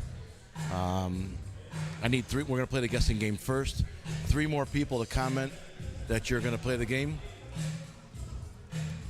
All I need you to do is get on and say, I'm playing the game. 3 more people.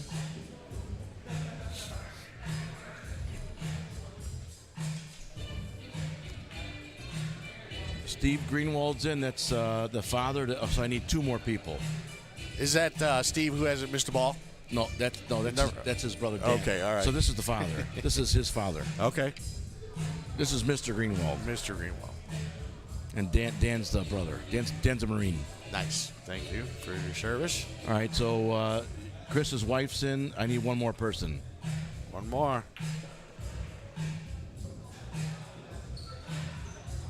Chris got 3rd last night. He was playing good. I was watching him shoot. Okay. So you happy? You happy? Okay, good. 1 more person to chime in that they're going to play. I need 1 more person. Come on.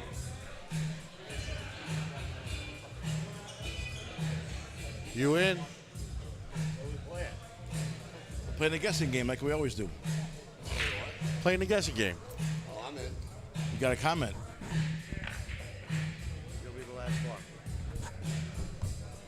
All right, Denson's here, and he's in. So what we've done was, let me explain the rules. Did you get my text? Yeah, but don't show Mike. All right, no. Let's make it fair. Yeah.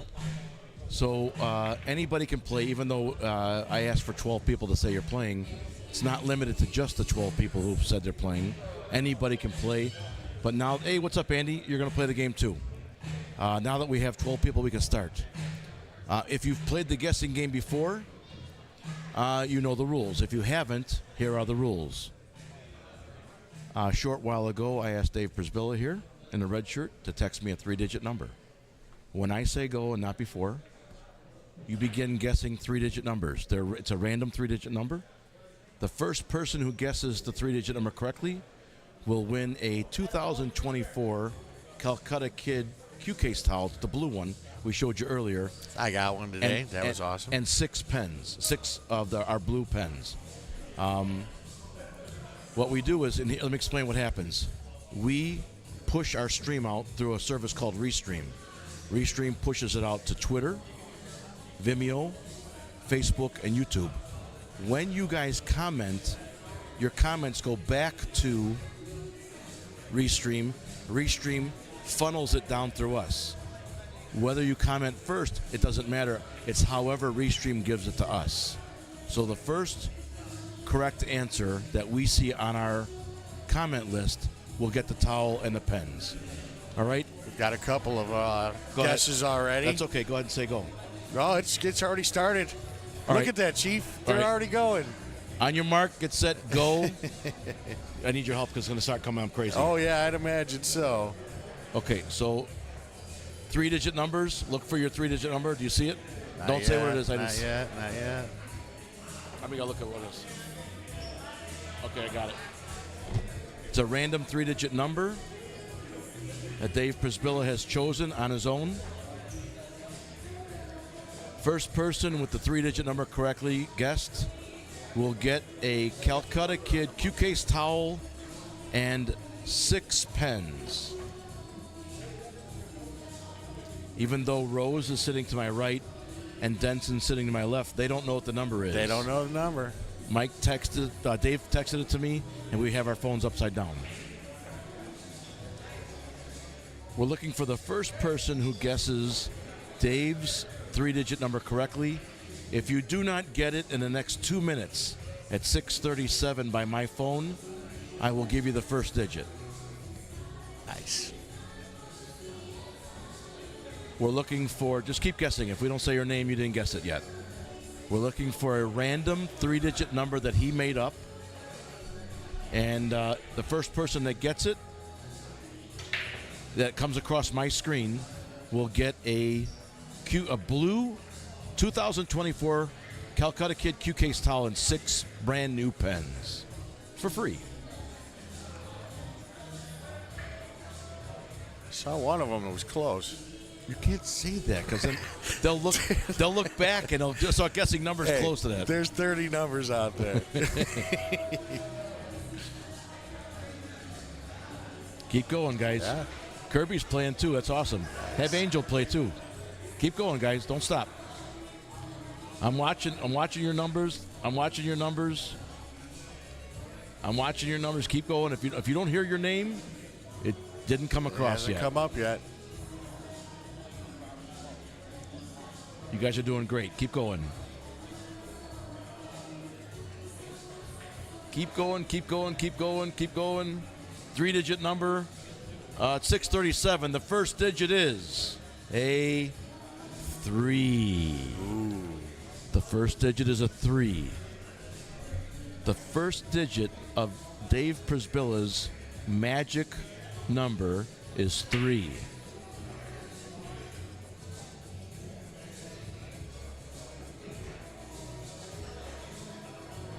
There's about a 40-second delay. Okay. These guesses were guessed a long time ago. So right. When you start seeing the 3s come in, then you know they got it. Yep. All right, so the first digit is a 3. It's Dave Prisbilla's special number. It's a random number. The first digit is a 3. They should start coming in. They should start coming in now. Right. We're looking for. There's Rose. Rose right here. Mm-hmm. We're looking for 3s. There you go. You guys are getting it now. We're looking for a 3-digit number that begins with the number 3.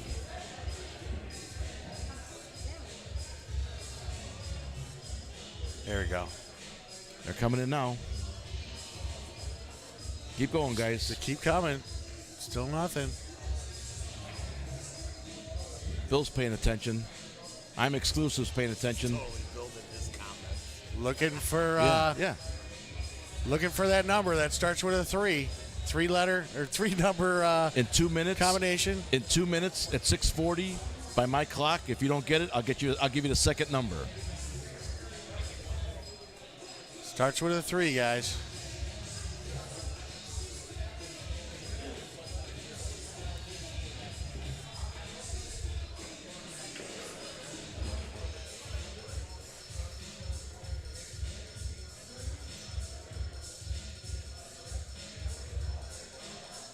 Still don't see it. You helping? I'm watching.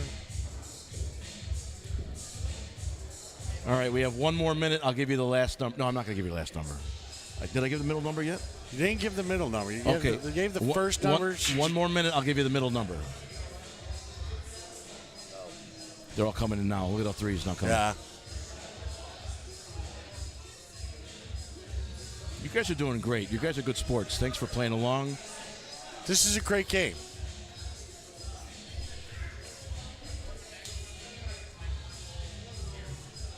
At 6:40, I'll give you the. Okay, here it is. The middle number is a 5. The first number is a 3. Sonny we Godinez. have a winner. Sonny Godinez. There it is, right there. Sonny Godinez. Chris Scott just got it too. Chris Scott. Sonny Godinez beat you. Where's it at? Yeah, by two guesses. Where's it at? There's Sonny. There's Sonny. Where's over here? 1, 2. There was 2 in between them. 357. Sonny Godinez. You said it? 367, I saw. Yeah. Oh, you and everybody else. What time? What was it? I swear to God, I picked 357. Oh, you did? All right, so Oh, Sonny. Holy. Was that like one of the first guesses? All right, so let me explain this I again. looked away for let me one let me second. explain it again. So what happens is we push our stream out through Restream. Restream sends it out to the 4 social medias. Okay. When you guys comment, it comes back in through Restream, and Restream funnels it in. It depends on how it comes into the hopper. Right, right. And So- how we see it. You may have gotten it first, but it didn't show up on our screen until later. So now, do we take the 3 people who chose 357 and let them figure out a number between 1 and 50? No, I'm going to give these 3 a towel. That's a great guy. I mean, that's... All right, so Rose, Denson. Yeah, I'm showing. Go. I saw it. Go get yourself a blue It towel. came up. It just didn't come up right away when everyone was guessing. Rose, I'll get you some pens too. All right, guys. Thanks for playing along. And That was great. Just so you understand what we're doing, we're just creating some traffic on our site, getting some exposure. Go ahead and hit that like and share button for me, please. Put it out to your friends and family. Let them know that, we're just a small company trying to make a buck. So Rose, Mike Denson, and Chris Scott, you guys all got a towel. Chris, if you're here, come on over and see me, please. Oh, that's your updated score here? Let me give you guys updates. We neglected the game here. Hold on. We kind of have been. So, what team? What team is that? Pool Tank Clan has 161. Pool Tank Clan. 160. 161. Yep. And Seldom Sober, 148. 148. Ooh, So, close. Thank you very much. Okay. All right, the score is 161 to 148. Very close match between these 2 teams. Thanks for playing along, guys. I really appreciate your support and your involvement. See, the guesses are still coming in. People are. Yes, yeah. It's just it's all bogged down. We backlog it with all these comments, and they'll come through. And they'll still be coming through for another couple next, minutes. Yeah. So I got to get them some pens. I'll be right back. Okay. I'll hang out with you guys for a minute or so. Like John was saying, we got a pretty close match here. Rose, how many pens? 1-6? I'll give you 6. 6 more. I need it for 6 or 7. 6. Yeah, I can definitely use them for work. Keep the black one. You want to keep the black one? That's all I got left from last year. Let's do one for a poker now. A little fat on that shot. Hey, how much of the That 8-ball and 5-ball are pretty locked. He's got a good chance here to leave himself an angle on his last ball. Try to get to that. So that's a website, though, right? Or are you talking about on Facebook? Website. Okay. I got to stand up, Little guys. bounce there. My bottom's. I'll get it from you next time. Okay. All right. What's? CueConnect.tv. Put it on your case. Thanks for repping. Thank you. All right, so I think we handled it the best way, right, Dave? That was You a gave great everybody way a to towel? handle it. Okay. Yeah. Made a good hit.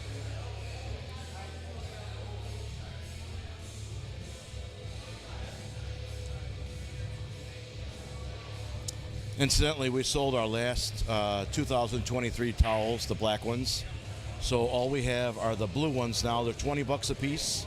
If you want a glove or a power bank, they're $15 each. So stop by the Calcutta Kid Desk and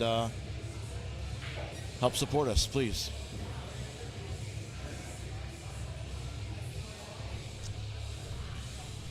Bill Flippy says, good job. Oh, thank you very much, Bill. I'm exclusive says, was it 357 like 357 Magnum? It just... Of course. Yeah, of course. Of course. Right? Why not? I'd say most of us are gun people.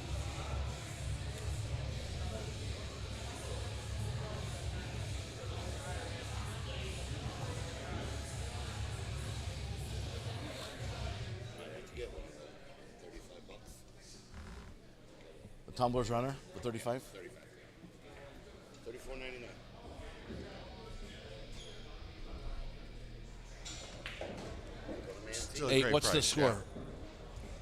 You doing a new score? Go ahead. 148. Who's got 148? Are we blue or red? Sober is red. We're red. So yeah, we got 148. All right. To the 160. Sober is 148, and Pultang is what? 161. Yeah, I Perfect. got it. Okay. Yeah. We're up to date.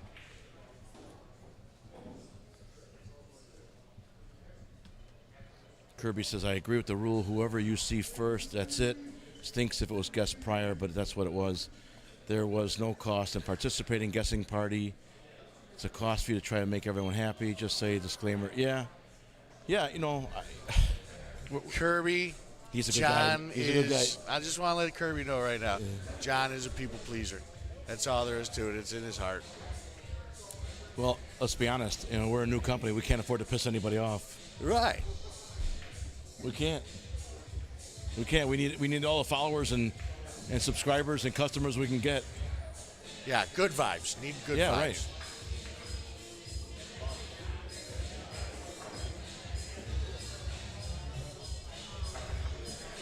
All right. I'm going to go take 10. See you guys. Hey, Ray, you just got one table going? So he's playing too? Okay.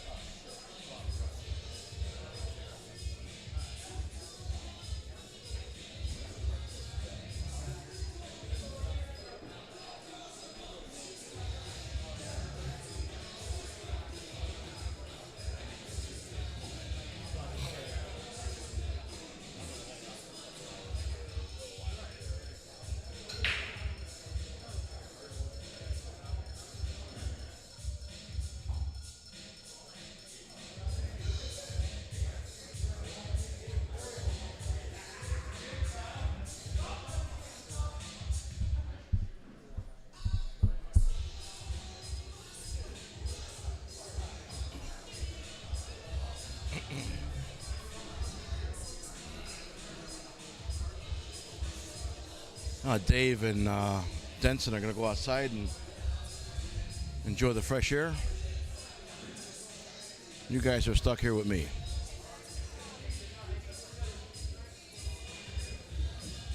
Oh, come on, Ray.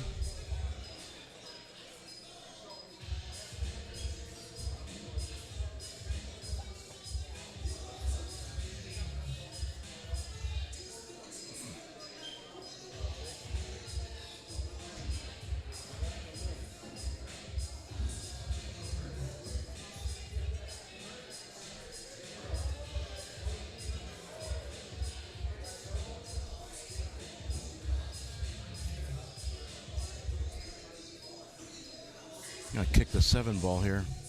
Oh, nice try. Nice try.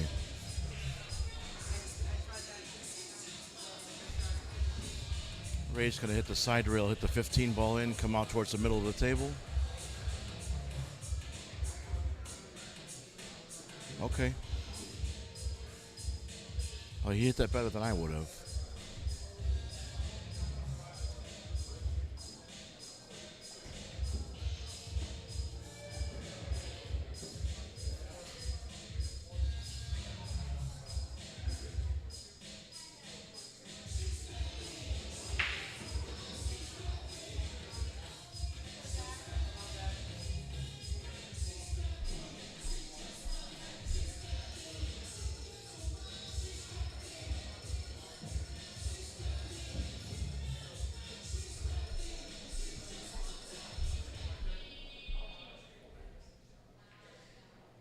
That it? Let's see. Do you mind waiting for your money for a little bit? Here's what you gotta do. The specs, 3 by 10, that's kangaroo, wrap. This is leather? Yeah, kangaroo leather. Okay. I'll text it all to you. Or text Yeah, you. okay, cool. And who makes it? Text me the maker too? Do you have the weights of it or no? The weights of it? Okay, cool. Send that to me too. If you don't mind, I'll put it right here. Just let me do what I said. Raffle off, give the raffle. Probably going to be his daughter. And then she'll get 100, 100, and we get 80. Okay?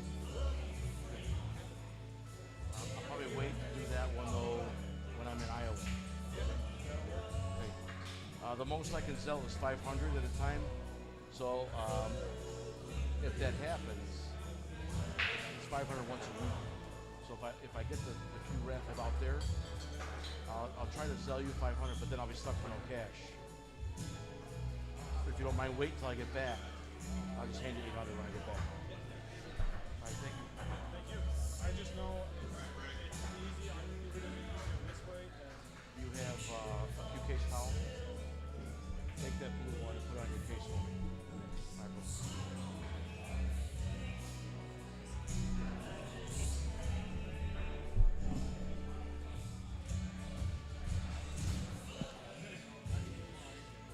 All right, so we just acquired another cue stick to raffle off in Iowa.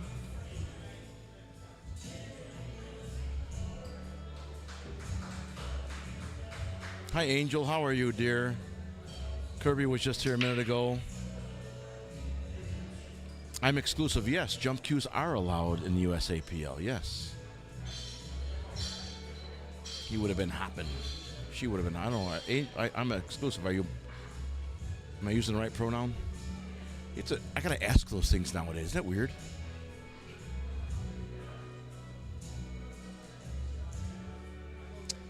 That's one benefit your guests have. They can walk away. You're in front of the cam 99% of the time. Many don't understand how taxing that really is. Appreciate it for what you. Thank you. Hey, Melvin. Thanks, Kirby. I appreciate the kind words. Yeah, it is. Trust me, I love what I do. But yeah, it's difficult to think about it. Sit in front of a microphone and talk pool for 12 hours. I've only been doing it for 8 so far, but it'll be easily 12 plus by tonight, for sure. Melvin Timms has a Scotch doubles tournament coming up. Steve kicked my camera. It's still okay. I'm going to leave it the way it is, though.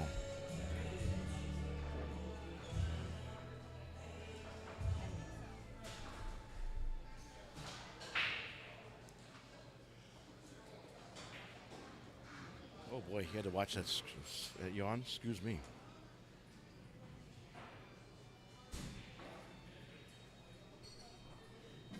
Someone played corn with a K. You can call me whatever you want, Chief, but I'm a dude. All right, I'm exclusive. Thanks, dude. No, Steve Sr., they are not finishing tonight. They are.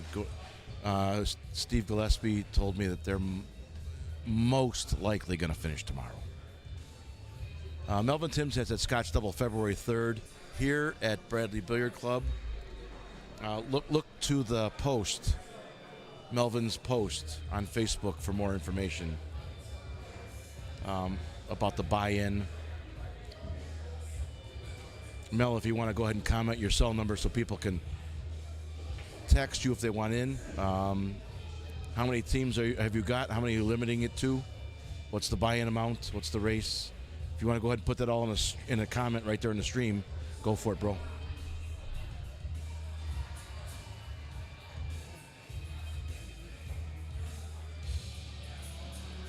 This guy kicks good.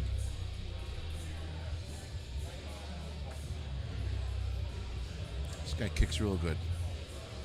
He's a student of the Efren Reyes School of Kicking.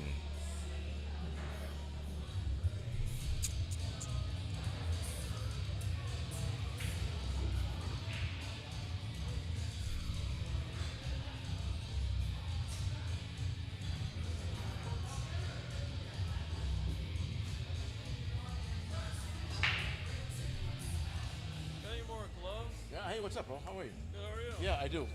What size do you want? You don't? Come on over here and try one on for me. Come on around, try it. I'm going to go sell another glove. I'll be right back.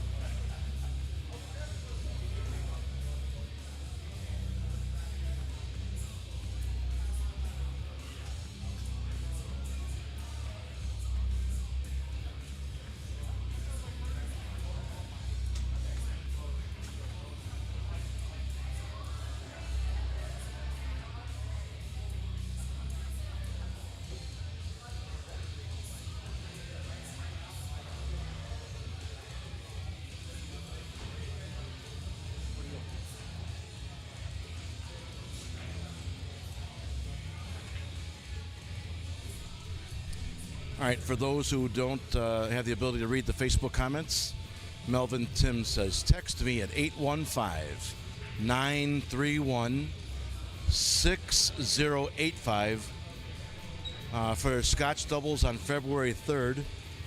It's $120 per team, maximum 12 handicap. Starts at noon here at Bradley Billiard Club. There's 59 teams already entered. Max is 64. So he has room for 5 more teams. If you want in, go ahead and text Melvin. What color did you say? Red. All right, try this on real quick. That's a brand new red. It's so 20 and 15 is 30. I owe you 5. Thank you. Try it on before. I want to make sure it fits. Those who've been tried on, maybe stretched out. Make sure that one fits you. You sure? Did you want to take one of these blue ones? Yeah. Okay, I'll get it. Thank you. Yeah. Oh, I gotta get you some pens too. Give me 2. You want black or blue? All the ink is black, but the outside is black or blue. Doesn't matter. Let me get it blue. You just want 2 pens?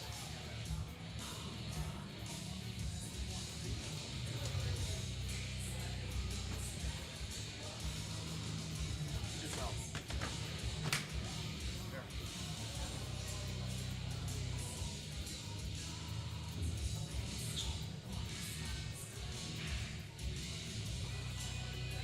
They have raffles for views or no?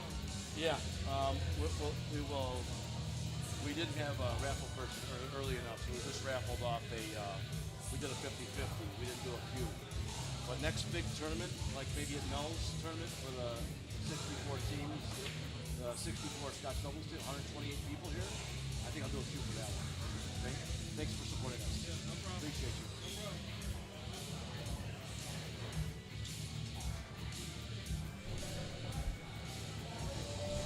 All right, so Kirby says that's one of the reasons I try to keep interacting with you, help keep the conversation going. I benefit because you have a very unique, interesting educational responses while maintaining high energy. Wow, that was quite a compliment. You know, if I had the ability to put that on a business card, I would. It's actually a good idea. Let me take a picture of that.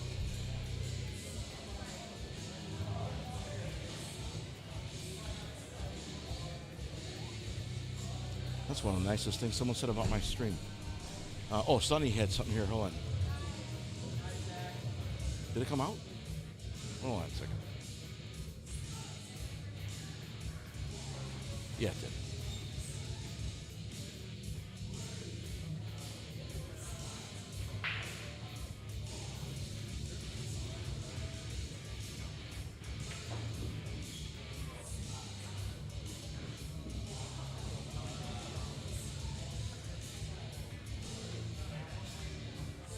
All right.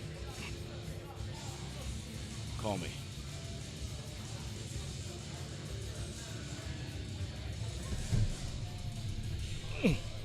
What's up, Craig? What's up, Craig McLarson?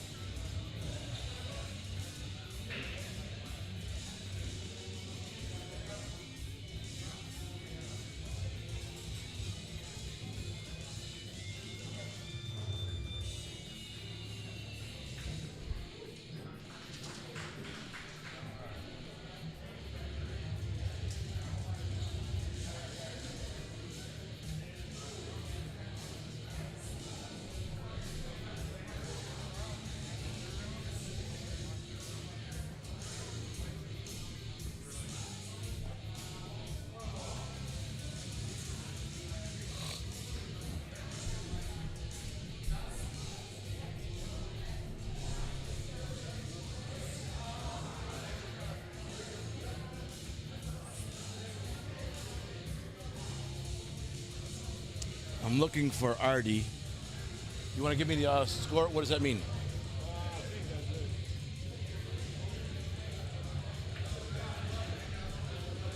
What seldom have?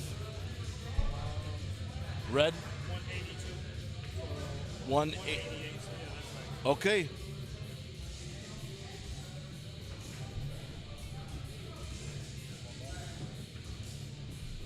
All right, we got a pro player on the stream here, folks. Craig says he wishes these guys were better.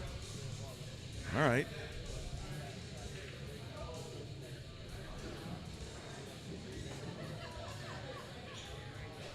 That was a pretty good shot, Craig. What's up with that? Nice out. Nice out.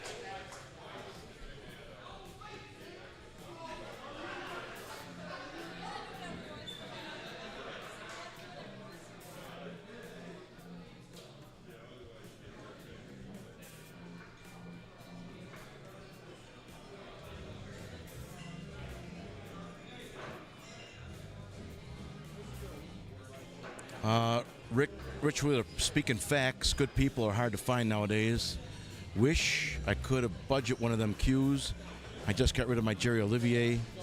Carbon fiber. Best shaft I ever had, really. Mind you, I have a 12-meter Defy, okay. Igor, what's up, Igor? How are you, my friend? My Russian friend, Igor? I think you're Russian, right? I have some Russian friends on here, and I have some Ukrainian friends, and you know, due to certain circumstances, they got into it with each other. We tried not to avoid that. So, Ukrainian. Thank you, Igor. Thank you. So we all agree to just be civil. Who can I text to ask about Scottsdale? Igor, that is Melvin Timms. I'm going to give you his cell number, so you ready? I'll give you 5 seconds to get your phone out. Get ready. I'll read it out loud. Anybody who's looking to get into the Scotch doubles for Melvin Timms, he's only got 5 teams left. Here is the number. Melvin, 815-931-6085. 120 buy-in. He only has room for 5 more teams at the moment. February 3rd, here at Bradley Billiard Club.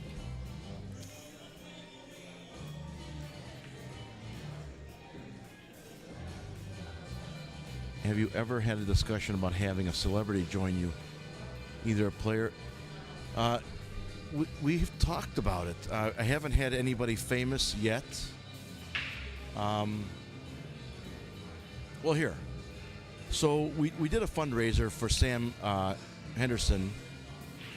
He was that junior player. He won the U.S.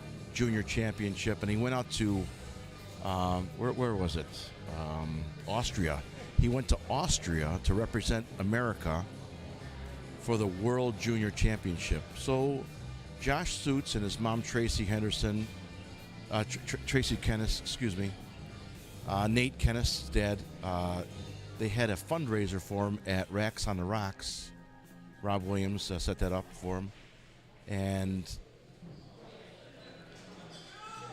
while it was totally impromptu, while we were streaming, my friend Mike Schatz gave me a call. He goes, I'm sitting here with Dennis Hatch, former Moscone Cup player. He would like to talk to the kids.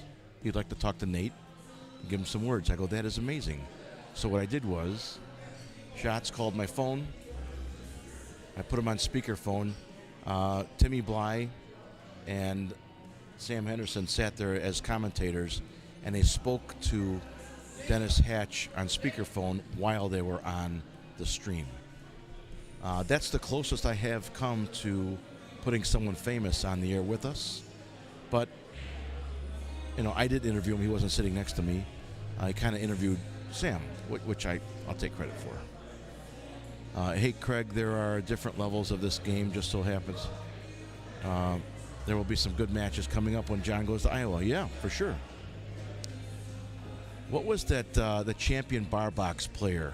What was his name? I keep thinking, is it Jack, what the hell was his name? Oh my God, I I've seen him play many times. World beater on a bar box. Not just like Jesse Bowman type. This guy was awesome. In addition to Jesse Bowman type. What the? Oh, I just almost had it in my head. What was his name? Anybody? Who can think of that champion bar box player 20 some years ago? Usually Mike Corbett's on here. No, it's not Jack Mehoff, silly. Chris? No, it wasn't Chris. Shit.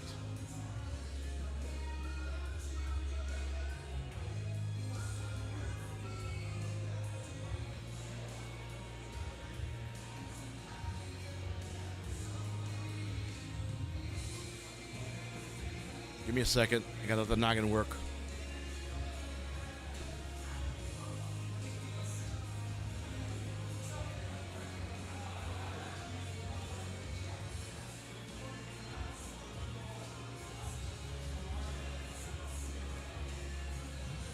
This is closed off.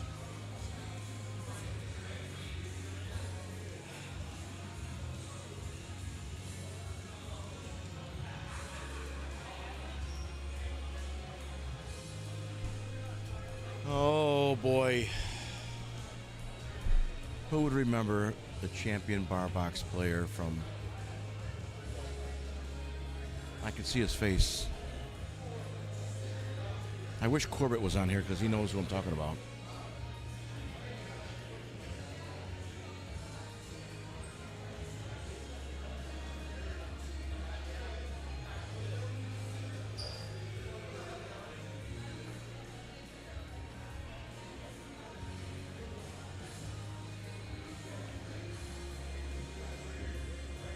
Ray scratched. Shit.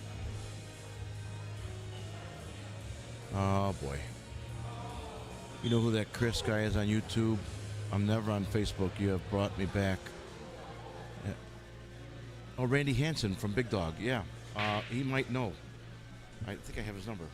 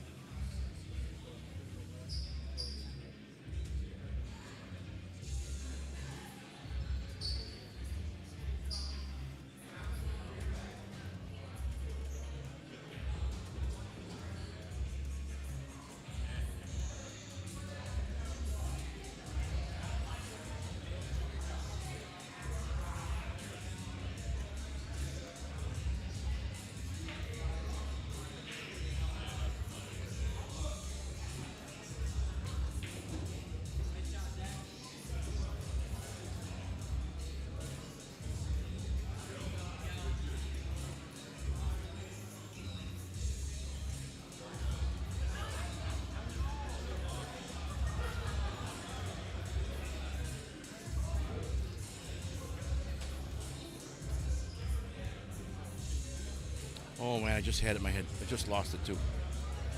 Can you tell me?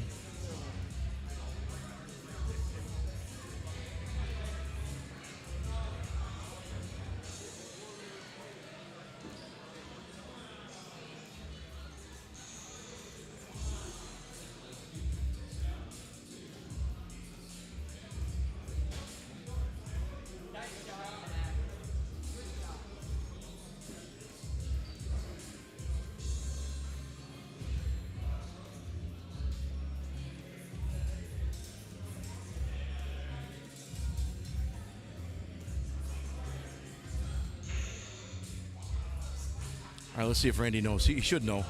You got the score? Go ahead.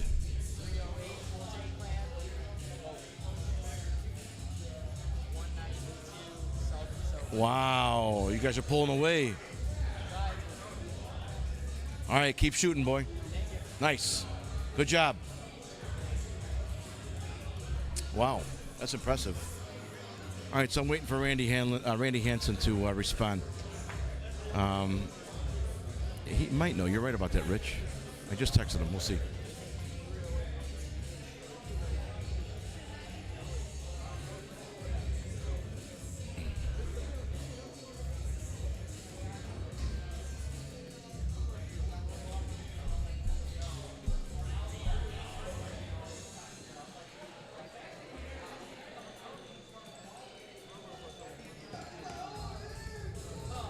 You know, I said Jack, but I'm hitting a roadblock, so it might not be Jack. I have to try to clear my mind. I'll get this name for you guys. I wonder if he still shoots. So I'm in my upper 50s. He's got to be 70. This guy I'm talking about. He's got to still shoot pool. I hope he does anyway.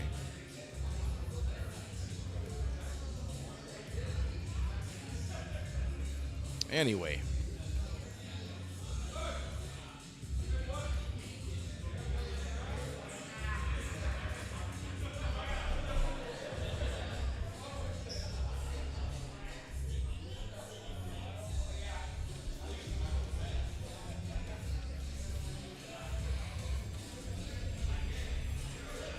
Aha.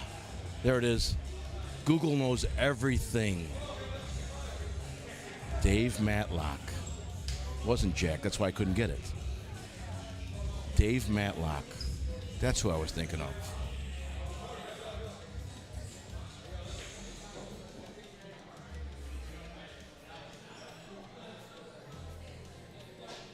So now I have to look up to see how old he is. AZ Billiards. Who are the top 5 bar box pool players? Dennis Orcoyo, Warren Kiamko, James Walden, Rafael Martinez, and Dave Matlock right there. Notables who didn't make that list: Corey Deuel, Larry Neville, Shane Van Boning, Kim Davenport, Ike Runnels, our hometown hero, Shannon Dalton, local favorites: Glenn Atwell, Dan Louie, Mike Zimmerman, and Stan Taranjo. All right, there you go. And you can't count out Jesse Bowman from that list. He's certainly worthy of mentioning. So thank you, Google, for getting me out of that one. I know it was going to drive me nuts if I didn't get that name. Dave Matlock. I saw him play at Pro Time Billiards in Orland Park about 20 years ago. When I say jam up, sincerely, jam up pool player. Sincerely.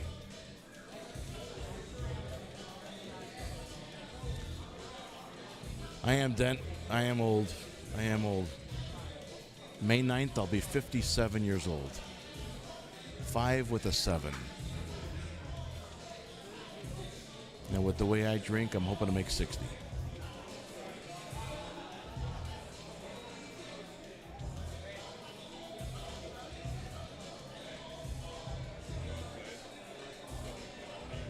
Let me spell his name so you can look him up. Dave Matlock. I don't even know if he's still alive. Oh, I did the capital lock here. Hold on. Matlock. That's him.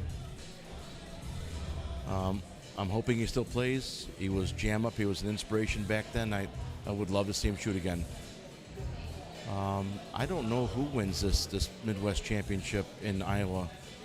And you got to think there was some design by having the U.S. Bar Box Championships run side by side with Derby City Classics. So what are they thinking? You know, those who are the greatest of the greatest will go play on 9-foot tables, and those who are left over will play on bar box. I don't know. I don't know the logic behind that, but in any event, I'm glad to get the contract. I'll be at Davenport, Iowa for the Midwest Bar Box Championships.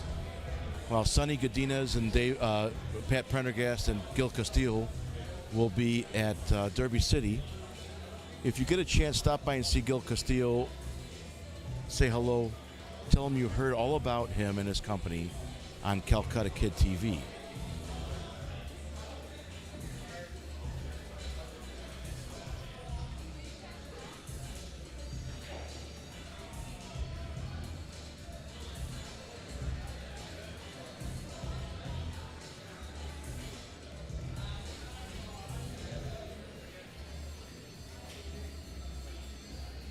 Nice shot.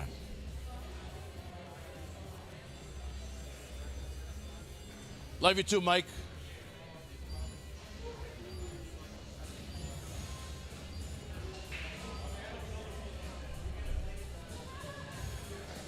You know, just be no, not at all. Just because I'm not a cop anymore doesn't mean I don't know what you guys are doing out there.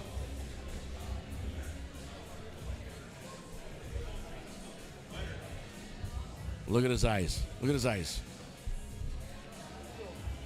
Calcutta Kid TV doesn't condone the use of recreational narcotics or drugs. At all. Nice shot.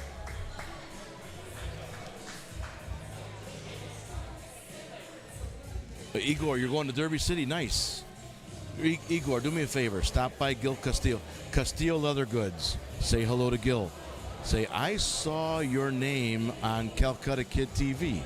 He will be very, very happy with me. Also, Igor, go to Pat Prendergast and Sonny Godinez and say, I saw your name on Calcutta Kid TV.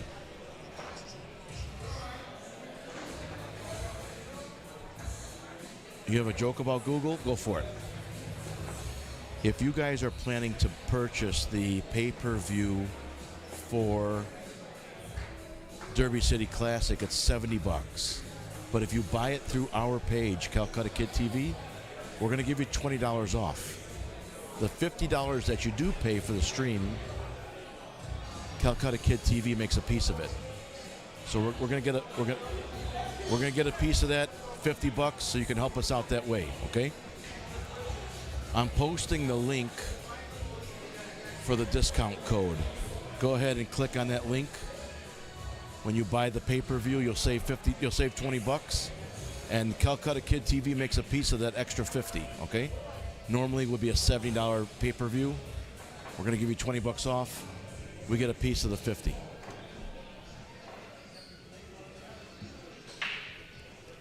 And everyone's happy.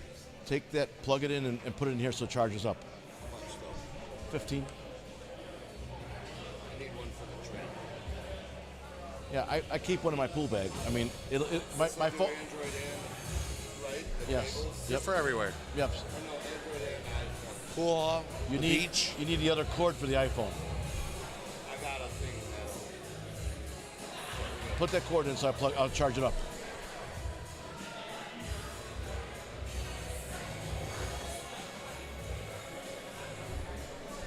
So Igor has he's Ukrainian, and he has so there's a little bit of translation confusion, but he has a joke about Google. And I said, go ahead, tell me your joke. He says, ask Google if it's a man or a woman. Just plug it right here. And did you? No. Right here. Can we do this? Hey Google, are you a man or a woman? If it's other than PG rated, we shouldn't read it out loud.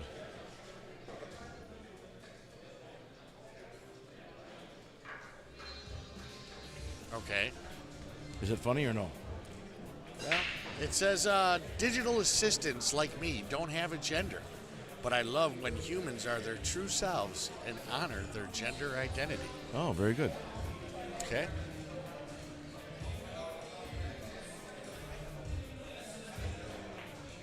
Thank you, Igor. Appreciate that.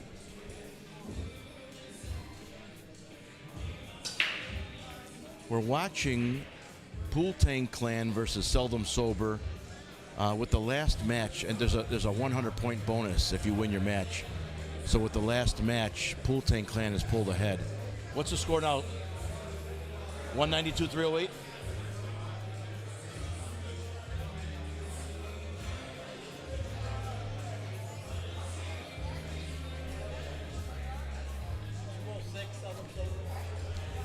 Seldom sober 206.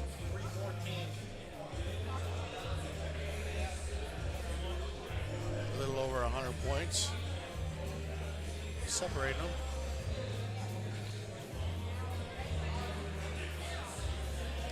All right, so Google is the man or woman. That's my question. I don't know. Google didn't answer it either. Google wasn't assigned a gender. Was not assigned a gender. Yes. Okay. That's pretty much what it comes down to. It's not Alexa, or Siri. You know. I got it wrong? Okay. This guy's got some nice hair, man. It's got the waves. It's cool looking. Yeah. Oh. Gotta love those diamond pockets. You know, this is Tracy Chapman. She was cool back in the day. And now she's coming. It's the same song. They just re-released it. Of course. 20 years later. Well, it's still cool. See a lot of that going around these days. But I like to see, you know, groups or bands or whatever stand a test of time and keep bringing out new music every 10 years or so, you know, and it keeps up with every generation. You know, Tom Petty was a guy like that, you know. Oh, yeah.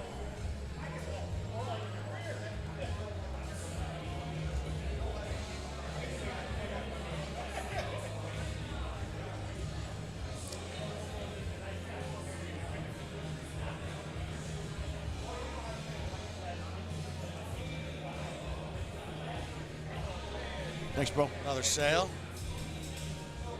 My daughter thinks when I'm taking a call and I gotta hang up because I need my phone, obviously.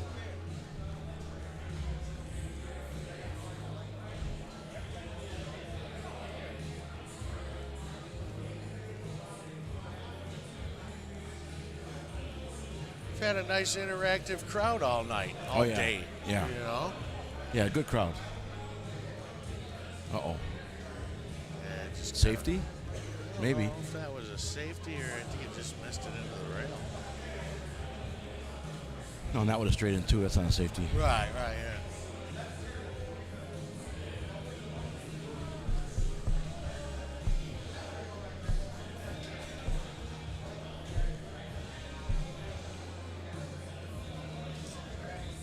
That's not good.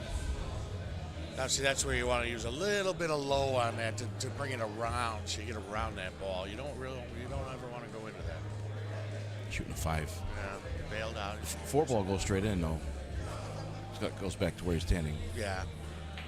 Oh, shit. He did something weird with his arms. Yeah. He steered the Cuba. Just kind of wiggled. And yeah. Kirby says that he thinks our app will be a game changer when it comes out. I hope so. I mean, I really hope so. We're putting a lot of effort into it, Jimmy and I. And yeah, he's made a decision recently to change from the first set of developers. He felt they weren't totally on the same page as us. So he's moving it to a different group of developers that he thinks will be better oriented to see our vision and what we want the capabilities of the app's capabilities to accomplish. As a result, we'll have a little delay of getting this out to the public, but it should be better made. We'll see. That's Jimmy's forte. I do the streaming, I do the raffles, and I do the sponsor acquisition. And all the public relations that go along with it. PR, but definitely PR work. Definitely.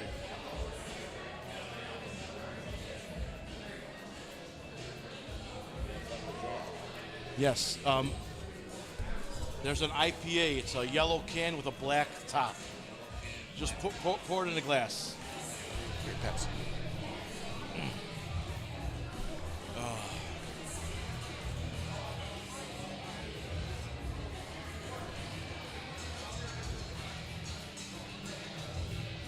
Table 2.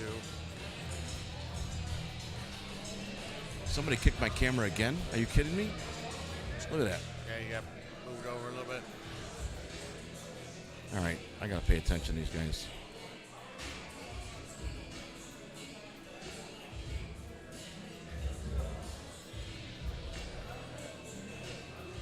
That okay? Maybe more? That looks good.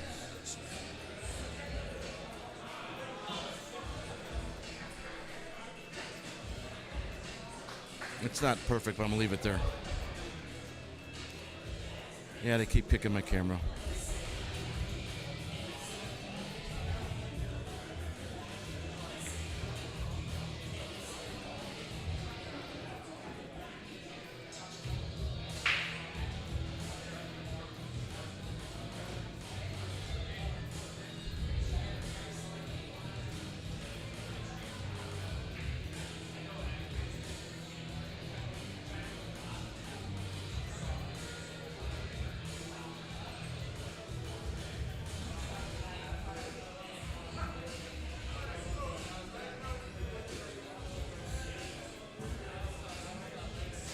Nice shot. Yeah, he didn't try to do too much. Just tried to make that ball for sure and put himself in a position to take the 15 or the 9.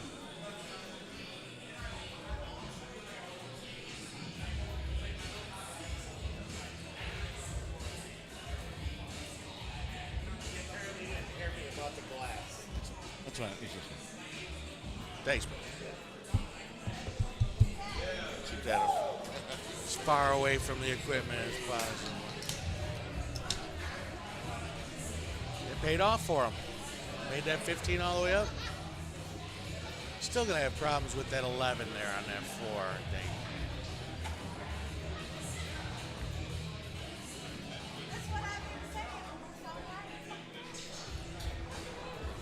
You might be able to get on that top left side of the table to get it back down to this lower right.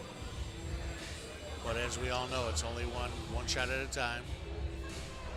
I just got his explanation. Google's a woman because as you're typing in the search engine, it doesn't let you finish your sentence.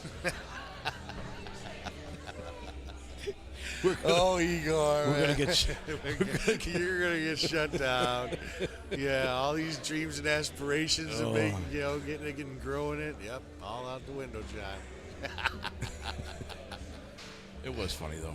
That was great, Igor. Thank you.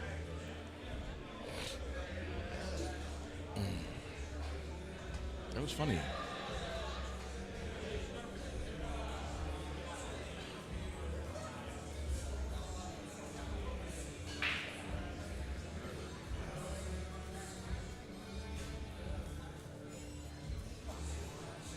I'm hitting that brick wall, man. It's hard to do this for. Well, when you keep going on and on for hours and hours, and you did it last night, and pack up your stuff and don't get out of here right away, and you're mingling. We'll be back here late tonight. We're here late tonight, and we'll be back early tomorrow to finish up. And you're gonna be here tomorrow morning, yeah.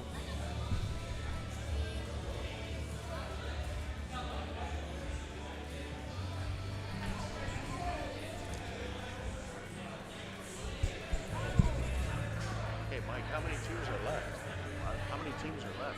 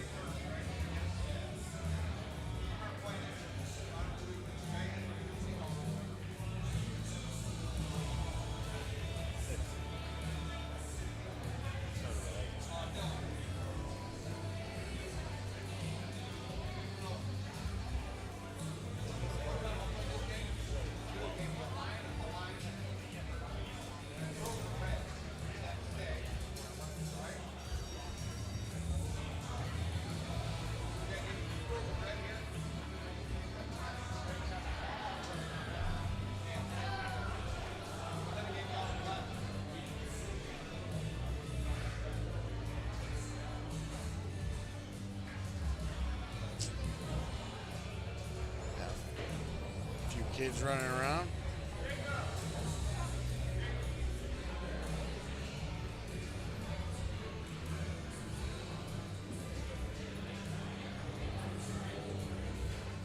We talk about the junior programs all the time, and Yeah.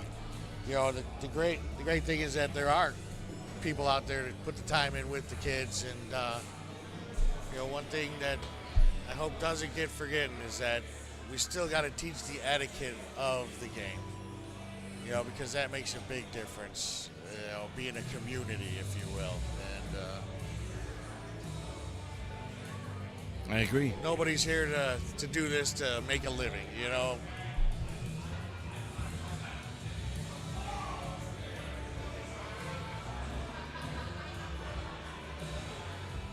And if you are, congratulations. But that's one thing I saw, you know, earlier, whatever. All the money it takes, the money to get in a tournament. If you don't have sponsors, you're paying for travel, you're paying for hotels. You better snap off some tournaments in order to think you're going to make some money. That junior, what's his name? Martin Zavala Jr. He just got a sponsorship. What was it, McDermott? Or he put him in 100 tournaments this year. Okay. So he has to pay nothing. He gets to travel all over the country, play in all these tournaments. Entry fees paid. That's a great deal. You know, he gets a lot of action and exposure. It doesn't cost him anything. It's not costing him much. What a great burden has been lifted from him. Yeah. Igor has another joke. You want to give him a try? One more, huh, Igor? All right, let's see what you got. Okay, Igor, you get one more chance. Igor's got one more chance. Something else for us here. He said, "What is Google, man or woman?" He said, "A woman," because it never lets you finish your sentence. We're gonna let him try one more time. Except for our wives, of course. I don't know what to say. I don't know.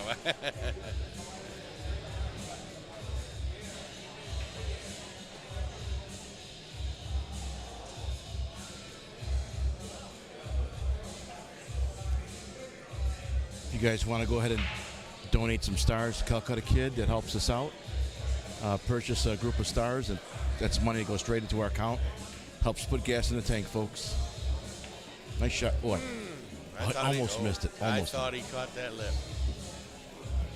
He can make this 3 off the 14. And that's your best bet, definitely. Because you got to play this at the right speed to where if you don't make it, you're at least taking over that pocket. Yeah. All right, I'm afraid to read this joke. What is common between a pregnant woman, burnt pizza, and frozen beer? I don't. If it's X-rated, Igor, I can't read the punchline. I think Igor's got more than just a pocket full of these. He's got a whole book. And page 3 says... Is that the... Yeah, right. Is that the new edition of the bathroom book? What is common between a pregnant woman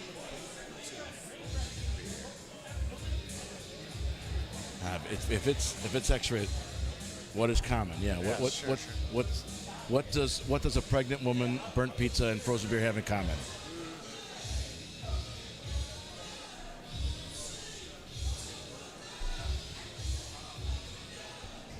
I almost don't want to read this out loud. I don't want to give my answer out loud. I don't know if it's allowed.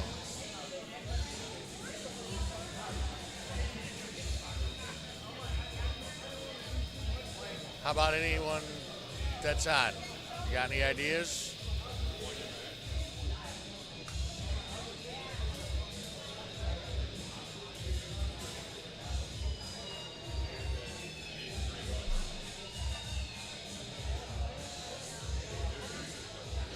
Hey, Dent, you want to jump on?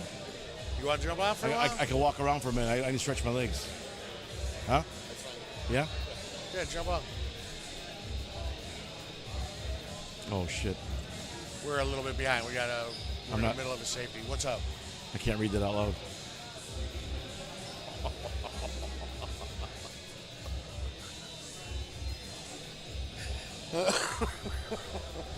No, not this one. Igor.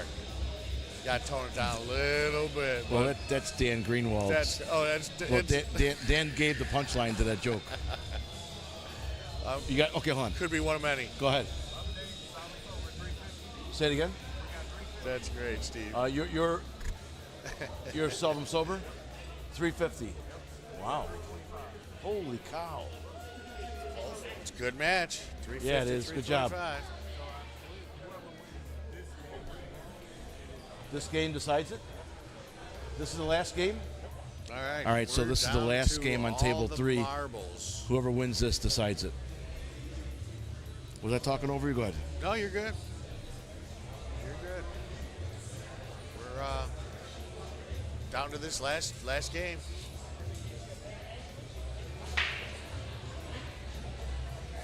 All right, here you go. Whoever wins this game here decides the match. Whoever loses is out. Whoever wins advances.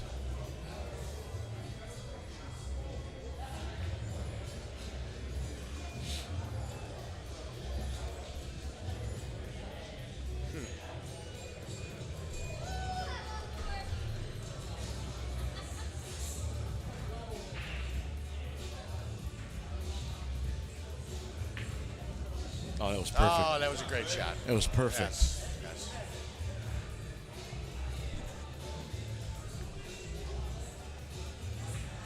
Wow. Now you just got to be careful. This is one of those shots where you know you got to try to pop it out for that 8. He's just straight on. He's a straight line.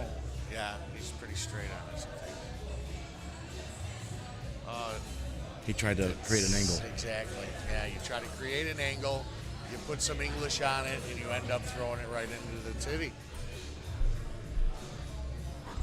Did I say that?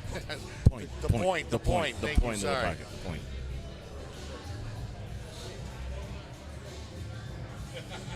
That was pool slang. Sorry. I said it before, too. Okay, he's got to bank the 8 ball. The 8 ball goes one rail long ways down here, bottom right. It also goes one rail short ways, top left. I wouldn't try to force it into the pocket. That 14's sitting out pretty far. It's to make that contact and then to have the 8 ball follow that in. That's a lot of bottom English and a. Rightfully so. He's asking his team for a coach. Yeah. He was told he can't have one. He already had one, I guess. Did he already have a coach? Yeah. Okay. He was asking for a coach. He already had one. So look for. Yeah. What? That's a sample. You want to buy one? Can I show him? Of course. Yeah.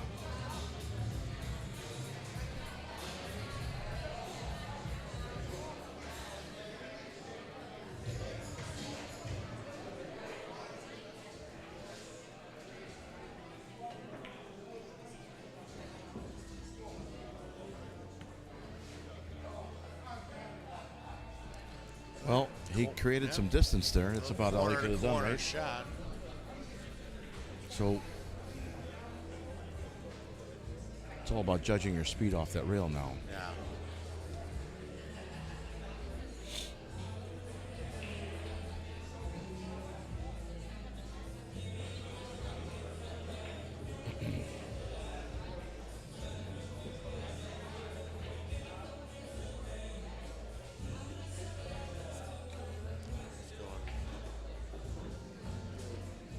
He's got a cut on the 8. Gave himself a shot. He's got a bank too, but I'll take the cut all over this. I would cut this. Yeah.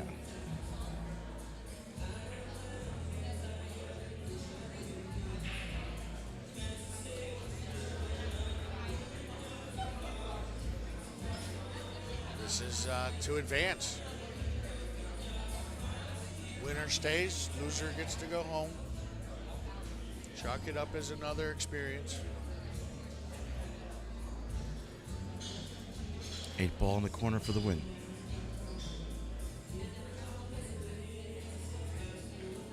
Overcut He it. overcut it. Wait, look at the leave. Oh, he's got some room there. Yep. It's a lot of pressure. It is. It really is. I'd use a bridge And here. this is the very first event that he's running for National Qualifier, if I'm not mistaken. That's what I've heard. Oh, okay. So, you Get- know, get a these bridge. guys. Yeah, definitely. No messing around.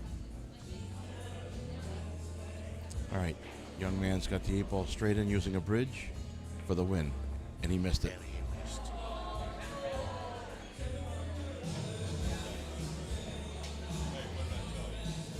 Wow.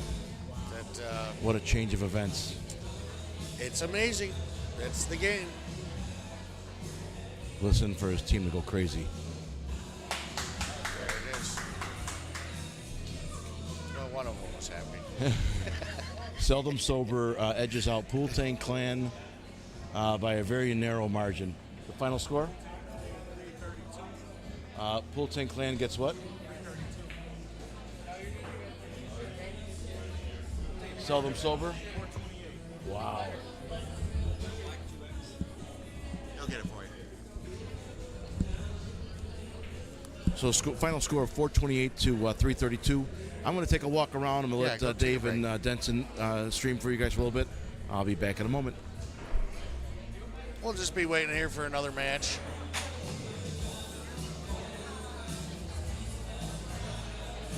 Hope everyone's having a nice Saturday.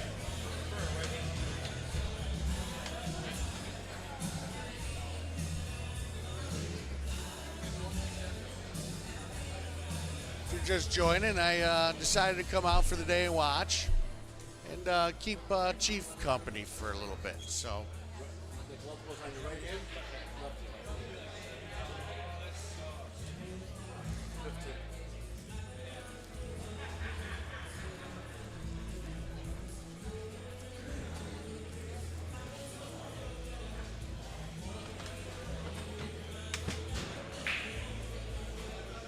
Still have a couple matches going on across the room.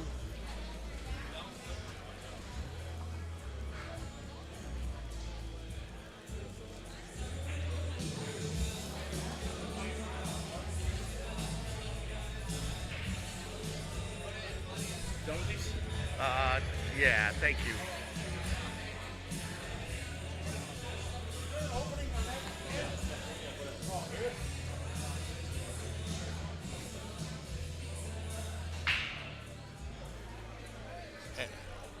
Do you know when the next? Do you know when the next match is? No, not yet. No word on the next match yet. So we'll just kind of hang out. Just make sure you're on camera. Yep.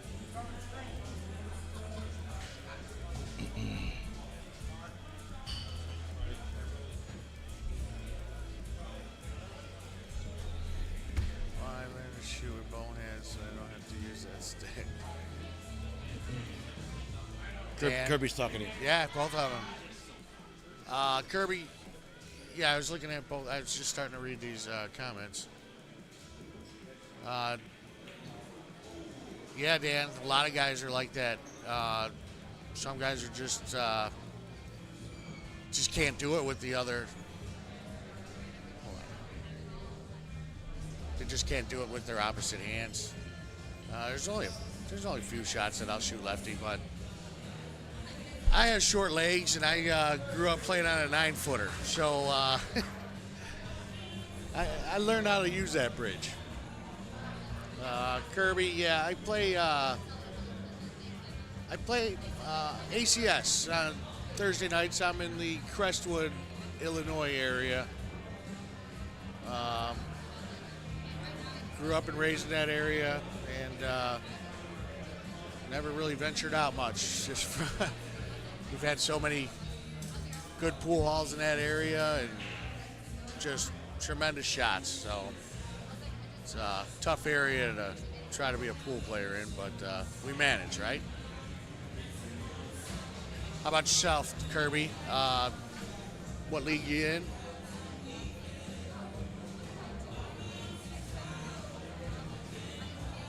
Anyone else? We're we're hanging out. We're waiting for our next match. So chat us up. Let's start a conversation with something.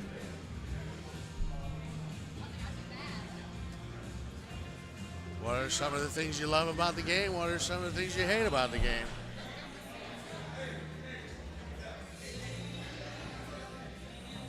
Yep, Steve's with us.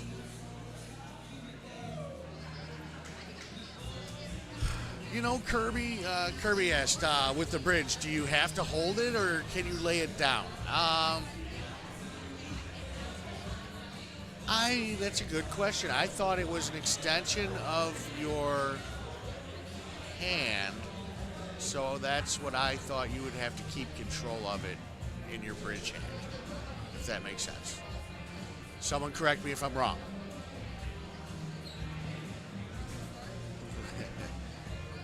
What's the craziest pool story? Bill Flippiak. Shit, man.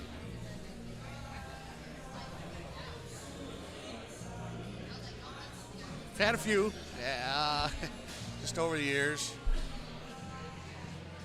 Just, I can't really pinpoint one of them.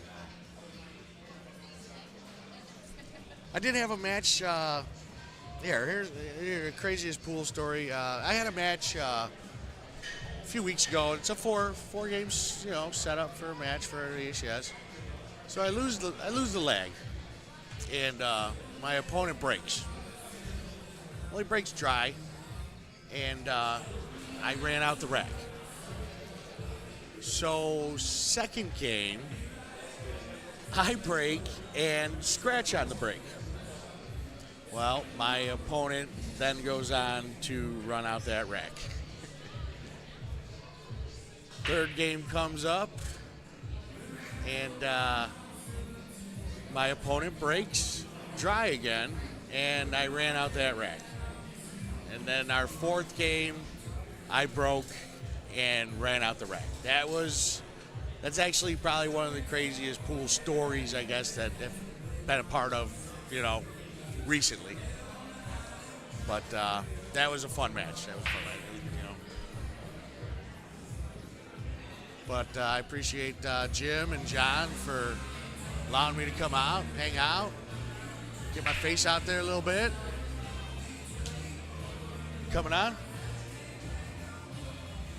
Coming on? All right. You love them, you hate them, but you definitely know that voice.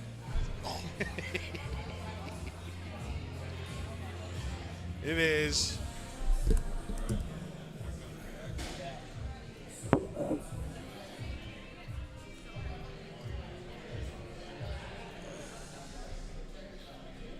We're getting there. I don't know how to work all this, so I'm not even trying. I don't either. There you go. They know your voice, so here, turn it back. You got a face for radio as it is, so. Here, this is for you. All right, much better, so. Can you hear me? Yep, like I said. How about you? You got a crazy pool story you'd like to share? No. Come on. We got knocked out in the third round. All right, well. We didn't have a team with much firepower, so we gave it a try. Hey, you're not the only team, Yeah. And we've watched this full pool room turn. About maybe half the teams are left, a few hanging around. And I think there's 6 left. 6 teams left, okay. 6, yes. It's a good league. Nice turnout.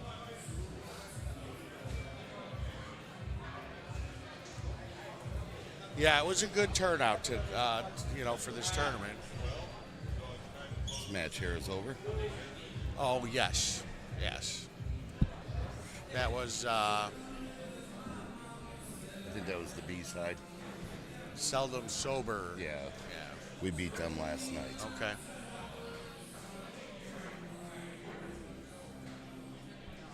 Yeah, we've watched, I think they've played on these tables, the last 2 matches. Yeah. Maybe 3. I believe there was a morning match also. Yeah. Brian Cara.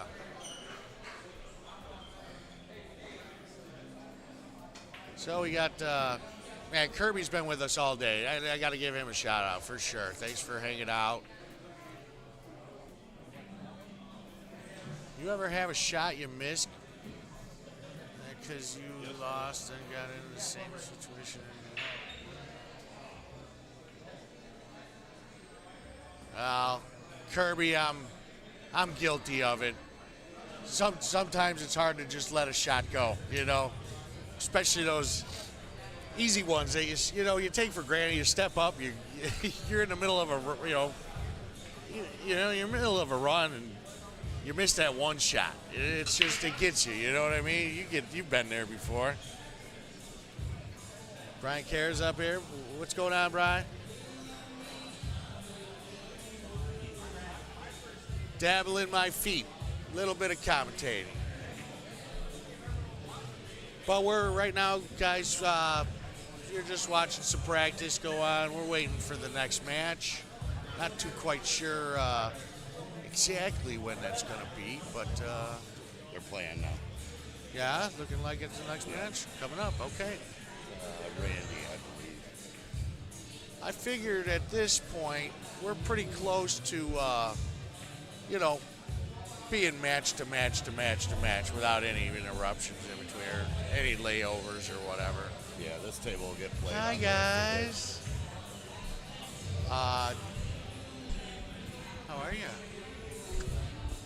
Sorry, I almost fell forward. John's just kind of walking around. He was Gary's. We're good, thank you. Yeah. So, well, it looks like we're going to see Seldom Sober play again on this table. We're not sure who their opponents are quite yet. But as soon as we find out, we'll let you know. It doesn't matter? Okay. It does matter. That's the team name.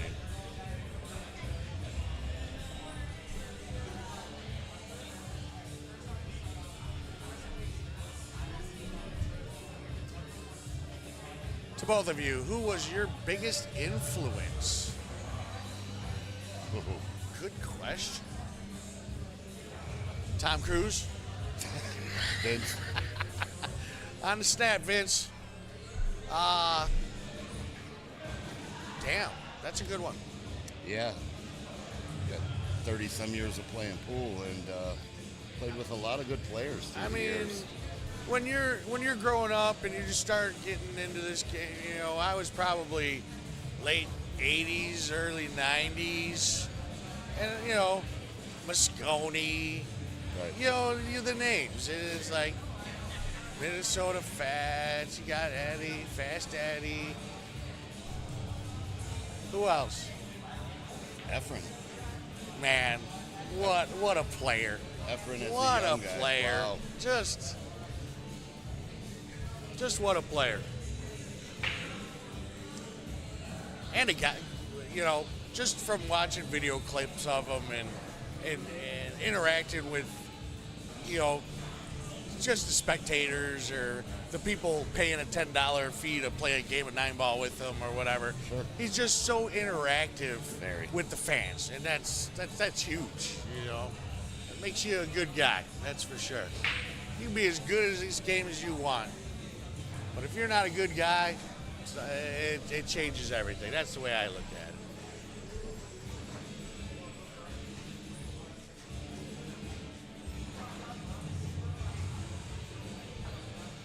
Looks like the other team's kind of regrouping on the other side of the pool hall here. Maybe getting ready to come over. He's on two different teams over there. That's Steve Gronwald. Yes, relative of his.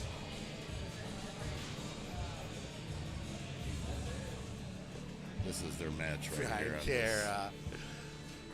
this table three. Yeah, look at Brian Care talking shit. Okay. Yes, in the 90s I did rag for you guys a lot. I'll admit it. But it made me the player I am today.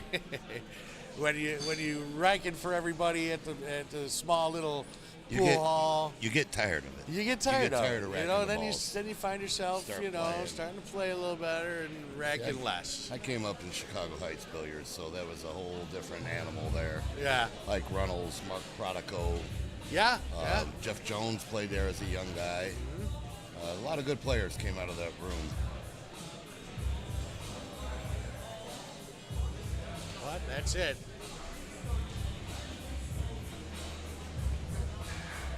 Hi, Meisner. How are ya? Hola.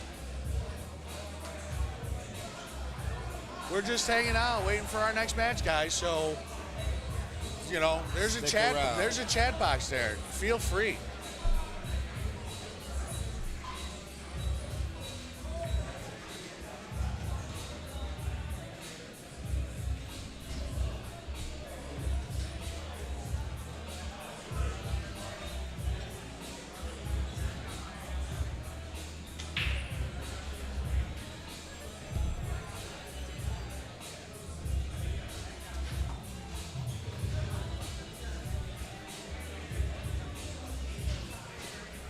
I think there was someone commenting earlier, just, you know, about skill level.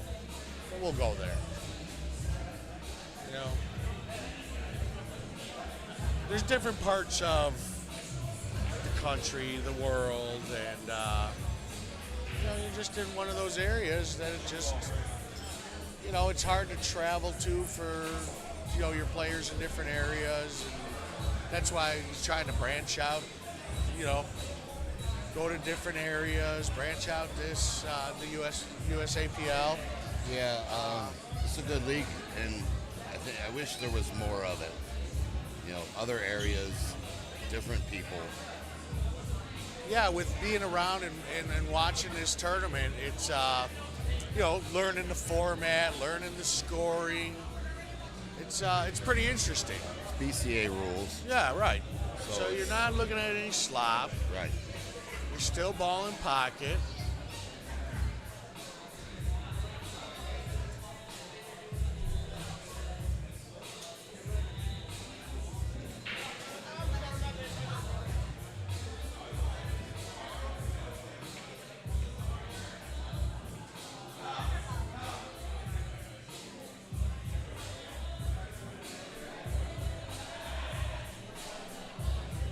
Thanks for being with us, though, guys. It's I know this means a lot. Try to get this out there, and John's going to be in Iowa. What? 2 weekends, I think. 2 weeks. 2 weeks.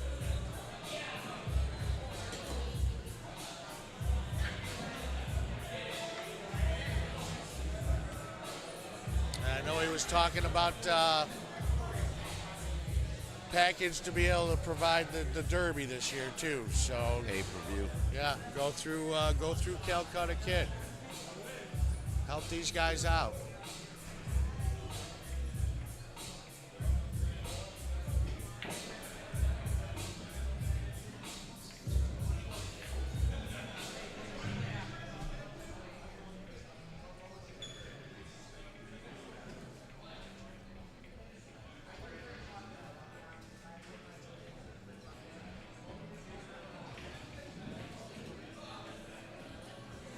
All right, well, we got a question here. It says, It's a good question.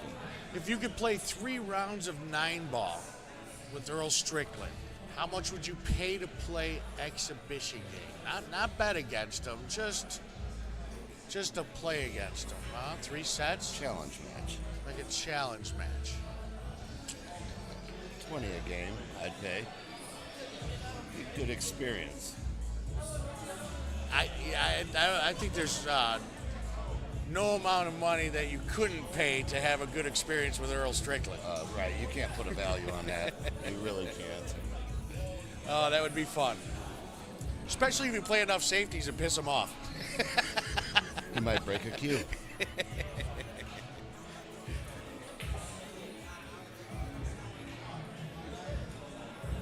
Yeah, these guys are just messing around on table 3 and 2 here.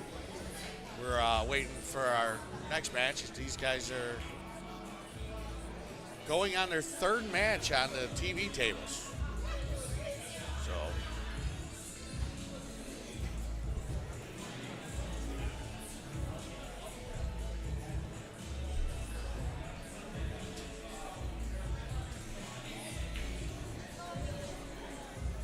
Chris Olas. Do I know that name? That player? Do we know that I player? don't believe so. No?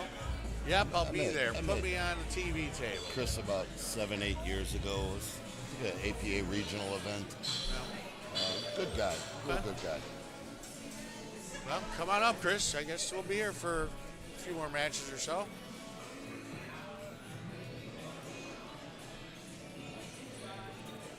Where's your favorite pool hall? I'll tell you what. son. Don't say pockets. Well, and I'm not going to, because it's just hard for me to say that anything else because You don't go. we've talked about this. You know, I grew up in Midlothian. Hung out at Fast Break for the most part. I felt my game was a Same. little bit behind you guys when all the pool halls in the area. Right. But hey, it's my area. That's where I shoot. I don't travel around much, and I'm gonna try to change that. Actually, It's a new year. We can try there's- some new things. there's definitely faces around Illinois that I know I could go visit in different parts. Now, who knows with this? It's just social media is amazing. Look at how many people you don't even know that are your friends that are in the pool community. networking with pool players. That's all it is to it. And I've met some yeah, I pretty think good it's, people. as I get older, it's time to just kind of travel around and meet new play different faces. That's what I need to do at this point in time. In my pool career, if you will. But no, don't be afraid to do that. Spread your wings a little. Exactly.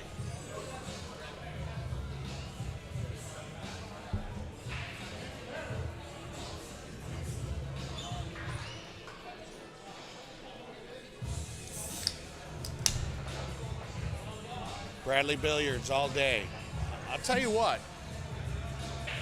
This is my first time being here. Ever. I walked in the door last night. I've heard about the place. Heard they just got all brand new diamonds. Yes. And wow, you're right, Brian. This is a real nice place. I seen it when they had the valleys, and it was still nice then. When they did this upgrade, I was impressed. There's a winner over there. That you can hear. I was talking to the owner of Bradley Billiards the other day. I told him, I said, I've been in a lot of pool rooms in my days, and this is by far one of the top 5. Yeah? Yeah, absolutely. It's one thing I want to do a little more. It's like, if you will, my billiards New Year resolution. I got a bunch of them, but one of them is to start seeing some different pool halls. They're out there. For sure.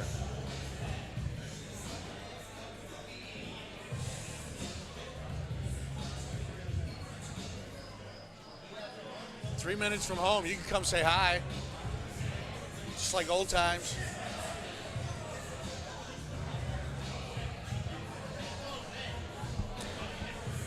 Looks like Stumble In one over there on the other side of the room there. Stumble In's a tough team. Yeah.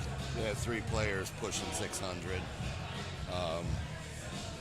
We couldn't get nothing going against them. They were our first loss today.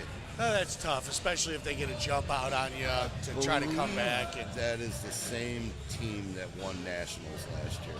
okay. Yeah, they won the tournament. They went to Vegas. They performed, and they took it all. Nice.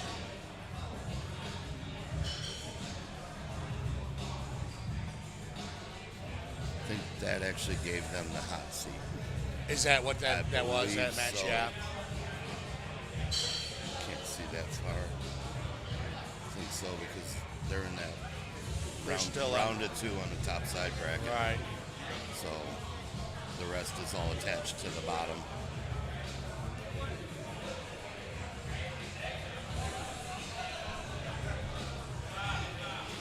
So it does, like you say, it looks like Stumble In is in the hot seat.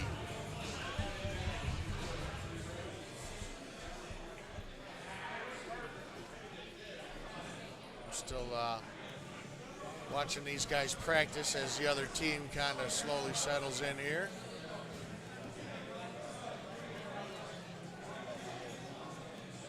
Kirby, you're definitely right. And I've had this conversation with lots of people, you know.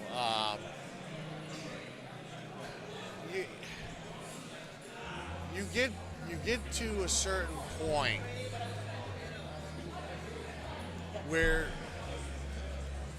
if you feel like you're playing down, where you're not gearing yourself up to play better than your opponent. Where was I going with this? You do. You have to play better players in order to better your game. And Because you get tired of racking the balls. yeah, exactly. Well, you get tired of racking the balls, but We talked about that. you know, already. we talked about, you know, playing with a Prodigo, playing with, you know, Mike back in the day. It was just a bunch of different. Mike Corbett. You got Mike Corbett back in the day, just kicking Bandy, our Jeff Sargent. Yeah, like kicking all our those booties guys. in the tournaments, you know. Oh. And you know, you learn. You just watch what they do. You watch their patterns. You know, you imitate what you see. I mean, and you take it all in. And each that's how player. I learned. I would watch, and then I'd get my own rack of balls. I'd go off in the corner by myself, and I'd just try to imitate what I seen until I developed my own style. Exactly. And then over time is when your eye gets tuned, your cue control, all of that comes in. And don't ever, you know, be afraid to take advice from somebody, because Take there's advice never, from a never newcomer ever, to the game. you're never done learning the game. Never. That's for sure. Never. And don't be surprised by the things you see during the game, because nothing ever surprises me anymore. But it's definitely a game of fractions. Millimeters. Yeah. So if you're just joining us or whatever, being around, we're still waiting for that next match to start. The Chief, he's stretching his legs, taking a little walk. And a little break. Yeah, he's been here all day, all last night. He's old. Well, he's getting there. Here he comes. It's been a great day. It's been fun.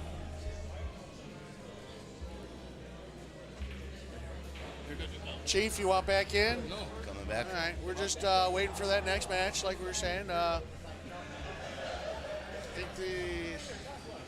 thought I saw a team starting to settle in over here. Yeah. Let's do this. Where's Steve at? Right there. Hey, Ray. Are you guys playing again here? Yeah.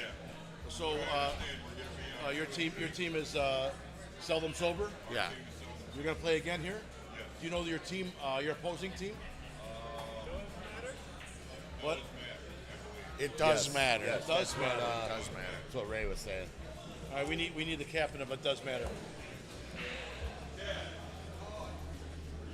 Get this set up. Here comes our captain from the other team.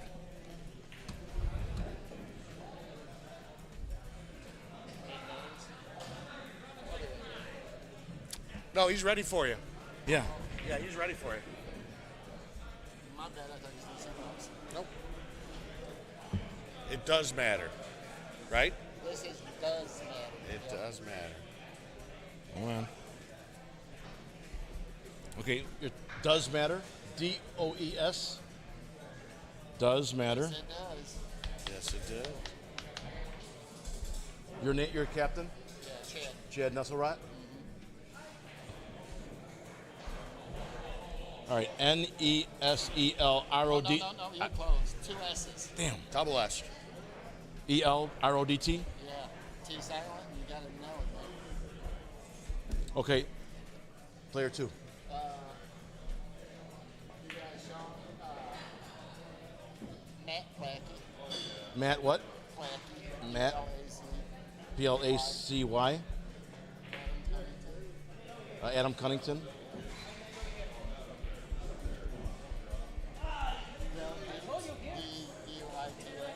D-O-U-G-B. What? Oh, I'm sorry. Dale. Dale? Yeah. Just kind of hold tight, folks. We're Dale what? getting the team registered. B-U-N-T-S? into the system here. D. D. U-I-T-S. Okay, Doots. Okay. Adam Cunnington. You got that one. Nate Barrett. What is it? Nate, N-A-T-E. Nate. Barrett, F-A-R-R-I-S. Is that Sean's father? Yeah, Sean's on the team too, yeah. Sean Ferris?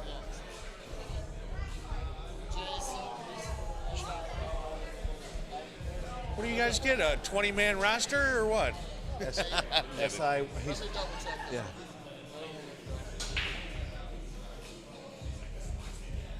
S-I-L-F-I-E-S. Sylphies. You got 8 now? 1, 2, 1, 2, 3, 4, 5, 6, 7, 8, 9, 10. Yeah, you got 7. Cole, C-O-L-E. Shit. And my last name.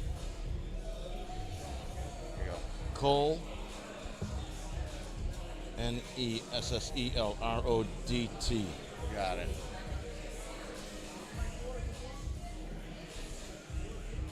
One, 2, 3, 4, 5, 6, 7, 8, 9, 10. 1, 2, 3, 4, 5, 6, 7, 8, 9, 10. Okay.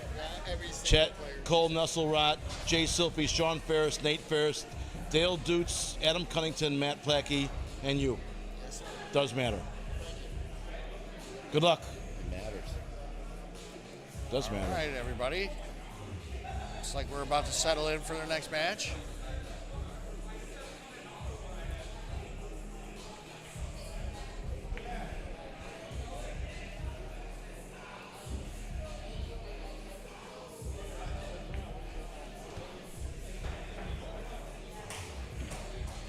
Okay.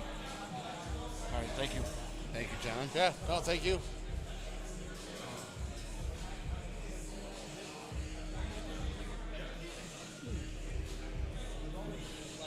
Did you see Dar and James here? Darlene and James?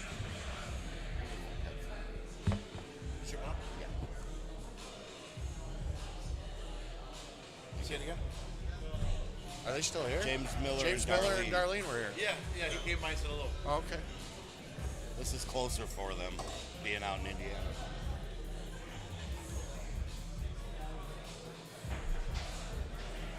What else we got, Kirby? Let's see. If you have to play back to back, Kirby got some scenarios here. Kirby's really been it. really great all day. Interaction. Yeah, here, a little bit more into that. If you have to play back to back, how long do you like to recover, especially after an intense game? When this is charging, it blinks. When it's solid, it's finished. Okay. 1 hour. Good question. 1 hour. Give a little time to decompress. Let that go. Yeah, I would say, an hour's a good time. You don't want to get, You don't want to too cool off comfortable completely. or exactly.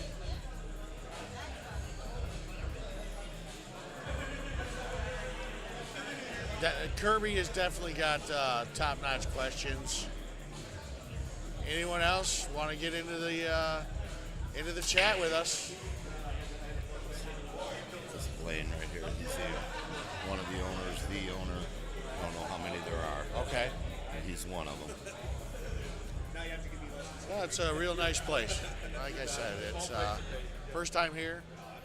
These tables are beautiful. Phenomenal. Phenomenal. Some of them got a couple rows. Yeah, we met the Hey, other how night. are you? Nice to meet you. No, not at all. You heard right. Oh, you guys met?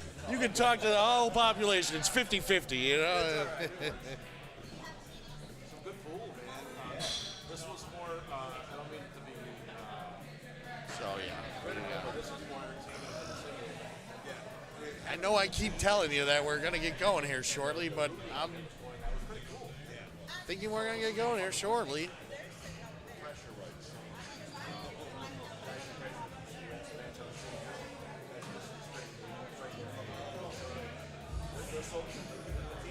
So what would you say percentage of these guys play in other leagues, state tournaments, you know, what kind of percentage would you think?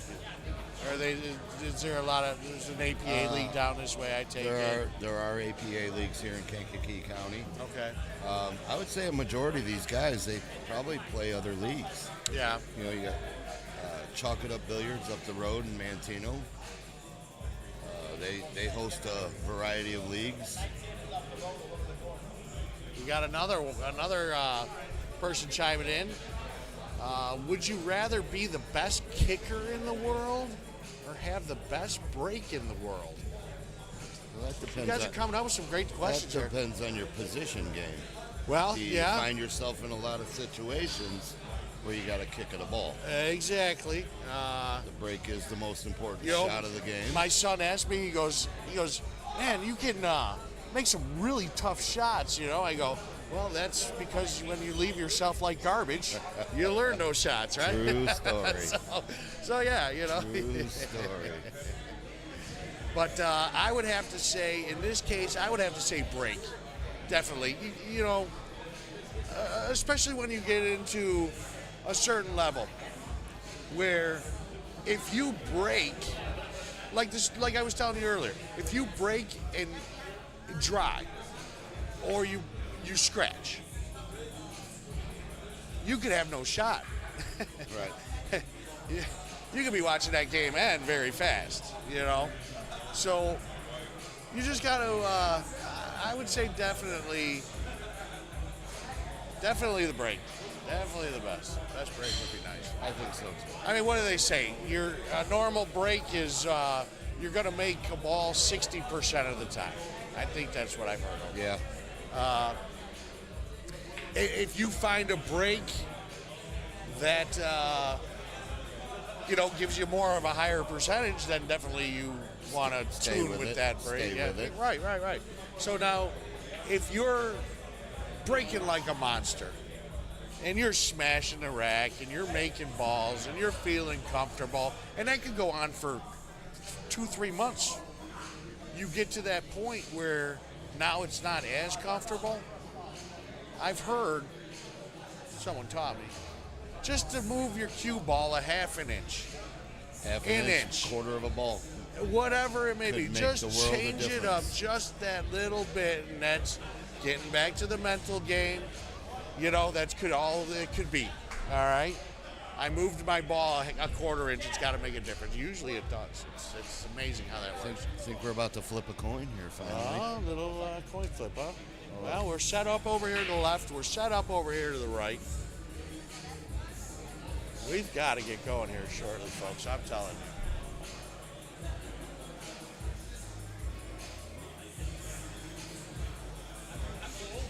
So, does matter.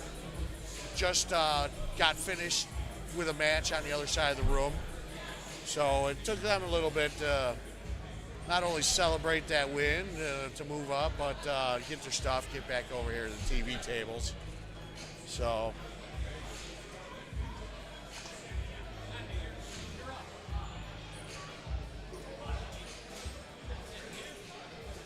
Yeah, as you go for that long Z shot. That's a good kick. That's a good kick. That'll kick any ball in there.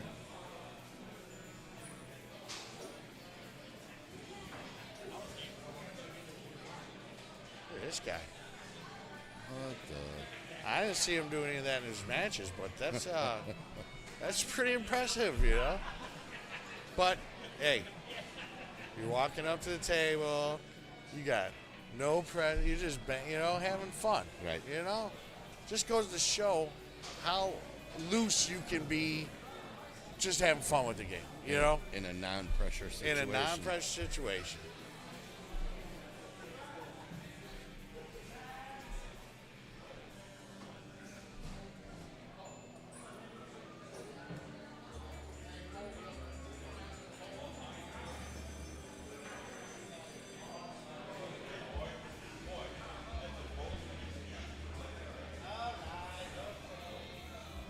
So there was a tournament going on in the area, you said? Mantino. Tonight? Mantino.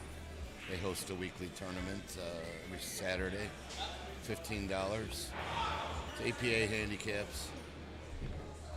It's an okay tournament. Now, would a guy like me be able to go play that? Now that because I don't play APA, do I have to be sanctioned to play that tournament? No.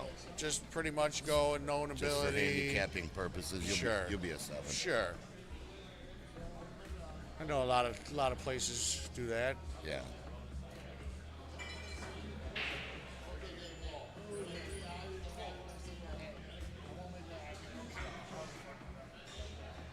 There's another one we were talking about. Stumble In runs a tournament on what? Usually Friday nights. Yeah. Bradley here has a weekly. They do a $15 tournament. Okay. Now, when they run tournaments here, what format do they usually use? I'm not sure. No? Not sure. I would assume it's similar. Your APA known talent level. Kirby. I just guess. Yes, I would. Definitely, if you want to prove your game, you learn the diamond system. You got to start. If you've never experienced or used the diamond system, you definitely have to start with your 1 rails, then your 2 rails, then your. You want to keep it simple at first. Exactly, and. If you can learn how to use the rails with the counting system, you're getting into another element of the game that. I mean, it's a little bit more on the advanced. You're a little more precise and scientific with that if shot. you're taught from the beginning, then that's all you know. That's all you know. Right. A lot of it's once you kind of know it. You can kind of feel it, the way you shoot, the way... feel it, you make adjustments, ball speed, no English. Yeah, the way the balls come off the rail. English is obviously going to deflect and, go longer, go shorter, depending on what kind of English you throw. Yeah, definitely.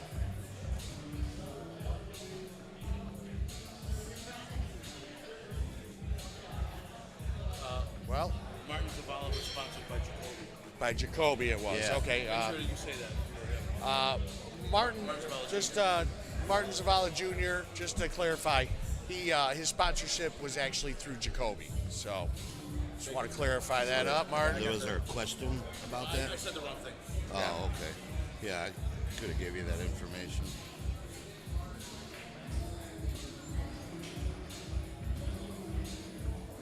Yeah, guys, on the chat, definitely. This is my first night ever, doing this with the chief. You can get on the chat and let me know how I'm doing. That'd be great, Give me some insight. Tell me what I can do better, what I can do, less of. You guys have been great, though. All the interaction has been awesome all day long.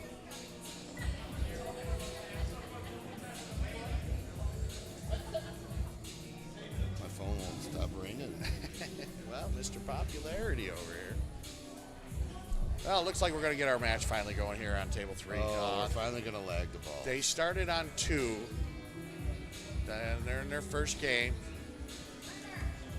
2-table format, it takes a second for them to throw in their second you match. get your match going, and then you throw go through second. a whole set of thinking again. Yeah.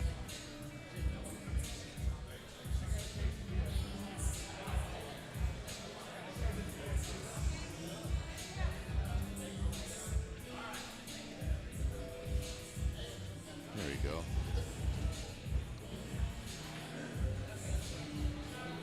He don't like the 1 ball. Must not like the 1 ball, right?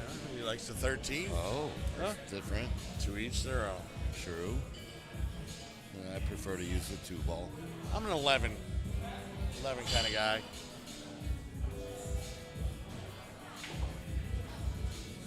But I guess that goes back to what Kirby was saying earlier about superstitions and stuff, I guess. Kirby, I will go back to that conversation just really quick. it doesn't matter where it's at. I just always spot the 11 in the rack. It's just kind of weird. He was asking about superstitions or rituals or, I rack the balls with the 2 and a 10 in the front. Is there anyone in the chat right now that has any superstitions or rituals that you do?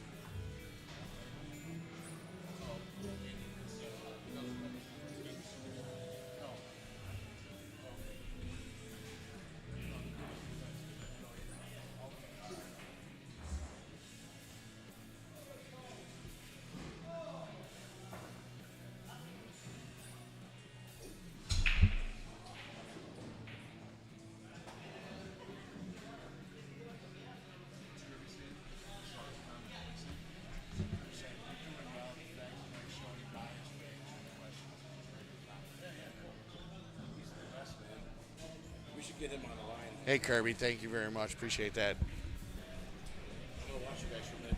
We'll be back a little bit. You sure? All right. We got a pool match going, so. Yeah, we got a match going now. Now we can talk pool.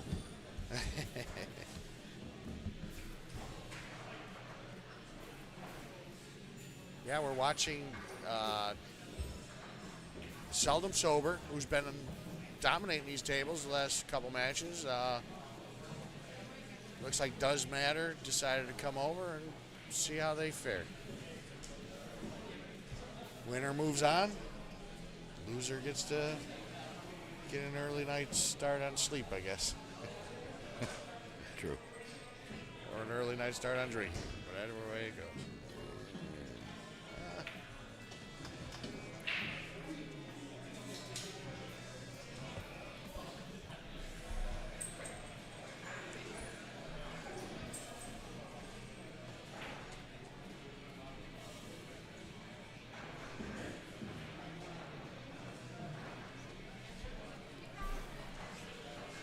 Table two's got a chance to close out that first game. And he did. And he does. That would be Seldom Sober. Get that first win. I'm not gonna even attempt to try to keep score for you guys. We'll get that every so often when John comes back around. We'll update the score every so often here.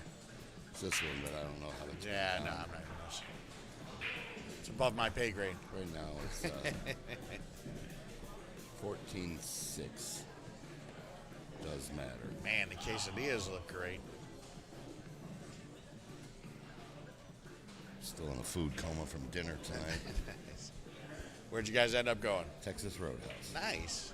Yeah, we celebrated Lauren's new job. Okay. She's been trying to get out for a while, and she finally did, so good for her, and let's go out and celebrate a little. Definitely.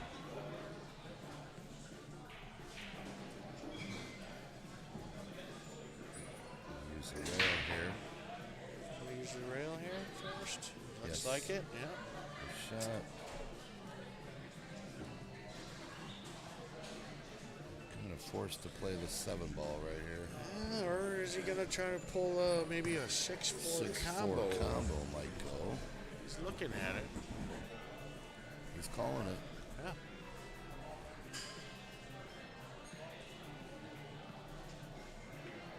That is a good shot.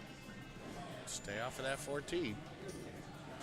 It's tight, but he still has room to get in there to shoot that ball all the way up.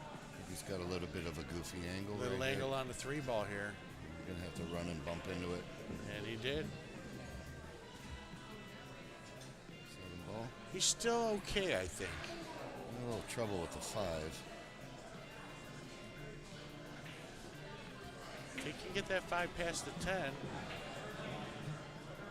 Which is what he tried to set up for. He just Cue ball parked in a real bad spot. a little too much top English and followed that. Go for a good hit here. Gave up a ball in hand. They did tie up the 12 and the 13 over there in the corner. Back in 2 seconds. Yeah. Yeah.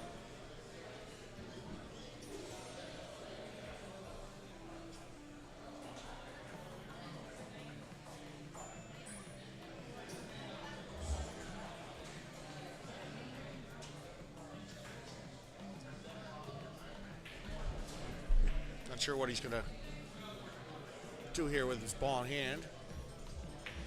But it's looking like he's trying to maybe take over that pocket, which wouldn't be a bad idea.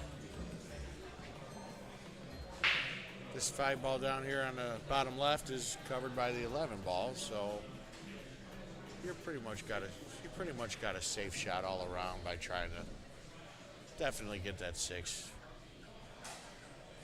Take over that pocket.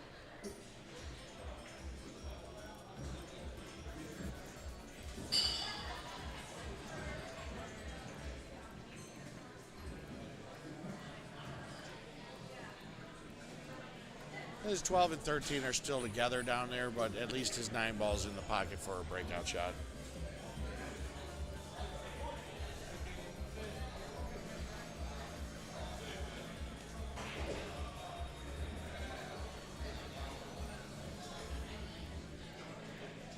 Makes the hit.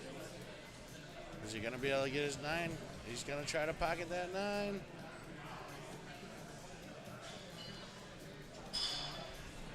Left it in the corner. His 5 is open now. Got a safe shot being called.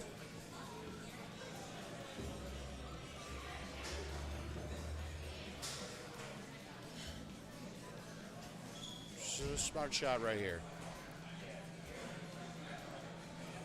Just a little touch out on the right side of that 12. You break your balls open just enough to have something later in the game, and you make him play a hard kick.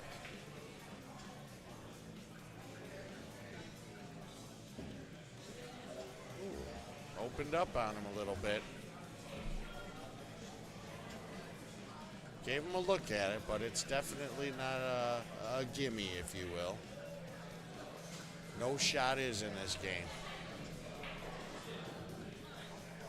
He doesn't like the cut. He's going to call the straight back.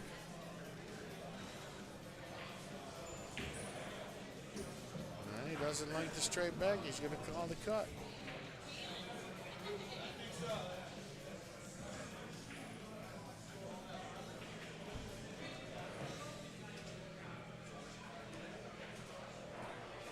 Well, he hit that ball a little fat.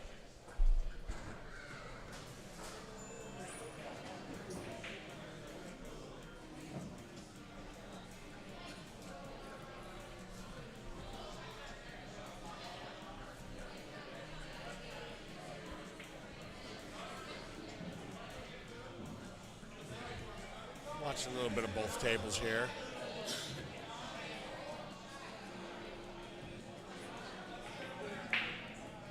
Hey.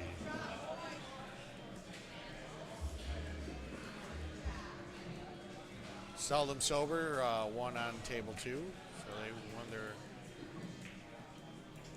next game. Like I said, when Chief gets back around, he's doing a little PR right now, so when he gets back, we'll update scores for everybody. We pretty much just started this match. You're watching table 3 right now. 2-table format.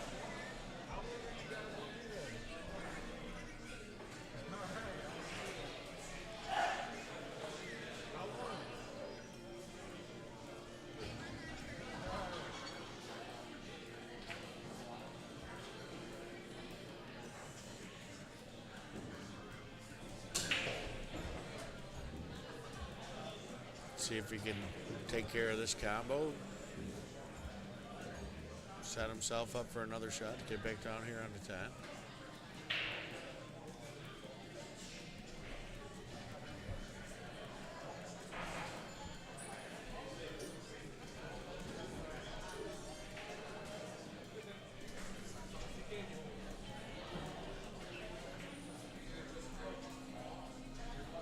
looks like he's going to take a coach right here. Maybe talk about it.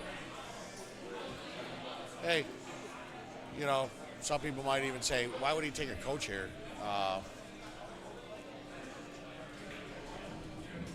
You know, if you get a coach, if that's the kind of league you're in, you know, take advantage of it. And if you're a coach, just remember, you know, what you say doesn't necessarily have to take place. When you go up to that table, talk about your options, you know. Then you come up with the best solution of which way you want to go with it.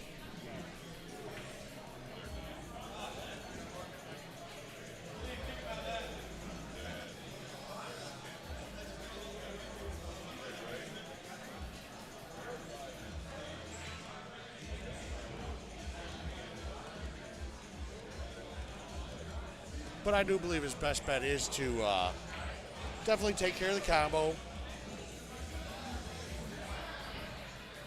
Come back for the 10 after the combo is taken care of to set yourself up for the 8.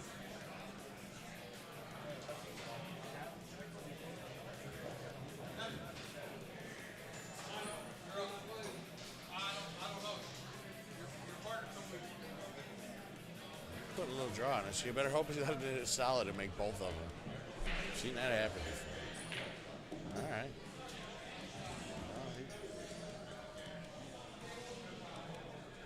See, hitting that hard, you can't really control that cue ball like you'd like to.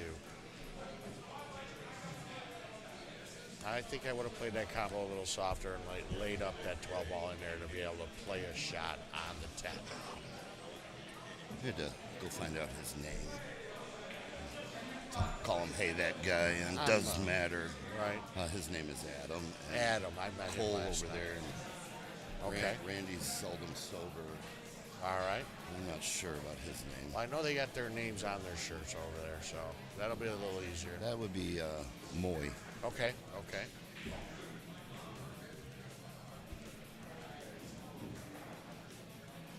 Kirby, do you usually scout your opponent or does it matter?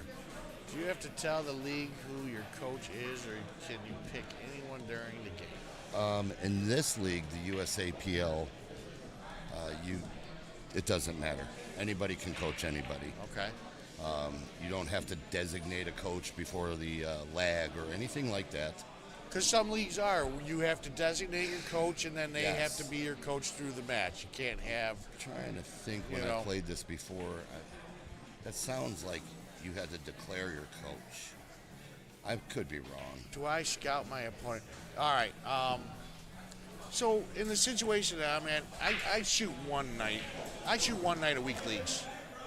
For now. For now. I know all my opponents, and some of them might be watching right now. You know, you shoot with the same guys over and over. We talked about this, about expanding your horizons, you know. Start going to shoot, you know, faces that you've never shot against before. Looks like Adam just pulled that game out. I don't know how to update and I don't want to do it, otherwise we'll be watching like some goofy stuff. Where's Chief at? Where's the Chief? What is the score right now? I'll just tell him. Do you know it? Okay, so 35 or doesn't matter. doesn't matter. Does matter. 35. And seldom sober. How many points you guys? How many? 12, I think it's 12. 26. 35 to 26. So good start. Good start. Good even heads-up match. Adam is a good player here. I was watching him last night a little bit.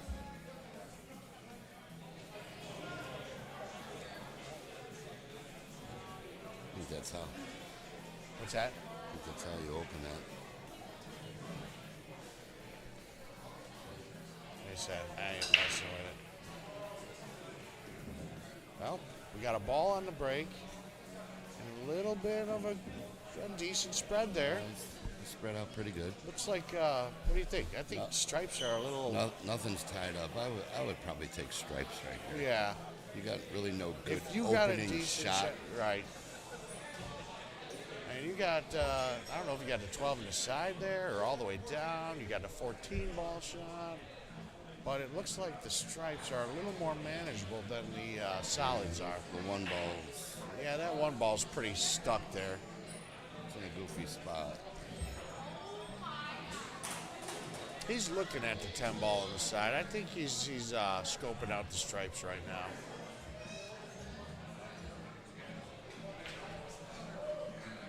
Take the 14.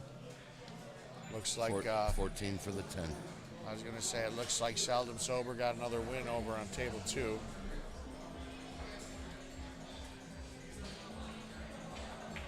Yep. It's a good position right there.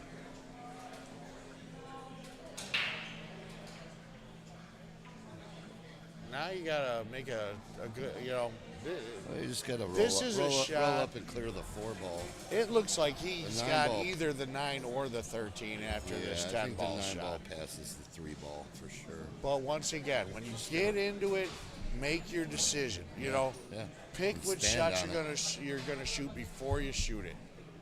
Some, I do. I get caught up in the middle of a shot. Hi, John.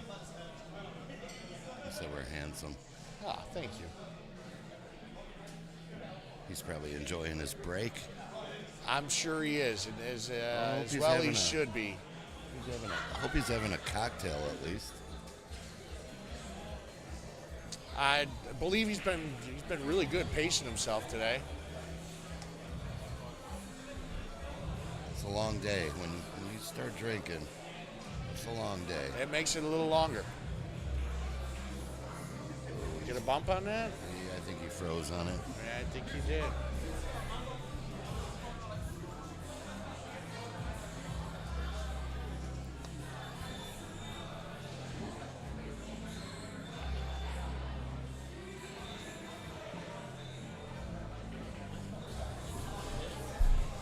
Man, Kirby just does not disappoint. We got another scenario here by Kirby. Scenario. You get an invitation to Las Vegas. While waiting, would you watch other teams to see how they play or focus on keeping your mind calm and focused? I think when it's at that point, I went to Vegas last year and I remember walking into the room and I've been in the tournaments where you see 130, 140 tables, and I think they were around 150, right around there. So as far as the amount of tables and everything, but just the venue, the layout, it was at the Tropicana. The first time playing ACS in Vegas, great. Just was kind of awestruck, if you will, right? Sure. So we get to Vegas. And my wife didn't come with me. I was solo on the trip. So I really didn't have much else to do other than sit by myself, So I figured I would hang out with the rest of the team and drink and watch other people play pool, and it wasn't my turn. Yeah, we went to Vegas in 2012 for APA. Yeah. And, I tend to want to just keep to myself. It doesn't matter who you play. It's what you do when you get to the table. You can analyze opponents all day long, but if you're not performing, it really doesn't matter what the other player's doing. I love the say, we shoot leagues, and you get to the point and someone asks you, "Are you ready?" Well, you better damn well be ready, because if you're not ready, you need practice. Yeah. So, and with the endurance and stamina we talked about, some of these teams will, like our team from Stumble In tonight. They're sitting in the hot seat. Well, they're not playing anymore. Now you have all these teams on the bottom bracket, fighting their way to get to that championship match, and they're playing. I would venture to guess Stumble In is done for the evening. Yeah, from what it sounds like, I would imagine finals match will be tomorrow. Probably tomorrow. Yep. Yes. Yep. But yeah, beautiful tables, nice place. You've never been here. It's you Come know, on down and from give it a try. If you know me, you know our area. It's what, 40 minutes? Come down here. 40 know. minutes from the south suburbs. Yeah, not bad at all. It's not a bad ride. Straight down I-57. Get off the Bourbonnais Bradley exit and head straight south. You know, it's funny. I keep looking at that scenario question there with them, and awesome. yeah, he's great. So keeping us talking. For streamers. I was just gonna tell Mike, you know, it's like It's keeping us talking. Yeah, let's do it. we were shooting Indiana State. They sold them sober has 36. Perfect, thank you. Yeah, we're gonna get I'm you gonna guys show Mike. updated on the score here. Let me double check. So double click that window right here. Double click it. Make it full screen. Highlight there. Now double click. Okay, wait. What does blue have? What does Matter have? 146. 146. Click over here. Click there. Double click. Your team. No, the other team seldom sober. Is 36. 36. Click here. Minimize that. Takes 2 clicks. Okay. Push it up. Close it. And you just change the score. So do it again. Click here. Make it full screen. Click. Double click. Change the score. Minimize. Then make sure you minimize it. Make sure you push it up. Okay. Close it out so you can watch. You did it. If you want to switch tables, make this full screen so you can see these numbers here. Table 1 is the table in front of you. Table 2 is table 2. See the camera? Automatically just shifts over. Let me fix it because somebody kicked my camera again.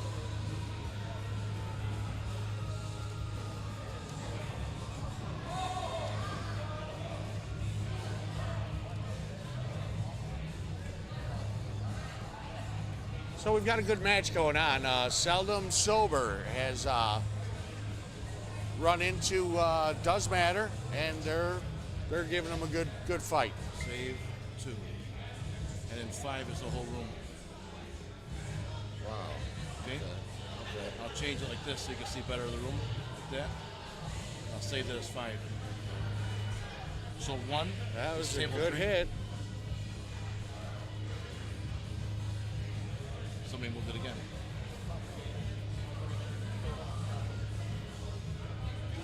Save it on 1. 2 is table 2. 5 is the whole room. Okay? Okay.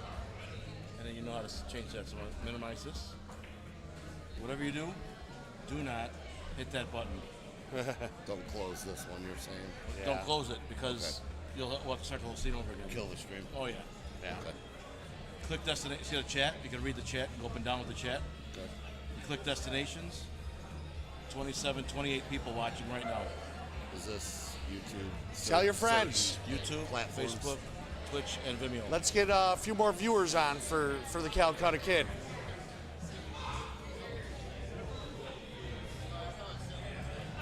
Okay. We got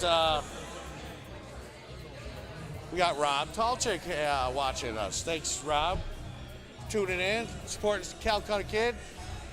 Kind of gave me a little tutorial here how to change the Yeah, score. I was kind of watching that. It's Helpful. Yeah. And he can go do his thing for a little while. Yeah, right?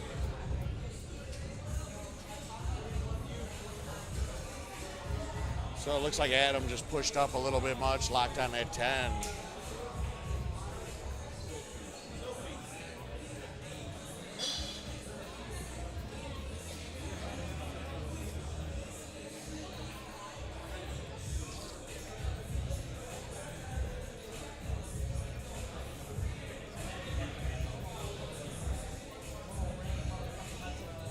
Got another match starting over on table 2.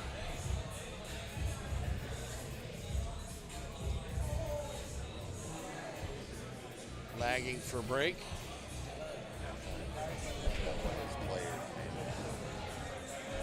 No, we're just doing a few little. Hey, what's your player's name on here on this side? Jay Silfies. Well, what's the player's name on this side? Your player? Jay Silfies Okay. and Steve Greenwald. Okay. Did you hear that? Yes. Okay.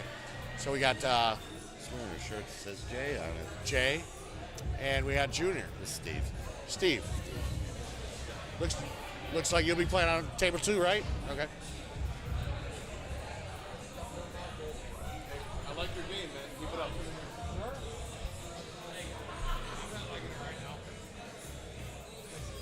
Little help, Oh, he little- did get little a help from the 7 little ball. help from the 7 there. You know, even if you make a shot like that, we play ball in pocket. Yeah, always. You have got to stay focused. Even if you make a little shot like that where, you know, okay, you didn't make it center pocket. You went off a ball. Yeah, you might undercut it a little. You know, That's fine. your opponent might even say something, but who cares? It's ball in pocket. Pocket I was going for. I just had a little help. So you keep your head, you move on to the next shot, and you take advantage of it. That's all there comes down to. For sure. Nice little slice shot here. It should be natural English for him to. Right, overcut it a little. Cut it. And he put a ball in trouble. Well, he did lock his 7 up, and nothing straight in on the 6. No, Randy's got a little work here.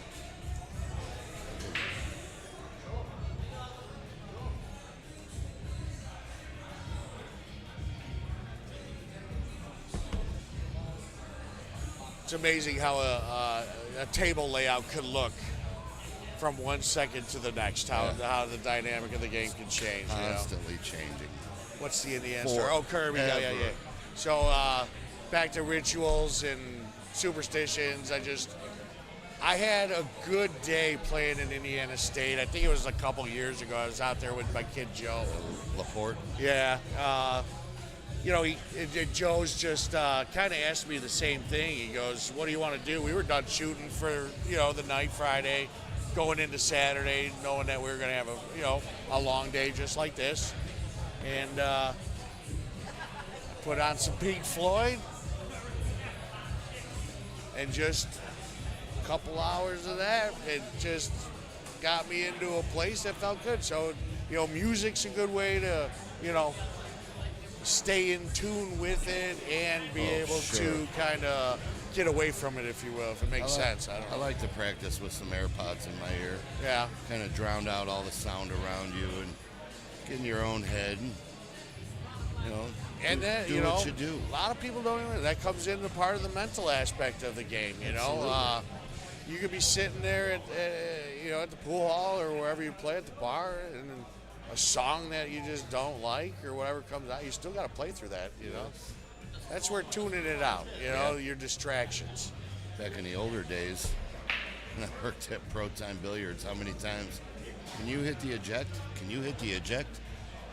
Well, somebody put $1 in for Right, that song. somebody likes this song. Well, I guess their can't- money's as good as anywhere Can't else. really just eject every song that the regulars didn't That you like. didn't like, yeah.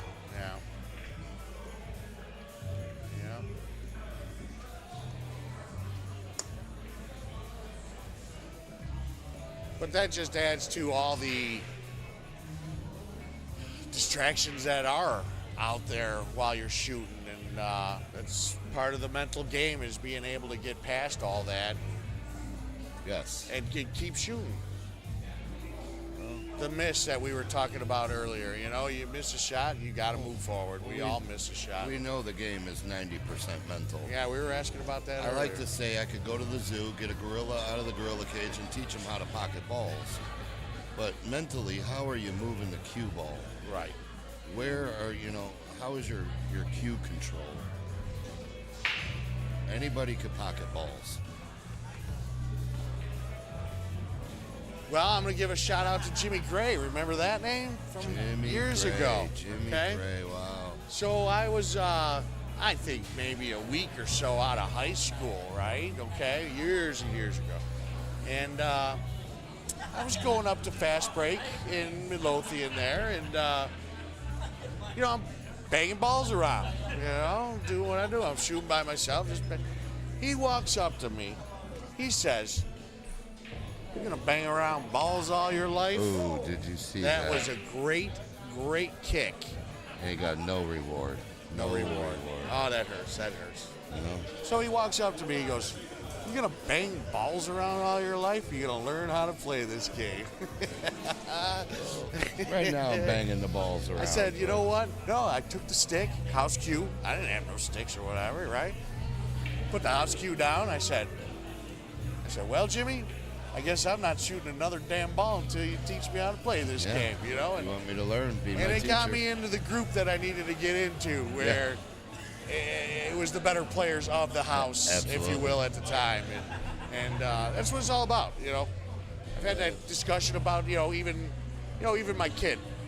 You know, Joe got into it a little bit. He's more of a power lifter than he is a pool player, that's for sure. But to see him grow, he didn't understand the level of talent that he was growing up around. It's like a terrible. He's trying to get you on camera. I told him that he's got a great face for radio. Yeah. Radio.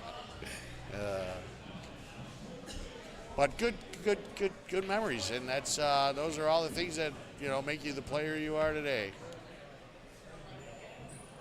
All the races to 9 for table time, and races to 3 for 20s. 4-hour match for 4 hours at table time. Right, yeah. But add them all up, and they were definitely instrumental in building people's games. Kirby, Brittany Weaver, nice shot, Dad. Should he leave? Kirby, I was told at this tournament, It happens, Brittany. This particular tournament, that the earbuds are not allowed. I know that the APA is a no-no, because somebody could be on a phone easily coaching from a distance. But this particular one, you're not allowed. I don't think it's so frowned upon in league play, but tournaments most definitely. Yeah, tough tournaments for sure.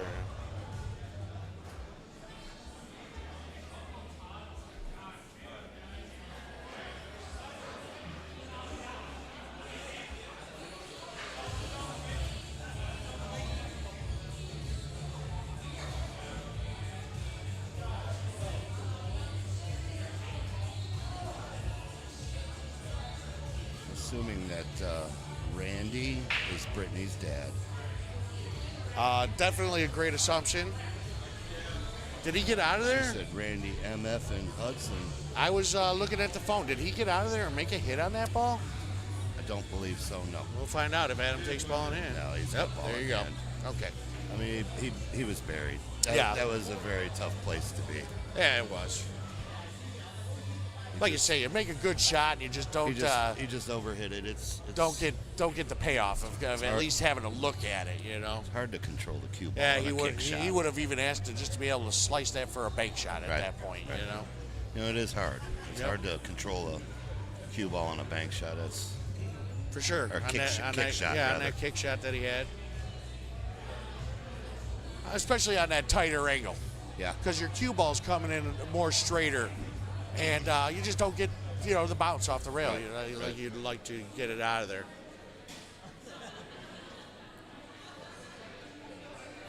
I know I haven't. I know John hasn't in a while, but I just want to give a shout out to the sponsors. Yeah, go ahead, read them all. You know who you are. You're on the left side of the screen, right? You know who they are? I don't know all of them. I do know some of them. Jared Frieders from American Hustler Apparel. Okay.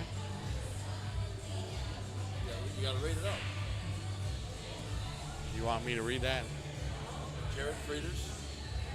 What's the last? Jared Frieders. Frieders. Jared Frieders? F-R-I-D-E-R-E-S. Frieders. F-R-I-E-D-E-R-S. Frieders. Jared. And he's American Hustler Apparel. American Hustler Apparel. Okay. Next is who? Dan Anderson from Atlas Billiard Supply. We've got Dan Anderson from Atlas Billiard Supply. Gil Castillo. Gil Castillo. Castillo Leather Goods. Castillo Energoods. Leather Goods. Yep. Oh, okay. Digital Pool. Digital Pool we have. Tom Van Eck. Tom Van Eck. Tom Van Eck. Tom Van Eck. Makes a pretty good training cue ball. A training cue ball. That's who makes that training cue ball. Yeah, okay. The IQ. Yeah. It's a good training device. Pat Prendergast. He does pool and darts supply, correct? Yeah, billiards and darts with Pat. Billiards and darts. Stefan Supporta. Stefan Supporta. Need a lawyer? Supporta Law Offices. We appreciate your sponsorship. Joliet, Illinois, if you're looking. Go flip it. And definitely. Last but not least. A guy I know, a great woodworker. You have Bill Filipiak. What's Bill's company's name? WAF Customs. Bill does some pretty amazing work. It's the wood that he uses. It's just amazing, and the finishes. The talent alone to be able to do something like that. Yeah. I mean, he is truly a craftsman. He really is. At his craft. He really is. Mike, come on. Want to disconnect this? Stay right there. Take this whole thing. Oh, you're gonna move it over and get out of my face? Yeah. Hey guys. This cord right here. Yeah, this one here? Yep, pick it up. This cord? No. Oh, the cord. just pick the cord up. Go around the computer? I'm going underneath here, so. Okay, pull it out. Oh, let me get this out. Go around the computer.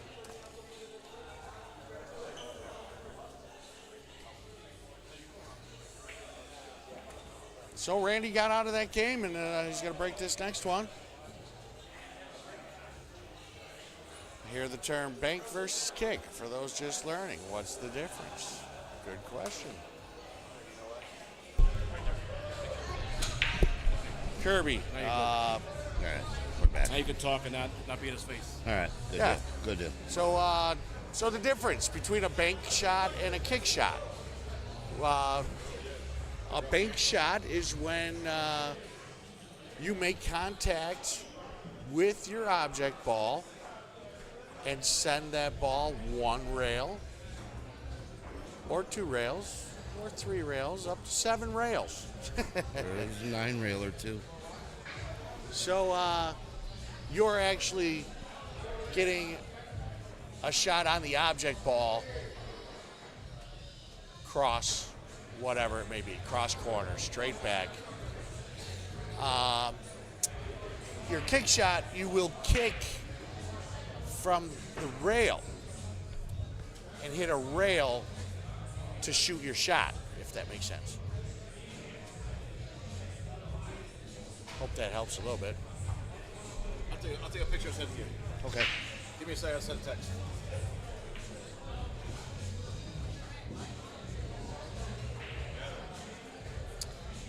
Mackenzie said, "Let's go, Papa." We need to get that message to Randy. Randy's may motivate him. What? So Randy just snapped an 8-ball? Is that what happened? Yes, I believe, because he did put the 8-ball on the spot. So now does he get the option? Is that the same? It's very similar to the ACS rule. Okay. You break, you sink the 8-ball. You can either re-break or you spot it. Spot the 8-ball. Okay. Yeah, and it spots on the line if something's on the dot. I had that last night. Yeah, and you have to be frozen on that ball. And you freeze to the ball that's closest to the spot. You have to be on that line. Okay.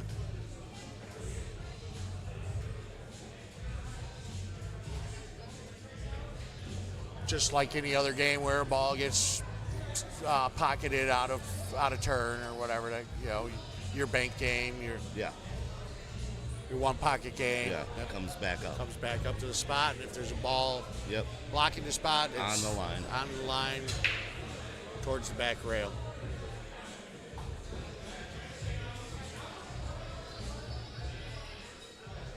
Four, 6, 8, 10, 12, 14. He did make a ball. Going to get a shooting stick. He's got a stripe pocketed. What's your guys' Fargo? I haven't looked in a while. I think I'm like a 540.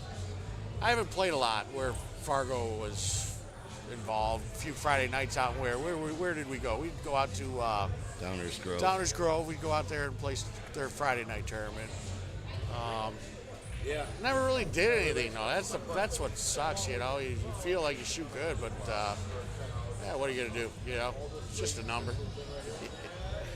And it gives me a chance to shoot in some of the under 575 and unders tournaments, huh? Yeah. I'll take it for now, right?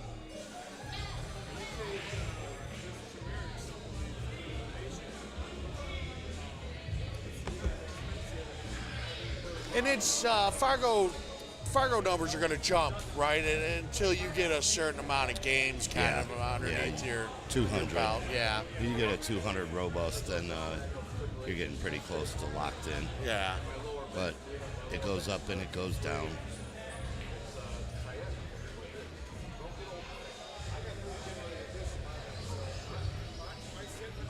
Me personally, I never really based anybody on a number. I No. always just saw it with my eyes how good Yeah, they were. right. you No. know?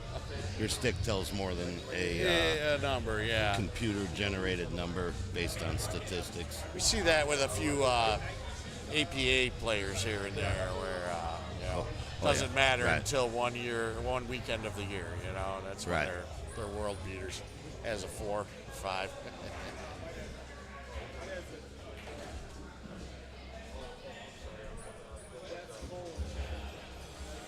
Yeah, he was definitely trying to knock that 13 out of there. I think Yeah. even if he did nick that 13, he was going to put that behind the 1 ball. He would have had to kick it either way. His 9 ball's in a tough spot down on the other side of the table. That's 7. I'd try, you got to go after the 13. 7's tied up.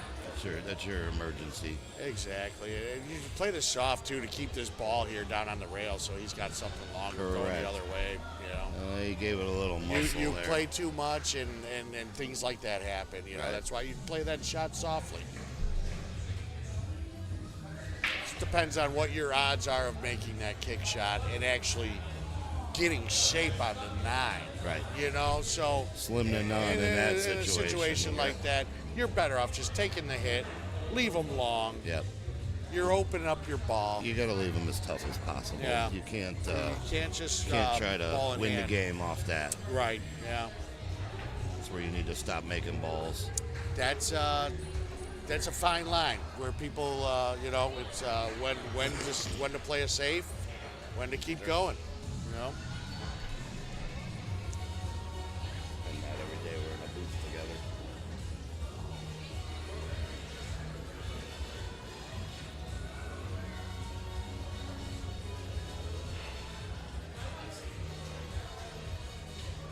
Nice. Taking pictures. Not every day we. Not every day we're commenting. Jump on Calcutta Kid and get the comment. Yeah, right. Commentating on pool matches. That's pretty cool. Played on some teams together, but never did this. Sat behind a stream booth. I'm going to send them to you and you, and I'm going to post it though too, okay? All right, yeah, Absolutely. for sure. Thank you.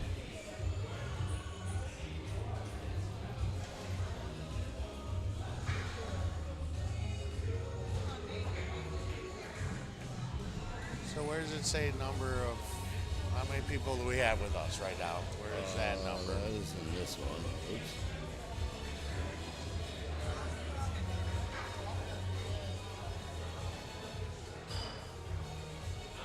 Uh, 13 here, 13, 1. Nothing. Okay, nothing. Nobody. Well, hey guys, thanks for hanging out with us. That's for sure. We've been watching some good matches.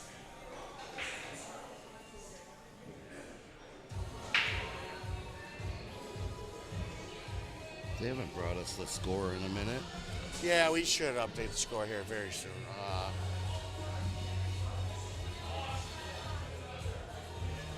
He's been updating with us. Hey, Ray, no score.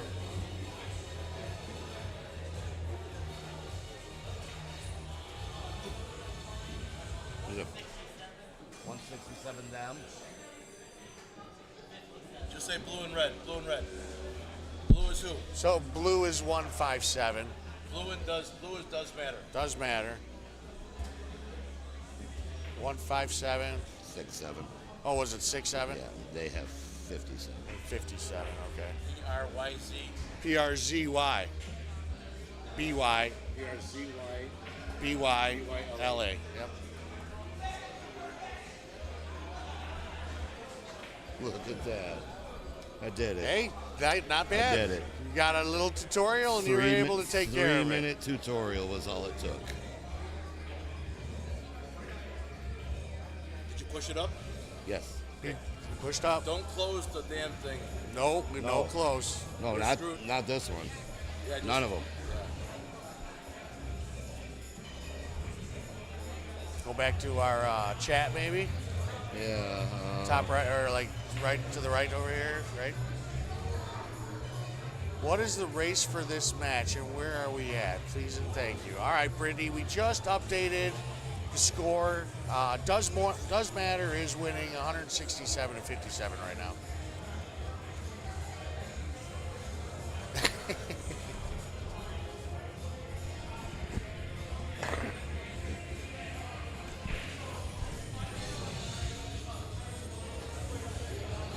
Looks like Randy has some fans in the chat room. Yeah.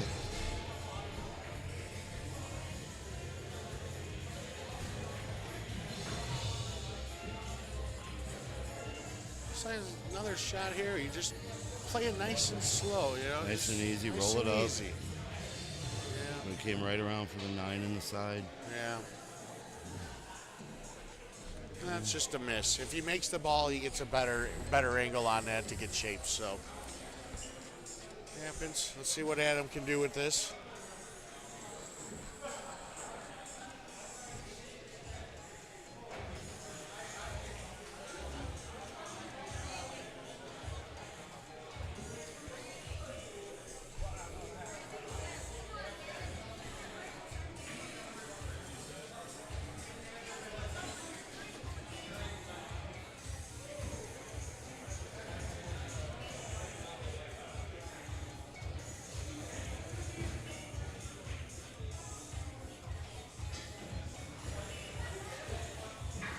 That 3 looks a little easier than it really actually is. That's a pretty good 30, 35, 40 degree cut right there. I mean, Yeah, he's going and down you're slicing table. right down. I think he's gonna end up taking his 5 here if he can get it past the 1. 5 for the 7. Yeah. Got away from him a little. Got away a little bit. Still okay. But there's always a plan B. Always. You know, if you're going for shirting this ball to this ball to this ball, and you get a little out of line, don't be afraid to change it up from your next shot. Okay, now I got this shot. I can get to here. I can get to here. He's going to stay with his 7. He's going to stay with the pattern he liked.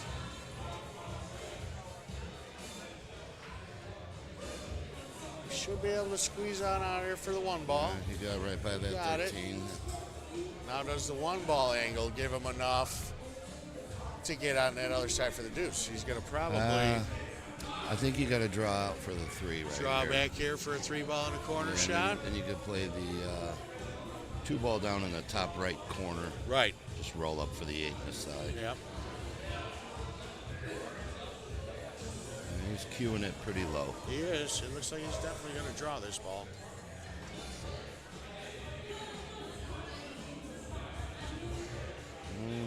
Well, I think it's a great shot because if you get into a position, you might be able to take the 2, right away. I think that is he's really trying to do. Looking at it, but he's got one heck of a back cut here. And it throws you into that 13 ball, So now do you able to control I mean, that, or is it gonna get wild on you? At the 13, it actually stopped the cue ball. That's a good play. Yeah. He's looking at the 3. Man, your boy Kirby. It's awesome, right? He is. This is just all. It's blowing my mind, Kirby. Kirby, I've never played with a shot clock, but I got a very fast tempo to begin with. So, to me, it would make no difference. So I shoot on a team with a guy, Pat McMullen.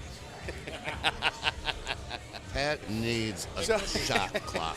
There has got to be 4 to 12 players every tournament we play that call the shot clock on us.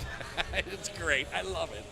I got to look at this because ball of him, for a 14th the way he shoots. time. Yep. Too fun. Just way too funny. Yeah, he looks at it 14, 15, 16 times. I have never had a shot clock called on me. I don't. I've never played with one and never had it called. Like you said, your tempo and your pace. Yeah, I'm a fast player anyway. Once in a while, I get a little stumped about a ball pattern or something, but you know, it comes with the territory. Oh yeah. I don't think I would mind it. It wouldn't affect me. I don't think. No. You know. No. He overcut that a little bit. Yeah, I think he was really trying to hold it for that 8-ball shot, you know, Yeah. and you get caught up in Play a between. soft stop shot. So what does he got here? It looks like he's going to have to take the 9. Yeah, I think that 8-ball's in the path. Yeah, he's definitely going after the 9-ball. Is he going to just dump him and leave him along here on the rail? Did he call that? Did he call that straight bet? No, I want to say that Well, was I'm a looking safe- at this that deuce was a right safety. now. That was a safety. It got away from him a little bit, but he's still pretty tight. I believe that the edge of the 13's in the way. Yeah, but he's it is makeable. He He's can going to kinda have to curve this shot a swerve little bit. around it a little Yeah. bit. Tell if he elevates. And Yeah, just he's- enough. He's going high. I'm telling you, it's an 1/8 of an inch possibly, if that. Oh, it's a good shot. No, the English. no reward. No reward. Yeah, No. that English is supposed to pop that cue ball left off after contact. And it just kind of flattened and rolled, it was spinning sideways, Yeah. rolling forward almost. Yeah, but you it's know. gripping when it's spinning Yep. like that. Yep. Well, what's Randy going to do here? Looks like a 13 shot up. 13 follow. Bring your cue ball right over to the rail for a So 9 that's ball. policy. Yeah. You can control that spin the easiest. And he left himself a little bit of an short. angle here, but I think he's still good.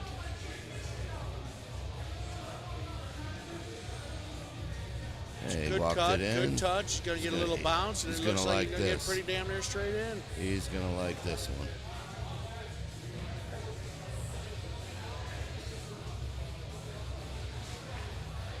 And he's out. He cleared the table. 14-7. What do we got on table 2? Table 2, we got the coach going on over there. Yeah, A little bit of a Steve's getting the safety coach game from over Ray. there, yeah.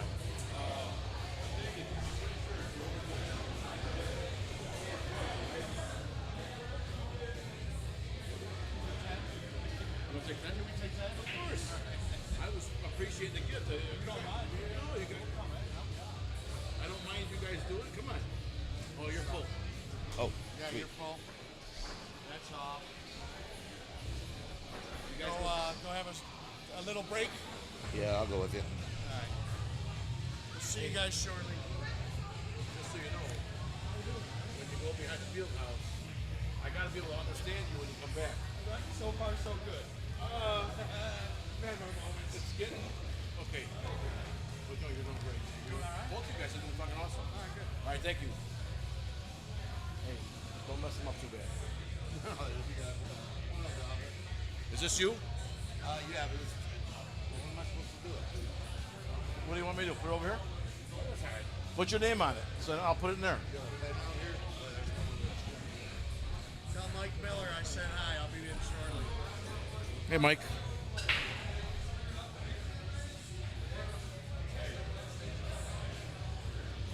All right, that was nice of them to give me a little break-a-rooney. Oh, I had to stand up and stretch my back. My goodness. You know who?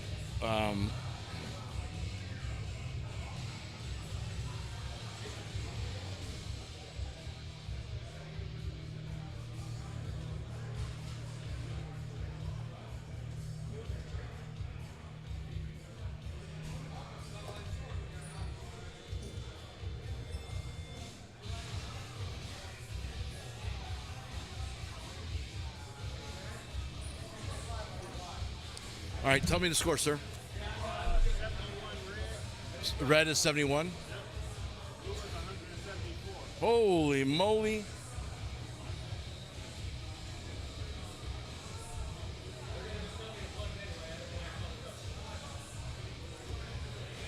All right. Seldom Sober is at 71. And Does Matter is at 174. Brittany Weaver, Mike Miller, Mackenzie is over here trying to applesauce Adam.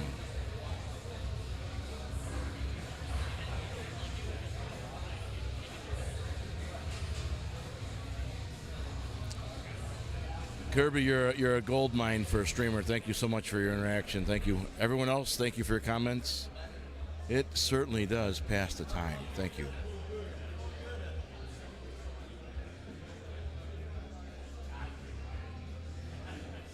I'm John Enigas, and you were watching earlier Dave Prisbilla and Mike Denson. We're live here at Bradley Billiard Club, and Bradley Billiard Club in Bradley, Illinois.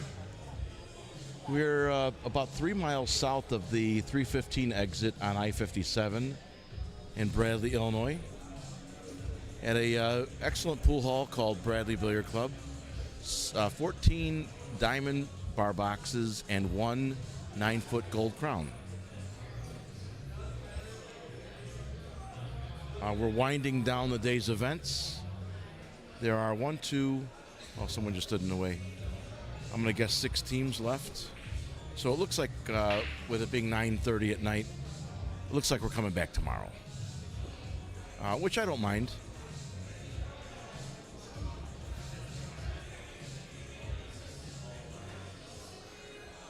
Chris Olas. Chris is asking me what I ate for dinner. They're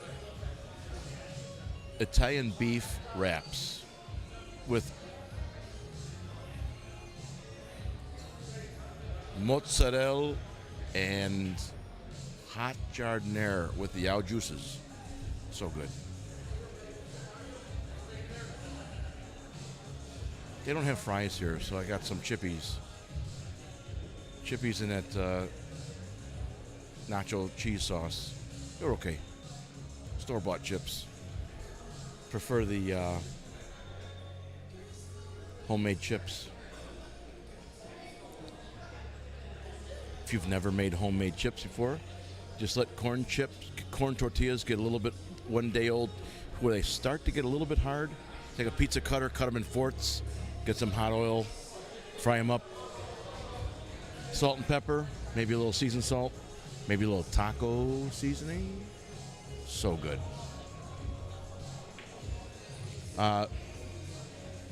Word of advice, use a metal spatula and a metal bowl. Do not put them in plastic like we did the first time. You're watching Randy shoot the 15 ball. Now he's got, check this out. I like this shot. Watch the 9 ball go in the side pocket. The cue ball goes up table to knock the 13 free. Be cautious that the 4 ball doesn't knock the 8 off the 13 towards the left corner pocket. Oh, he missed the whole thing. He wanted to hit that. He missed it because he hit top English, and he when he hit the tangent line, the cue ball pulled the cue ball away from that 13. Had he hit center ball, he would have went right into it. This is a one-rail bank. He's going to call a timeout to his coach, okay?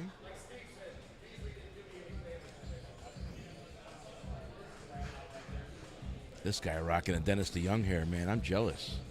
I hope I can wear my hair like that again sometime. I had long hair at one time. It's very admirable. I just shave. I give up. I shave it now.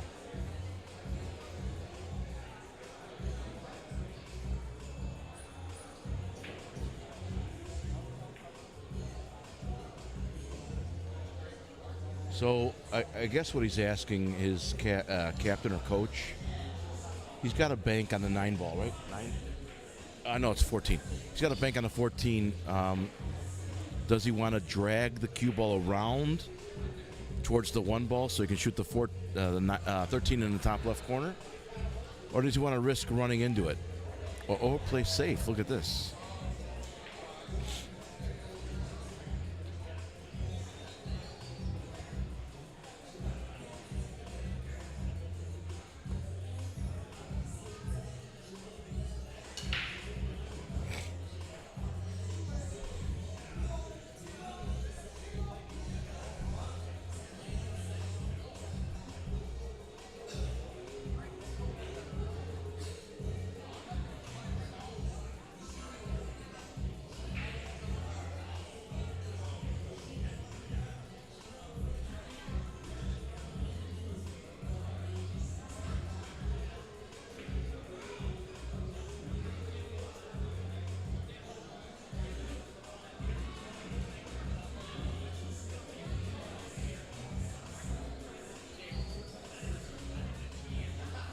Move the camera a little bit more, that's all.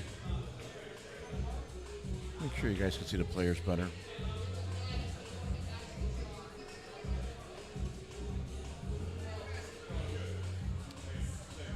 He called safe. I don't mind banking the 14 ball back to his left hand, 1 rail. He's going to play a safe, probably put the cue ball on the 8 ball. I don't like that at all. Okay. That is known as a punt. I don't think he really knew what to do there. Not sure his coach helped him much either. He's really letting Adam break it open for him, kind of challenging his opponent to run out. You know, that's one of those shots where you tell you're basically telling your opponent, "Hey, look, man, either you run out or I will." So he kind of gave Adam a shot here at the 6 ball. Now, I played against Adam. He can play pretty well. I edged him out. Oh, he made it. I edged him out the one time we did play for a little bit of money, but I wouldn't say because of that I'm a better pool player than he is. He might say that, but I wouldn't necessarily.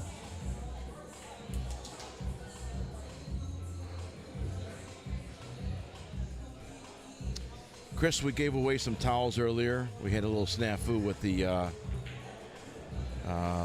Restream bot that we're using. It funnels our answers, our comments back to us, but they're not in numerical order, or chronological order. And he went the crop top. Nice shot. Watch it, watch it, watch it, watch it, watch it. He's got enough room there. What I like here now, check this out. He can kind of hit a stop shot into the 4 ball, right? If he doesn't have the right angle, then you make the 3 ball, then you hit the 4 ball head on. I anticipate the 3 ball going in. I don't like that shot, buddy.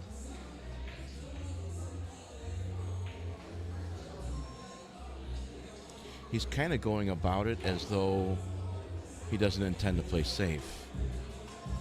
Like he's going for the out. So, which is cool. I want to see how he gets to the 4 ball, though.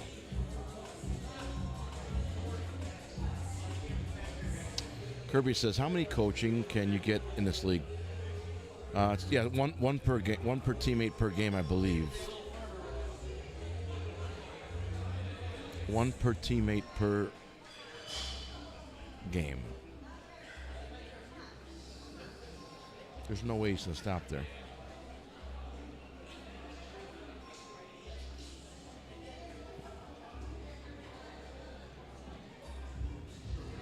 He's kind of putting all his eggs in one basket here.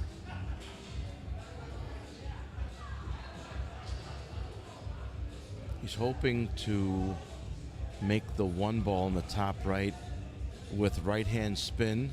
So when the cue ball hits the foot rail, which is the far small rail, it spins out and lands somewhere near where the 1 ball is now. That's what I'm gathering he's trying to do. If I'm correct, watch him hit right spin on the cue ball, pot the 1 ball top right, spin the cue ball off the back rail to the right. He hit that. So now he's in a position where he's stuck. He's got to hit the 4 ball. After he contacts the 4 ball with the cue ball, something must be driven to a pocket or rail, or Randy gets ball in hand.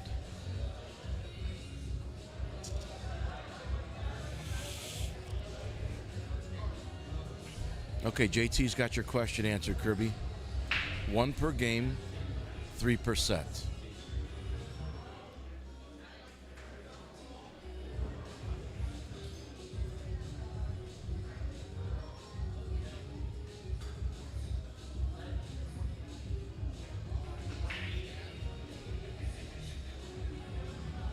Oh my God, what a safety that was. I don't know how he figured that out, but that was genius.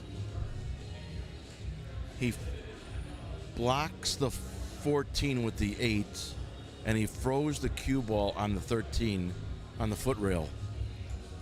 Absolutely genius. Randy's going to the side rail, then hit the 13 ball with the cue. 13 ball's not frozen, I guess. You want somebody?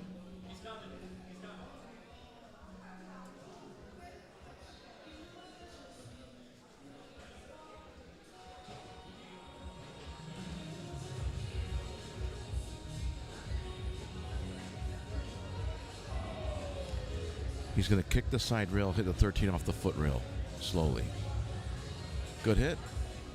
He leaves Adam a shot on the 4 ball, but no shot on the 8 ball.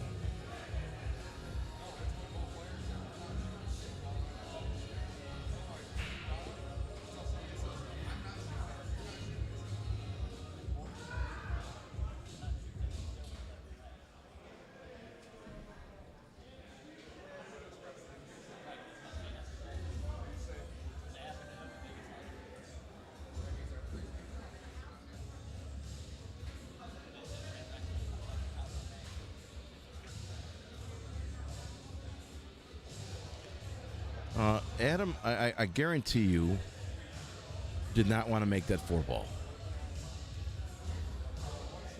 Honestly, what shot would he have right now?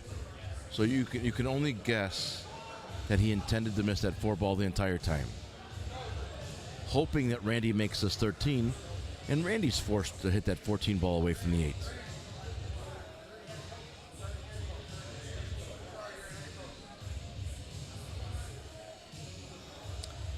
Brittany says, Mackenzie says you're the best papa. Aw. Nice shot. Randy's in a pickle here.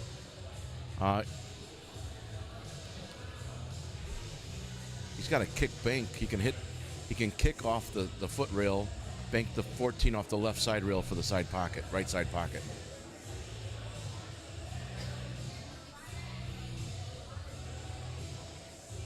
He made a good hit, but he did exactly, Randy did exactly what Adam wanted him to do. Knock the 14 away from the 8. So what Adam needs to do here is forget the bottom of the cue ball. He's hitting bottom. Just hit top English here. Let the cue ball come around 3 rails. That's fine too. I would have hit top English, which is probably why I'm sitting down watching and not playing myself, right? 8 ball straight in, top left corner for the win. Good game, Adam. That must have been the decider for that match. They gave handshakes and hugs. We'll wait for the score update in a moment.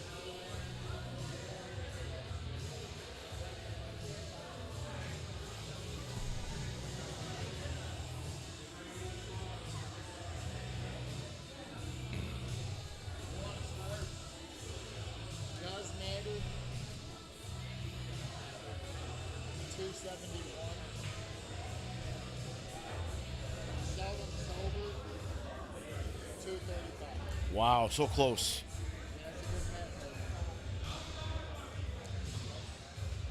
All right, guys, we have a score update. Does Matter is leading 271 to 235. Remember, the winner of a match gets an extra 100 points. So neither team is out of it. What's it? Yeah. 271 to 235, Chad. Yeah. Okay, that's the right score. That's the right score.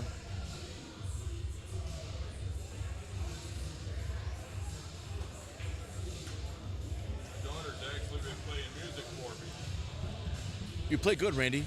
You play good. Once he put your 14 over there, I knew you had trouble. If I had to have the coach, Dave would have, and he made a good point. I could have dropped his 4 ball, and that doesn't count for his ball. He's got to make the 8. Yeah. It's still ball in hand, but he's got to make. I don't think he had much of a shot. He didn't, and had I known that or thought of that, yeah, I probably would have dropped his 4 ball after I dropped that 13. Because I tried to play, come off the rail, take that 14. I tried to get that 14 in the way of his 4. It just didn't work out. Yeah. So, next time. Yeah. If I made everything I shot at, I'd be on TV. If I did, I wouldn't be sitting in this chair. I'd be out there playing. You don't have a bad spot there.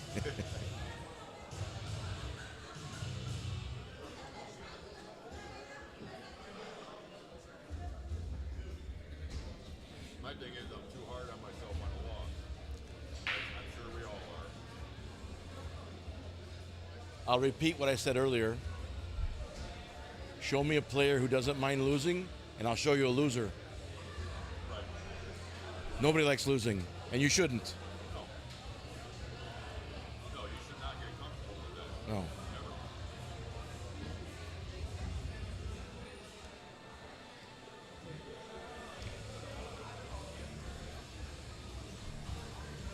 All right, they're going to get the next match underway over here on table 3.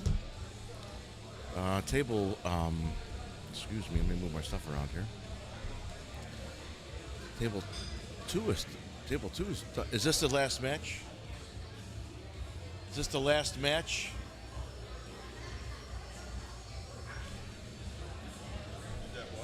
Is this the last match over here? I think they got 2 that day. Ray, you gonna play another one over here too? You are, okay, they got one. He's gonna be thinking about that scenario for yeah. He's sitting next to me, Kirby, eating some food, and he said had he been given the coach, he already had one, but had he been given another coach, Steve Greenwald would have said, pocket your opponent's 4 ball, even though the 8 ball you would have been giving Randy would have been giving Adam ball in hand with just the 8 ball on the table. The 8 ball was behind the 14 ball up in the top left. It was not makeable. And Randy would have forced Adam to make a good hit on the 8 ball and knock the 8 ball free, not making it, and Randy's 2 balls would have been wide open. So clever scenario there. So who's Scooby Snacks, Jay? Who's Scooby Snacks? No clue. All right. Are you Scooby Snacks? Okay, they say yes. Leonard. All right, Leonard, good luck. Jay Lundeen says let's go. He's rooting for you. He did. Lundeen.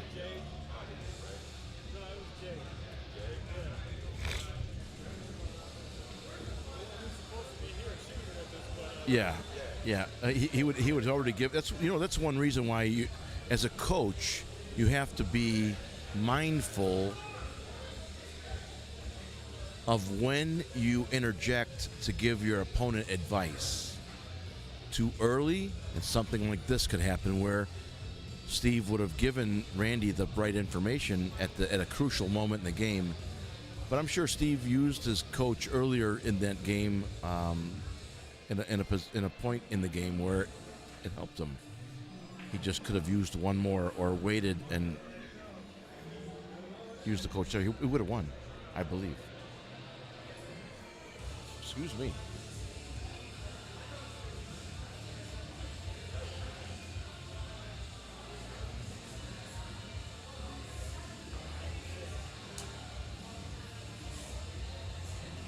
Did I give you a towel yet? Do you have a charger for your phone? Take a blue towel. That's for you. Yeah. Appreciate it. All right, bro. Thanks for letting me do this for you. Thank you for doing it.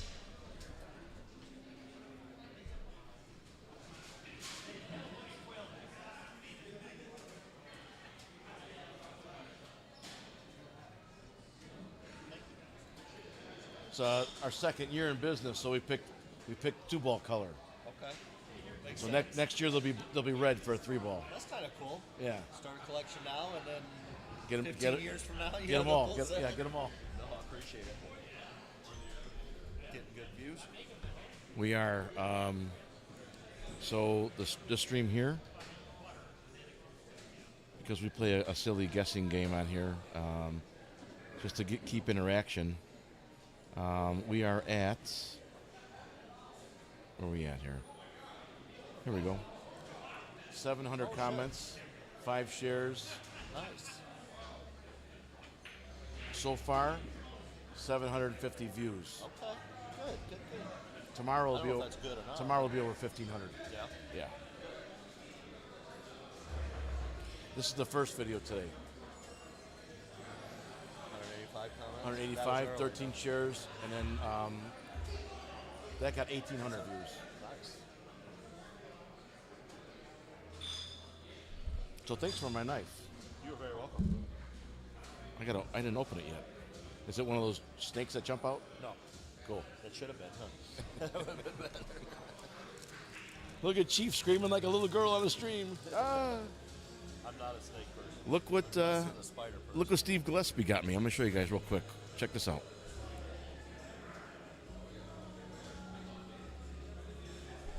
You got me a knife? Cool, huh? How do you close it? Oh, I see it now. How many? All right. Cool. Give a Hispanic kid a knife. Way to go. Way to go, buddy. Way to keep with the stereotype. Just kidding. Just kidding. I know, Steve.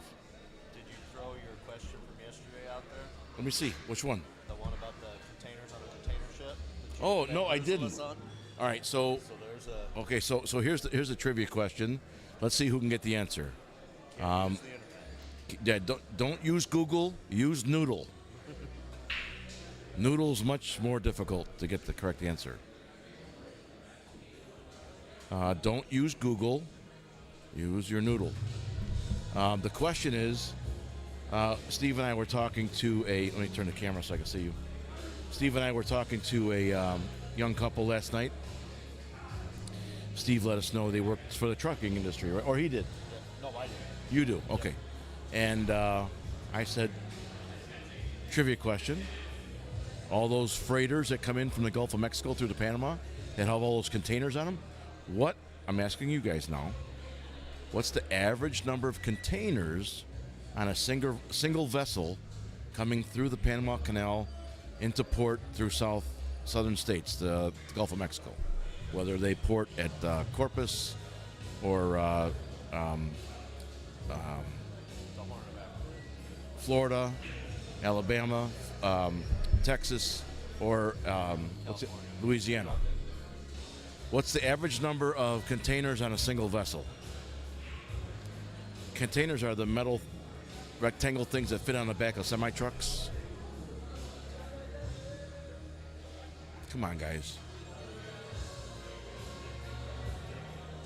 Dan Greenwald says the same number I said, 20,000. Did you look it up, Dan? Dan, did you look it up? 20,000 containers. Was I right? What's it say? 24 is the Average? 24,000? 24,000. Okay, we were close. I said 20,000 last night. It was a guess. The correct answer is 24,000. Very good, Dan. That's pretty good, man. You get an attaboy. One attaboy. He says no, he didn't look it up. Okay, cool.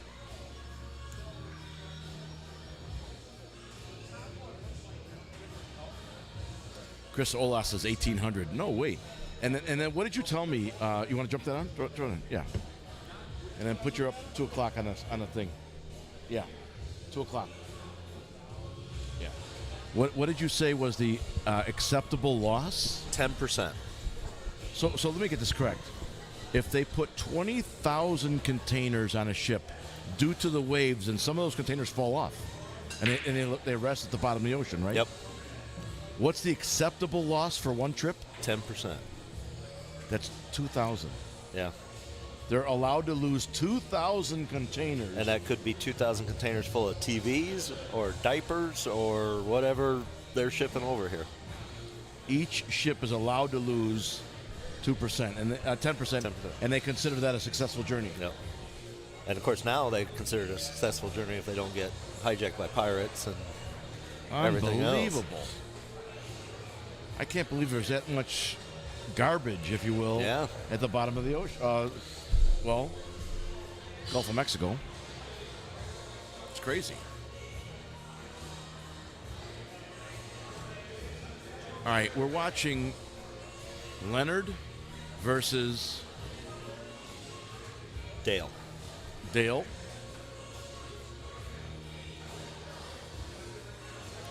Here on table 3.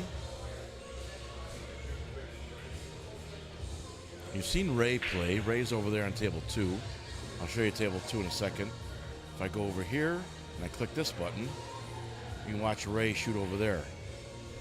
Okay, there's Ray. Let's go back over here and watch Dale shoot the 14 ball in the side pocket. All right. He's been shooting extremely well today. Yeah, he rolled a little softly up on that 12 ball. He's got an 11 if he wants it, but he could have bumped the 12 a little bit, created a little bit of space. Are you satisfied with how things worked out today? I think it's gone good. Yeah. If we can get one more bracket in after this one, we'll see what time it is and how people feel. What time is it getting to be? 9. 10? I have 10 o'clock, yeah. Almost 10. That'll put us in really good shape to finish up tomorrow. Okay. Mid-afternoon is the plan, the hope. What time are you looking to go live tomorrow? They're going to open at 10, and we're going to start at 11. Okay. So I can sleep a little bit tomorrow? You can sleep in a little bit tomorrow. Cool. Thank you. All right. We were promised donuts. I don't know. I never did get a donut this morning. Lisa Blanchette did bring coffee and donuts. I drank. She bring me a big tumbler of coffee. I drank half of it, and she gave me one donut. I don't know where the rest went, but I saw her walking around and passing them out. Well, I'm sure she said she was going to bring them. She did. She did. I got one. It even had sprinkles. Hey, there's nothing better than sprinkles. Who doesn't like cop food? See, I wasn't going to go down that low. Yeah, tell me who doesn't like donuts? Come on. You're a cop. You like donuts. Who doesn't? Who doesn't like donuts? I mean, that's like un-American. Come on. Kelly Carr, Chief, some containers float. Really? They do. What? Where Chief, some containers float. Boats will tow them in. There are YouTube videos of these falling overboard. You have to watch it. You watch these ships go up the wave and come down, and there'll just be a whole side, it looks like, of the ship falls off. And obviously the ones filled with pillows float, and the ones filled with anchors sink.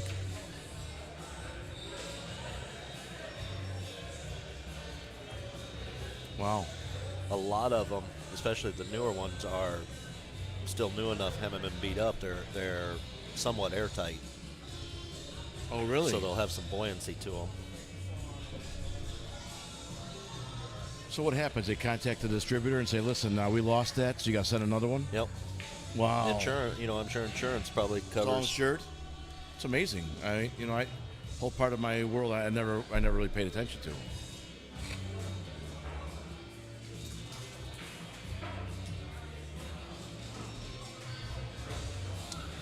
Kirby is a gold mine of questions. This guy from Maine, he's amazing. He's got the greatest questions. His question to you, Steve, because I don't know the rule about soft breaking. How soft are you allowed to break in the USAPL? As soft as you can, but you have to have 4 balls touch a rail. Does the cue ball count as one of those 4? I do not believe so. So it has to be 4 object balls. Okay. That is a good question and one I will research tonight and find out, though. But I do not think the cue ball counts. You'll have the answer tomorrow? I will. Okay. I trust him. Stay tuned, Kirby. 4 balls have to hit. We're not sure if the cue ball counts as 1. But the number for sure is 4. Yep. Okay. Great question, buddy. So you and I are going to take a road trip. We're going to go to Central Maine, called Madison, Maine. Okay. And we're going to go to TJ's. That's where Kirby plays. Okay. How many people in Madison, Maine, Kirby? Jay Lundeen says you can hit any ball in the rack. Oh, really? You don't have to hit the front. You can You can hit 2 rails and kick the stack from behind.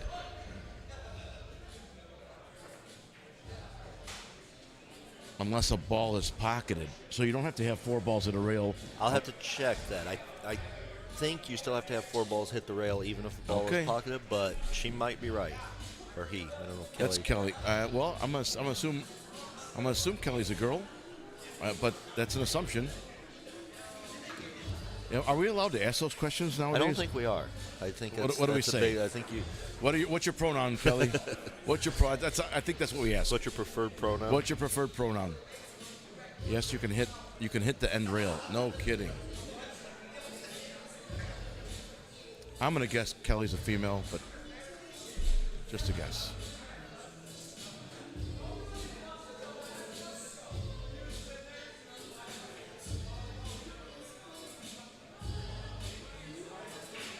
Nice shot, nice shot, nice shot.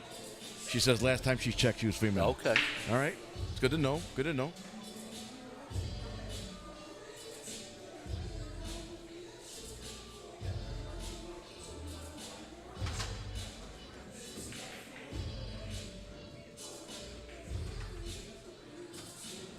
Slow down, cue ball.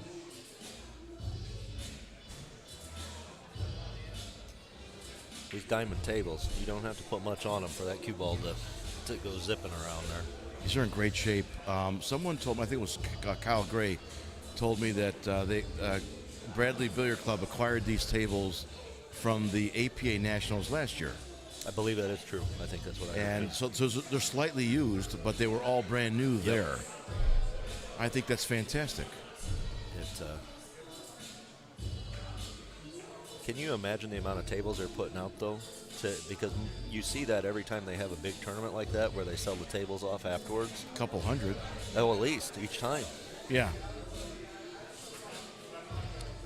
All right, so Phil Gibo says he also believes that you have to let your opponent know that you are soft breaking. Is that true? You know, I don't know. You've got some homework to do. I do have some homework to do. You got some homework to do, man. Madison, Maine has probably 2,000 people. It's a small town spread over a very large area. These diamond pockets are 4 3/4 inches. So a pool ball is 2 1/4 inches round. So if you double that, it's 4 1/2. The pockets are 4 3/4 inches. So 2 pool balls will fit side by side, rolling into the pocket together without stopping. So, and I know Diamond does have tables that have tighter pockets on them. Yes. You can get. Yes. I have a Valley at home, and I got the Pro Cut Ridgebacks. Ridgebacks, yep. So my two balls will two balls will fit, but I have to shove them in together at the same time. So if 4 1/2 inches is 2 balls, I'm going to say it's 4 7/8. Yeah. It's just under 4 1/2 because I have to shove it in hard. They won't go, and it's tough to play on. Even though it's a Valley table.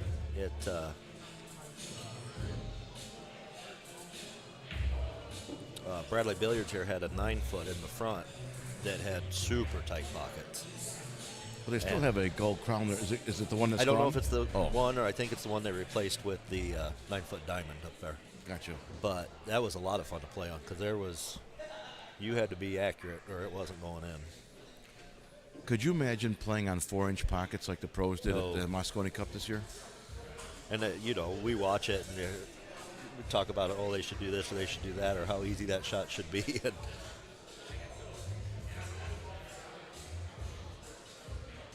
those guys are just artists.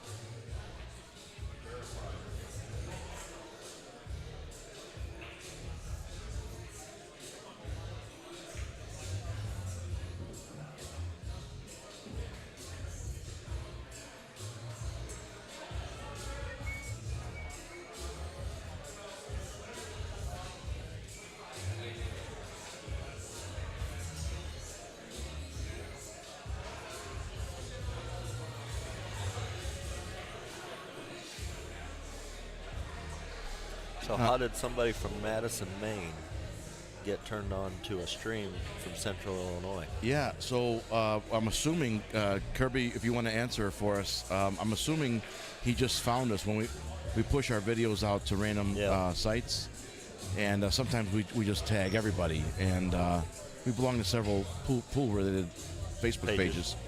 I think he just found us that way, but that's awesome. I'd like to know too, Kirby, how you found us.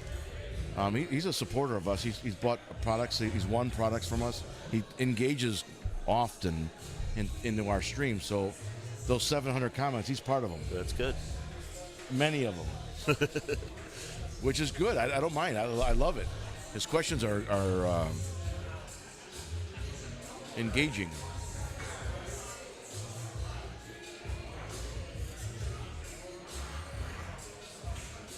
What does he have? The 15?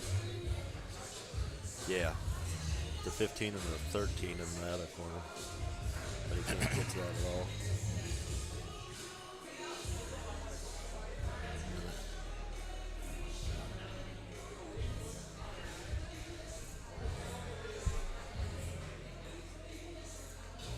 He opted for the safety. Okay. Giving Leonard a shot at the 4 or the 5. 5 in the side or 4 in the bottom right. So what do you do with that 2-7? That's what he's hoping for. Is it Dale? Yeah. Well, that's what Dale's hoping for, is that Leonard takes these ducks away and is forced to break open those two balls. There's one gone.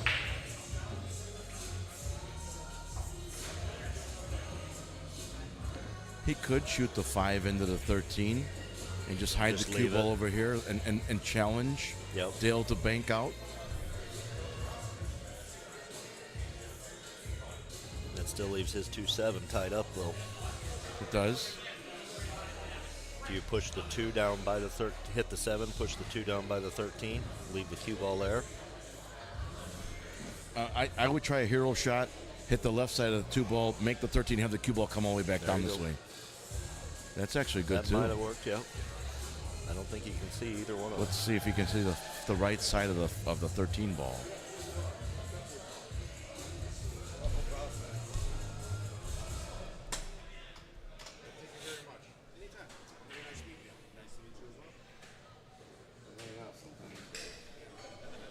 Oh, he got out. There it is. Yeah, he gave him enough of the 13 that he could see it and make it. Go back one. Sure. We're on our John Innegas break right now. Hey, you sit on your dupa for 10 hours, man.